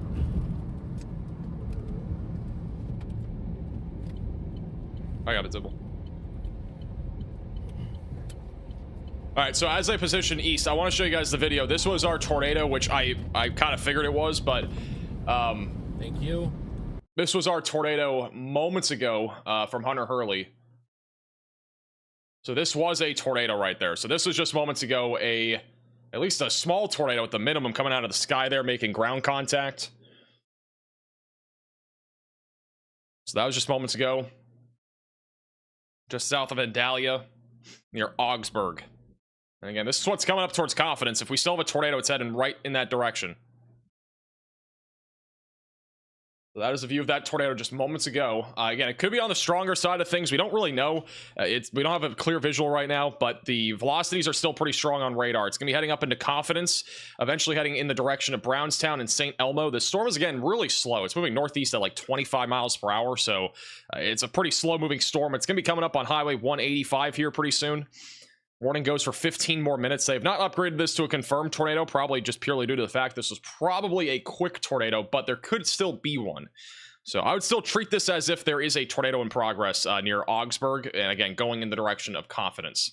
St. James is also in the path of that. A quick little update back over in Arkansas. We still have a line of thunderstorms. This is our mesoscale convective system. We have noticed a pretty substantial weakening trend here over the last hour. It's not as intense as it was when it was near Little Rock, but damaging winds should continue, and there is still a very low chance of a tornado. Back over in Texas near Waco, we have a bunch of hailstorms ongoing. This will continue for the next few hours. Damaging winds and a little bit of hail are going to continue. And then back over north of Abilene, we have a big hailstorm and windstorm currently tracking into Haskell that'll eventually go towards Breckenridge. Let's go back to Hunter. See if they're reporting anything. They're going to be turning up here in a second. We should have another view of the possible tornado, if not at least some sort of visual of the wall cloud. Velocity's latest scan are still pretty strong here. Going through low signal. We'll go back to here for a second. Take over. Do you think that'll make? Tornado warning is still radar indicated as of right now. So they've not upgraded the warning to confirmed, even though we did at least have a brief tornado. I mean, if it was still on the ground, they would have upgraded it, if I had to guess.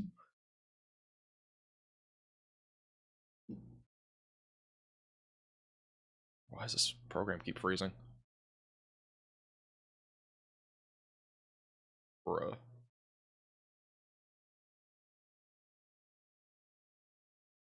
One second. I'm trying to get...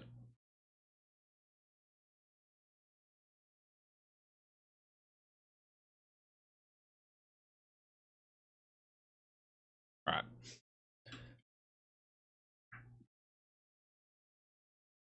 You show us your setup? We'll probably do a setup tour when I have my new setup. We're gonna have a new studio here in a few months. We'll do a little tour thing when that happens. Once again, we likely have at least a rotating wall cloud still, if not a potential tornado heading up towards Brownstown, Illinois. The Storm Prediction Center has just put out a new mesoscale discussion that includes Indiana and as well as Illinois. That is right here. So brand new mesoscale discussion. Favorable tornado corridor in the near term. That includes areas from Vandalia and Effingham back towards Bloomington and Seymour. They have noted that a potential for a strong tornado still exists, damaging winds up to 70 miles per hour, and golf ball sized hail is also a possibility. So it's mainly north of Olney and north of Ascenis, where we do still have some storms out there that are producing the potential for a tornado threat.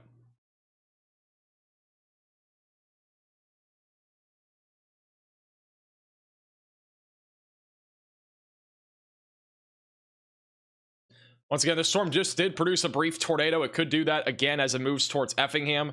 The echo tops over the last few minutes are still around 43,000 feet, so this supercell isn't as tall as before, but it could still be producing something as a heads up right along I-70 towards Effingham.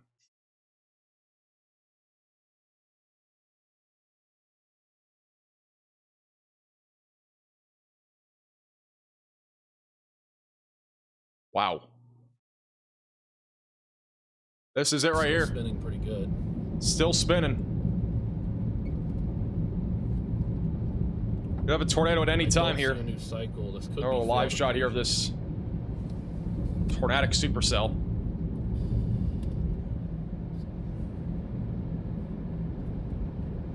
I have no service. Can't continue on this north. We have to take this next right here.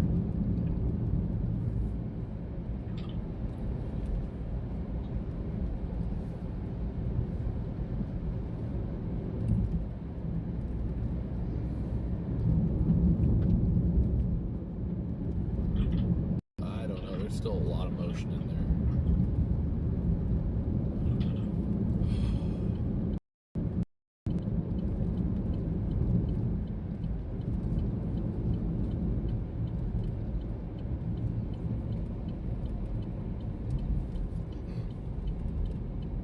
So we got a rotating wall cloud, no ground contact from what I'm seeing.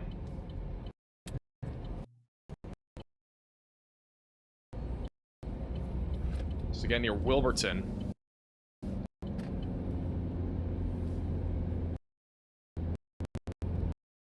Go back to the live radar, which the velocities on the radar over the last few minutes have gotten a little bit weaker. Let me go back to the St. Louis radar site, see if it's correlated on that one too. Yeah, you can actually see, look at the velocities on this. This is from the St. Louis radar site. This is pretty interesting to see. This is when we had very strong rotation and a tornado that we at least briefly had near Wilburton. Very strong velocities.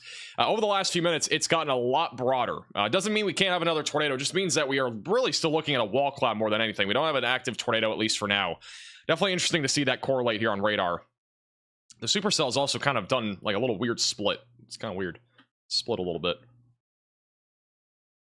Not as organized as before, but tornado warning does go for 9 more minutes. So we are continuing to keep an eye on that storm. Back over near Poplar Bluff, we got some big storms over here. Let's see if there's a camera view on this storm. See if we got any structure shots. Doesn't look like it. Nope, not really.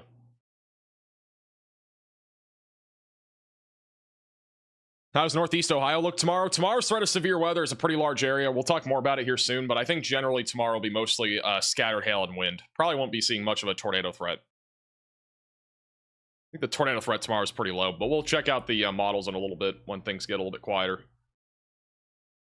Once again, back over in Texas, we got a bunch of hailstorms ongoing near Temple, Groesbeck, Tague, and Palestine. Main concern right now is $half sized hail. There's a potential also for a lot of lightning. We have a lot of lightning right now between Temple and Waco.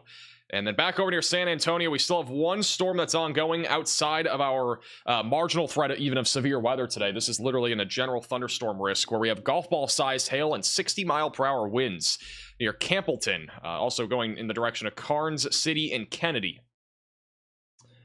Just north of Abilene, we're keeping an eye on this storm here near Haskell. It's going towards Breckenridge. This is really mainly going to be a $half sized hail threat and 60-mile-per-hour winds. We also have a storm back up near Vernon that's producing damaging winds around 60 miles per hour.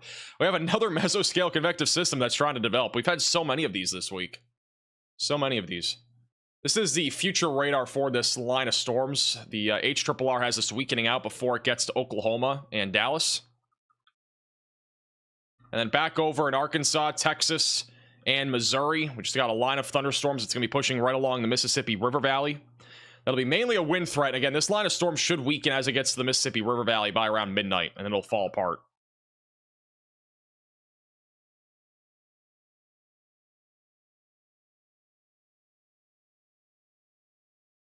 So, yeah. Generally, that's what we're looking at. We got a storm threat still for the next few hours across the lower Midwest, with tornadoes being possible.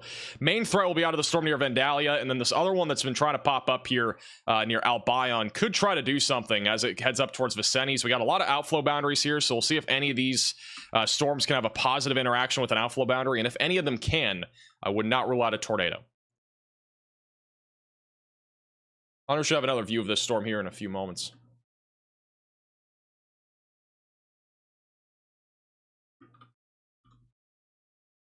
Put Ben Williams on? What's Ben looking at? Did Ben catch up to this storm? Oh, wow. Holy crap. Look at Ben Williams' view of this. Is Ben Williams on this storm? Is he on the tornado one? Yeah, he is. Okay, never mind. Yeah, this is a live shot of our tornado one cell near Avena. Wow.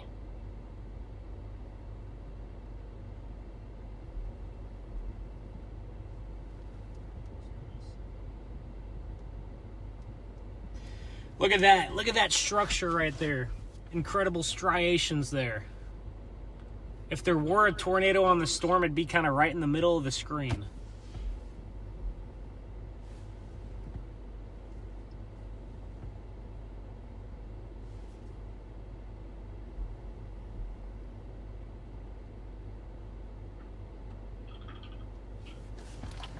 You can see the inflow. You can see a couple small inflow tails there on the right edge of the storm, just above that tree line.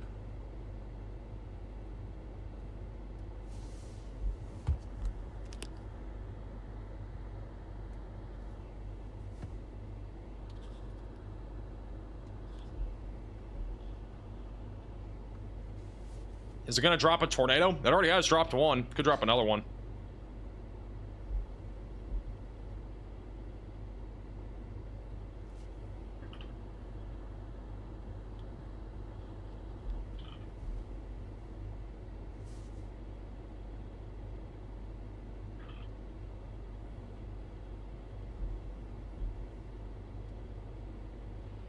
All right, let's see if this thing can.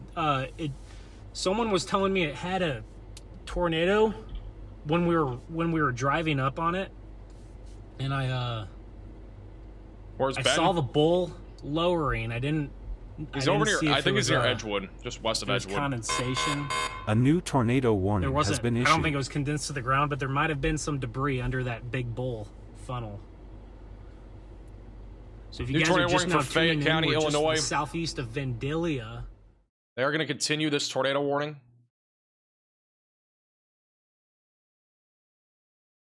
So that's for Avena, just west of Altamont. If you are in this tornado warning, seek shelter. The velocities have increased again over the latest scan, so it might be trying to do something again. Head up towards I-70 and St. Elmo. Avena's in the path of that, eventually going towards Altamont. Back to Ben Williams, who's on this tornado warning. I think he's on Highway 185, so that's where he is. I think he's on Highway 185.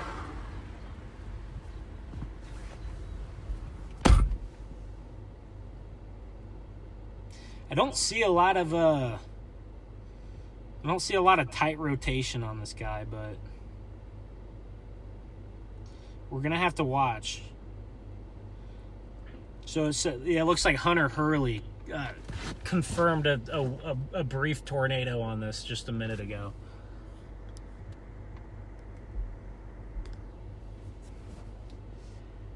So in a minute, we're going to have to move a little bit. Unrelated to this storm, but back over in Waco, Texas, there is a report of units arriving at a house with smoke coming out of the attic. This is like because of a lightning strike. New Mexico. So cloud to ground lightning Texas, is a big concern Colorado. in Texas as well. Pretty cool right here. So I can tell that the storm is getting more stable, and it's going to have a tough time producing a tornado here, because do you see how smooth the storm looks? That smooth look on a storm is not good for tornadoes. It's great for structure, it's great for hail, but it's not good for tornadoes when you get a very smooth look to a storm like that. But I wonder, since we have that smooth look, I wonder if our structure is going to get even more incredible here as we get closer to sunset. We still have about an hour at Tornadoes in Ohio tomorrow? Tornado threat in Ohio is pretty low tomorrow. And west central, no, more like we just said bus times we're through in the the chat. southern half of Illinois. For the record, we're just to the I don't south remember what of happened yesterday. I'm not even gonna here. lie. Yesterday was not a bust though. Yesterday was a normal day. Like it was literally pretty much Just as to the south of forecasted. I-70 here. There's still a big The tornado threat, I've got to say, every day this week though has actually up to the underperformed, which is interstate. kind of surprising for May or late April, early May. Avena, Sefton, all the way up to Beecher City. So once again, our tornado warning cell. This is now. That is Ben Williams, who is on it. Oh my goodness, Hunter Hurley has a crazy shot too. Look at Hunter Hurley's view. Hunter Hurley's from the A south. new tornado warning has been issued. That is a crazy looking mesocyclone. Wow.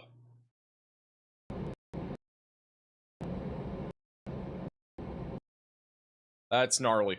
We got a new tornado warning for Effingham County. It's a different National Weather Service office.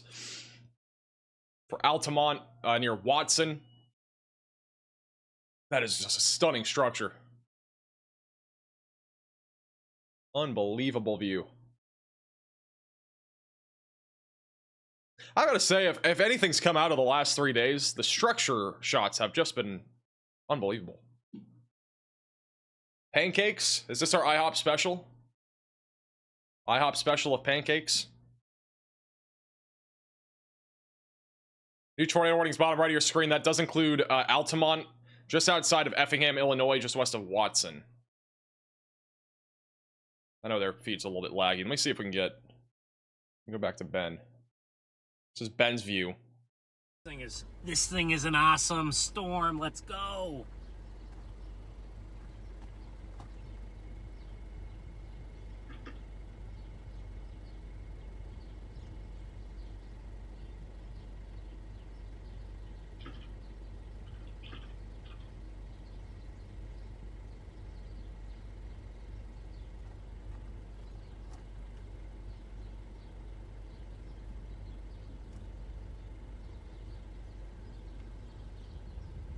Thank you, Kat, for the $20 super chat. How's Central Arkansas looking tomorrow and Friday? Tomorrow, just isolated severe weather. Friday's pretty much the same way. I don't really expect much to be organized either day. Tomorrow does not look organized at all. It just looks like a bunch of random storms everywhere. I think on Friday there's a slightly better chance of a line of storms, but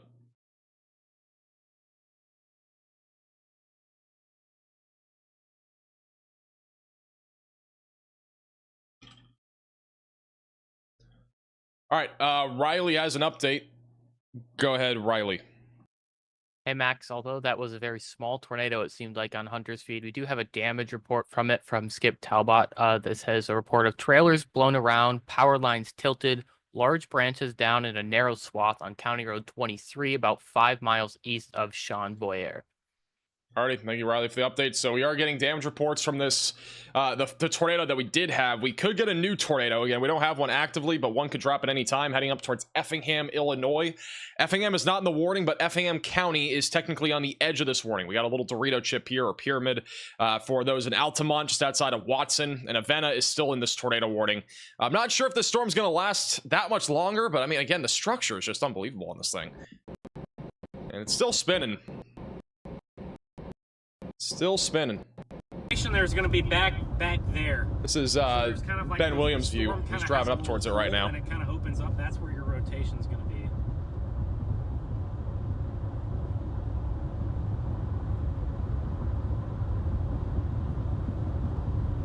There's a lot. There's now there's a lot of rain. It wasn't as rain wrapped. Now there's a ton of rain coming back in there, and I almost wonder if we get out ahead of this thing to the north and to the east. I almost wonder if we're going to get some really cool, even better structure out to the east of this thing that we have on it right here. We're going to have to watch that little. We're going to have to watch right there. That's where we're going to want to watch for a tornado, right above my finger. That's where we're going to want to watch if one does come down. Any issues in northern Illinois? Asked Deborah with the $10 super chat. Or sorry, northern Louisiana. Northern Louisiana should be mainly damaging winds tonight. I don't expect much of a tornado risk. Have those really striated storms like that, but it can still happen. What causes all the unique, different layers of a storm? Great question.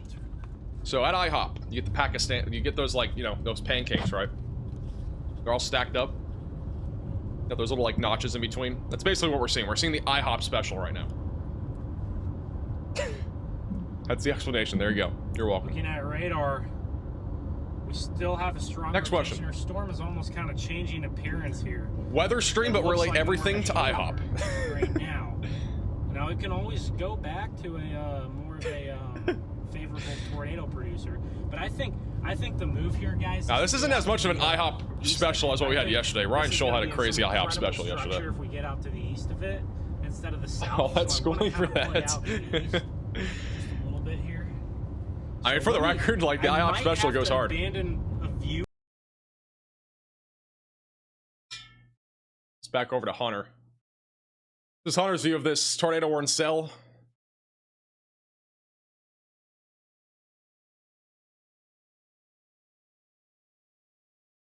We're just missing the syrup. That's the only thing. We're just missing the syrup.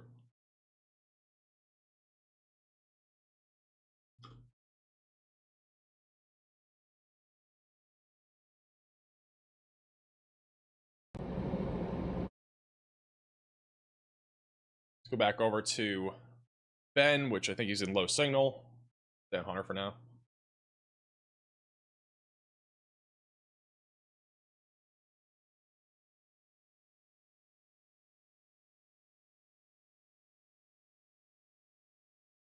I think the left side there, I think that's Scud. I don't know. I do not think that's a funnel. I think if we had a tornado, it'd be back there in the middle right, or we have a lowering.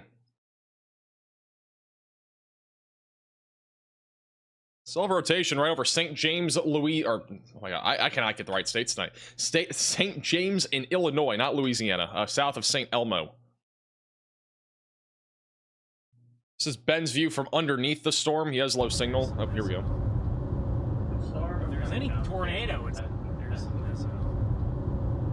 What? If there's any tornado, it's gonna be back in. There's Why? If there's any tornado, it's gonna be back. Wait, Riley, you're unmuted. How can I hear you?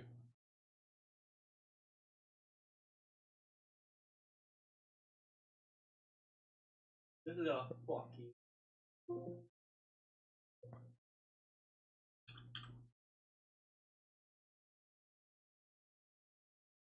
Let's go back over to Hunter.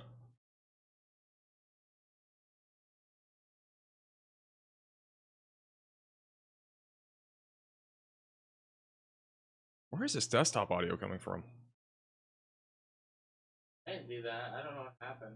Wait, Riley, I can hear you on Zoom. Can you hear me? Yo, Riley, I can hear you on Zoom talking. I don't know why. Okay, now I can't. I don't know what is going on. My audio is like bugging.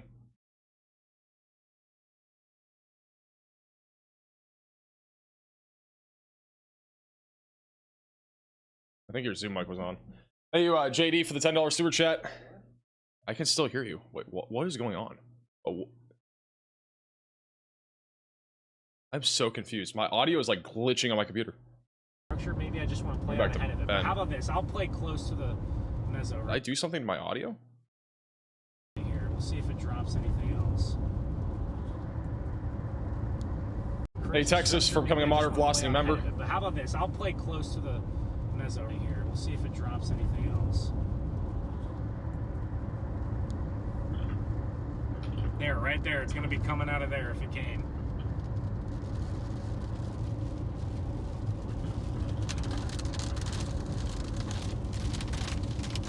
All right, here comes the RFD. Here comes the rain.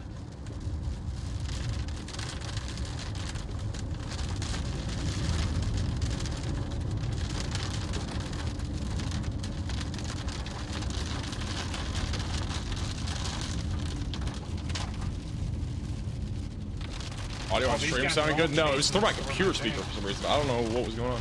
All right, we're going to lose positioning just for a second, y'all. Then we're going to get back. Wow, that mezzo's getting carved out. Wow. This thing could do it.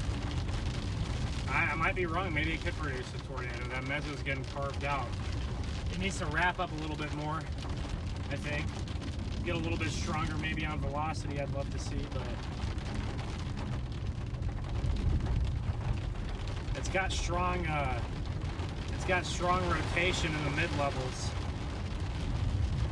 It needs to tighten up in the low levels a little bit to have a shot. All right, so we're gonna lose positioning here for just a second here, and then I'm gonna blast back. Hey Hawk, for becoming a member, welcome to the Velocities again. This is Ben Williams on our tornado warning southwest of Effingham. Next road I get. Hey Chris, for becoming a minimum velocity member. Next road I get. Hunter is still in the same spot. We're gonna stay on Ben. He's getting out in front of this right now. Think of this. If we have a tornado be coming up towards the Altamont area just outside of Effingham, Illinois. This is again our only active tornado warnings is both on this storm.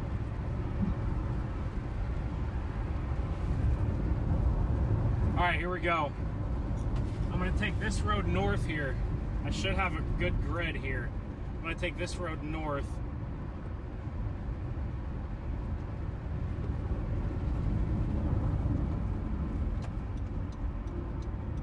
Right, Anna for one gift of membership. Right into the beast here. By the way, bottom right of your screen, the severe mesoscale discussion that's on, or mesoscale, the convective system that's ongoing west of Memphis is weakening. We only have one severe warning now.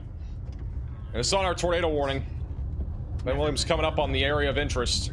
It's coming up right near I-70 right now, going towards just south of St. Elmo, coming up into Southmore Heights and Altamont. And then, guys, I'll eventually probably just take another. We don't want to get wrapped up into the rain back in there on the left, so we'll probably have to take another right.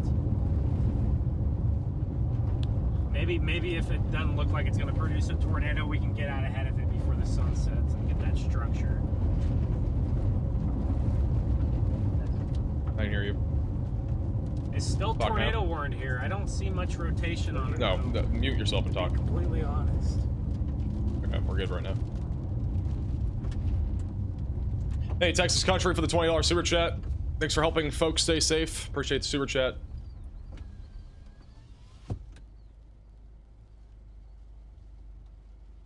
Well, it could be right. It's actually, I think it's right above me. Yeah, do we have like a cinnamon bun? Right there, there it is. It's so high up. Couldn't even tell. And we have a cinnamon bun right there. Well, I can't even see, guys. Yeah, I think that's it. So if we have a tornado, be pretty close to where right up there. Ben is. He's looking up into the sky right now.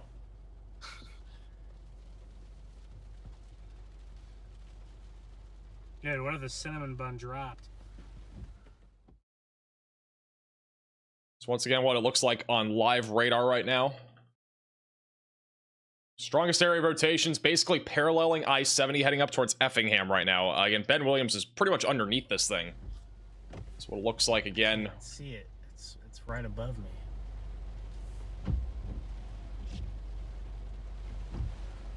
That rotation's pretty much paralleling I-70. Turn I-70. around and go back the other direction because I don't want to get too far north. And then I'm gonna watch that cinnamon bun close. Update on Indiana. We'll do a little update across the board here in a minute. Some yellow flowers out here in Illinois.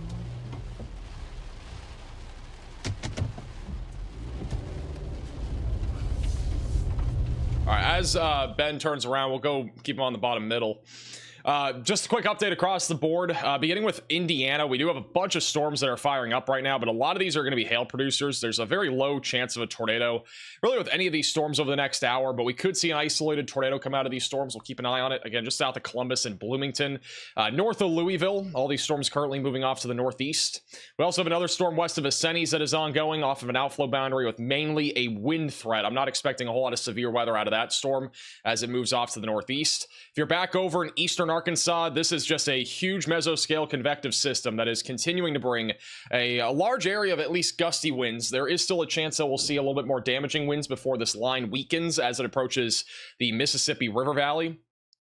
We do have a severe thunderstorm watch in place for Missouri, Arkansas, Western Tennessee, and Northwestern Mississippi, which goes all the way until 11 o'clock tonight. Make sure that you're staying weather aware if you're in that area, mainly for the damaging wind threat. Back over near Shreveport, we just have a couple of strong lines of thunderstorms that are moving through. Nothing too concerning in this area when it comes to tornadoes. Should be mostly wind across Louisiana tonight. And then back over near Waco, Marland, Killeen, and just north of Austin. Big outflow boundary that is going to continue to bring the threat for damaging winds and also the potential for some large hail. And also south of San Antonio, we still have that big hailstorm well outside of our risk area that is unbelievably bringing 2-inch sized hail and 70-mile-per-hour winds to the table. This storm is, again, not even in a severe risk area. Wouldn't even rule out an isolated tornado with this. I think the chances are low, but definitely kind of a crazy storm down here south of San Antonio. Once again, not in any risk area for today. It's just in our general outline of general outline of just normal thunderstorms. And then back over west of Wichita Falls, you might be thinking, is this a repeat of last night? It is not. It is just a strong line of thunderstorms that is continuing to bring some damaging winds and hail, but I do think, generally speaking, the threat of severe weather is low. This is back to Ben Williams. He's on the tornado warning again in Illinois. Also, bottom right of your screen, north of Amarillo, going towards Pampa. Quarter-sized hail moving to the east. That's really about it. And also, over near Goodland, Kansas, we have warnings. Bottom right of your screen, northwestern Kansas even has some quarter-sized hail at 60-mile-per-hour winds. Hey, Travis, for becoming a maximum velocity member. Bear with me, chat. I'm coming. I'm getting on the storm again. Sorry, I only have one camera view here, so I just have to try to stay out ahead of it. Here we go. This is your view of the tornado warning storm again. This guy has the same idea as me. It's a crazy structure. That's where I was going, buddy. So once again, storm chaser Ben Williams. All right, there we go. We're gonna lose view again, so we can get east. Oh.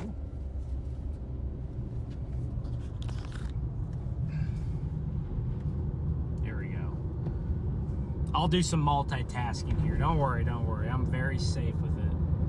But I'll get the phone over here. There could be something back in that rain. I mean, that's where it is. It's back in the rain back there. I can't quite tell.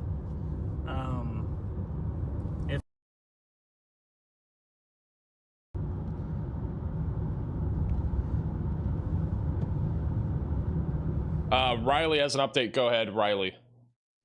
Hey, Max, we once again have a thunderstorm in Texas that's in a general thunderstorm risk. It's ball-sized hail. Yeah, more times ball-sized hail and a general thunderstorm risk. Where was that again? You cut out.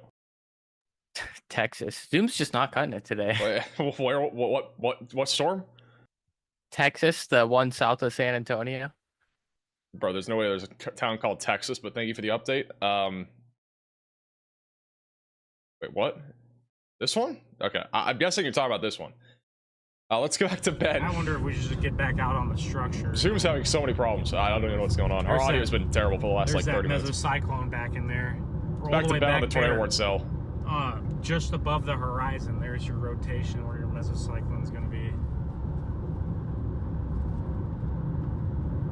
Wow, that's incredible. Look how fast we got out in front of that and then have a view. That's amazing. All right, guys, we're going to go a little bit further east. We're going to go a little bit further east here. And then we'll turn due north here and get back out on it. I'm looking, I think we're going to. All right, Ben lost signal there for a second. Again, this is, once again, Ben Williams on our tornado warning storm near Altamont. It is currently coming up on the Effingham area. Our main area of rotation is literally paralleling I-70 right now, so it's going to be going right along I-70. It could go east, it could go north. Again, keep in mind, tornadoes do change directions. We don't actively have a confirmed tornado here, but there could be legitimately a tornado at any time. Quarter-sized hail is also possible. That's mainly north of I-70 right now, moving to the east-northeast. Got a bunch of storms again in southern Indiana right now. Let's go back over to Texas. I'll quickly just check back in on the storm south of San Antonio. Yeah, this should be mainly hail and wind. I don't think this will produce really any tornado threat, but tennis ball sized hail falling right now east of Campbellton and south of Kennedy and south of Card City. Threat of a tornado is pretty low right now.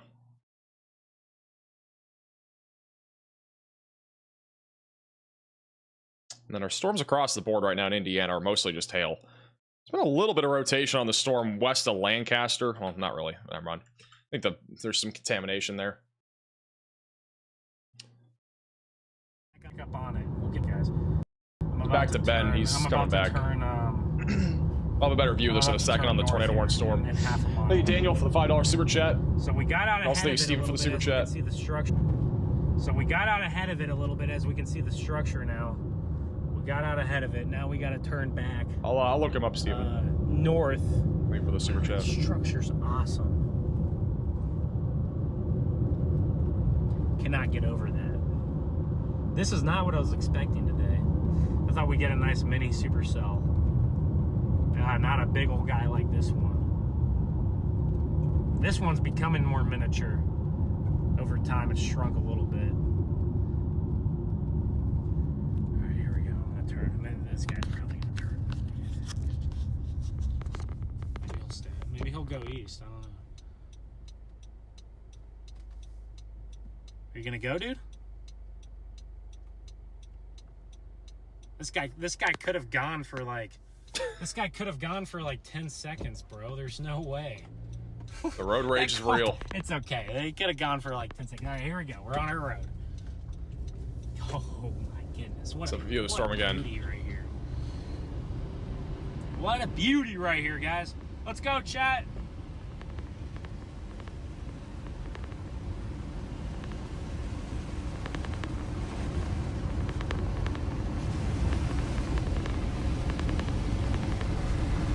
Sorry about that noise. I was trying to look at it there.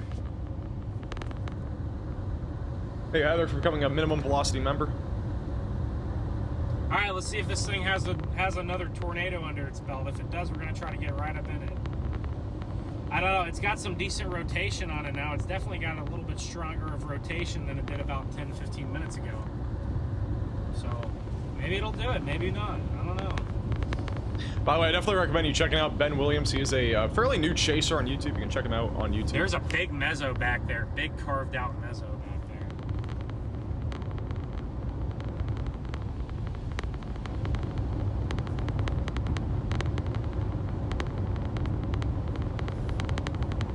Yeah, you can touch Riley. This thing's gonna try to produce a tornado here. There's that big mezzo back there. See it on the left of the screen? See, you can see the edge of the mezzo right there. That's it. We're gonna get right up under the. We're gonna let you know what, guys. Let's go in the bear's cage. This is insane. Bear's cage. Let's get in the bear's cage here, guys. We're gonna do it. We're gonna go to the bear's cage.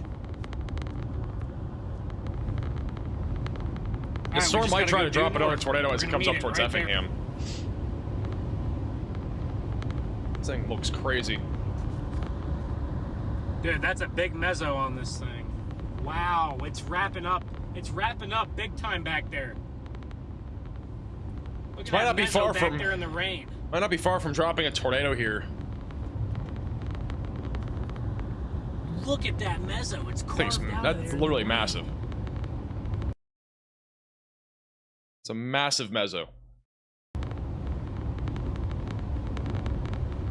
All right, we're gonna get a better view of it here soon in just a second. Look at that. Thing is wrapping around. You can see it literally so circular. It's what a mesocyclone is. Back there, guys. It's low. It's low to the ground back in there. So once again, just west of Effingham, Illinois. This is going towards Effingham right now. Bottom right of your screen is the view of the storm. It's not on the ground, but it's low back there. Thank you, Mara, for becoming a maximum velocity member.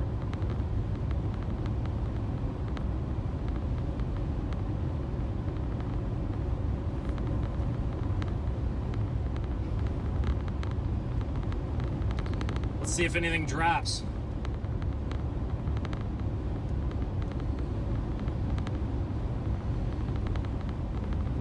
Come on. See if anything will drop out of there. I don't know if it will or not.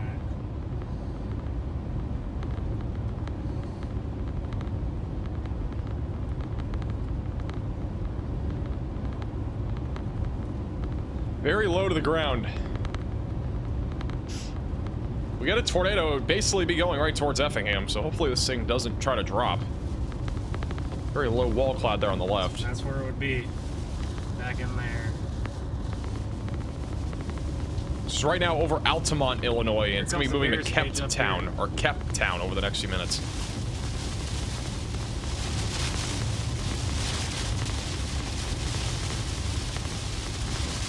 That was a big CG on the road. Jeez.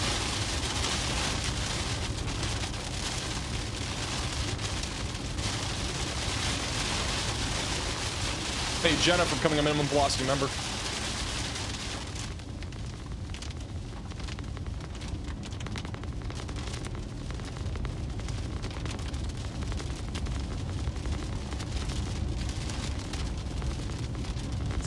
It's gonna try right there. This is a very low. We're getting close. It's gonna cross right in front of us here. Very low wall cloud. I'm gonna go back to Ben in a second. Actually, we'll go back to him. Almont. This is right over you guys. Almont. Hey, Christina, for the super chat. Once again, if you're super tight rotation, but there's a big carved out mesocyclone with a lowering right here. it's coming right up towards Effingham again. If we could have a tornado at any time here, right along I-70. This is very, very low. At any time. I don't know if it has enough juice on it, but we could get one. Ah, there it is, right there. This has already produced at least one tornado. It's already produced at least one tornado, so it's possible it tries to drop a new one. It's rotating. It's right now over Altamont in Illinois. It's going in the direction of Effingham. This is in debris raining from the sky. We got debris raining down. saying there's debris raining from the sky. There might have been a tornado, or there might be one.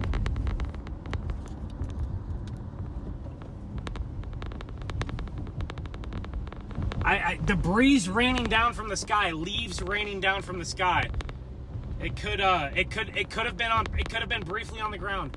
We had debris raining down from the sky. Pull off right there. What is that right there?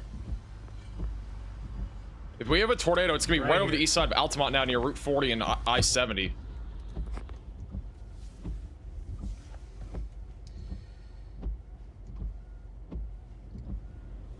This is coming up towards Effingham. If you know any friends or family in Effingham, make sure they're aware of this. This tornado warning expires in 4 minutes. They're probably going to issue a new one here in a second. For Effingham. Or maybe just outside of Effingham. Going towards Funkhauser and Erieton.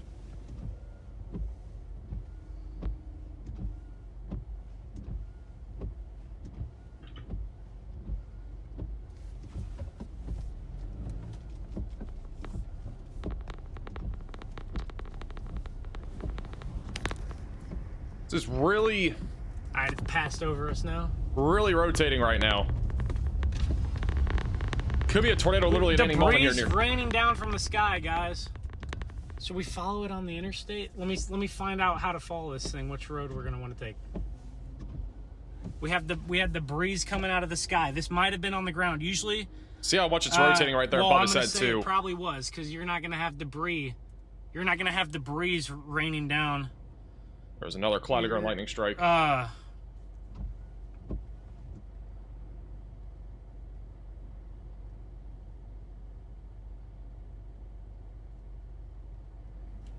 You're not gonna have debris raining down. Also, there is an update from a meteorologist that they are seeing rapid rotation, which is There's again a big meso again. There it is, right there. Look at that! Oh my goodness! Oh. Is that a funnel in there? A new tornado warning has been issued. It's literally underneath this meso. Also, there's a new tornado warning for the entire city of Effingham in Illinois. Still follow it. Let me take this. Should have a perfect service road to take here. Entire city of Effingham, Illinois is in this tornado warning. We got a large rotating mesocyclone here. It's gonna drop. It could drop a big tornado. It could. It might. I think we just had a tornado on the ground because the breeze were falling from the sky. That doesn't happen like that unless you have something on the ground. So I keep saying I think we had debris, something guys. there. He means debris. Seeing that in the chat. But apparently there is debris flying out of the sky, so it may have been a prior tornado.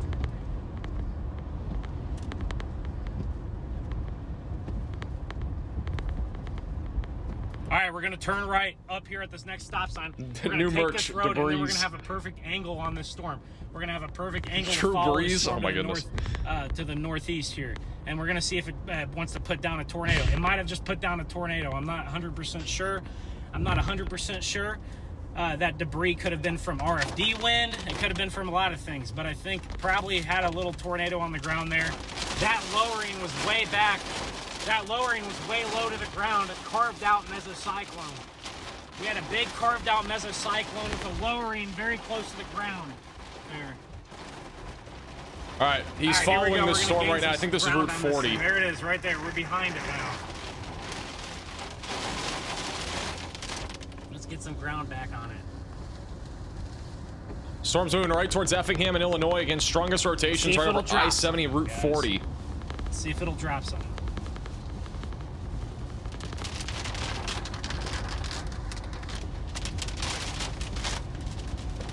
Still a large mesocyclone. I do not clearly see a tornado here, but we could have one at any time coming up towards Effingham. Still rotating. Oh, rain band, either rain bands or debris wrapping around now.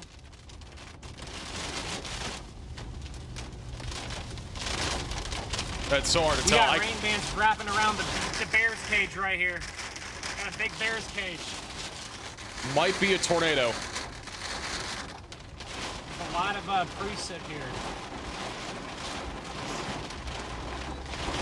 I don't see any clear debris or anything like that.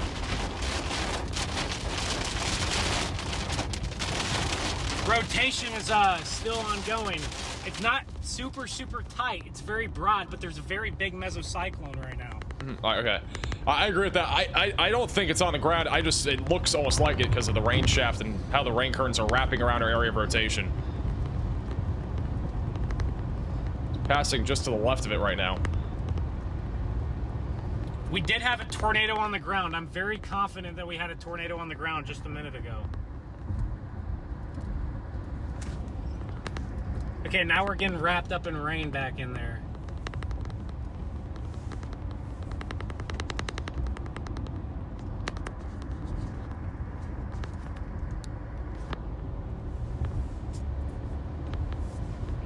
We're gonna keep following this thing.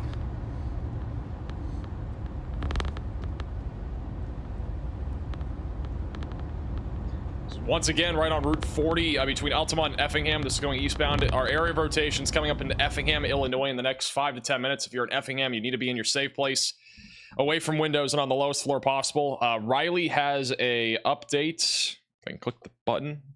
Bruh. 1 second. Why is my stream deck so slow? All right, go ahead, Riley. Hey Max, I'm looking in Texas at our storm about to cross over Interstate 45 north of Teague. So this is currently a warning for ping pong ball sized hail. However, we can see a very large 3-body scatter spike. This is indicating to me that as this storm is about to cross over I-45, it's going to start producing significantly larger hail. So if you are on I-45 near Fairfield, Texas, go ahead and probably pull off the road, not under an overpass, off the highway. I mean, take an exit and sit in a gas station parking lot or something. But there's going to be quite the hailstorm moving over you guys over the next few minutes. Thank you, Riley, for the update. So that's back over in Texas. Big hailstorm there. That's likely 2+ inch diameter hail there falling near Fairfield, Texas. Let's go back over to Ben. This is again on our tornado warning. The only tornado warning that we have for Effingham, Illinois. There has been a large mesocyclone on this for quite some time. Tornado warning storm now. It's been close to dropping a few times. I still think it's was on the broad ground, looked pretty weak. rotation right now. Still was on the ground. The breeze in the air just leaves. Oh, there's a good place to pull off. Nah, that's not gonna work. Shout out to Kim with the $20 Venmo donation. I appreciate that. I'll have a Thank you, spot LK for the right 5 gift memberships. Thank you, Will, for the $10 super chat. PDS to breeze warning. For Let me breeze. just pull into this driveway right here.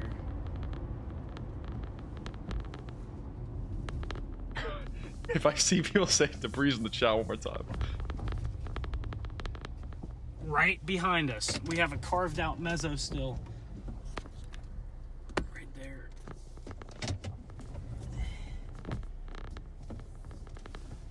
You know, me and Ben talk a lot, by the way. We're actually like friends, but we do talk a lot. I'll definitely have to tell him about the debris after the stream. On the storm here, quick.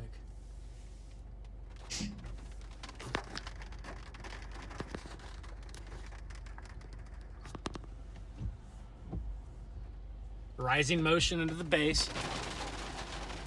Here. It's gonna be just right here in front of me. See that rising motion? That rising motion just to the left of that tree?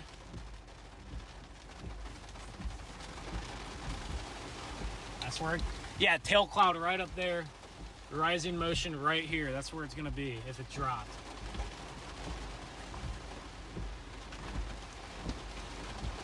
I believe so. I believe so. I think so. Should be to my west still. Blasted out ahead of it.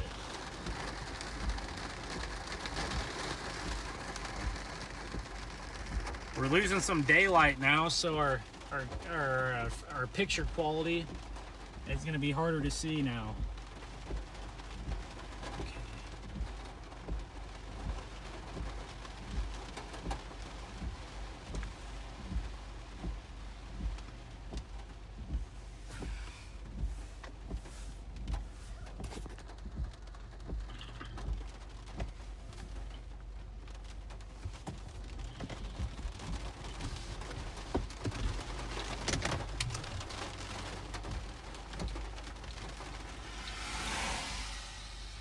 I don't see as much rotation now as just a minute ago.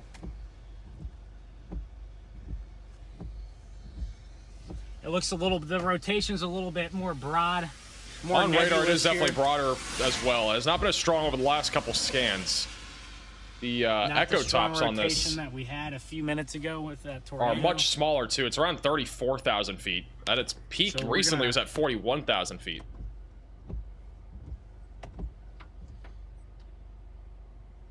The storm is heading up towards Effingham. Effingham, you need to be in your safe spot. Hey, Joseph, for the $5 super chat. I appreciate that. All right, guys. I'm gonna go ahead and get out ahead of this thing a little bit, so it'll be easier to get my bearings on it. $10 super chat. Debris t-shirt proceeds go to bed. I don't know what the heck a Debris t-shirt would say or have.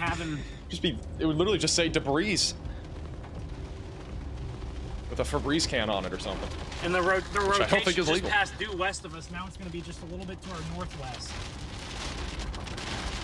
I'm watching a lot of rising air into this thing still. Even as the sun goes down, we still probably a big inversion at the surface. We still got rising air up into this thing.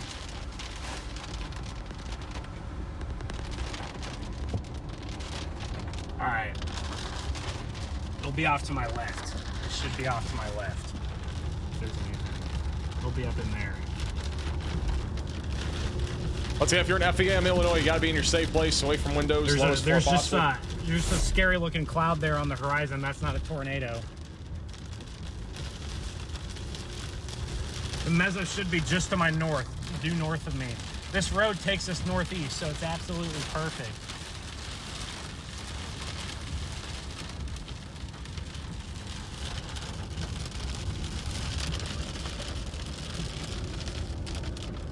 Let's see if this thing can reorganize itself again. If you're just tuned in, about 10 minutes ago, we had a tornado, a very weak tornado, broad circulation under a bowl, under a big carved out meso. So once again, back over to live radar. And our main area of rotation right now is moving into Effingham over the next few minutes, heading up towards I-57 and I-70.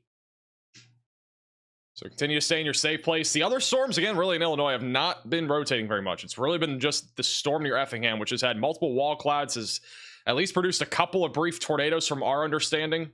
And so that's going to continue. We also have a few hailstorms still ongoing in southern Indiana. Not really much of a tornado risk at this point. Very low chance. But we do have a chance for at least some hail and maybe an isolated tornado. Let's go back over to Ben. There's a bunch of chasers right there. Still got wall cloud back there, looks like, in the middle.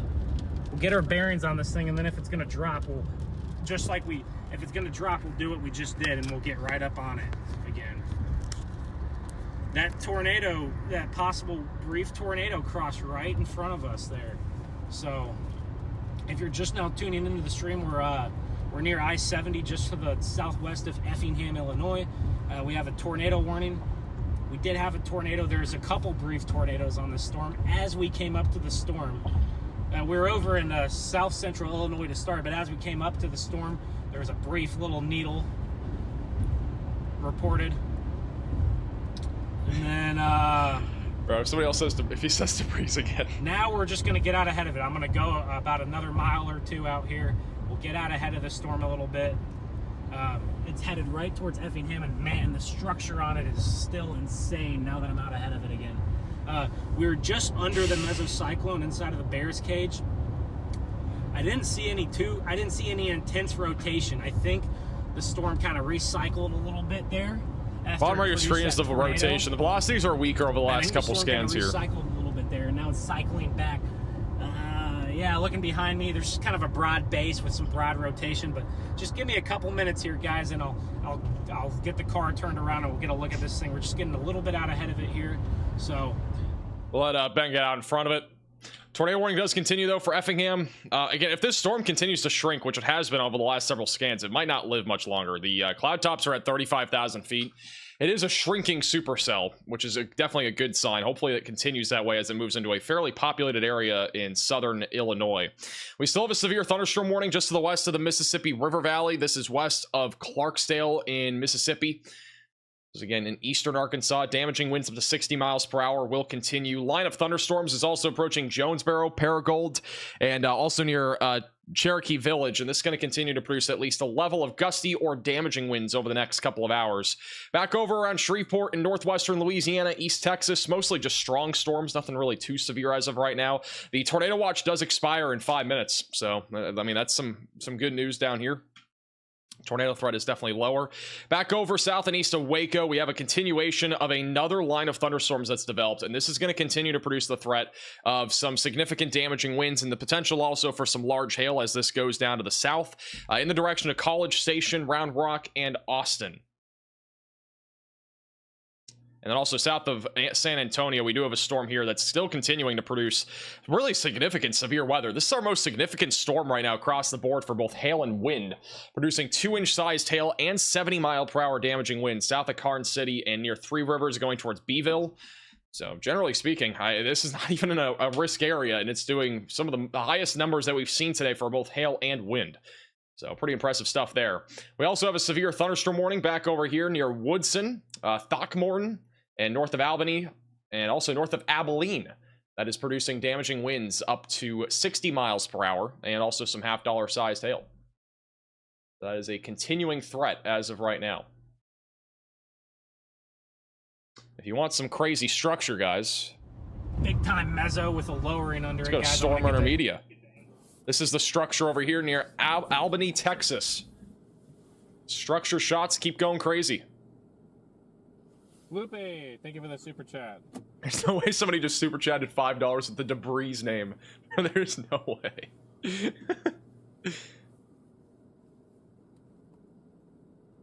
You guys like that angle or the sun one better? And yes, the $50. I see. This is what I was talking about. The northern part, that's the. I'm gonna keep it on Storm Runner Media. I'll be back in like 60 seconds. Crossing the run in front of us. That's what I was saying. I was trying to get north to go east. Oh, you can. Okay, I didn't see. I don't know what your plans are. I don't know exactly roads. I thought you were trying to pull in and point him at this. Yeah, because then I can go due east to Woodson.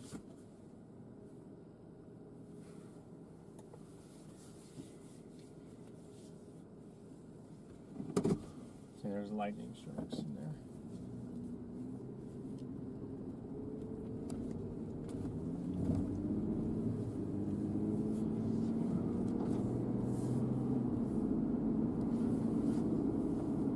Now we're going to want the camera facing rear, so hold on. See why I want to go pick up that thing? This gets to be a real pain. Alright. Leslie, thank you for finishing the super chat goal. Big W Leslie in the chat, guys.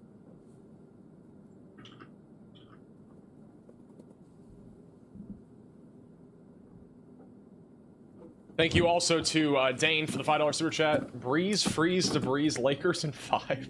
For what?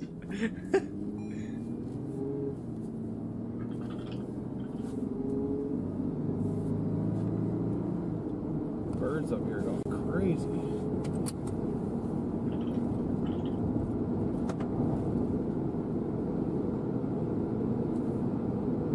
Apparently Riley is working on a debris t-shirt, by the way. Just an FYI. I'll give something to Ben too. For whatever we get on it. It's pretty funny.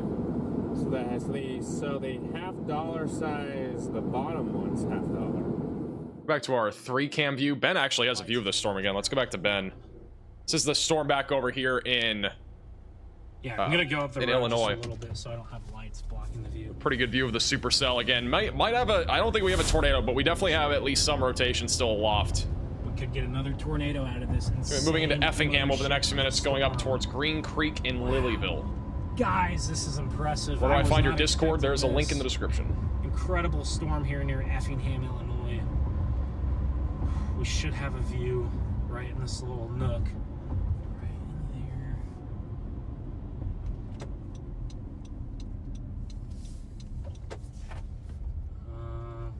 It says there's a road right there. There's not a road. All right.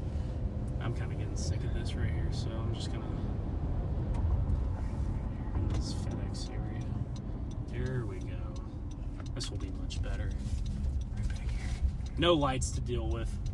We got to get the shot, you know. What we're gonna do is right over the trees. I'll stay on Ben, I think. See, now the trees are blocking it, but okay, whatever. Look at that! Wow, that's literally an IHOP special. There's your shot, guys. That's a crazy structure still in Effingham. Look at that beast! Wow, what a storm!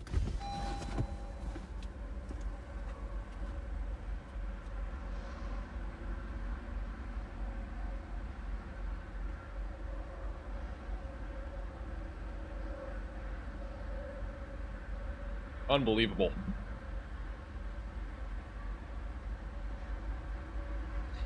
This thing is still tornado warned. Coming into Effingham. You're in Effingham again. Now is the time to be in your safe place. Titopolis as well. You need to be in your safe place away from windows lowest floor possible here in Illinois.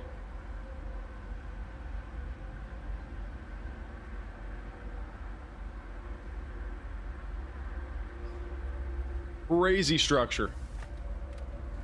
Otherworldly structure here in Effingham, Illinois. Get in your safe place.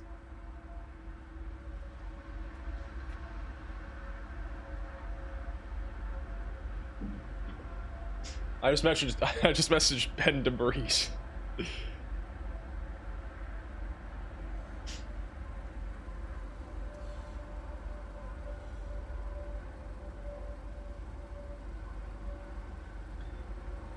About to be sunset here, or I think actually sunset may have already happened. It's about to, at least in Effingham. This was maybe an hour ago. We'd probably have some really crazy looking sunset view of this supercell moving in to Effingham.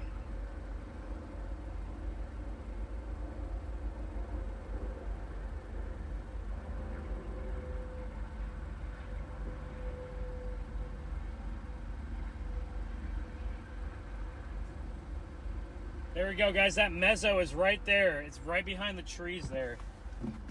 So you can see it in the middle of the screen. That's where your mezzo is. That's where your tornado would be.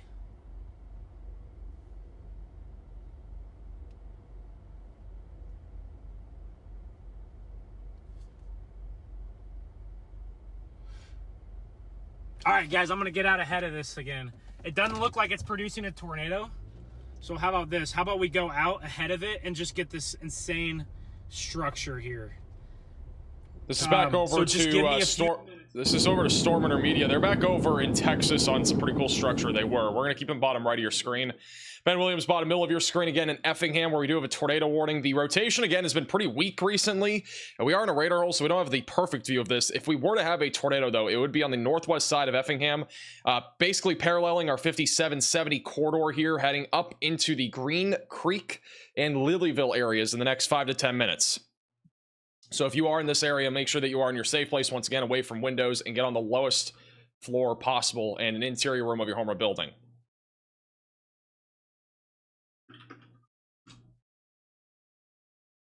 Also, we do have a new severe thunderstorm warning back over near Nokomis and south of Taylorville. This actually has 60-mile-per-hour damaging winds, quarter-sized hail, and a tornado possible label on it.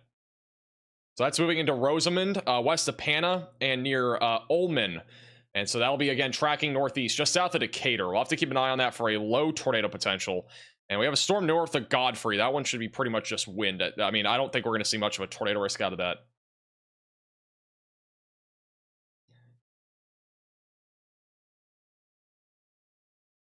All right, guys, you might be shocked, but guess what? Riley has put his drawing skills to the test again, and we now have a Debris. This is getting ridiculous. We have a Debris t-shirt. .maxvelocity.net. I'll put the link in the chat. It'll be pinned.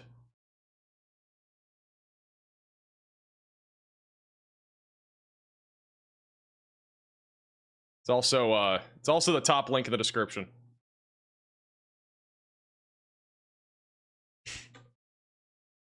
These ideas are so dumb.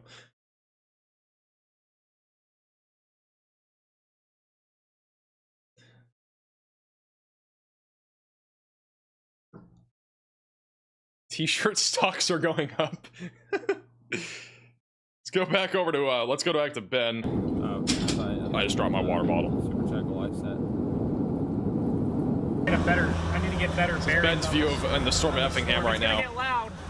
Still having mesocyclone on this. If we have a tornado that's coming up into the northwest side of Effingham, moving towards Green Creek and Wheelerville. You can turn down the volume. I apologize.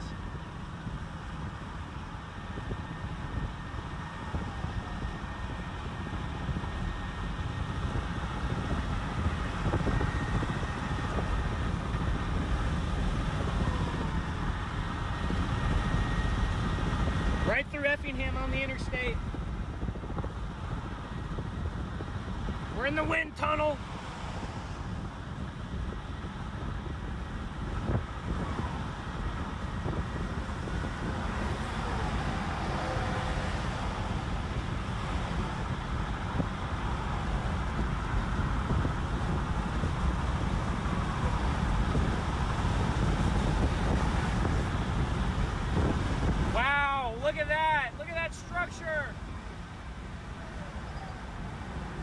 Tornado warning, by the way, for Effingham goes for 9 more minutes. I don't think they're going to issue a new warning on this, just purely because the velocities don't look as impressive, but they could issue at least a severe warning with a tornado possible label.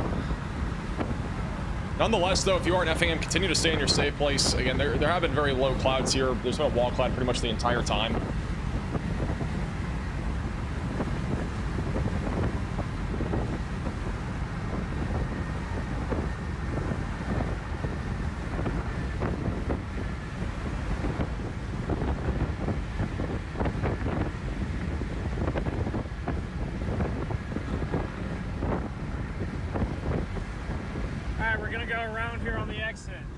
We'll go back to Ben in a second. Once again, this is our tornado warning.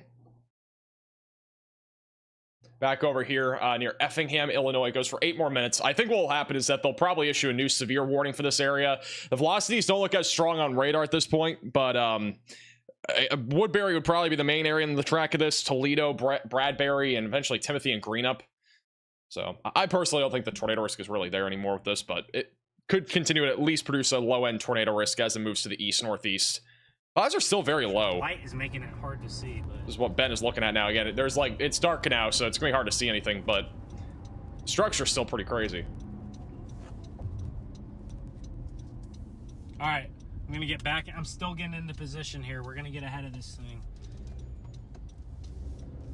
By the way, the Debris t-shirts are available at shopmaxvelocity.net. If you did not see it, they are on the front page now, so it should be there in case you want to get one. You can see the big tail, inflow tail coming right in.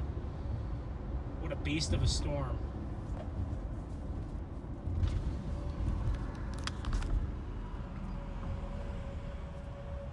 Velocity's Sirens uptrend. going off there. There it is. What an eerie view right there. Still seems pretty broad.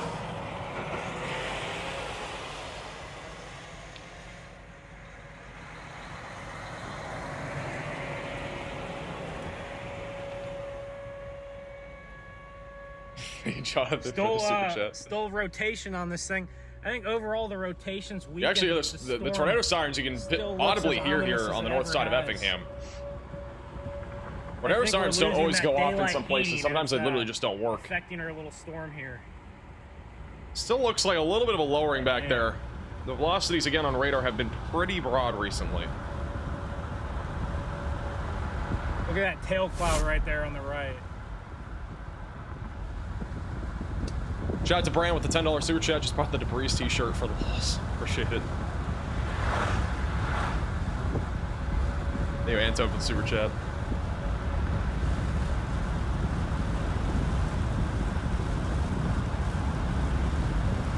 Got tennis ball sized hail that is now observed in Live Oak and B counties in Texas. So that is an upgrade. If we go back all the way to Texas, all the way back down here to just northwest of Beeville. This is again a supercell that is completely out of our risk area of any risk. We don't have a marginal, we don't have a slight risk, nothing up here or down here. And this storm is still producing tennis ball sized hail and 60-mile-per-hour winds. Actually, now I say that, they have actually put in our new outlook, the Storm Prediction Center just issued a new outlook for tonight. They have extended the slight risk of severe weather to include this area, which obviously nobody was expecting storms to fire down here, but we do have a storm that's ongoing. Slight risk still continues from Arkansas, Missouri, and also goes all the way back through Texas. Oh, you know what's good? This shape is kind of weird, I'm not gonna lie. I'm trying to think of it. It kind of looks like a snake or something with like a tail. It's kind of weird. Slight risk of severe weather though still ongoing there for Illinois and Indiana. And our tornado risk is pretty much a snake. We still have a 5% tornado risk in Illinois and Indiana, and then a 5% tornado risk just off to the north of Houston around College Station, and then a 2% tornado risk from Ohio back into Texas. Looks like Ben has a view of that lowering right now. A little lowering. If you look on the left side of your screen, you can barely see it. So it looks like a wall cloud.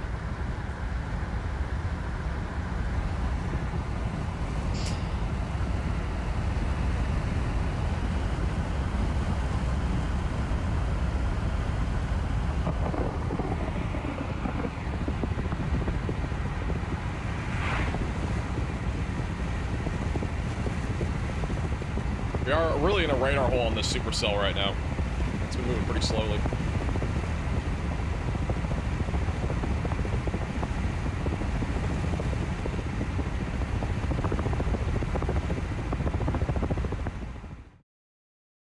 It's pretty hard to see anything right now with it being nighttime.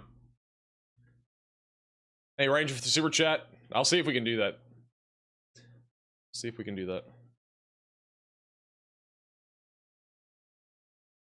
4 more minutes are left on this tornado warning. Within the next 4 minutes, we should see a new warning, either for, I'd personally expect a severe thunderstorm warning. I would kind of be surprised if they continued a tornado warning on this. Again, if we get a new warning, it'll be for Paradise, Toledo, Green Up, that general area. Kind of splitting our 57 and 70 corridors here. Sure that you're staying weather aware. Also, we got a new severe thunderstorm watch. This is not new, but it just came, or I'm at least just seeing it now. This is a severe watch that goes until 12 o'clock tonight. College Station, Brenham, Mexico, back over near Lufkin, Texas. Scattered ping pong ball size hail as well as damaging winds up to 70 miles per hour are going to be a possibility.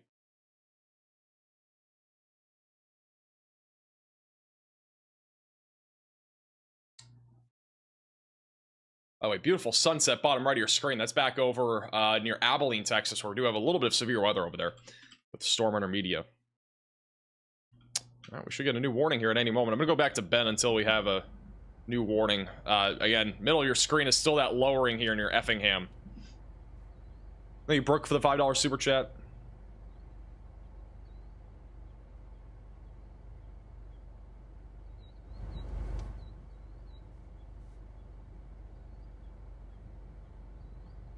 How's the storm look near Vincennes? Honestly, it has a little bit of rotation. I don't think it's going to do much, though. Has a small little mezzo there north of Vincennes. We're zoomed. This thing is a lot closer than the camera looks. We're zoomed out all the way. Tornado warning ends in 2 minutes. See if they issue a new one or not.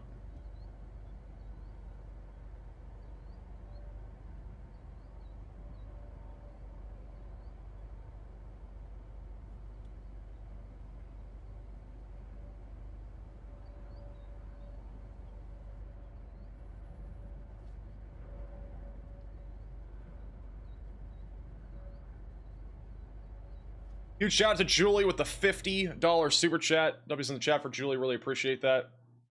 Hey, Midwest with a super chat. Chicago should be fine tonight. All right, they have issued a new severe thunderstorm warning. This does include Toledo, just south of Paradise. So as we kind of figured, they're not going to continue a tornado warning here. There is still, again, some rotation. It's just, I don't think it's enough to continue the tornado warning for now. Again, this does include Toledo and just outside of Bradbury. The tornado warning will officially end in a minute. We'll be back down to no tornado warnings, which is W. Be the first time in a while that we've had no tornado warnings. Storm's been rotating for quite some time. Ben still has, I believe that's the right. Yeah, that's some low clouds. I don't know if we really have a definitive wall cloud right now, though. Get some inflow on the right side. What is that? Is that a funnel? I think that's. I think it is, but I think it's Scud. I mean, yeah, that. Oh, I don't know. Is that a funnel? I can't actually tell. It looks pretty. I think it's Scud though. Yeah, that's in the right spot. That's a funnel, I think. Dude, I'm just saying that it's like maybe not. Yeah, that's a. Hey, yeah, there we go. Funnel cloud. Okay, look. Ben's saying this is a funnel cloud. This is on the north side of Effingham. We may have a tornado trying to come down north of Effingham again.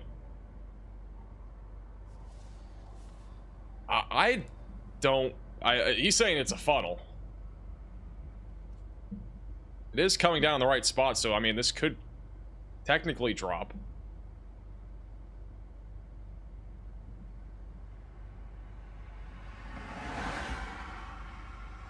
Honestly, it does look like a funnel to me. I don't know if it's gonna drop, but it does look like a funnel. It's coming right down from the wall cloud here. There it is. It's still a funnel. Wow. Look at that. There we go.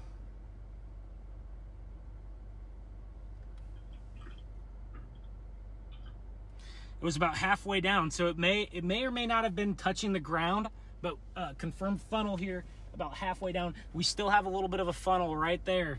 No tornado warning on this, but there is a funnel cloud on the north side of Effingham, just crossing over I-57 right now, and it's going to be going up towards Toledo if we get a tornado. Thank you, Kristen, excuse me, for the $20 super chat. I appreciate that. Thank you, Mike Wazowski, for the super chat. There we go. It's still a small funnel. Hold on, that light is kind of blocking my view. Those lights are blocking my view. Let me see if I can still move the have car a quick funnel here, cloud and get out of those lights. But we still have a funnel right there.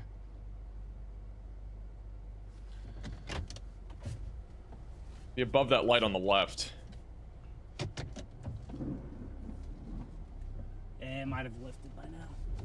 I can't tell because the dumb lights are so bright right there.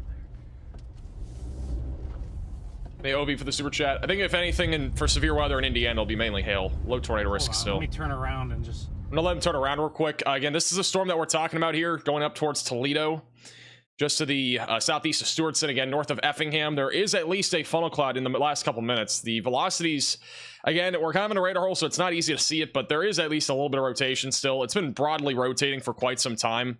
And we could see a tornado try to drop going up towards Toledo. I think if we do get a tornado, it's going to be on the weaker side of things. But no matter what, a tornado is a tornado. Do we have another little area of... Let's see if he has anything. He has turn around.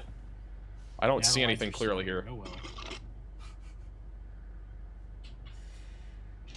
Well, so it doesn't matter how elevated I think this thing looks. It's still trying to produce tornadoes. So, okay, looks like it's now lifted. I don't see anything else. It looks so like it doesn't seem like we have a funnel cloud anymore. We briefly had a funnel cloud there, though. Thank you, David, for becoming a minimum velocity member. This thing isn't close to that good of a radar site, so it's going to be hard to tell. Am I having Popeyes? I was. I don't know what National Weather Service is for this town. Let's see here, guys. Let's get This would be the National Weather Service of Lincoln. Let's get out ahead of this. Need a breeze for the $5 super chat. My Popeyes order, chicken sandwich, fries. It's the go-to. What I'm gonna do, I'm gonna quickly refresh this because this is like wow, I don't know why I have YouTube open there. All right.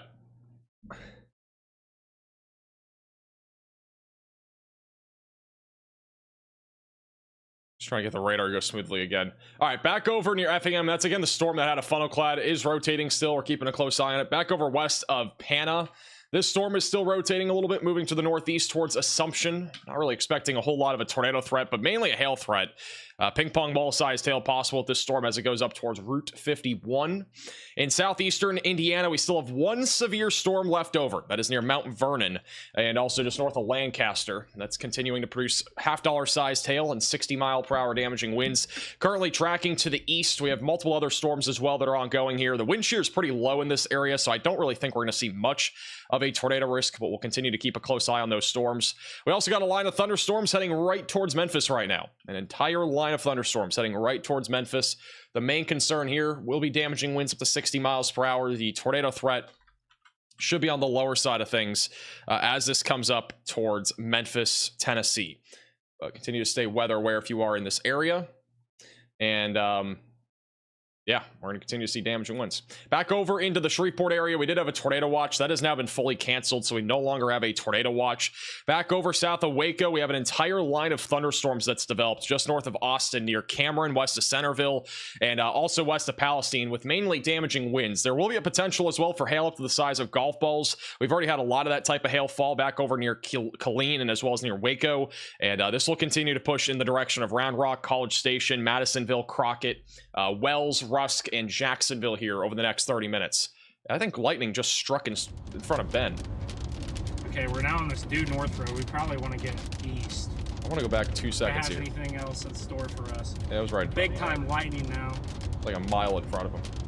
Okay, we're down. Also, back off to the north of Abilene, we have one lone severe warning out here in central Texas for quarter-sized hail, 60-mile-per-hour winds.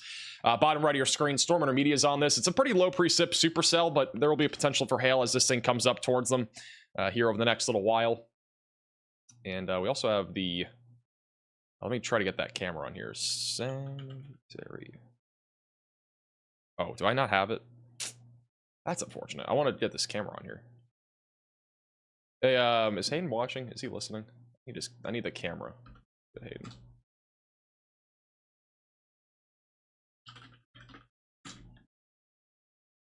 All right, let's go over to storm intermediate real quick. They're on this storm back out here near Graham. Today, for the storms we were on at prep to chase. And then this is the low precip supercell out here. The storms aren't going to wait that you planned in central Texas. Hey, David, for becoming a member. I get it though, because I mean, if you're out there trying to stream tornadoes and storms cross the boundary, your chances of a tornado drop like probably tenfold. I mean, maybe you get some sort of accident, but 99 times out of 100. By the way, Riley, we need to add those cams. Not going to be able to produce a substantial tornado. It's just not going to happen. So.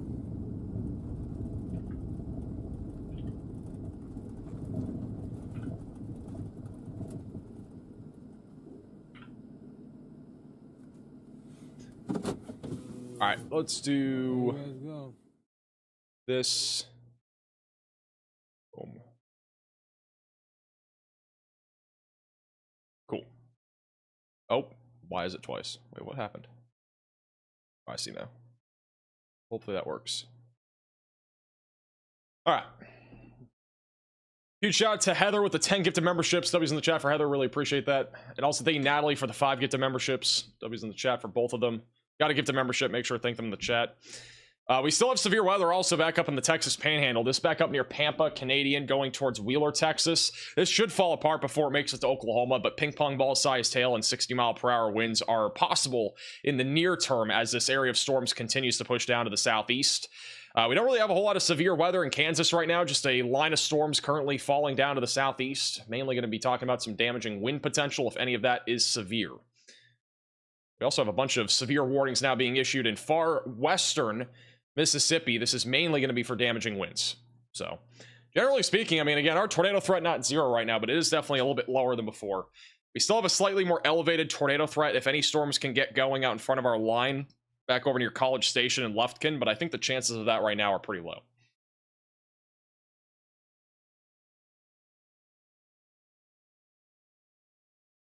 By the way, tomorrow we have another risk of severe weather that I want to quickly just touch on. There is a chance that we go live today, or tomorrow, I mean, yeah, there's a chance we go live today. Because we weren't already live. Tomorrow's risk of severe weather, it's a pretty large area.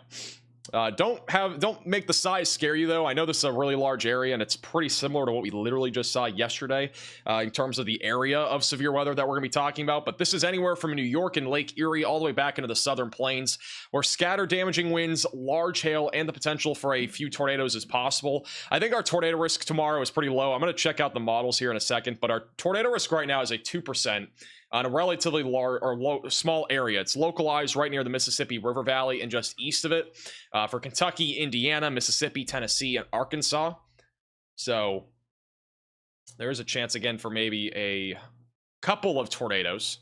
We're gonna go through the future radar, just to give you an idea of what it looks like tomorrow. Let me get the HRRR on here.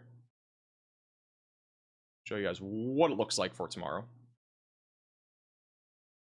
So here's the HRRR for tonight. Line of storms continues to move across Tennessee, Mississippi, Louisiana. By tomorrow morning, we'll end up seeing some more storms fire off, really right around and just after lunchtime. These will be mainly damaging winds across Kentucky, Indiana, eventually tracking towards Ohio. And then eventually by the mid to late afternoon, this continues to track to the east. And then any tornado threat that we may get, I don't even know where the heck we're going to see tornadoes. I don't know why we have a 2% there. I'm actually kind of bamboozled. I'm not going to lie. Where look at the significant tornado parameter values. I'm not gonna lie, I don't know why we even have a 2% tornado risk tomorrow. I don't even see storms really firing where they have it. I mean, there could be a couple of storms like late tomorrow afternoon that try to do something. I don't know, man. It kind of looks weird. Tomorrow does not look like a stream day if it's like this. I mean, this is just some scattered storms. This isn't like anything out of the ordinary. I mean, over here in Ohio could get a little interesting. I think the damaging wind threat, though, is really the biggest concern in Ohio and West Virginia. Doesn't look like the wind shear is going to be really in play. We could get an isolated, localized tornado threat in northwest Pennsylvania, northeast Ohio tomorrow afternoon. If that happens, there's a better chance of a live stream. And then back over in the southern plains, the severe weather risk is going to continue here, but I do think tomorrow it's mostly just going to be a few hailstorms and windstorms. I don't think tornadoes are really in play tomorrow here in the southern plains. And then on Friday, our risk of severe weather is once again across a large area. Let me pull up the outlook for Friday.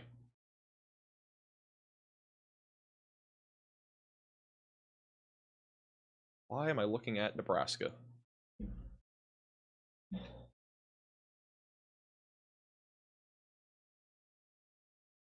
Try to pull up the day 3 outlook. Give me 1 second. By the way, we still have some rotation heading towards Toledo in Illinois. This is Friday's outlook of severe weather. So again, a large marginal threat of severe weather across Texas all the way back through Lake Erie. More damaging winds, hail, and a low tornado risk will exist. I honestly don't know if we're going to be live either tomorrow or on Friday. We'll have to wait and see. But as always, make sure you're subscribed to the channel and click the bell icon so you're notified if we do go live on either day. We might have a video tomorrow. I'm not sure. I have really no clue what we're doing right now.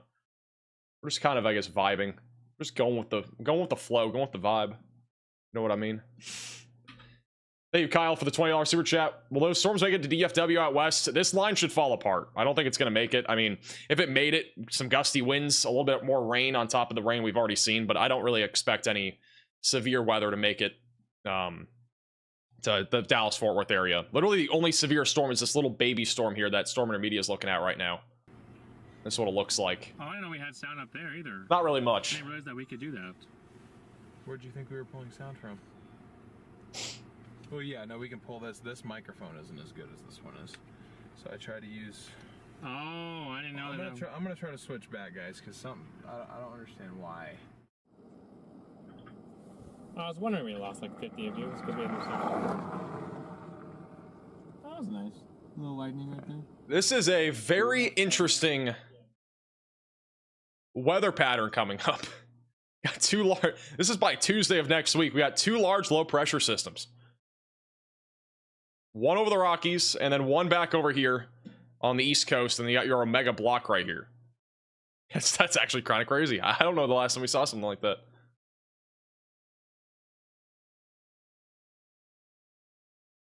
My storm's almost on top of us. Let me see if I can... Hey, Gary, for becoming a member, welcome to the Velocities.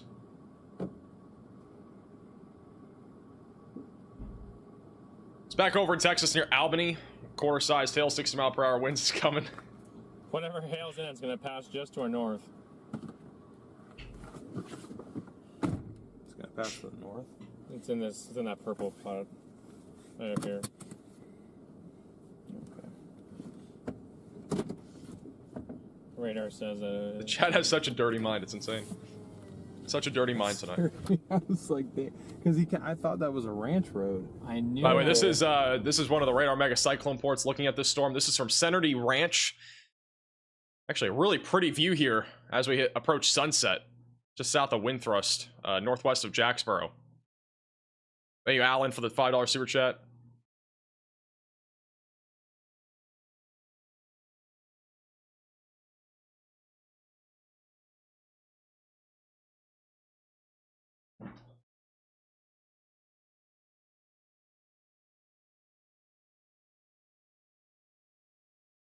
Look how low the clouds are, by the way, in Colleen.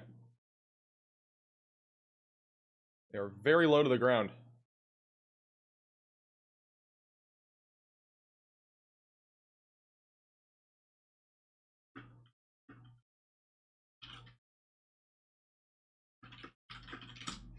Thank you, Kodos, for the super chat. What do you think, or what's your opinion on the storms west of Dallas? I don't think these are going to be really problematic. I think more than anything, just some gusty winds, some lightning.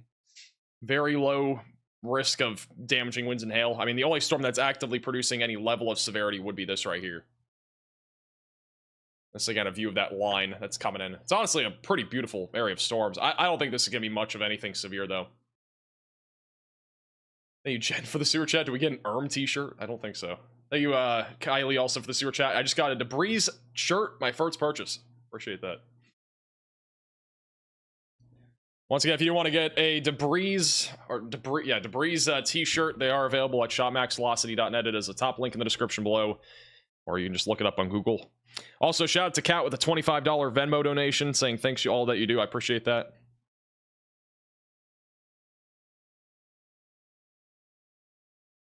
What time am I starting tomorrow? I don't know if we're going live tomorrow. I have no clue. Legitimately do not have any clue if we're going live tomorrow. It's gonna depend on what it looks. I mean, like, I might make a video tomorrow morning again. I don't really know yet. I might make a video tomorrow morning. And if we do, I don't know. I don't even know what I'm doing. I think I'll have a video tomorrow morning to talk about Thursday, Friday's threat at the bare minimum.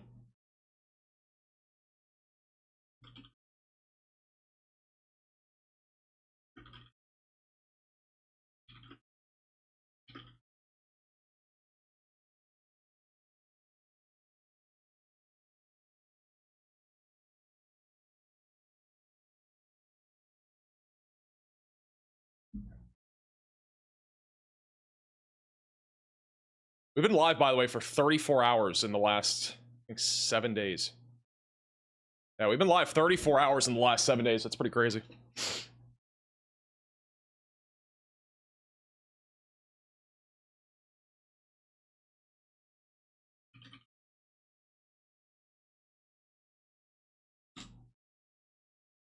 We're basically full time.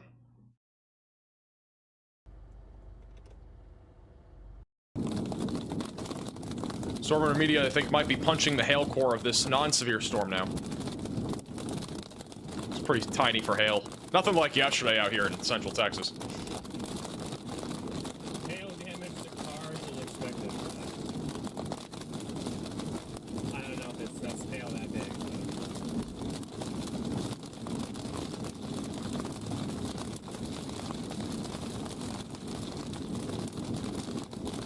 Did I get to eat? I had a Chick-fil-A sandwich and stuff. Thank you, Gary, for becoming a minimum velocity member. Appreciate that.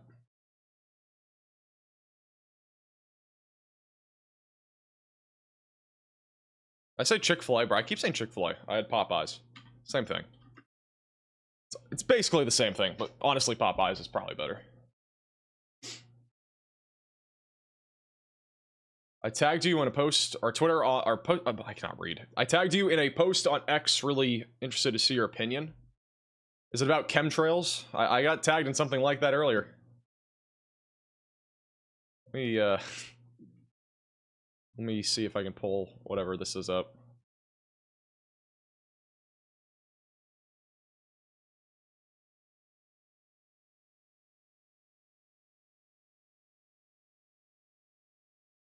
Sus hour, by the way, is now over. Sus hour's ended.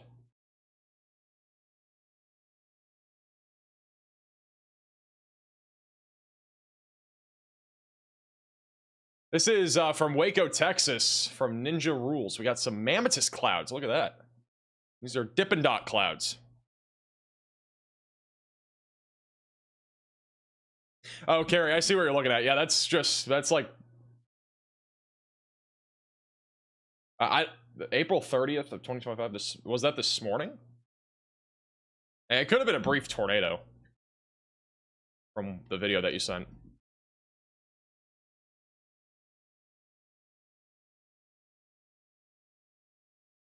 It's back over in German, I think it's German Texas. It's in German Texas. We had a really cool sunset. The camera has gone into night vision mode. We got the shelf cloud rolling in.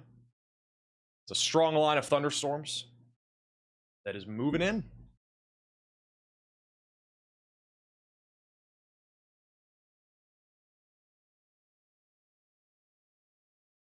Raising Cane's is pretty dope. Honestly, Raising Cane's is so hit or miss. Like, it's just the chicken. If it's not like, I don't know. The chicken's so inconsistent sometimes. I don't know. It's weird. Max, you're still live? Yeah, we've been live for 8.5 hours. Actually, you know what's funny is that we've been live longer today than we were live on the moderate risk of severe weather on Monday, and also yesterday's severe weather outbreak that spanned across a bunch of states. Now, for the record, yesterday we probably could have gone live for another hour or two beforehand, but even then, I mean, we were live for a long period of time. We do still have a tornado possible labeled northeast of Effingham, Illinois, bottom right of your screen, going towards Hutton and Charleston. Quarter-sized tail, 60-mile-per-hour winds are also possible. Happy birthday, Emily.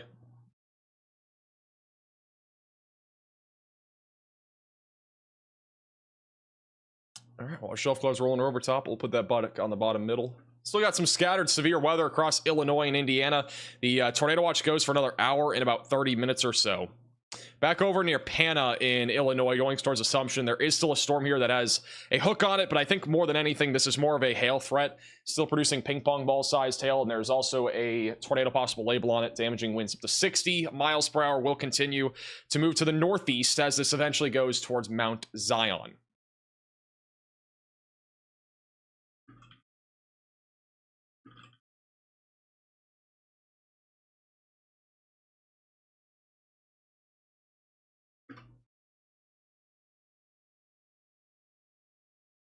What about Ohio? Ohio will be more of a risk of severe weather tomorrow.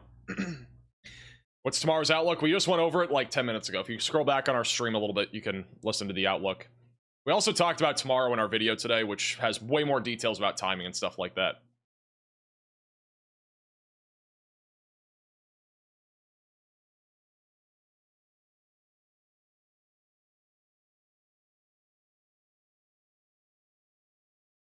How severe has it been today? We've had a lot of severe warnings. I'll be honest, like this kind of was like I don't know, felt like an average kind of severe weather day. Nothing like really crazy happened, just a lot of wind for the most part. By the way, we have a little area of rotation actually heading in the direction of Memphis.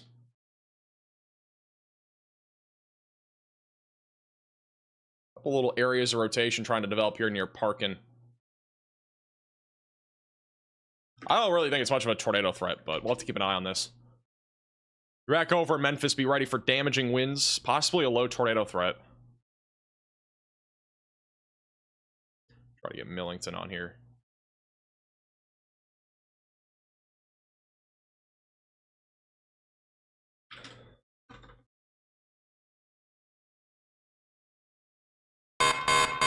This is an urgent alert. A tornado is on the ground. What? Seek shelter immediately. We have a tornado on the ground in Illinois. This is going to be back over... The heck? This is for Coles and Cumberland counties. This is the storm that Ben is on. Does Ben have this? There's apparently a tornado in progress. Ben is on this storm. If you're in this warning, seek shelter, get away from windows, and get on the lowest floor possible. This is going towards Lerna. I'm gonna go to Ben. I don't know. Ben's like on this. See that back in there. There's still a wall cloud behind those trees. Apparently, there's a confirmed It's tornado really again gonna heading up take a towards lot for- Bradbury, like, Lerna. You saw how much like this storm is like out of instability. So I guess never doubt it because it's always possible. But South of this thing's, like, out of Mattoon. instability. It's going to be really hard for it to produce a tornado. So if you're in the path, I wouldn't be too worried right now. I'm telling it's Ben. lost a lot I of don't know if steam, Ben but- knows. Yeah, I don't try to unnecessarily ever hype things up. I try to keep it real. Maybe hyping it up probably is better for the stream, so I should probably do that more. But I try to keep it real on here. Apparently, there's a confirmed tornado again just west of Toledo in Illinois. It's again what it looks like on radar. Ben Williams is on this storm, going towards Lerna and Charleston, and also going towards Hutton. This has been observed via the public. That is a public confirmed tornado. We don't have any reports as of right now. Apparently I'm an idiot. I don't know how to forecast weather because we have another tornado. This storm it doesn't care. The environment will be terrible. We have a confirmed tornado on this storm. It's going to be right in front of us up here. So Ben's coming up on this. Again, if you're northwest of Bradbury near Lerna, this is northeast of Effingham. Be in your safe place. This is for Coles and Cumberland counties. Where? It should be right up here. It Good might enough have just lighting, we might be able to see something. Lowering above the trees, that might have been a funnel. I don't see any. We had a I don't funnel see cloud any about lowering 20 minutes right here. ago after Maybe it that lifted tornado already, warning it just ended. Lifted that quick. Should have been bad. Should have been paying more attention, I guess. I don't know. Confirmed tornado. I don't see any tornado, but. All right, Riley has an update. Go ahead, Riley. Hey, Max. So I was able to confirm that 20 minutes ago that this did touch the ground. It looks like NWS, or the local NWS office for the region did just respond on Twitter to a video of this occurring 20 minutes ago. They admitted that it did occur 20 minutes ago, but I do wonder if this warning is still associated with the video that's 20 minutes old. I do not see anything new on any social media platform about this being on the ground now. However, I am still monitoring and will update if I see something. Thank you, Riley, for the update. So this might be a delayed warning, which would be kind of interesting. We did have a funnel cloud earlier, and that might have actually touched down. We clearly had it on Ben Williams' feed. It was about 20 minutes ago, back near I-57, and now this is tracking into a more rural part of Coles and Cumberland counties, which, again, the rotation right now is heading up towards Bradbury, and assuming that we have a tornado, it will be coming up near Lerna. So if you are in Lerna, make sure that you are in your safe place, away from windows, and get on the lowest floor possible. Storm, once again, is currently moving to the northeast. Once Ben comes back, we'll go back to him.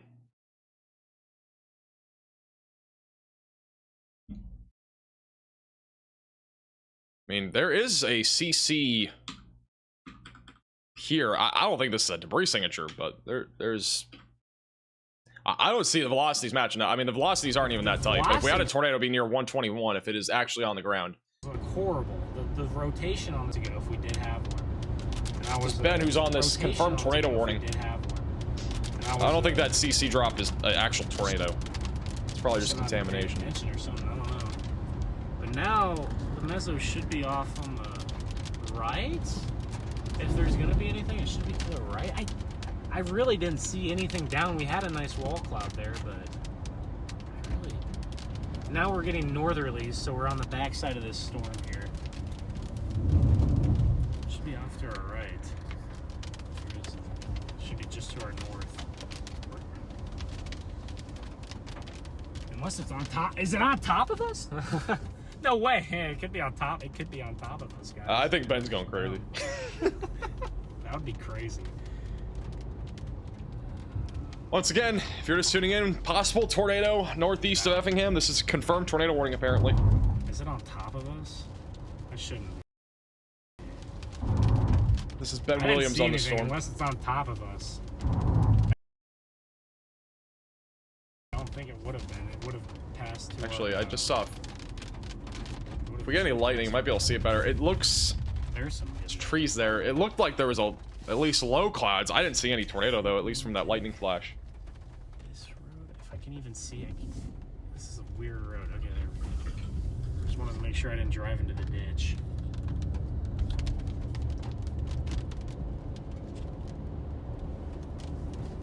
Okay, it's so hard to get a. It's so hard to get a. It's so hard to get a sense of what's going on at nighttime like this when you have a weird storm too, especially. Okay. I think I'm getting a sense of where I'm at compared to the storm now. Okay. I see the lowering where it could be. Got photographers out here.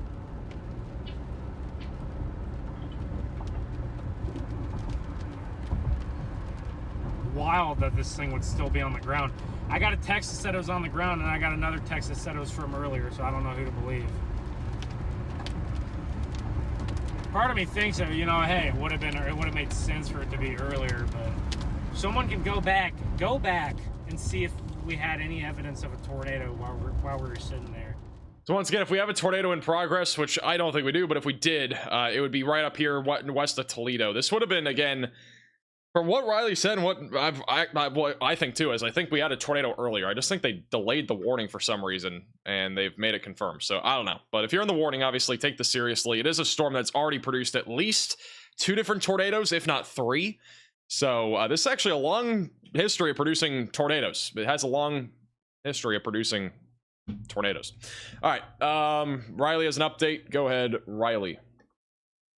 Hey Max, so we talk about this basically every night now because we talk about Texas almost every single day, but we do have bats taking off on the radar again, and these bats are actually taking off right into an incoming MCS, so it's going to be interesting to see what the bats do. We'll probably actually be able to see the bats scatter back towards the cave near Round Rock, just because you can't really fly in a thunderstorm as a bat. I would imagine that wouldn't be a very fun situation. Alrighty, thank you Riley for the update. Bats are taking off in Texas. This is, where was this again? This is back up near Round Rock. You can actually see them take off on radar. So this is Round Rock. We got a line of storms off here to the north, and then this right here is the bats taking off. And the outflow boundary is right here, so some of these bats are already starting to, like, get at least the gust front, as what we would call it. So, that's just off to the west of Thrall.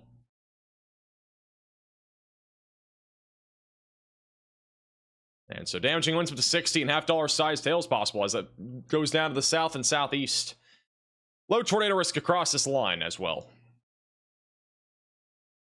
West of Memphis, we do have a line of storms coming in right now. Again, I wouldn't rule out a tornado. We actually have a little couplet attempting to form there north of Parkin. Heading towards Turl and eventually going towards Millington. Again, low tornado risk as this approaches the Mississippi River Valley. I do think this will fall apart in about an hour and a half, 2 hours at the latest. This is back over in Jonesboro, in Arkansas, in the Radar Omega Cyclone Port. So far, just some gusty winds coming in. Not seeing really a whole lot of lightning right now. Oh, there you go. There's some lightning as I say that.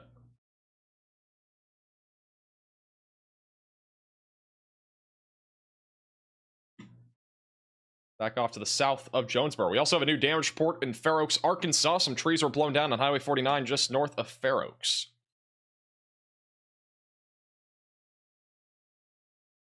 So back on our confirmed tornado warning supercell here, just to the north of Toledo, Illinois. Which again, we think this was a delayed upgrade from earlier, but if we have a tornado right now, it will be coming up into Bradbury in Illinois, and then eventually tracking towards Hutton and Lerna. So seek shelter if you're in this warning. Like smash into a deer.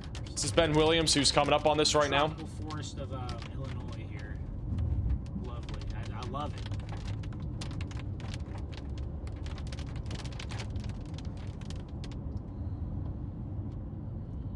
It should be. The wall cloud is very close to us. It's just a little high up on this. The storm's a little bit high up now, so it's going to look a little bit further away.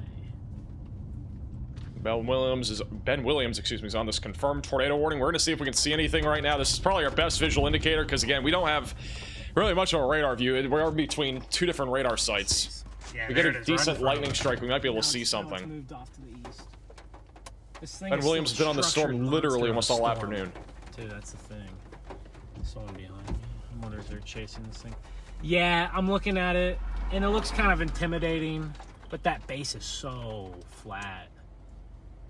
There needs something strong to be able to produce a tornado out of this thing.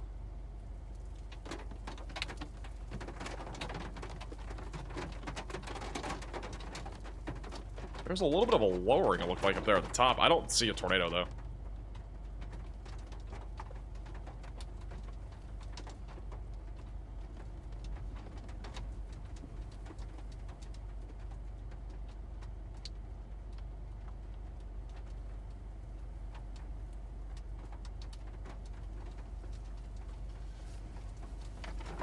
Oh, big lightning. All right, we're gonna have to, in just a minute here, we're gonna want to go just a little bit east so we don't get stuck in that rain. I don't feel like driving in the heavy rain on these. Hey, AT for the super chat. Do you think Houston's getting anything? If Houston gets anything, it'd be damaging winds and a low hail risk. We won't be able to see our tonight. storm too. That's the main reason. Come on, we need a lightning strike. Light it up. There we go. There okay, is there a you wall go. cloud We there. have a little. I don't know if I. You got a little lowering right there. I guess you could call it a wall cloud there. It's probably under the It's under the mesocyclone, so.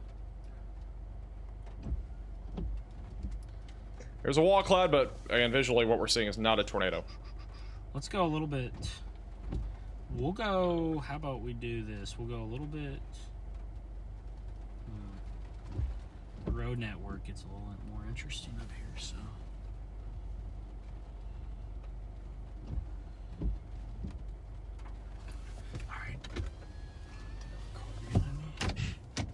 Bad shirt when I'm not doing a bad We shirt. still have a great view of it. We actually probably will get a view of this thing from the back of the storm.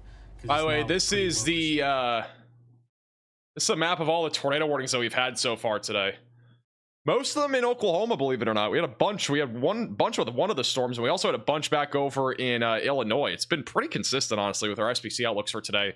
Obviously, the 10% tornado risk did not pan out in Texas. We had one singular tornado warning. Debatably, we should have had a second one, but no matter what, literally only one in North Texas, aside from the one near Paris. Essentially, one tornado warning in our 10% hatch tornado risk that we had before 3 o'clock. So, pretty interesting. Let's go back over to Ben. And this is still a confirmed tornado warning northwest of Toledo, but we've not again seen a tornado in the last probably 30 minutes, if I had to guess. If I had to guess, they'll probably at least downgrade this warning. Hopefully soon. Unless we have something. Thank you, Boney, for the super chat. We'll wait here another minute, and then we'll turn a little bit east here so I can. I do not feel like getting stuck in a ditch either.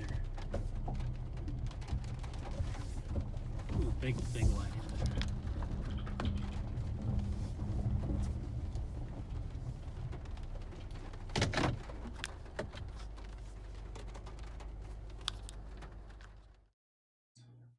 Back over west of Memphis, we have a line of thunderstorms coming in. If you're back over Memphis, be ready for some damaging winds around 60 miles per hour. The tornado threat again is low, but I have been noticing at least a little bit of rotation attempting to develop back over to the west of Turl. I do think it's mostly outflow dominant, but if any storms can get closer to the outflow boundary here, there will be a potential for an isolated tornado threat coming up towards I-55 just outside of Memphis. So just stay weather aware if you are in Memphis or really anywhere in western Tennessee. This is all coming up towards your area and also into western Mississippi. We got a line of storms coming towards you. This is pretty typical. Again, just damaging winds around 60 miles per hour. Nothing out of the ordinary. Back over in Texas, we got a long line of thunderstorms currently approaching Round Rock. The bats are dispersing right now on radar near Round Rock. So this line of storms is pushing a bunch of wind at them, and they're all probably either going back to their cave or, again, just dispersing. So, yeah. Very interesting stuff to see. Also near Beeville, Texas, we do still have a supercell here that is producing $half sized hail, 60 mile per hour winds, moving in the direction of Corpus Christi, but it should fall apart before getting there, just west of Victoria. And then back over near Houston right now, things are very quiet. It should stay like that for a few more hours before this line of thunderstorms makes it to Houston, also going towards the Woodlands. And then also in southern Indiana, we got multiple hailstorms ongoing. Actually, around Cincinnati, we are starting to see at least a couple of storms coming to your neck of the woods. These are mostly just strong storms. But we're watching at least for maybe a little bit of isolated large hail and perhaps a low tornado risk. Or not, sorry, not tornado risk. Low wind risk. No tornado risk for tonight in Ohio by the looks of it. It's back over to Ben Williams on our confirmed tornado warning, which, again, I do not think it's on the ground anymore. But nonetheless, take it seriously. South of Charleston in Illinois.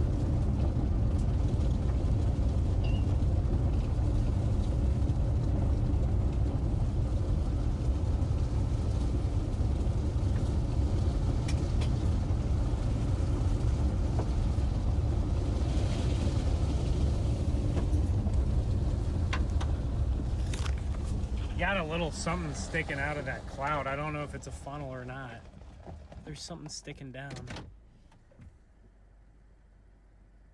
If we can get another lightning strike. I don't think it's... No, it was just... Is Champaign, Illinois at risk of tornadoes? It looked interesting. I would definitely say no. You're kind of far off to the north of these storms. Good to me. There's literally no lightning on this storm. It's almost impossible to tell if we have anything. Yeah, just some scud down there. There's just a big flat base. I guess it could still drop something. It's possible, but I'm gonna say the odds are very low. So hopefully it didn't. On radar, the velocities have gotten a lot weaker over the last few minutes. They will probably end up either at least downgrading this warning, if not canceling it. I don't see anything on radar that would visually make me believe that we have a tornado here. The echo tops are still measured around 35,000 feet, so it's still a decently sized thunderstorm, but nothing crazy. Our other supercell here north of Pana is still producing a potential for some hail and wind, and that is again moving towards Decatur. Riley has an update. Go ahead, Riley. Hey, Max, just doing a little bit more analysis on our areas of spin near Memphis. So I think we have our boundary out here, and although it is trying to spin, I don't think these are getting across the boundary just yet. I'm not confident enough to say that none of these will be able to get over the boundary, but that's what it's going to have to do in order to produce a tornado. At least on the latest radar scans, it has not been doing that. All right, thank you, Riley, for the update. So this is back over near Memphis, Tennessee. We are monitoring again, possibly a low tornado risk as these head towards the Mississippi River Valley. Got little hooks that have been kind of forming on these two. The velocities, again, not really strong. And again, main reason why is because this is still in a more cold and kind of stable environment when it comes to a tornado threat. But if these can kind of reach over or kind of attach to our outflow, there's a better chance of a tornado threat as it moves towards I-55, the Mississippi River Valley, Osceola, Wilson here in Arkansas, and then just off to the north of Memphis. So we are going to be keeping a close eye on that.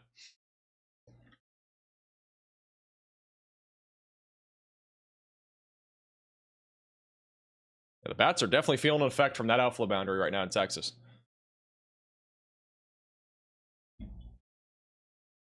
Also, the tornado warning was downgraded. It is back down to radar indicated. So we no longer have a confirmed tornado in Illinois, but they have downgraded the warning to radar indicated. But honestly, the rotation looked really weak. I don't think that warning is going to continue for much longer, to be honest. It looks pretty...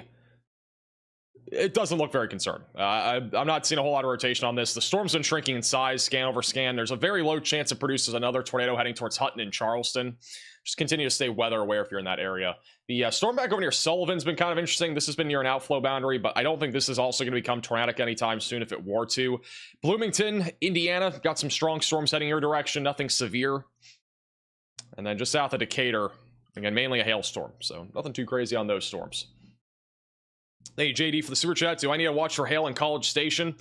I would say there's a chance of hail. The storms that are back over in Texas, that entire little mesoscale convective system that's been forming is mostly going to be producing damaging winds, but there could be some $quarter to $half sized hail with this line as it pushes into College Station.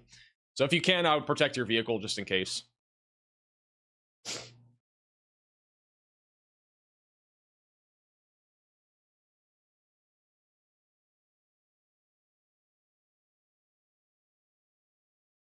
Cincinnati area is mostly just strong storms right now. Not really anything severe up there. Hey, Bethany, for the 1 month. Check the Greenville camera. Let me see. See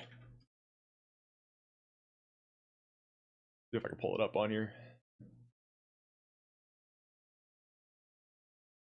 Greenville camera has some low clouds right now. We might pull it up. We'll see.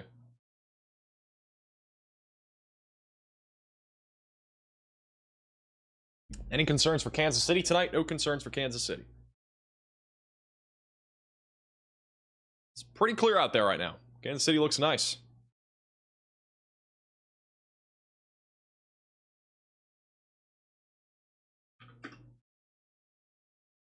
How's Louisville, Kentucky? Louisville, Kentucky's pretty much done for the night as well. Again, our tornado watch here goes for 1 more hour, including St. Louis, Effingham, Charleston, Terre Haute, and a few other areas like Bloomington, Columbus. The tornado watch does continue for the time being.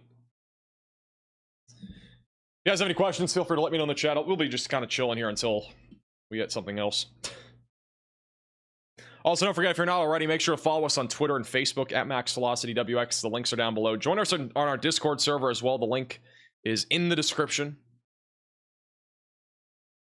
How's North Mississippi? It's mainly damaging winds. The entire line of storms is basically producing damaging winds across the board. It is going to be weakening. As we've talked about throughout this entire stream, this line of storms will be weakening as it moves over the Mississippi River Valley. It still has a low chance where we could get an isolated tornado out of this before things are all said and done. Let me try to see if this is rotation or not. I have a little bit of very weak rotation near Edmondson. That's just west of Memphis. But I think generally speaking, this is mostly going to be damaging winds going into the Memphis area. I would be surprised if we got a tornado on this area of storms just purely because of the outflow being out in front of the line. And it also going to be weakening here within the next hour. But it should stay strong enough to produce at least some level of damaging winds near Memphis. Thoughts on the Patriots draft? I honestly barely even know who they drafted. I only know like 2 people that they drafted. I didn't really watch. I wasn't able to watch the draft. I think we were live for weather every like day of the draft. Just is what it is. Thank you, Kim, for the Venmo donation. Apparently there was a tornado in Sherwood, Arkansas. Was there? Hey Riley, can you see if there's anything in Sherwood, Arkansas from earlier? Real quick. There was a possible tornado near Sherwood, Arkansas earlier out of this line of thunderstorms. I'm not sure if it actually happened, though.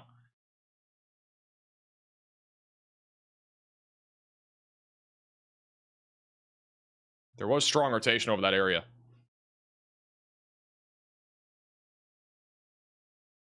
Riley doesn't see anything.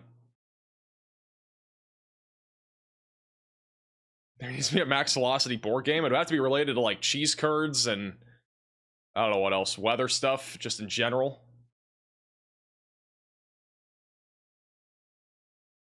Hey, Joseph, the super chat. Debris, shooting 3's Velveeta cheese. Doesn't matter. Max velocity in 5. Okay, thanks for the super chat. Alright, this tornado warning should be canceled. I mean, there's nothing really left here near Charleston. Still keeping an eye on this in case it does anything, but I'm pretty sure this thing is chill. Not too concerned about this storm at this point.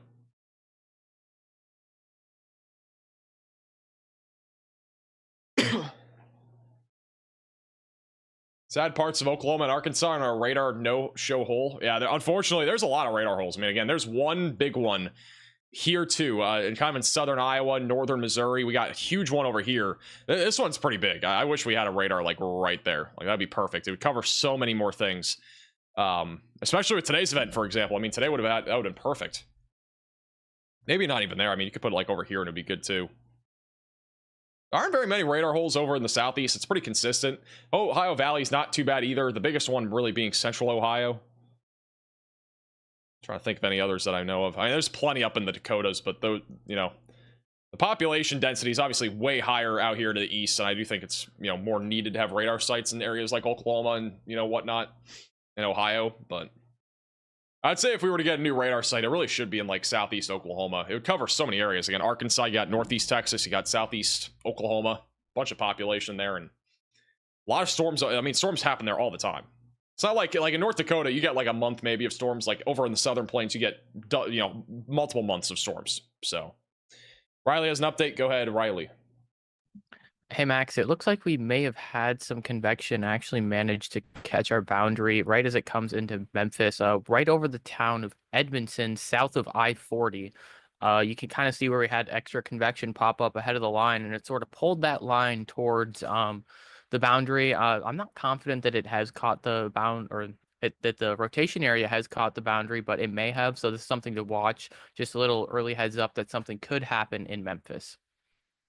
Alrighty, thank you, Riley, for the update. So a little bit of rotation just west of Memphis that we're going to keep an eye on. Again, not really anything too concerning yet, but we did notice that a few minutes ago. Looks like really not much in my opinion, but we'll keep an eye on it. Again, if you're over in West Memphis or Memphis, just a heads up. Again, mainly damaging winds. I'd still say it's a very low tornado risk for this area. Hey, 64 hoops for the super chat. How do you detect tornadoes on radar? I mean, you have to look at velocity, CC, reflectivity, all that good stuff. I mean, I really should just make a tutorial video because I have that question asked like all the time. Might do like a tutorial video on that or something at some point in the future. Thank you, Sugar, for the super chat. That's a good question. I mean, tornadoes are way more localized. Derechos are way more widespread. So probably a tornado, as long as it's like on the lower end. Thank you, Deborah, for the generous $20 super chat. Appreciate that.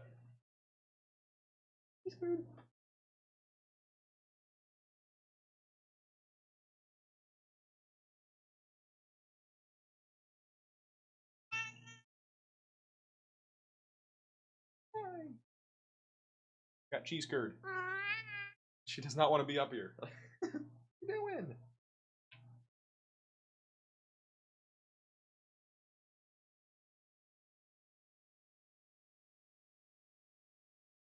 Curd.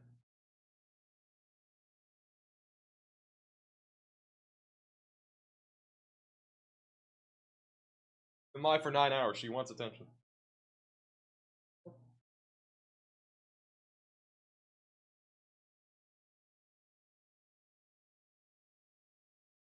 Cheese curd is orange? No, that was my light. My light is very bright.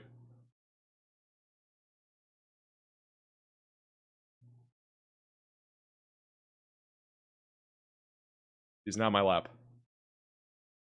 Thank you, Shauna, for becoming a minimum velocity member. Thank you, by the way, to anybody that's become a member or super chatted or donated today. Really do appreciate you guys a lot. Hey, Steve, for the super chat. Appreciate that.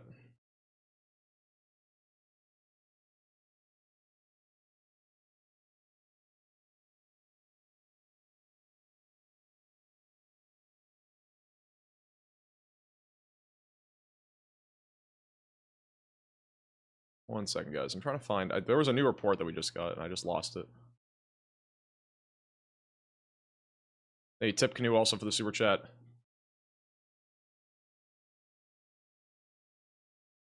There's another fire report back over near Waco from a lightning strike earlier. I just lost it, though. We've had now... I think there's at least 2 building structures that have caught fire from lightning today. There's at least one. I just saw another one. I don't know if it was the same one. All right, let me read these super chats. Thank you, Tip Canoe, for the super chat. Do we have anything near Shelbyville, Indiana? About 20 miles southeast of Indiana, or Indianapolis. No, not really. The tornado watch also for most of Indiana has been canceled. There's still a few counties under it. I don't really think we're going to see much here in Indiana, despite us having a few storms out there. None of these look like they're anywhere close to having a tornado since they're just so small. I don't think there's enough instability left for these things to work with. The tornado warning that we currently have, again, is really not that concerning. There really isn't much here. Just a little storm. I think this should just be canceled. Not really any tornado potential left in my opinion, but and until the warning's lifted, just stay in your safe place if you are just south of Charleston. Got a few storms also south of Springfield. These should also not really be tornadic. These should just be kind of falling apart over the next few hours with mainly a low hail and wind risk. And then St. Louis is also kind of clearing out. I don't think St. Louis has anything else more concerning that's coming up. Let me go back down to Memphis. Memphis is really probably the greater concern spot right now, but even then it's mainly going to be wind. I don't really see a whole lot of a tornado risk here. We've had a little attempt at possibly a tornado risk near Marion, but there isn't much. It hasn't really caught up to the boundary. I think wind will definitely be the main concern here. We get we have Millington on here. Let me put Millington in here. Put Millington bottom right of your screen, and we'll get Bartlett. Should have at least a couple of camera views coming up here near Memphis. Bottom middle and bottom right are some cameras that are going to be coming up here near Memphis, Tennessee. Shout out to Joseph with the $20 super chat. I just need people to see that dogs are superior. I don't know. I mean, I'm kind of in the middle. I don't have like a strong opinion on the dog versus cats thing, but some people do. I don't know. Some people do.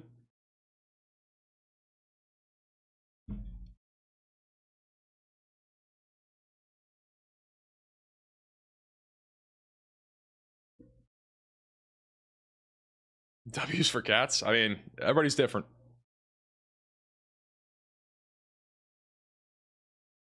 My cat's great. I do like cheese curd.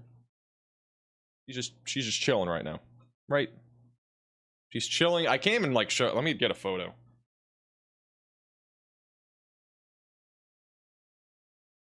This is where she's at right now.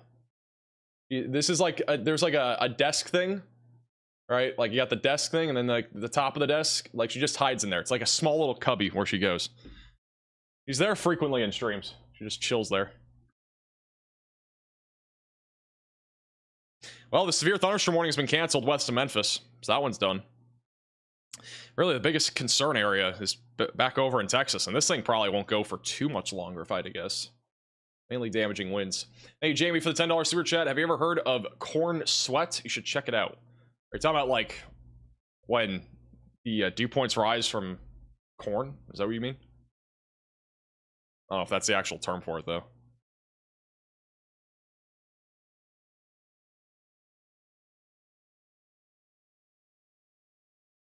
Also, the bats that have taken off, they're kind of just sitting in that area. They're probably going back to their cave or dispersing. Got the outflow boundary now going over Round Rock. And some 60-mile-per-hour damaging winds and some hail coming in that direction.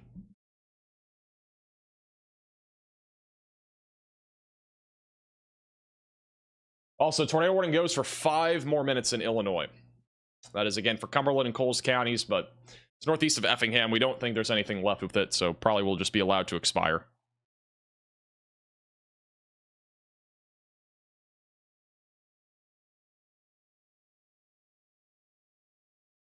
What kind of music do I like? I listen to a lot of like pop and stuff. That's like the main thing. Country sometimes. It's kind of the jazz. Thanks for your all-day coverage. No problem. Yeah, we've been live pretty much all day. We've been live for almost... We're almost coming up on 10 hours, which is crazy. I mean, today I did not think we'd be live that long, but we're getting close to it. We're over 9 right now. Thank you, Vex, for the $5 super chat. That is a good question. I don't actually know about the Germany radars. But we do. There are radars over in Germany. The entire country has radars. It's actually pretty cool. There are some in Hawaii. We got one over in a couple in South Korea. You can check in on the South Korea weather right now. That. We also got a radar site somewhere else. Yeah, we got a bunch in Australia.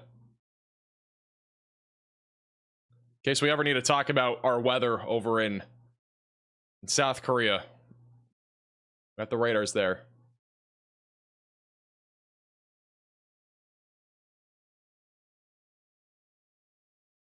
Any concern for Lake City, Arkansas? Nope. Just gusty winds. That's really about it. I think it's already kind of pushed through Lake City anyway. Our line of storms is now approaching Memphis. Non-severe across this entire line. This is our outflow boundary once again. Most of the storms are out in front of our outflow, so it should be mostly just gusty winds. Very low, pretty much a zero tornado threat at this point.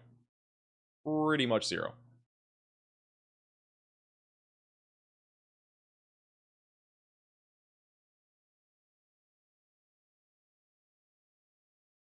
What happened to Ben? I think Ben is just chilling. I don't think Ben has anything anymore. Let's go to... Well, we can... That like button. We'll go to Ben real quick. Me out. YouTube, well, the more you guys hit that like button, I think the more YouTube will recommend my stuff. I think that's how that works, so... you know, Ben's on the storm that was tornado, or is tornado warned, which only goes for like 2 more minutes. We could get to 1,000 here. We got 700, almost 800 people watching right here, so I bet we can get to 1,000 guys. If you guys want, keep it on Ben for a second. On I'll my be back way in home, 60 seconds. If I try to go home, I might try to go home, but I got a pillow and a blanket. I might have to do a little bit of a car camp for a couple hours there on the way home. I don't think I can make it all the way, but maybe I'll look at models. If stuff looks interesting here tomorrow, I might chase it because there might not be that many people chasing tomorrow. So it might be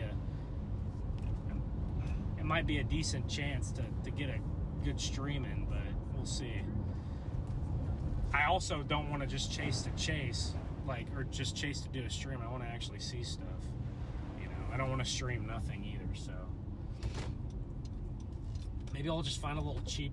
Anybody know like any motels around this area for like $40 or something, or like $50, $60? I'll take one of those. I'd rather pay $50 for a room than. Thank you, Mary, for the super chat. I don't mind doing it. Wow, that structure's awesome, guys. If we get enough lighting here, it's amazing up there. So here we go.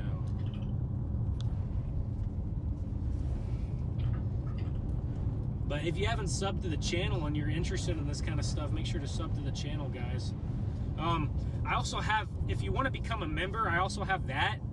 I will say it's like. What's the most likely day of severe weather next week? The most likely day of severe weather next week would probably be at the beginning of next week, but it's going to depend on what actually happens with our weather pattern. It's kind of up in the air right now, honestly. Beyond tomorrow and Friday, or even beyond tomorrow, is kind of questionable. Friday looks kind of like a scattered day of severe weather with the biggest concentration in Texas, Arkansas, Louisiana, and Mississippi. And then by Saturday, our severe weather threat will be scattered across the southeast and the east coast. Sunday should be quieter. Monday will probably ramp up again back over in the high plains, and then Tuesday we could see something over in the central or southern plains. It doesn't look organized as of right now. And then by Wednesday, Thursday, into Friday, we don't honestly know what's going to happen, but I don't think we're going to see anything really organized for a little while, which is good news. This is our jet stream. I mean, like, literally we get one large trough here and another large trough here, so it's basically it's almost an omega block. I think it is. It is an omega block. It's an omega block. It's just really like close, like together with the two different low pressure systems. So very interesting weather pattern coming up next week. Very interesting. Also, tornado warning has now officially ended in. Just ordered like a. Oops, click the wrong button. Like has officially ended though in $80 off Amazon. And Illinois. It didn't come in until last Friday, but I've been gone for over a week, so I haven't got a chance to set that radar overlay up. But pretty soon here I'll get those overlays on the stream, and it'll be. Yeah, this is where we did quality. have a tornado. I'm just gonna go ahead and go back to the screen. Let's do that. We have a special weather statement across all of Memphis, mainly for gusty winds. Still got a little area of rotation here right along the leading edge. Not ruling out an isolated spin-up tornado. I think it's low, but it's right along the boundary coming up towards Millington. Keeping an eye on this just northwest of Memphis.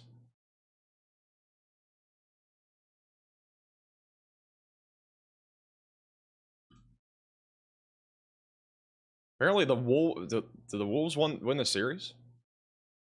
Are the Lakers and Wolves still in a series? Does anybody know? I don't really watch basketball, but it'd be kind of crazy if the Lakers actually lost.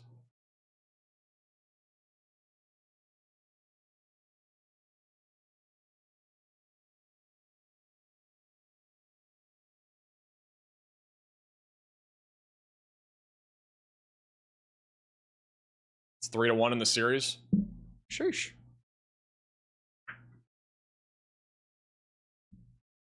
There was a yeah, I'm seeing another video. There was another Ben Williams had it too as well, but there was a tornado briefly near Effingham, Illinois earlier. I think that storm produced 3 different separate tornadoes. Here are some of the structure shots that we've had from Ben Williams today. This is one of them on that supercell that went through Effingham. Really cool structure there. This is our second one. This is just west of Effingham when these were taken. You can see the mesocyclone, and this is a better outline here, but you can see like the mesocyclone all spinning in your large wall cloud right here. Your updraft is probably tilting something like that, or like this. I think it might be more like, it'll be more like that. All spinning in here. You got your wall cloud back there. Tornado would be underneath the wall cloud or attached to it. And then this was right here, I believe, when we had a tornado briefly. And this is what I think the delayed report came out of. That was the tornado that we likely had back over just east and northeast of Effingham right after the tornado warning ended.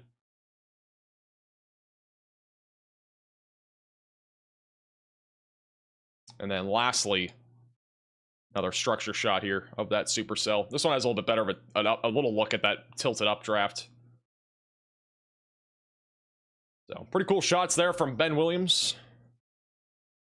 He had a phenomenal chase today there in Illinois.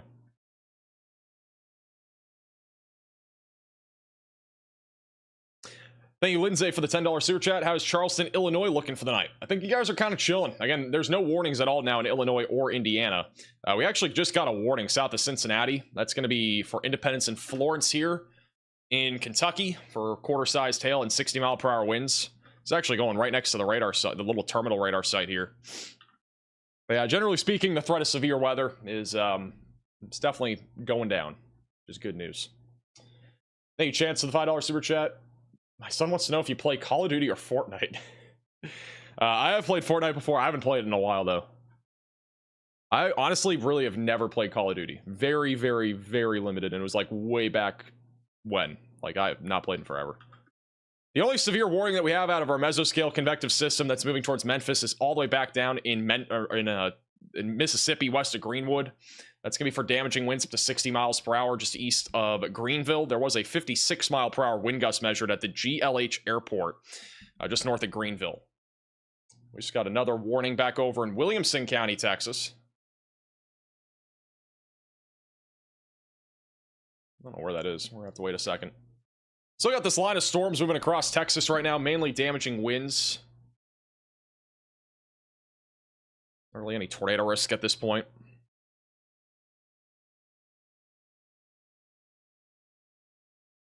It's going to be just north of Austin, Texas for Germantown and Thrall. Right next to where the bats took off, by the way. The bats have kind of gone off the radar. South of Georgetown. And damaging winds around 60 miles per hour is the main concern, and also $50 sized hail.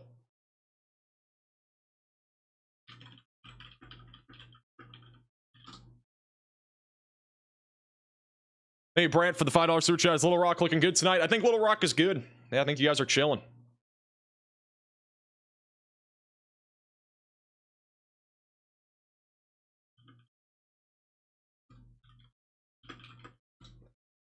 Hey, Vex for the $2 super chat. Is it safe to drive on I-20 from Texas to Louisiana? Yeah, I mean, you're chilling on I-20. The only thing that's happening is back over near Longview. Just some heavy rain, lots of lightning. Could cause some problems, but low visibility would be the biggest concern.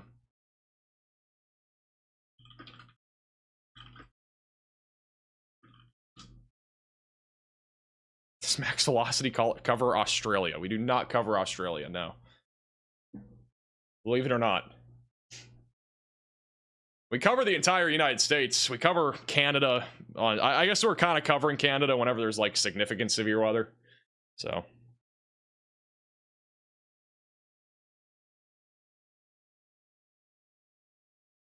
Guys are moving pretty fast. These storms are moving east-southeast at about 35 miles per hour. They're not actually that fast. But with the outflow boundary, it does make it so that these storms here are actually initiating. It's kind of a weird phenomenon. So with outflow boundaries, you have an outflow boundary like this, right? Then you have your storms that are all lined up behind it. But what happens is that we get rising motion right near this outflow, which will actually spark new updrafts, and that creates more storms. So it has that like weird little ripple effect. If we have a really fast outflow boundary, you can actually see storms initiating, and they can be actually really slow, but our outflow boundary is going so fast, it might look like these storms are going 60 miles per hour down to the south, but they're actually not. It's actually just the storms initiating that are making it look fast. The outflow boundary will go fast, the storms go really slow. They can actually go different directions away from our outflow boundary. So our outflow boundary right now is pushing to the south, but our storms that are developing are going east. So actually more perpendicular to this area. So outflow boundaries are kind of cool. They're much more common during the spring and summer months. We don't usually, I mean, they happen all year round, but they're definitely more common during the mid to late spring and early summer. Will Round Rock receive hail? Round Rock will probably see a little bit of hail. Should see at least a little bit of hail. Probably around $quarter to $50 sized hail. Don't expect much beyond that, though. How many tornadoes today? Let's check out the storm reports.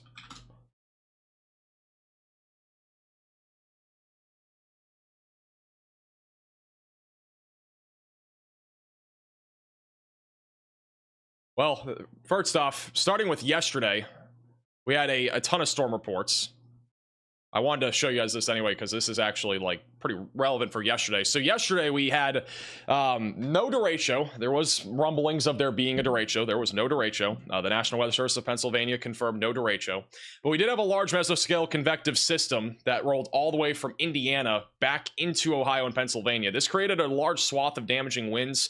Lots of wind damage reports as well. We had 600 wind reports out of this entire area of severe weather yesterday, in addition to 5 tornado reports, which most of them were in Missouri. We had a large tornado near Seymour. I don't think we've had any updates on that as of right now, but if we get any, then we'll obviously let you know on Twitter and Facebook. Our storm reports so far today have been pretty sporadic. We have 3 tornado reports today, which are landspouts, by the way, back over in Texas. So no official tornado reports anywhere here, but we at least had 2 tornadoes in Illinois. They just have not been updated onto our map here. And then we also had a bunch of random wind and hail reports. Honestly, today, though, was just kind of a typical severe weather day. I mean, nothing really out of the ordinary. Just kind of a typical day. Being live for over 9 hours for a typical weather day. I mean, hey, I guess that's what it is. It's been pretty typical. Nothing like out of the ordinary, though, today. Nothing like super rare. Also, somebody brought it up, but yes, there was a tornado report yesterday in the state of Utah. I think it was a landspout near Salt Lake City, Utah. It was a little landspout up there. So that was kind of out of nowhere. So you have all these mesoscale convective systems, and then you have this very random little landspout that happened. So pretty interesting. Is anybody from Utah? Let me know in the chat. Actually, where's everybody from in the chat? I'm curious. Let me know in the chat. SPC outlook for tomorrow. I'll pull it up here in a second.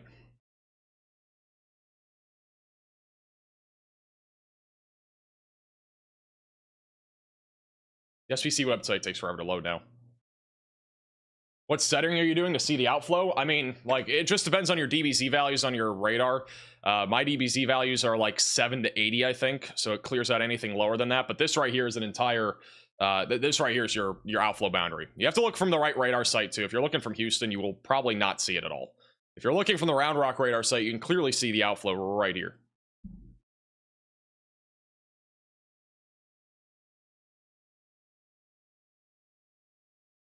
This is the severe weather risk for tomorrow, which is again Thursday. Tossing trampolines on tall trees Thursday. Large slight risk of severe weather from Lake Erie and I think Lake Huron, or Lake Ontario, excuse me, all the way back through Texas. And we also have another slight risk that's back over in the Oklahoma-Texas border. This right here is for large to very large hail. This entire region is mainly going to be for some scattered damaging winds, large hail, and possibly a couple of tornadoes. There's a chance we go live tomorrow. I'm not entirely sure. It kind of looks like whatever. I mean, it just looks like kind of your typical scattered severe weather day with really not much of any wind shear. So I don't think we're going to be really talking about much of a tornado risk tomorrow. But if for some reason it does look a bit more concerning, there is a chance that we go live. So make sure you are subscribed to the channel. Hey, I for the $5 super chat. Ever see the footage from the Salt Lake City tornado from the 90s? I don't think so. Hey, Mighty for the $10 super chat. When you were covering the Lake City on April 3rd that day, broke the record for the most tornado warnings in one day. Yeah, that was a crazy day. The Lake City day was crazy.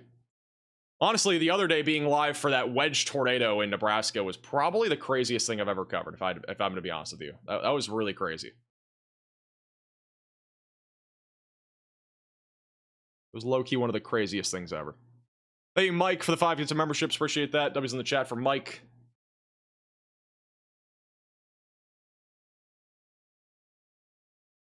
What that ended up being, it was a 1.25 mile wedge. 1.25 mile wedge. I'm going to go try to show you guys real quick what that looked like. In case you guys didn't watch it, we do have, again, our live stream's still up on YouTube if you guys want to watch it.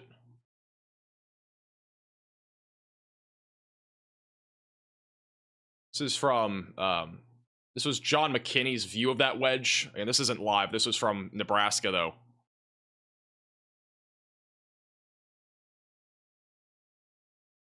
That's John McKinney's view of that wedge tornado. This ended up being 1.25 miles wide. It also ended up being a EF-2 tornado, which again, it was not an EF-2 when it came to wind speeds. It was because of damage. Maximum sustained winds of 132 miles per hour. It was on the ground for 1 hour and 29 minutes. It's a long tornado. It started at 6:41 p.m. and went all the way until 8:30 p.m. So it was a long tornado. What day was that? That was on Sunday. Once again, if you guys want to watch that stream and watch the entire sequence of it, I will put it in the chat. It's also, if you just go to our channel, it's literally titled "The Biggest Tornado I've Ever Covered." The link is in the chat though if you want to watch it. It was a crazy stream. I mean, we were literally live for 2.5 hours, and 1.5 hours of that there was a wedge tornado, which is unheard of. That's kind of crazy. You know, we've never had something like that. Like the Lake City tornado, that was a entire outbreak day. We were live for like, I don't know, 12, 13 hours at least. We're live for 16 hours on that day. That was a really long day, but yeah, I don't know. It was crazy. Also, line of storms is weakening near Memphis. There really is not much here. Just strong storms as of right now.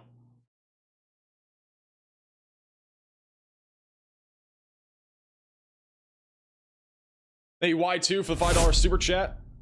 Actually, we just got an upgrade. Williamson County severe thunderstorm warning just got upgraded to golf ball sized hail, which is a considerable damage threat. So if you're anywhere near Georgetown, Thrall, north of Round Rock, or even if you're in Round Rock, be prepared for the potential for golf ball sized hail here as this storm moves towards Route 79 in Williamson County, Texas. Hey, Y2 for the super chat. I've been streaming today just south of Atlanta, Georgia, in my Drunk NATO shirt. Appreciate all you doing. Congrats on your upcoming graduation. I appreciate that. Thank you for having a Drunk NATO t-shirt. You know, I considered wearing that today. I don't know if I have it. I had it somewhere. I actually considered wearing my Drunk NATO t-shirt today. I don't know where it is, though. What is a wedge tornado? It's basically whenever we have like a huge tornado that's like more than a mile wide.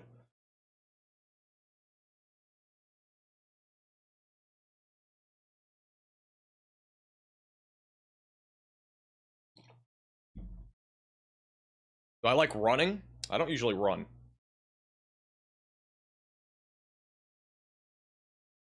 You know, it's crazy. We have the cameras on the bottom right of your screen too, and we've had like no lightning recently. It's been like literally nothing. Hey, Oscar for the super chat has Temple, Texas looking. Temple's good. You're good for the night. Just if you're traveling, be mindful of the flooding, but you're chilling. You are chilling. There's literally no lightning up here near Memphis. There's a few lightning strikes up near Paragould, and that's it. The lightning is almost subsided with our severe storms, which are not really severe anymore here in the Mississippi River Valley. A little bit more lightning up here near Poplar Bluff. Let's see if one of these cameras will load. It's a live shot from Poplar Bluff on the radar mega cyclone port. Literally no lightning. Is northern Indiana good? You're good. And the camera went out. Still have one severe thunderstorm warning south of Cincinnati. That's for 60 mile per hour damaging winds, quarter-sized hail. Again, a little bit of rotation, actually. It's not really much, but a little bit of a... I wouldn't even really call it rotation. Just an area of very weak spin, if you will. Just south of Cincinnati, Ohio. Gonna be coming up towards Amelia and Batavia.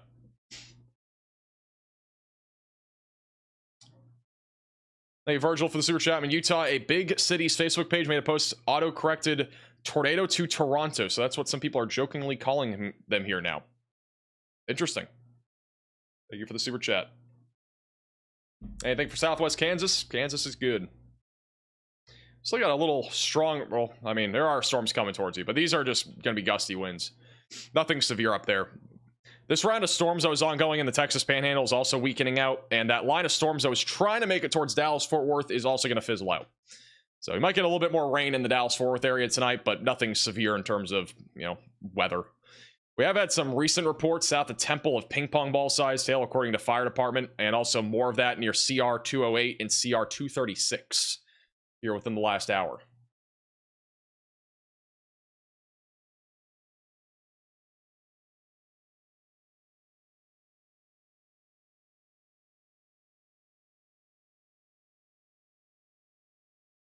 Ryan, 2 minutes, yellow gold bottom right. What? I don't know what that means. A report in chat of some hail in Union, Kentucky.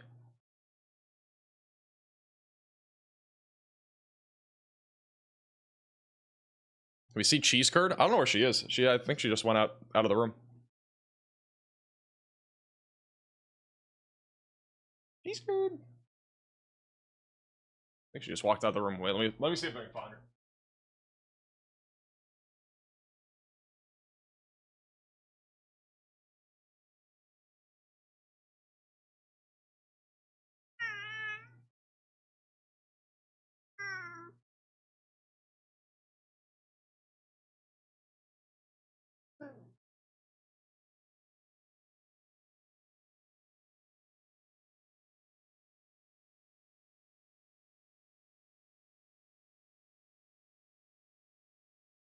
My cat said no.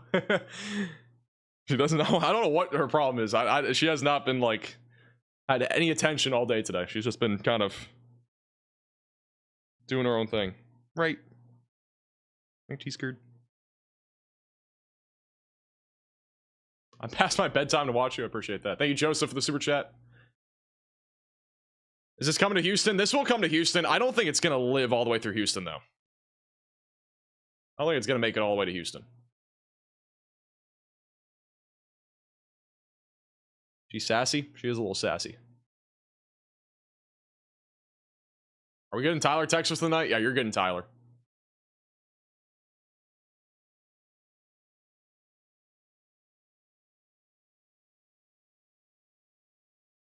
Hey, OTR for the $5 super chat. Just tuning in. We're using the storm path for tonight. There isn't really much severe weather left. Again, we still got a severe thunderstorm watch here in Texas, which this area, we're going to continue to see hail and wind. Tornado risk is pretty much zero at this point. And then back over in Mississippi, the remnants of our mesoscale convective system will continue with damaging winds. Again, not really any tornado risk left. And this will also be moving into Tennessee here soon. It already is moving into Tennessee near Memphis.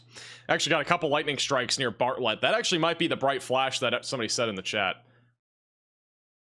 And then back up into our tornado watch. It only goes for 24 more minutes. There really is not much happening here.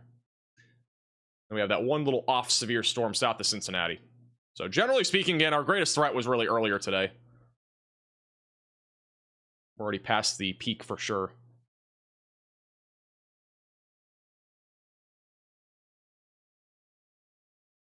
Should I move my car in North Round Rock? I mean, I would do it as a precaution if you can. I mean, at this point, the storm's already kind of coming in. I don't know if we're going to really see a whole lot of hail in Round Rock, but could see at least a little bit of hail. The storm is again warned for up to golf ball sized hail, so it's probably a good idea if you can to protect your car, just in case. I'd say our greatest hail core is going to be this right here going towards Rockdale. Thank you, Nick, for the super chat. I don't have a kitty, but I do have a 55-pound dog that loves to spot and amateur chase with me. W. I don't know if I could have my cat ever go. Somebody brought up the idea of having my cat go storm chasing with me. That's a terrible idea for the record. He's just gonna meow literally the entire time. It would be a travesty traveling with that cat.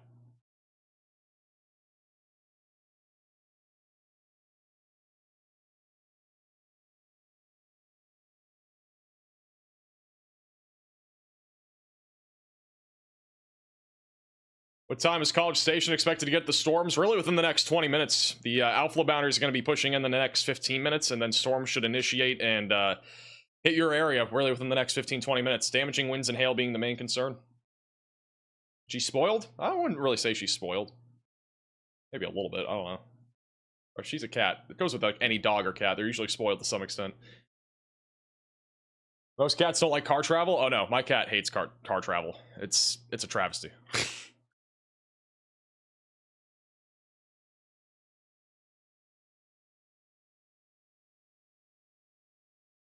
Insane wind and hail on Williams Drive in Georgetown.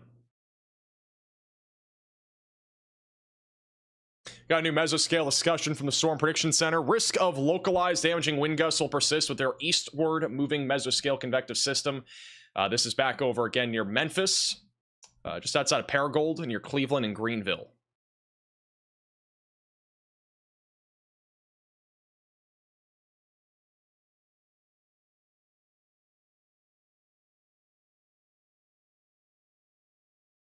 We just got a new severe warning back over in Illinois.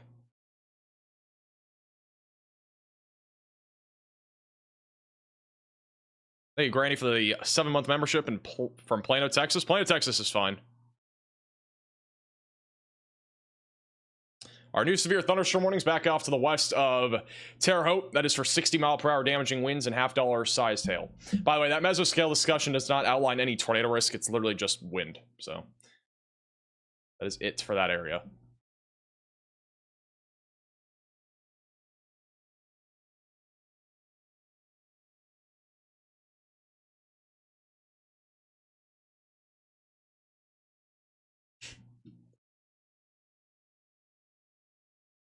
Anything for Springfield? There's a strong storm coming into Springfield. It's not really severe. Just some lightning, some small hail, some gusty winds. That's about it. Otherwise, you're chilling.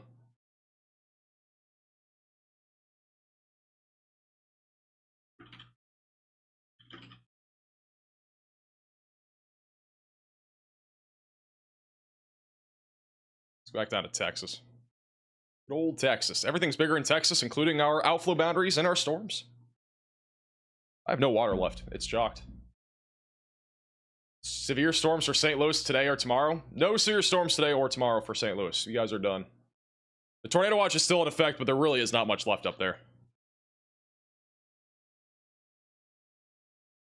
I listen to your old live cast when I'm going to sleep. Well, that's something. I guess people fall asleep watching my streams.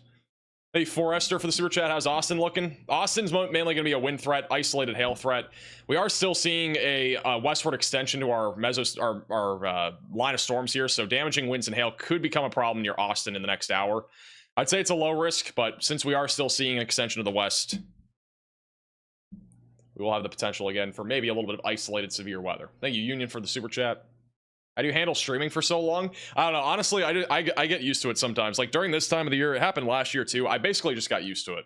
Like when you stream 8 hours multiple days in a row, like you just get used to it. Like yesterday we were live for 7 hours. The day before we were live for 7 hours. Somehow today we're live for 9.5 hours. Coming up on 10 hours for today, which is kind of bananas. You know, that's just how it is.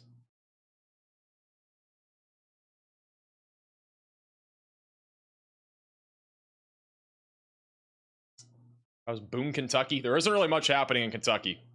Unless you're like, there's like a couple strong storms out here in the middle of nowhere, basically.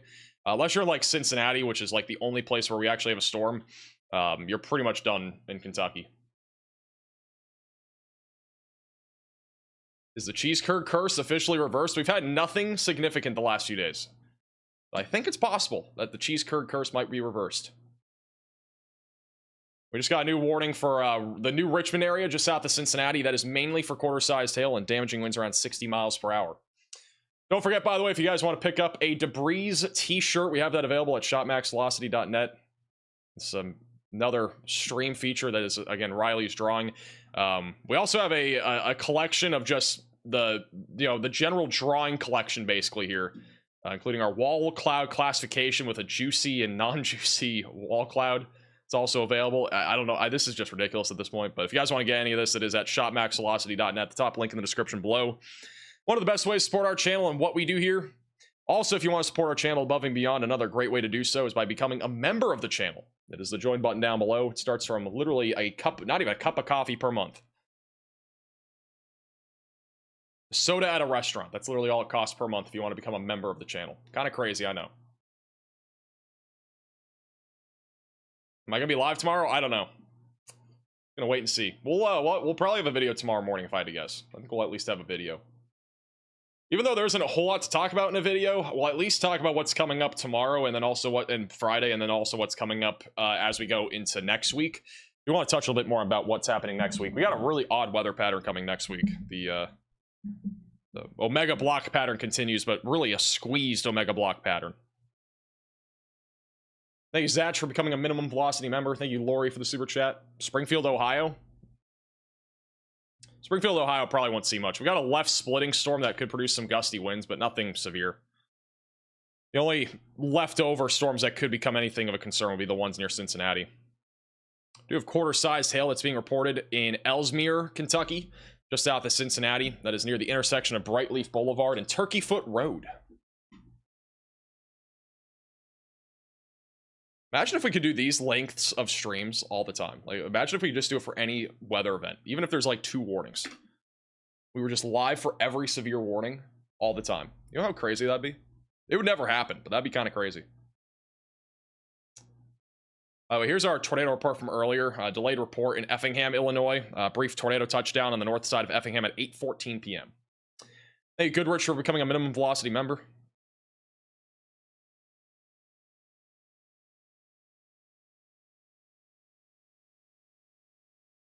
Hey, John also for becoming a maximum velocity member. Appreciate that. Should make an ERM shirt. We should also make an 8'7" shirt. That'd be pretty funny. Need an 8'7" t-shirt. I'm 8'7", but on the back of the t-shirt. That'd be like literally the funniest thing ever. Everybody be walking around with 8'7" on the back of their shirt, and they'd be like, "You're definitely not 8'7".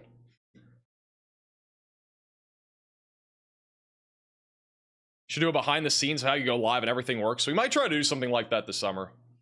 I'll have more time to do some more like random stuff too, whenever the weather's quiet. Thank you, Chris, for upgrading to a moderate velocity member. Thank you, Flair, also for becoming a member.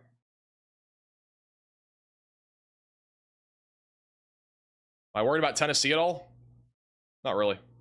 Just gusty winds. This line of storms, again, is weakening. Like, literally, as forecasted, it is just dying as it crosses the Mississippi River Valley. There's almost nothing left. It's really just gusty winds. I mean, the outflow boundary's gotten so out in front of our line of storms. It's pretty much done. Thank you, Jen, for becoming an 8-month member. Most of our severe warnings north of College Station have been allowed to expire. We still have 1 warning here north of Round Rock, and that is, again, for half-dollar sized hail and 60-mile-per-hour winds. The main hail core is moving into Waterloo and Thrall and Taylor right now.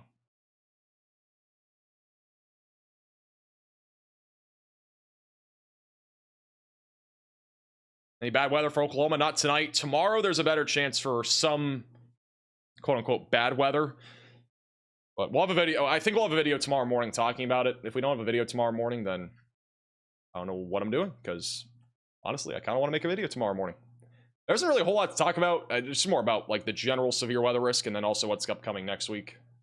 But there's some stuff to talk about. Thank you, Marine, for the super chat. Louisiana overnight, mostly gusty winds, some rain, some flooding. We've had some flooding reports near Shreveport recently. That's really about it. Hey, Dragonflies for becoming a maximum velocity member. And Matthew for becoming a moderate velocity member. And Nick for upgrading to a maximum velocity member. How's West Virginia? I don't know. How is it? Pretty chill. Pretty chill tonight. Tomorrow, we could see some isolated damaging winds and hail, but I don't think anything's happening tonight. Thank you, Peggy, for becoming a maximum velocity member. Iowa's chilling tonight. Iowa's probably chilling until next week. We could get a little severe thunderstorm warning for the Oakland storm for hail. There's actually a little bit of a CC signature there for hail coming up towards Oakland. It's going to be moving towards Georgetown. The Springfield storms are weakening. Just some gusty winds and small hail and a little bit of lightning. They just issued a severe thunderstorm warning. I think it's literally for the storm I just talked about. The timing's kind of crazy if that's true. Timing's been crazy all day. The warning's delayed on here, but I think they literally just issued a warning for this storm. Coles, Douglas, dude, the timing's insane. New severe thunderstorm warning for Coles, Douglas, and Edgar counties. 60-mile-per-hour winds, half-dollar size hail. It's for this storm here. Thank you, Eagle, for the super chat. What's Cheese Curd's favorite food? I mean, she just eats like cat food, so I don't know. The cat food. How can I upgrade my membership? I don't honestly know. There's a way to do it. I don't know if somebody in chat can figure that out or give the instructions. I have no clue. Thank you, Andrew, for the $10 super chat. A t-shirt that says Cheese Curd is my meteorologist, max velocity approved, and a cartoon picture of Cheese Curd pointing at a radar with a tornado signature. That'd be kind of cool. I'll keep that in mind. We are going to do Cheese Curd merch at some point. It's been very high demand. Thank you, Tiger, for becoming a minimum velocity member, and Flair for upgrading to a maximum velocity member.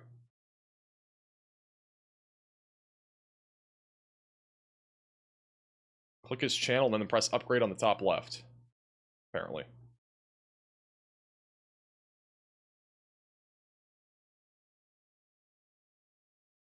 I vote for that t-shirt. It's actually a good idea. It sounds fun. I have a lot of ideas for Cheese Curd merch. A lot of like random ideas. That'd be a fun one though.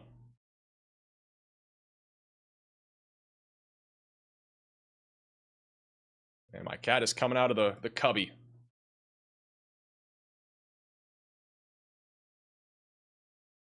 What you doing, cheese curd? And she's jumping down. Bye-bye. Will you ever answer Illinois? I'm in Illinois right now. What do you have a question about in Illinois?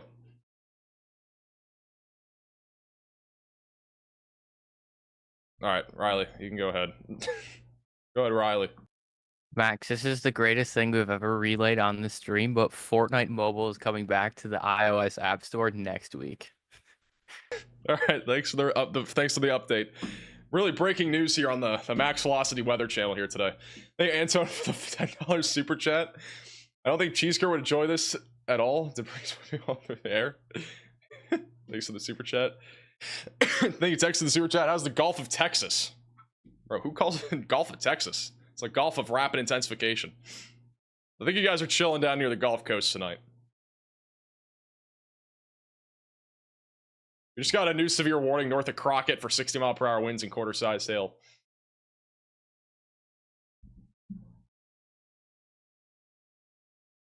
Chris with the super chat says to upgrade, hit C perks, and then its upgrade is there, apparently, for upgrading the membership.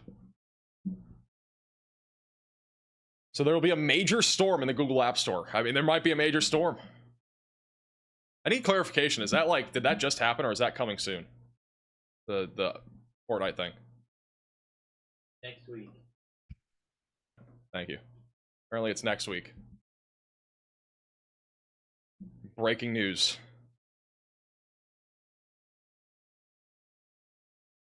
Anything in Macomb tonight? I don't know where Macomb is. Why? I cover some of these states all the time, and I honestly always forget where some of these places are. Macomb and Illinois. Now you're good. You're good for tonight. How are the bats? I don't know. I mean, we can do a radar loop on the bats. I'm not sure if they're still there. I don't know if they're going with the outflow boundary. That might be what that is right there. I'm not entirely sure, but that might be the bats going south with the outflow boundary. Let's do a little radar loop here.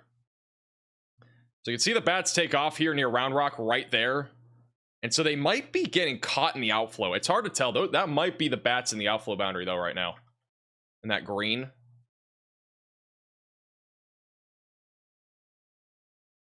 I think that's bats right there still. I think they're caught in the outflow boundary going towards Austin.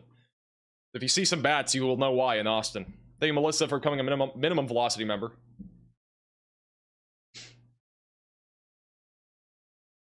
PDS bats, basically. I just had Storminer Media, one of the chasers, say, I'm impressed you're still streaming. I don't even know why we're live. We're just chilling, I guess. We're just here.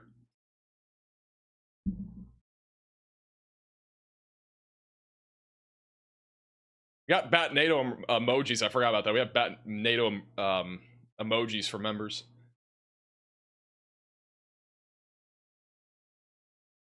Or bats in Garden Ridge, Texas. There are more bats out here to the west, too. Let me see if we can get a radar loop on this. You can see all the bats taking off out here, too. These are all the little bat caves out here near Uvalde and Camp Wood. Let me try to get a 50-frame loop. I want to get the entire beginning of it in, too. And see how they take off in this general area. First one takes off, second one takes off right at sunset. The conspiracy theorists will say it's chemtrails or something. It's literally not. It is bats. Hey, James to the super chat. Bats in Round Rock t-shirt when? I don't think we're doing that. I do appreciate the super chat. We have so many like random shirt ideas.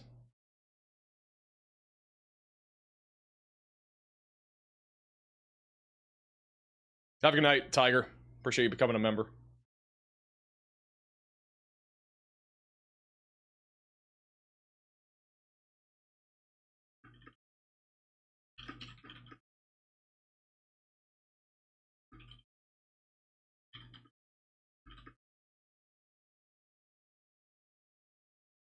Honestly, kind of sad you might not be live tomorrow. Why is it sad? It's honestly a good thing when we're not live. Tomorrow's risk doesn't look that bad. This is what tomorrow looks like right now. I mean, it's a large area. I know. I mean, square mileage wise, it's large, but like, it's not like a big tornado risk or anything. I mean, I don't even know if we're gonna have tornadoes tomorrow. I don't know why we even have a 2% right now. It didn't look that interesting when it came to a tornado threat.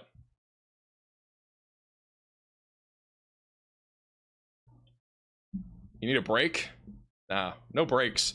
I love doing this. Like, I mean, I would like, you know, people always tell me to take a break or whatever. Like, I would literally not be doing this if I didn't enjoy doing it. So like, I don't care how long we have to be live for. I mean, the only reason why we ever had limitations to live streams in the past was literally because of college. Like, that was like the biggest thing. So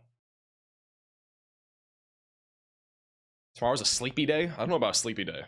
We'll see. We might go live. I don't know. I'll give it like a 45% chance that we go live tomorrow. Will there be a video? I think we'll have a video uploaded at 6 a.m. My apologies, by the way. I did not mean to upload our video at 5 a.m. we had a time zone issue. Thank you, Ryan, for the super chat. I wish I was a bat. Cool. Appreciate the info. I don't want to do it, but who asked? I'm kidding.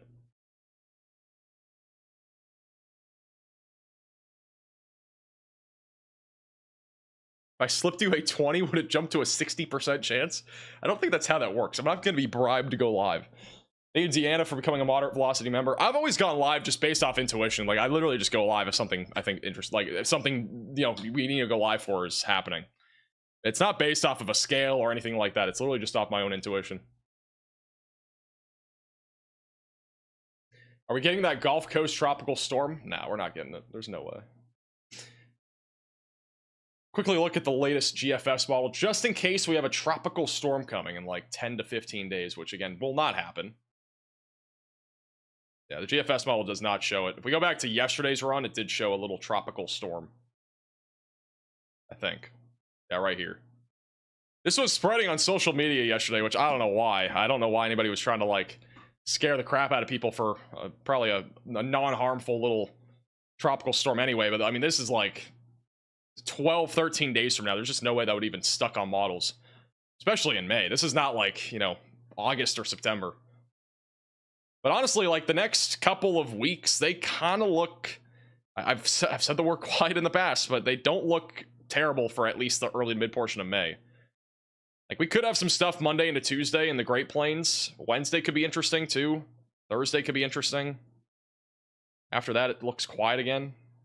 I don't know. It doesn't look too bad for May. I don't know if there's going to be many more live stream opportunities after tomorrow and Friday. There will probably be at least a few in the early to mid portion of next week, but I don't think it'll be anything crazy. By the way, thank you, Josh, for the $5 Venmo donation. You have a video of the Vernon, Illinois tornado on your page. Emergency. All right, let me look this up.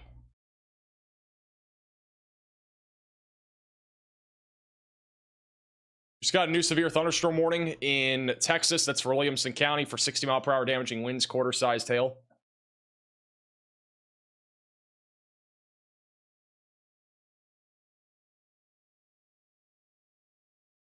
Hey, Josh, is that your video? If so, can we show it on stream?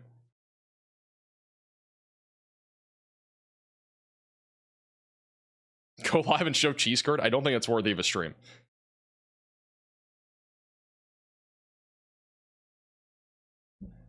Thank you, Healer, for the $5 super chat. CVG Airport in Florence, Kentucky had an EF-1 tornado yesterday that moved a 747 several feet. Oh, a plane. Oh, I gotcha. I was confused on what you're saying. That's crazy. Florence, Kentucky had a tornado yesterday? We have stuff in Kentucky? I don't even remember. I don't know why I can't remember anything from yesterday. I barely remember even being live yesterday, which is kind of concerning. I remember everything from Monday's event and Sunday's event. For some reason, I don't remember anything about yesterday's severe weather coverage, which is weird. I know everything about today, though. Today was pretty much just a kind of a low-end severe weather day across the board for the most part. Bro's still streaming. I am still streaming. We're going for 10 hours. We're almost there. Might as well.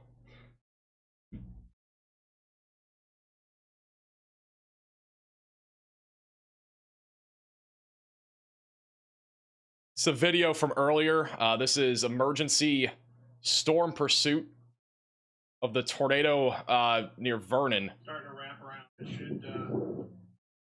This on Emergency Storm Pursuit on Facebook. This is the tornado that we had earlier. We had Hunter Hurley on this and I think Ben Williams, but this is the tornado. Honestly, again, it doesn't look that strong, but it could have been strong. We don't really know. You know, we'd have to see what actually is happening at ground contact. With it being behind trees, it's hard to tell. Little tornado, though, coming down here.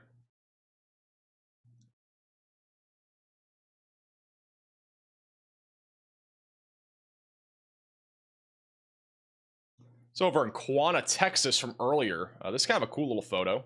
Sent in by Sarah Snow on Facebook. A little cool little storm structure. Thank you, Bravo, for the $50 super chat. W's in the chat for Bravo. Get yourself something nice for Cheese Card. I appreciate that. Thank you for the super chat. By the way, we have a bunch of fan mail for graduation gifts and stuff that I have to get.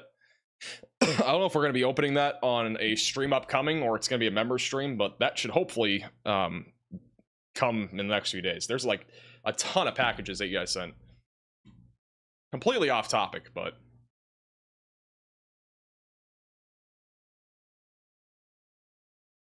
This is a sped up video from Hunter Hurley of the circulation or the rotation near Vernon, Illinois earlier. Kind of a cool little video here, a little time lapse. This is when he was doing that time lapse footage.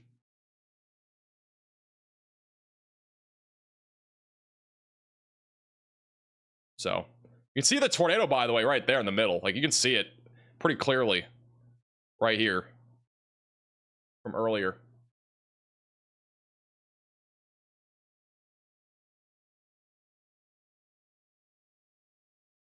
Kind of kept going up and down. It was kind of weird. And it occluded left. You can actually see how it occludes. Look, this is really kind of cool. You can see how it occludes back into the left here. So watch it closely. It actually occludes to the left. As it goes behind like the rotating wall cloud, it just goes kind of behind it. And then it occludes off to the left, which is actually kind of cool.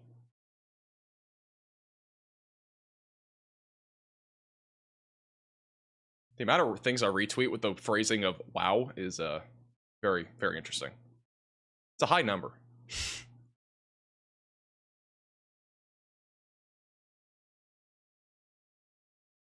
I'll try to open any fan mail on an actual stream. I mean, there should be streaming opportunities here in the next like week or so that we'll be able to open them on.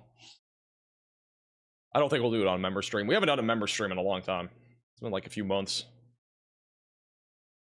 The tornado watch was dropped. Yeah, we no longer have a tornado watch. There will still be a continuation of isolated severe weather. Still got a couple hailstorms out here in eastern Illinois, and then one south of Cincinnati. This one's actually up to ping pong ball sized hail now. Heading into New Richmond and eventually into Ohio near Amelia and Bethel. Can tornadoes be camera shy? I mean, they can. When was my very first stream? Probably like 2 years ago, 3 years ago. My first stream ever was 5 years ago on Facebook. My first one on YouTube was about 3 years ago now.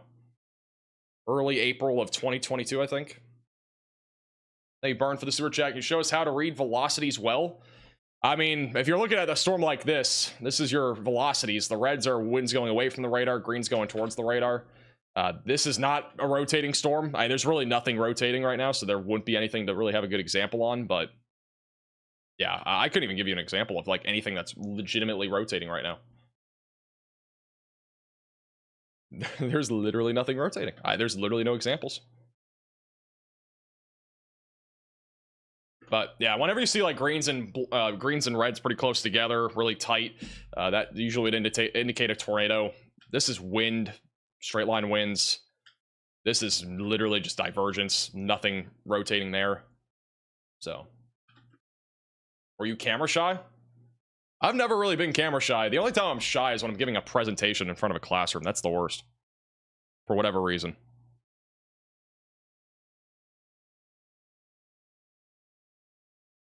I do actually, yeah, I technically do have tutorials on this channel. I don't know what to what extent I have tutorials on, but I do have tutorials.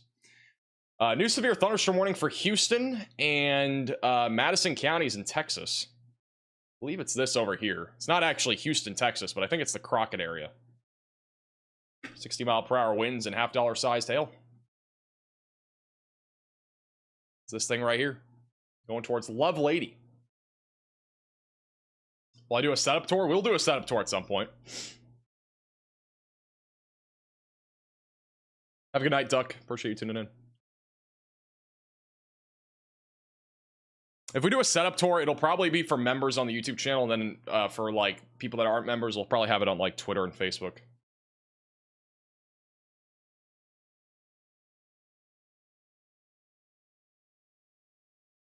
Go to Big Sandy Virtual Railfan. Yeah, pull it up. Apparently there's a big lightning display, and there actually is. My camera program will load. Send this to 3, and we'll send this to 2. At bottom right of your screen, pretty big lightning display out there in Big Sandy, Texas.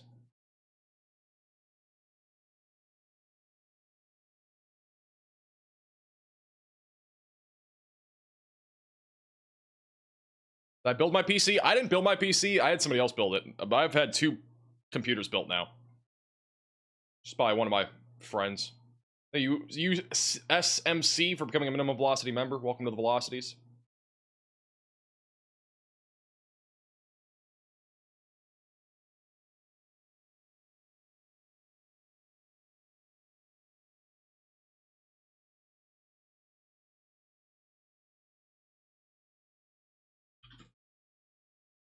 Will Illinois get hit hard tomorrow? Not really. I don't think there's gonna be much tomorrow in Illinois.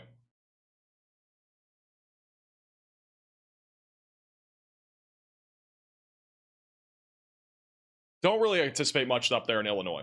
Just some isolated severe weather.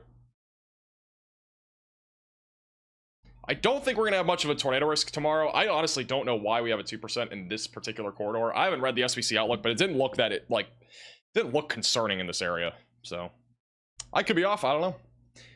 But I don't really think there's gonna be many. I don't think we'll have many tornadoes tomorrow. It looks like more of a wind and hail day across the board. New severe thunderstorm warning for Amelia. This is going to be in Clemont County in Ohio for 60-mile-per-hour winds, quarter-sized hail, or half-dollar-sized hail. Hey, you mad planner for the sewer chat. Why do you have 2 PCs and soon to be 3? I have 6 monitors running on 1, so I'm just curious why it takes up that much space.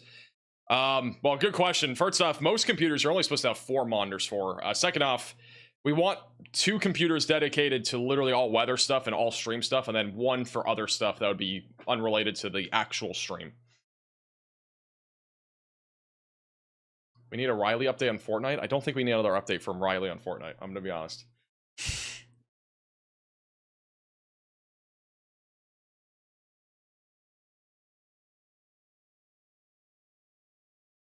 I just said in the chat there's ground circulation near Georgetown. I highly doubt that. I don't see anything rotating down here. It's just a line of storms, mainly for wind. Might need a whole server rack? Yeah, we might. But we've been looking into it. We'll wait and see.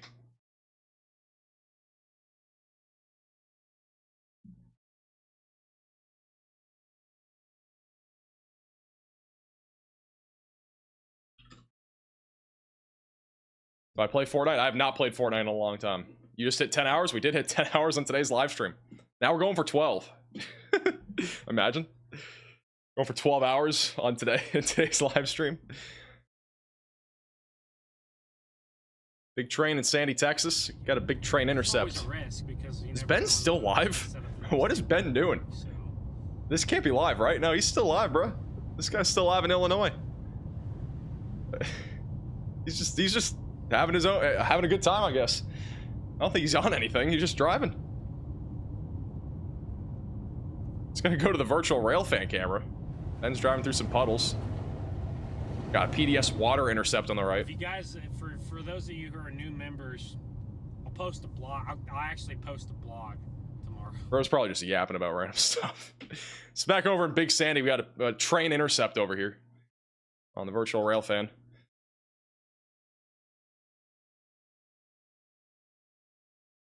Ben is road tripping. We had a lightning show on the other camera. I don't know if we can still see it. This is the other camera. You can still see the train on the right. Got some lightning back there. Hey, you see USMC for the super chat. $2.99 isn't bad for all the members. Only stuff you do. I mean, that we have pretty cheap memberships here on YouTube, and again, every member on this channel literally contributes to being able to have all the chasers that we have, and all the upgrades that we're doing too. So if you ever want to support the page above and beyond, again, the best way to do it is by becoming a member, in my opinion. Best way. If you want to become a member, it is the join button down below. I see Riley getting beat up right now. Can't show it though. Thank you, Del Toro, for the super chat. Have you ever seen raining tacos on the radar? Excuse me? I don't think I've ever seen that.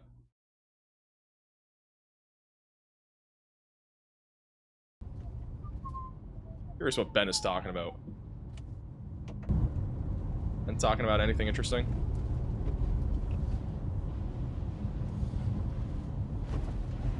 Ooh, big bump. Going through a little. Bro's going through a neighborhood. Neighborhood intercept.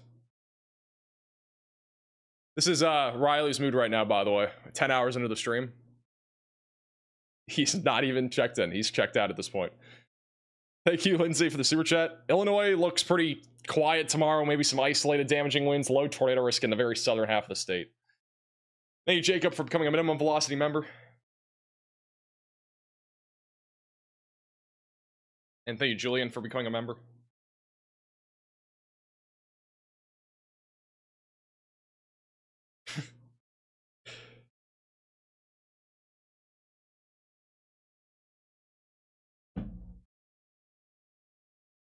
Where's the join button? It's down below. If you don't see a join button, I'll post the membership link in the chat. Unsafe working conditions? I guess Riley has to file a complaint. Thank you, Dan, for becoming a member. Welcome to the Velocities. It's actually been 2 weeks since Riley officially joined us. It's been 2 weeks and a day, I think. 15 days. The first 15 days are on the books. Thank you, Healer, for the $5 super chat. If you play games on your phone, are you really a gamer, Riley? I mean, I've not played phone games in so long. It's been such a long time. Maybe Riley has something to say about this. Yes, he does. All right, Riley's going to go ahead and talk about whatever he's going to talk about. Yeah, I was just like, you might not be a real gamer, but imagine being the first person to win a game of Fortnite while taking a selfie with a tornado in the background. Only possible because of Fortnite Mobile, by the way. Congrats. Yeah. Have you done that before? No, but I think I've won a game of Fortnite in a tornado warning before because I got one for my house. I'm like, you know what? Can't put down the game, man. Gotta win. Come on now. All right, thanks. Thank you, Brenna, for becoming a member. Such a random story. Bro's a professional gamer if he's playing during a tornado warning, I gotta say. Not recommended, by the way.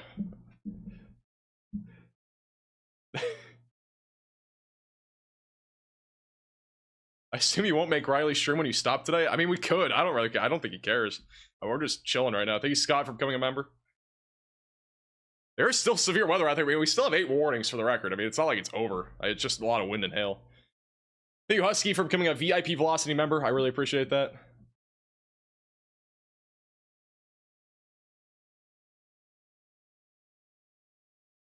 Riley watching Max is like a proud grandpa. Bro, what is up with the grandpa stuff? I am 22 years old.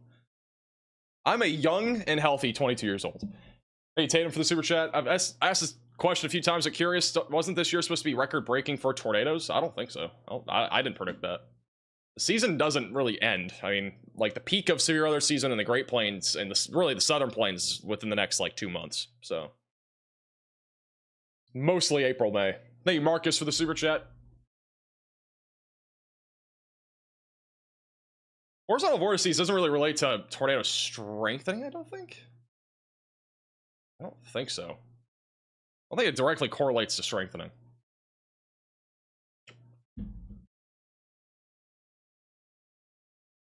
But they are very common with strong tornadoes. Thank you, Kirsten, for the $10 super chat. Love this channel so much. I've learned so much to literally laugh on every stream. Thanks for all you do. Congratulations on the degree. Appreciate that. Thank you. Appreciate the generosity.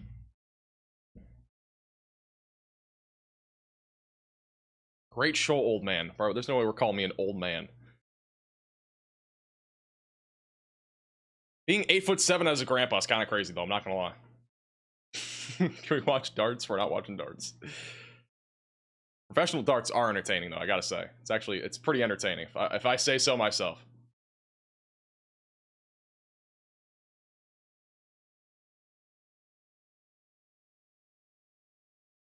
Does Alabama look like tomorrow?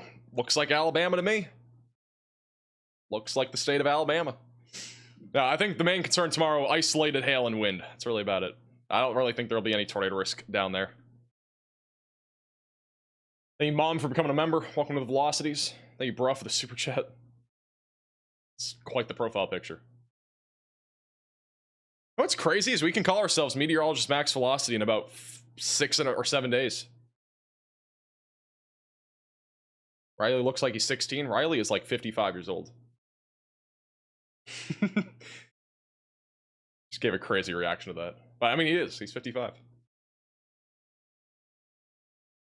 He's gonna retire here in the next like 5 years. You're 8'7". I am 8'7". That's what Google says. We all trust Google. How tall is Riley? It's like 5'3".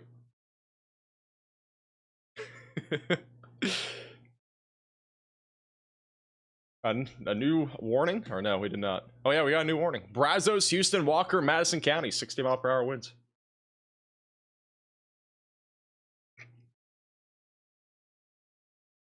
Are your parents members of this channel? I don't think so.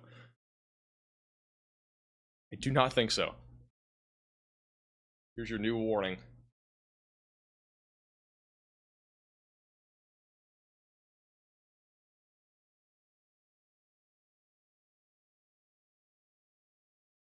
Apparently Riley is currently, I don't know, let me look at his channel.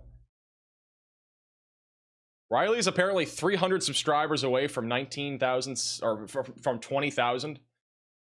His name is Mr. Dibble on YouTube. Again, we just need like 300 of you guys to subscribe to him real quick. I think the link's in the description. Help him at 20K. We might be able to do that today.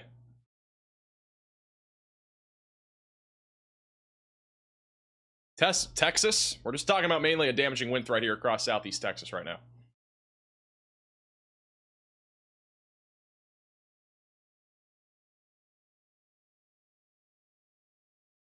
Subscribing right now? Yeah, subscribe to him. He's very close to being at the number he wants to be at.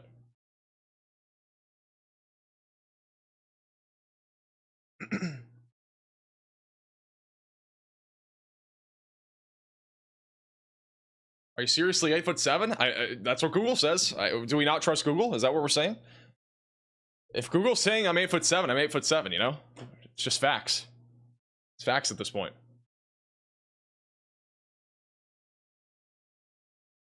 Cannot deny what Google's telling you. Hi, jeez. Hi. He's Kurt's back.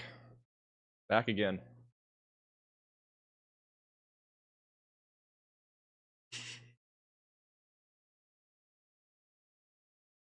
Yeah.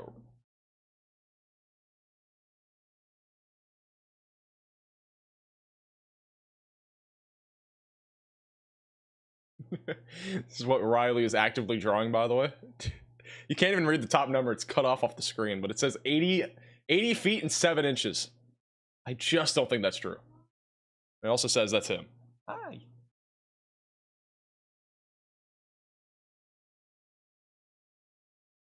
Bro. We got debris at the bottom right, or bottom right of your screen. Debris is back, making a return. That's another shirt. We're not doing more shirts, and we're done. The shirts, they're gone. Never coming back. That is not LeBron James.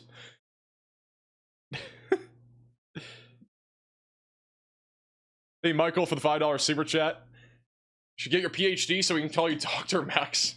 That's so much more school. That's 4 more years. That's so long. 4 years of school is already enough doing YouTube. Doing 4 more years and going for a doctorate would be crazy. That would be legendary, I gotta say, though. That'd be quite literally a legendary move.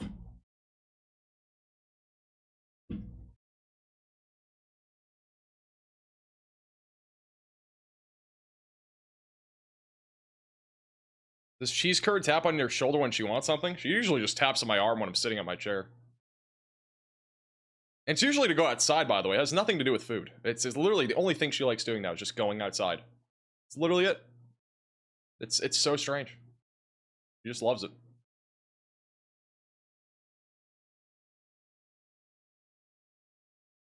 I don't trust Google? Well, that's not cool.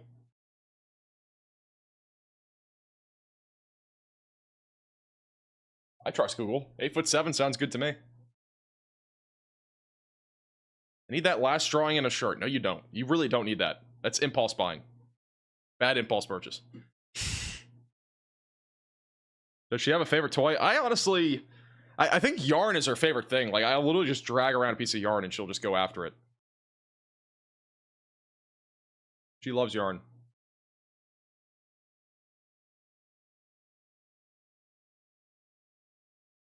Max has a tall neck.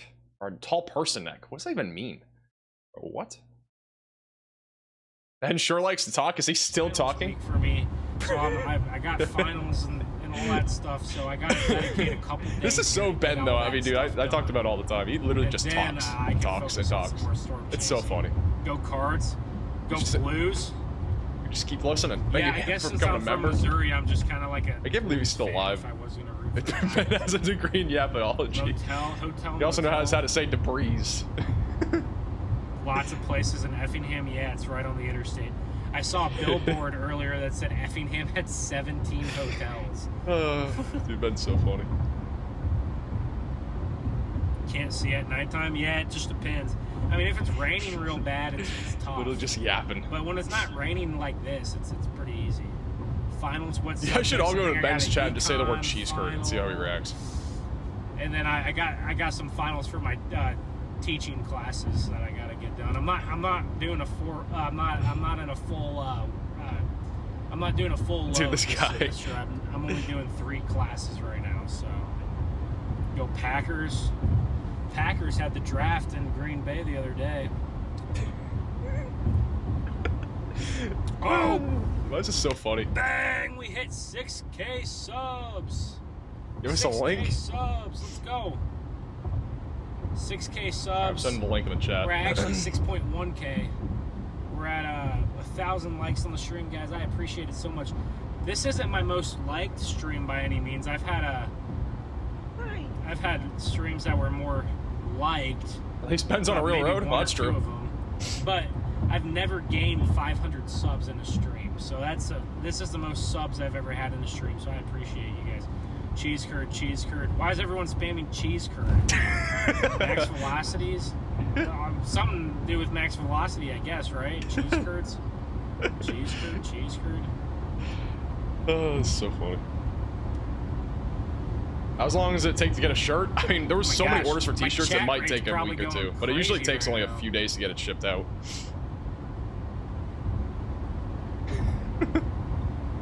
Gee, whoa, what's going on? What is going on?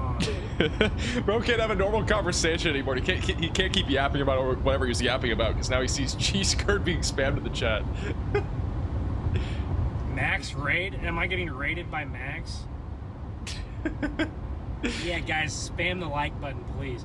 I'm on my way to stay somewhere in Illinois, so I'm gonna be live. I for saw 100. another, We did not 20 sell 100 minutes t-shirts. No, chat. Max I think we says sold hi. 50 something Tell though. Max I said hi back.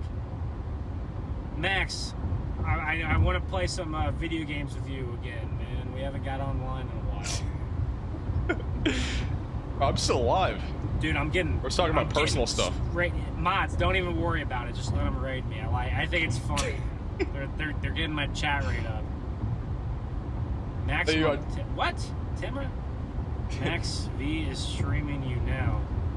Is Max Velocity still live? Thank you, Jonathan, for the super chat. Debris shirt count. I think we have like. I think it was like 50 something. Is there still storms going on for him to be live for? No, there isn't. We're just live. Thank you, Cheryl, for becoming a member. Welcome to the Velocities. Oh my gosh, he's still live. Max is a W streamer. Hey Max, I just want you to know, all my buddies back at home, they all watch you. They all watch you. So they've been watching you even before you ever even had me on your stream. So I just want to let you know, my buddies know ball. They all watch you. So. Thank you, Rusty, for the $20 super chat. Yes, still alive. Thank you, Sarah again, for becoming a member. Yeah, guys, we're just on our way. I don't know, maybe I'll go a little bit farther than Effingham. Maybe So I'll random. Just run the, it's just so random. Well, if we have a lot of people. Ben's so awesome. I'd definitely subscribe to Ben. He's fun. He's an up-and-coming storm chaser, if you will. They Haran for the super chat. Will there be a saxophone by Caleb viewing tonight? Do we have a saxophone from Caleb, Riley? We have no new saxophone video, fortunately, but maybe, who knows? I might pull out the old one. Thanks. Did you see my beautiful drawing, by the way? Like, everyone has to see and appreciate this monstrosity we have going on the other monitor. This would be a beautiful t-shirt, but maybe next time. No, here's your cheese curd merch. Pretty beautiful, if you ask me. I spent like 10 minutes on this. Might need to be a t-shirt, honestly. Got a new severe warning near Wells for 60-mile-per-hour winds, $half size hail. I don't even know what the stream is anymore. I don't know why we're live. It's so random. Bro, everybody keeps saying I will buy that. No, you're not.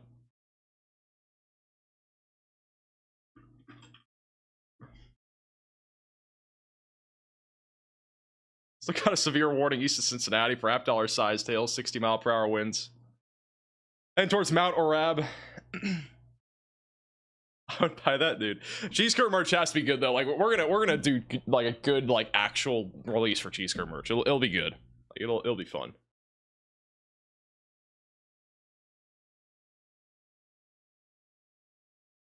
The new severe warning is rotating. I don't think we have anything rotating, but I will double check. We go back down to Texas. If we have anything rotating, it would be Texas at this point, which probably isn't rotating. Storm Marshall, just hail and wind. Back over in Texas, it's just a bunch of hail and wind. We don't have a radar hole, so it's going to look like it's rotating, but it isn't. It's just a lot of wind. Long line of storms again this year. Mesoscale convective system that is pretty much falling apart, but will continue to produce some wind and possibly some hail for the next hour, lightning, all that good stuff. All that typical severe weather stuff, I should say. How much money is the debris shirt? I think all of our t-shirts are $24.95. At least the ones that are like the drawing ones.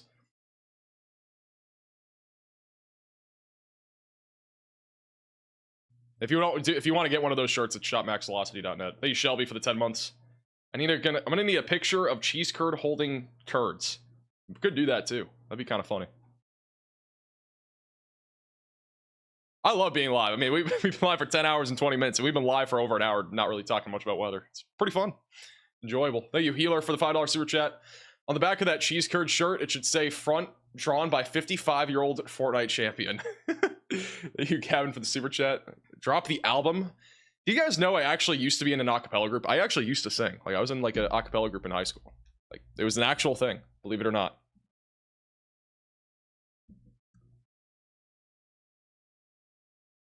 I used to be in an acapella group. It was like I got accepted into it sort of thing and did it for a year.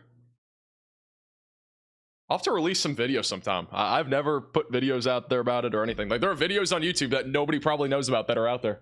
Not on my channel, but like on YouTube of me being in the acapella group. Thank you, Space Lobster, for the $10 super chat. I just joined the stream. Are you playing the saxophone now, Max? I'm not playing the saxophone. I'll join with my violin. We want to form an orchestra. I don't think we're doing that. Thank you for the super chat. Did I play sports? I used to play lacrosse for about 6 years, I think. Basketball for like 2 years, 3 years. Football for 1 month. I dropped out literally within a month. I was not into it. I was in high school. We lasted a month in football. Go figure. We're the next Tom Brady, honestly. You never know. Could happen.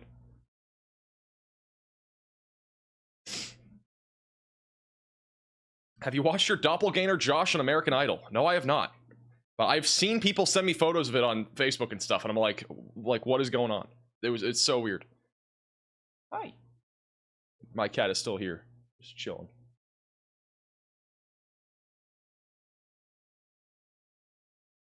You should do a stream where you just yap with chat.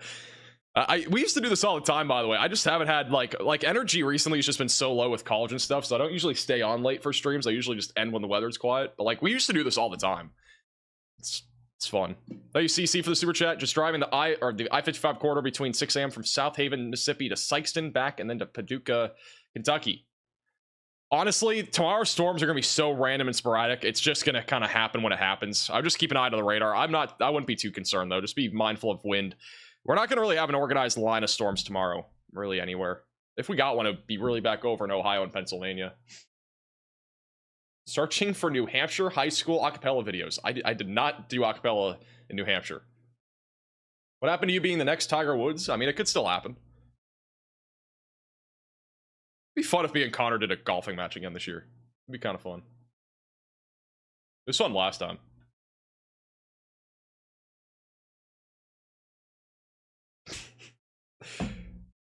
Dude, what? Just got a random message and it makes no sense. Just joined. Did you graduate? I graduate in less than a week with a bachelor's in meteorology. Less than a week. Still a little bit of time, but less than a week to go.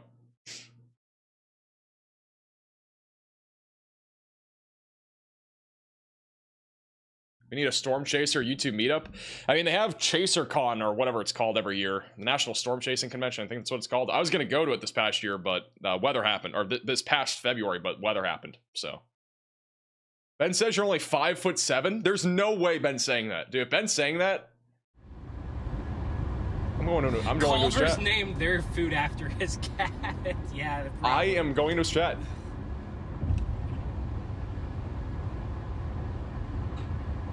I just told him. I need to hear his response on this. This is ridiculous. There's no way of saying I'm 5'7". They ice biker for becoming a minimum velocity member. Connor's awesome. Yeah, me and Connor used to be chase buddies. I'm trying to do my... This year I'm not going to be chasing with Connor because I'm trying to kind of do my own thing. I want to build my own I need brand. I need an update on my height. And I would 100%. I'm ready to throw hands. Always chase with him again. Bro was like 0-4, by the way. Ranger with his third super chat. Ranger, bro. Don't run yourself dry, okay? He's 0-4 on CFB matches against me, by the way. Don't run yourself dry. You know you are worn out when it take a super chat to remember Max's cat. Yeah, I know. Can I please have Did you just say 5'7"? Max, what's up, buddy? How's it going, man? Is he not going to respond? He's not going to say yes or no?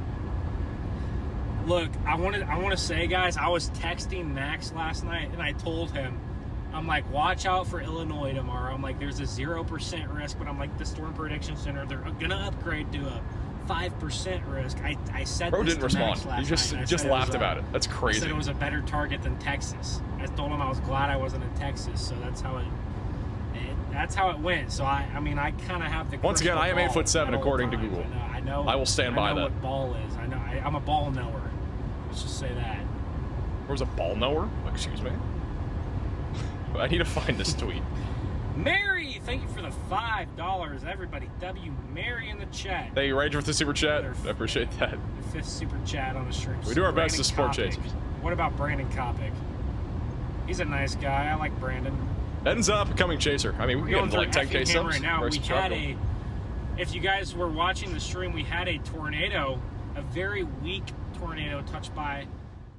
Bro, Ben is a professional yapper. This is, for those that are wondering, here's the proof. Google literally says I'm 8'7". If you have not already seen the proof, it is out there. It's on Twitter, it's on Facebook, it's on Google. I don't know if it still says this. I'm gonna try to look it up and see if it still says that. I think so many people looked it up, it might have changed. It doesn't even apply to, yeah, it says, bro, it literally comes up with a different response compared to like 2 days ago.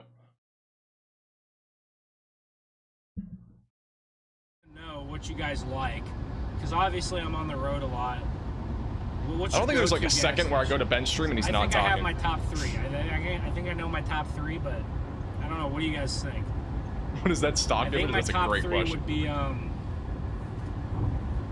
Oh, do I want to go west? Hey, ice biker for becoming a minimum velocity member. I think I want to go 70. Got ping pong ball size tail, by the way, near Williamson, Texas. That's north of Austin, near Round Rock. What do you guys think there on the gas stations? So here's my top 3. I'll give it to you guys right now. Number 1, without a doubt, and this is undisputed in my opinion, is Love's. Okay? Oh my goodness. I think Love's is number 1. He's doing his gas station rankings. It's Oh my very goodness. well lit, so anytime.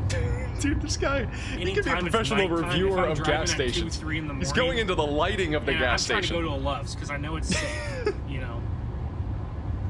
And after Love's, Casey's Pizza. All right, so Casey's just because of the pizza.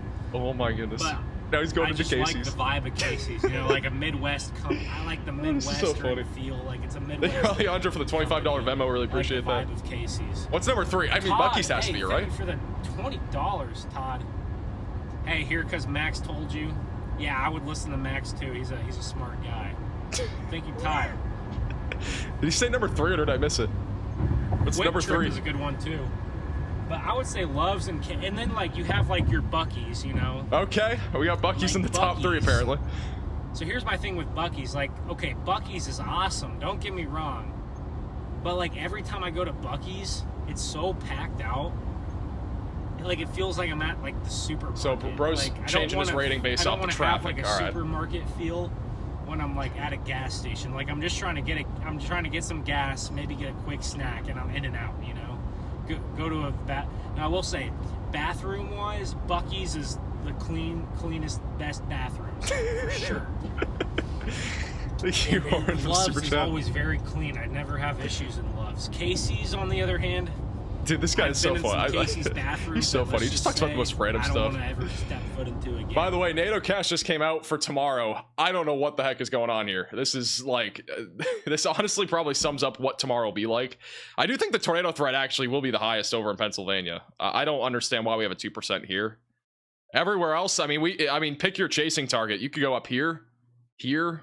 You could literally go anywhere tomorrow. There could be a tornado. Tomorrow is just going to be a weird day, I think. It's going to be a very low-end day, but probably some random place will have a tornado.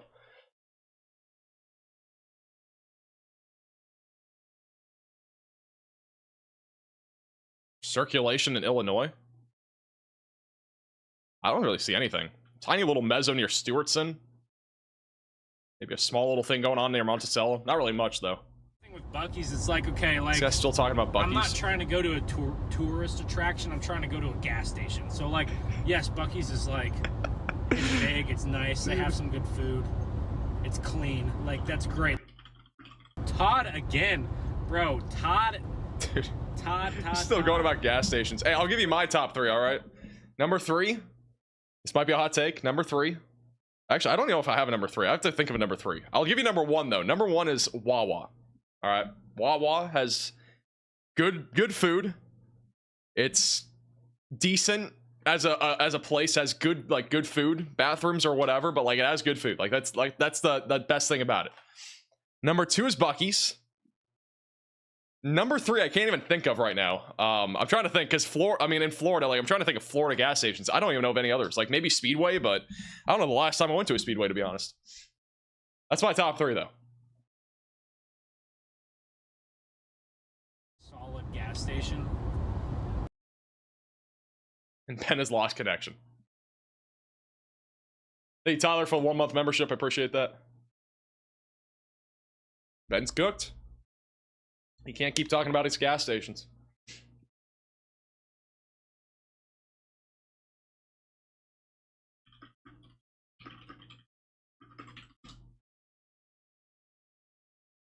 Speedway sucks. I don't know the last time I went to a Speedway. I'm being honest. I have no clue.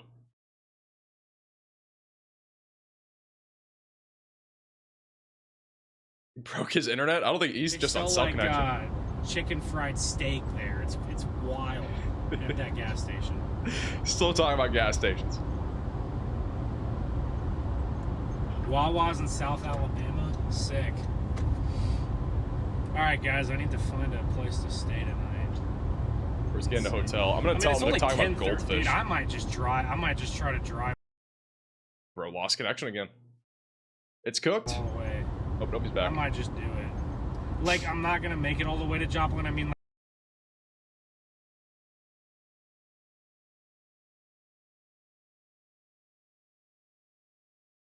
I'll wait for him to come back. Do I like beer? I don't really drink that much. I'm not a drinker, really.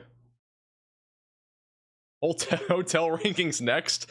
I mean, Ben would be probably... I don't know if Ben really stays at hotels, though. He's not like a big hotel guy. A lot of storm chasers, especially like ones that are not like big, they usually will just sleep in their car. Like that's typical. Save on money because hotels are not cheap. Like at all.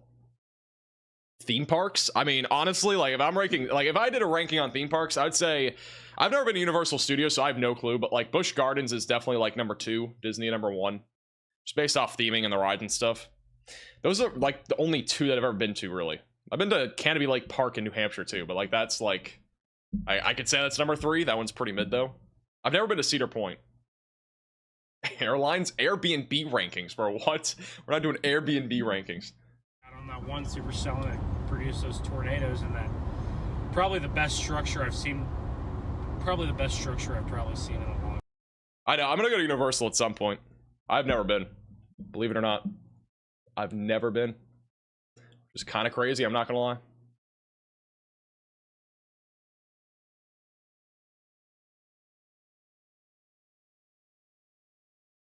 St. Charles, Missouri gonna be all right tonight? Yeah, you're good. You're good in Missouri. Honestly, yeah, most of the severe weather's done. The only thing that's really left is this stuff in Texas, which will kind of fall apart by the time it gets to Houston.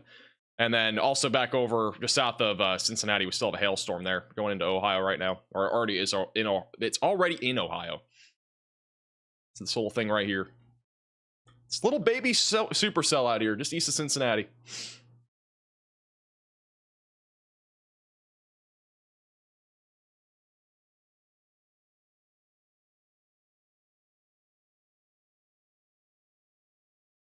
It's my favorite Disney ride? That's a good question. I don't know. I go to Disney. I used to go to Disney like a lot. I still do because I mean I'm like local. It's not hard to go. But like, I'm trying to think. I honestly have no clue. I would say probably Guardians of the Galaxy is probably the best one right now. I like the Splash Mountain revamp too. I think it's cool. Maybe Tron. Those are like probably my top 3 right now. Am I going to sleep? I probably won't be sleeping for like another 3 hours or 4 hours. So Small World goes crazy. There's no way we're putting Small World in our top 3. There's just no shot, right? Maybe the top 3 worst. I went on Small World one time. I got like in the front row. My legs were so crunched. Being 8'7", it's impossible to sit on that ride. You know, impossible. Sam's or Costco? I would go with Costco. Costco hot dog, can't beat it. The storm that's east of Cincinnati is moving east. Rock and Roller Coaster, actually, that's a good top 5. Rock and Roller Coaster is a good top 5. Star Wars Rise of the Resistance is like 4.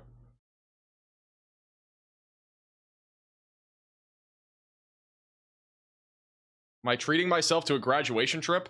I mean, for the record, I will not be live at all my graduation day. Probably not even the day before. So, yeah, we're gonna...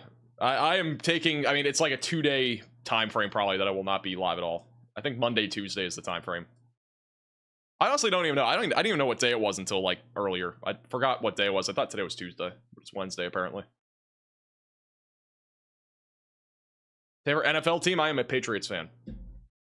Well, if it's a huge outbreak, I can't do much about it. Like if I'm graduating, I'm out on the graduation stage, I literally cannot do anything about it. I'm getting my like diploma or whatever it is, or shaking hands with whoever it is. So, plus a lot of family are coming in. So, huge lightning and Big Sandy. I haven't really been looking. Apparently, there's a lot of lightning there. Am I going to grad school? I am not. Stream on stage? I'm not streaming my graduation.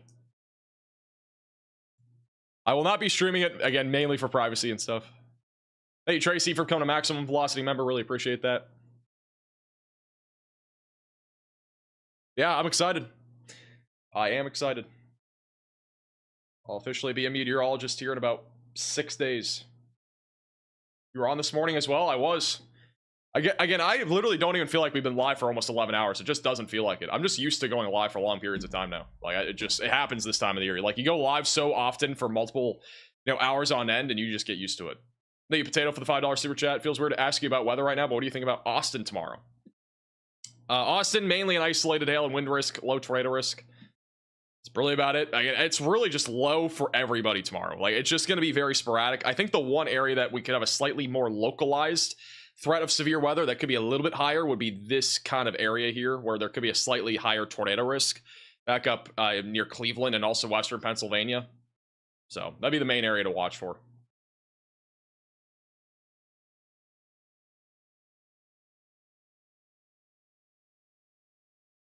Main area to watch for tonight. I will be streaming still. Yeah, we're not going anywhere. We're still on YouTube.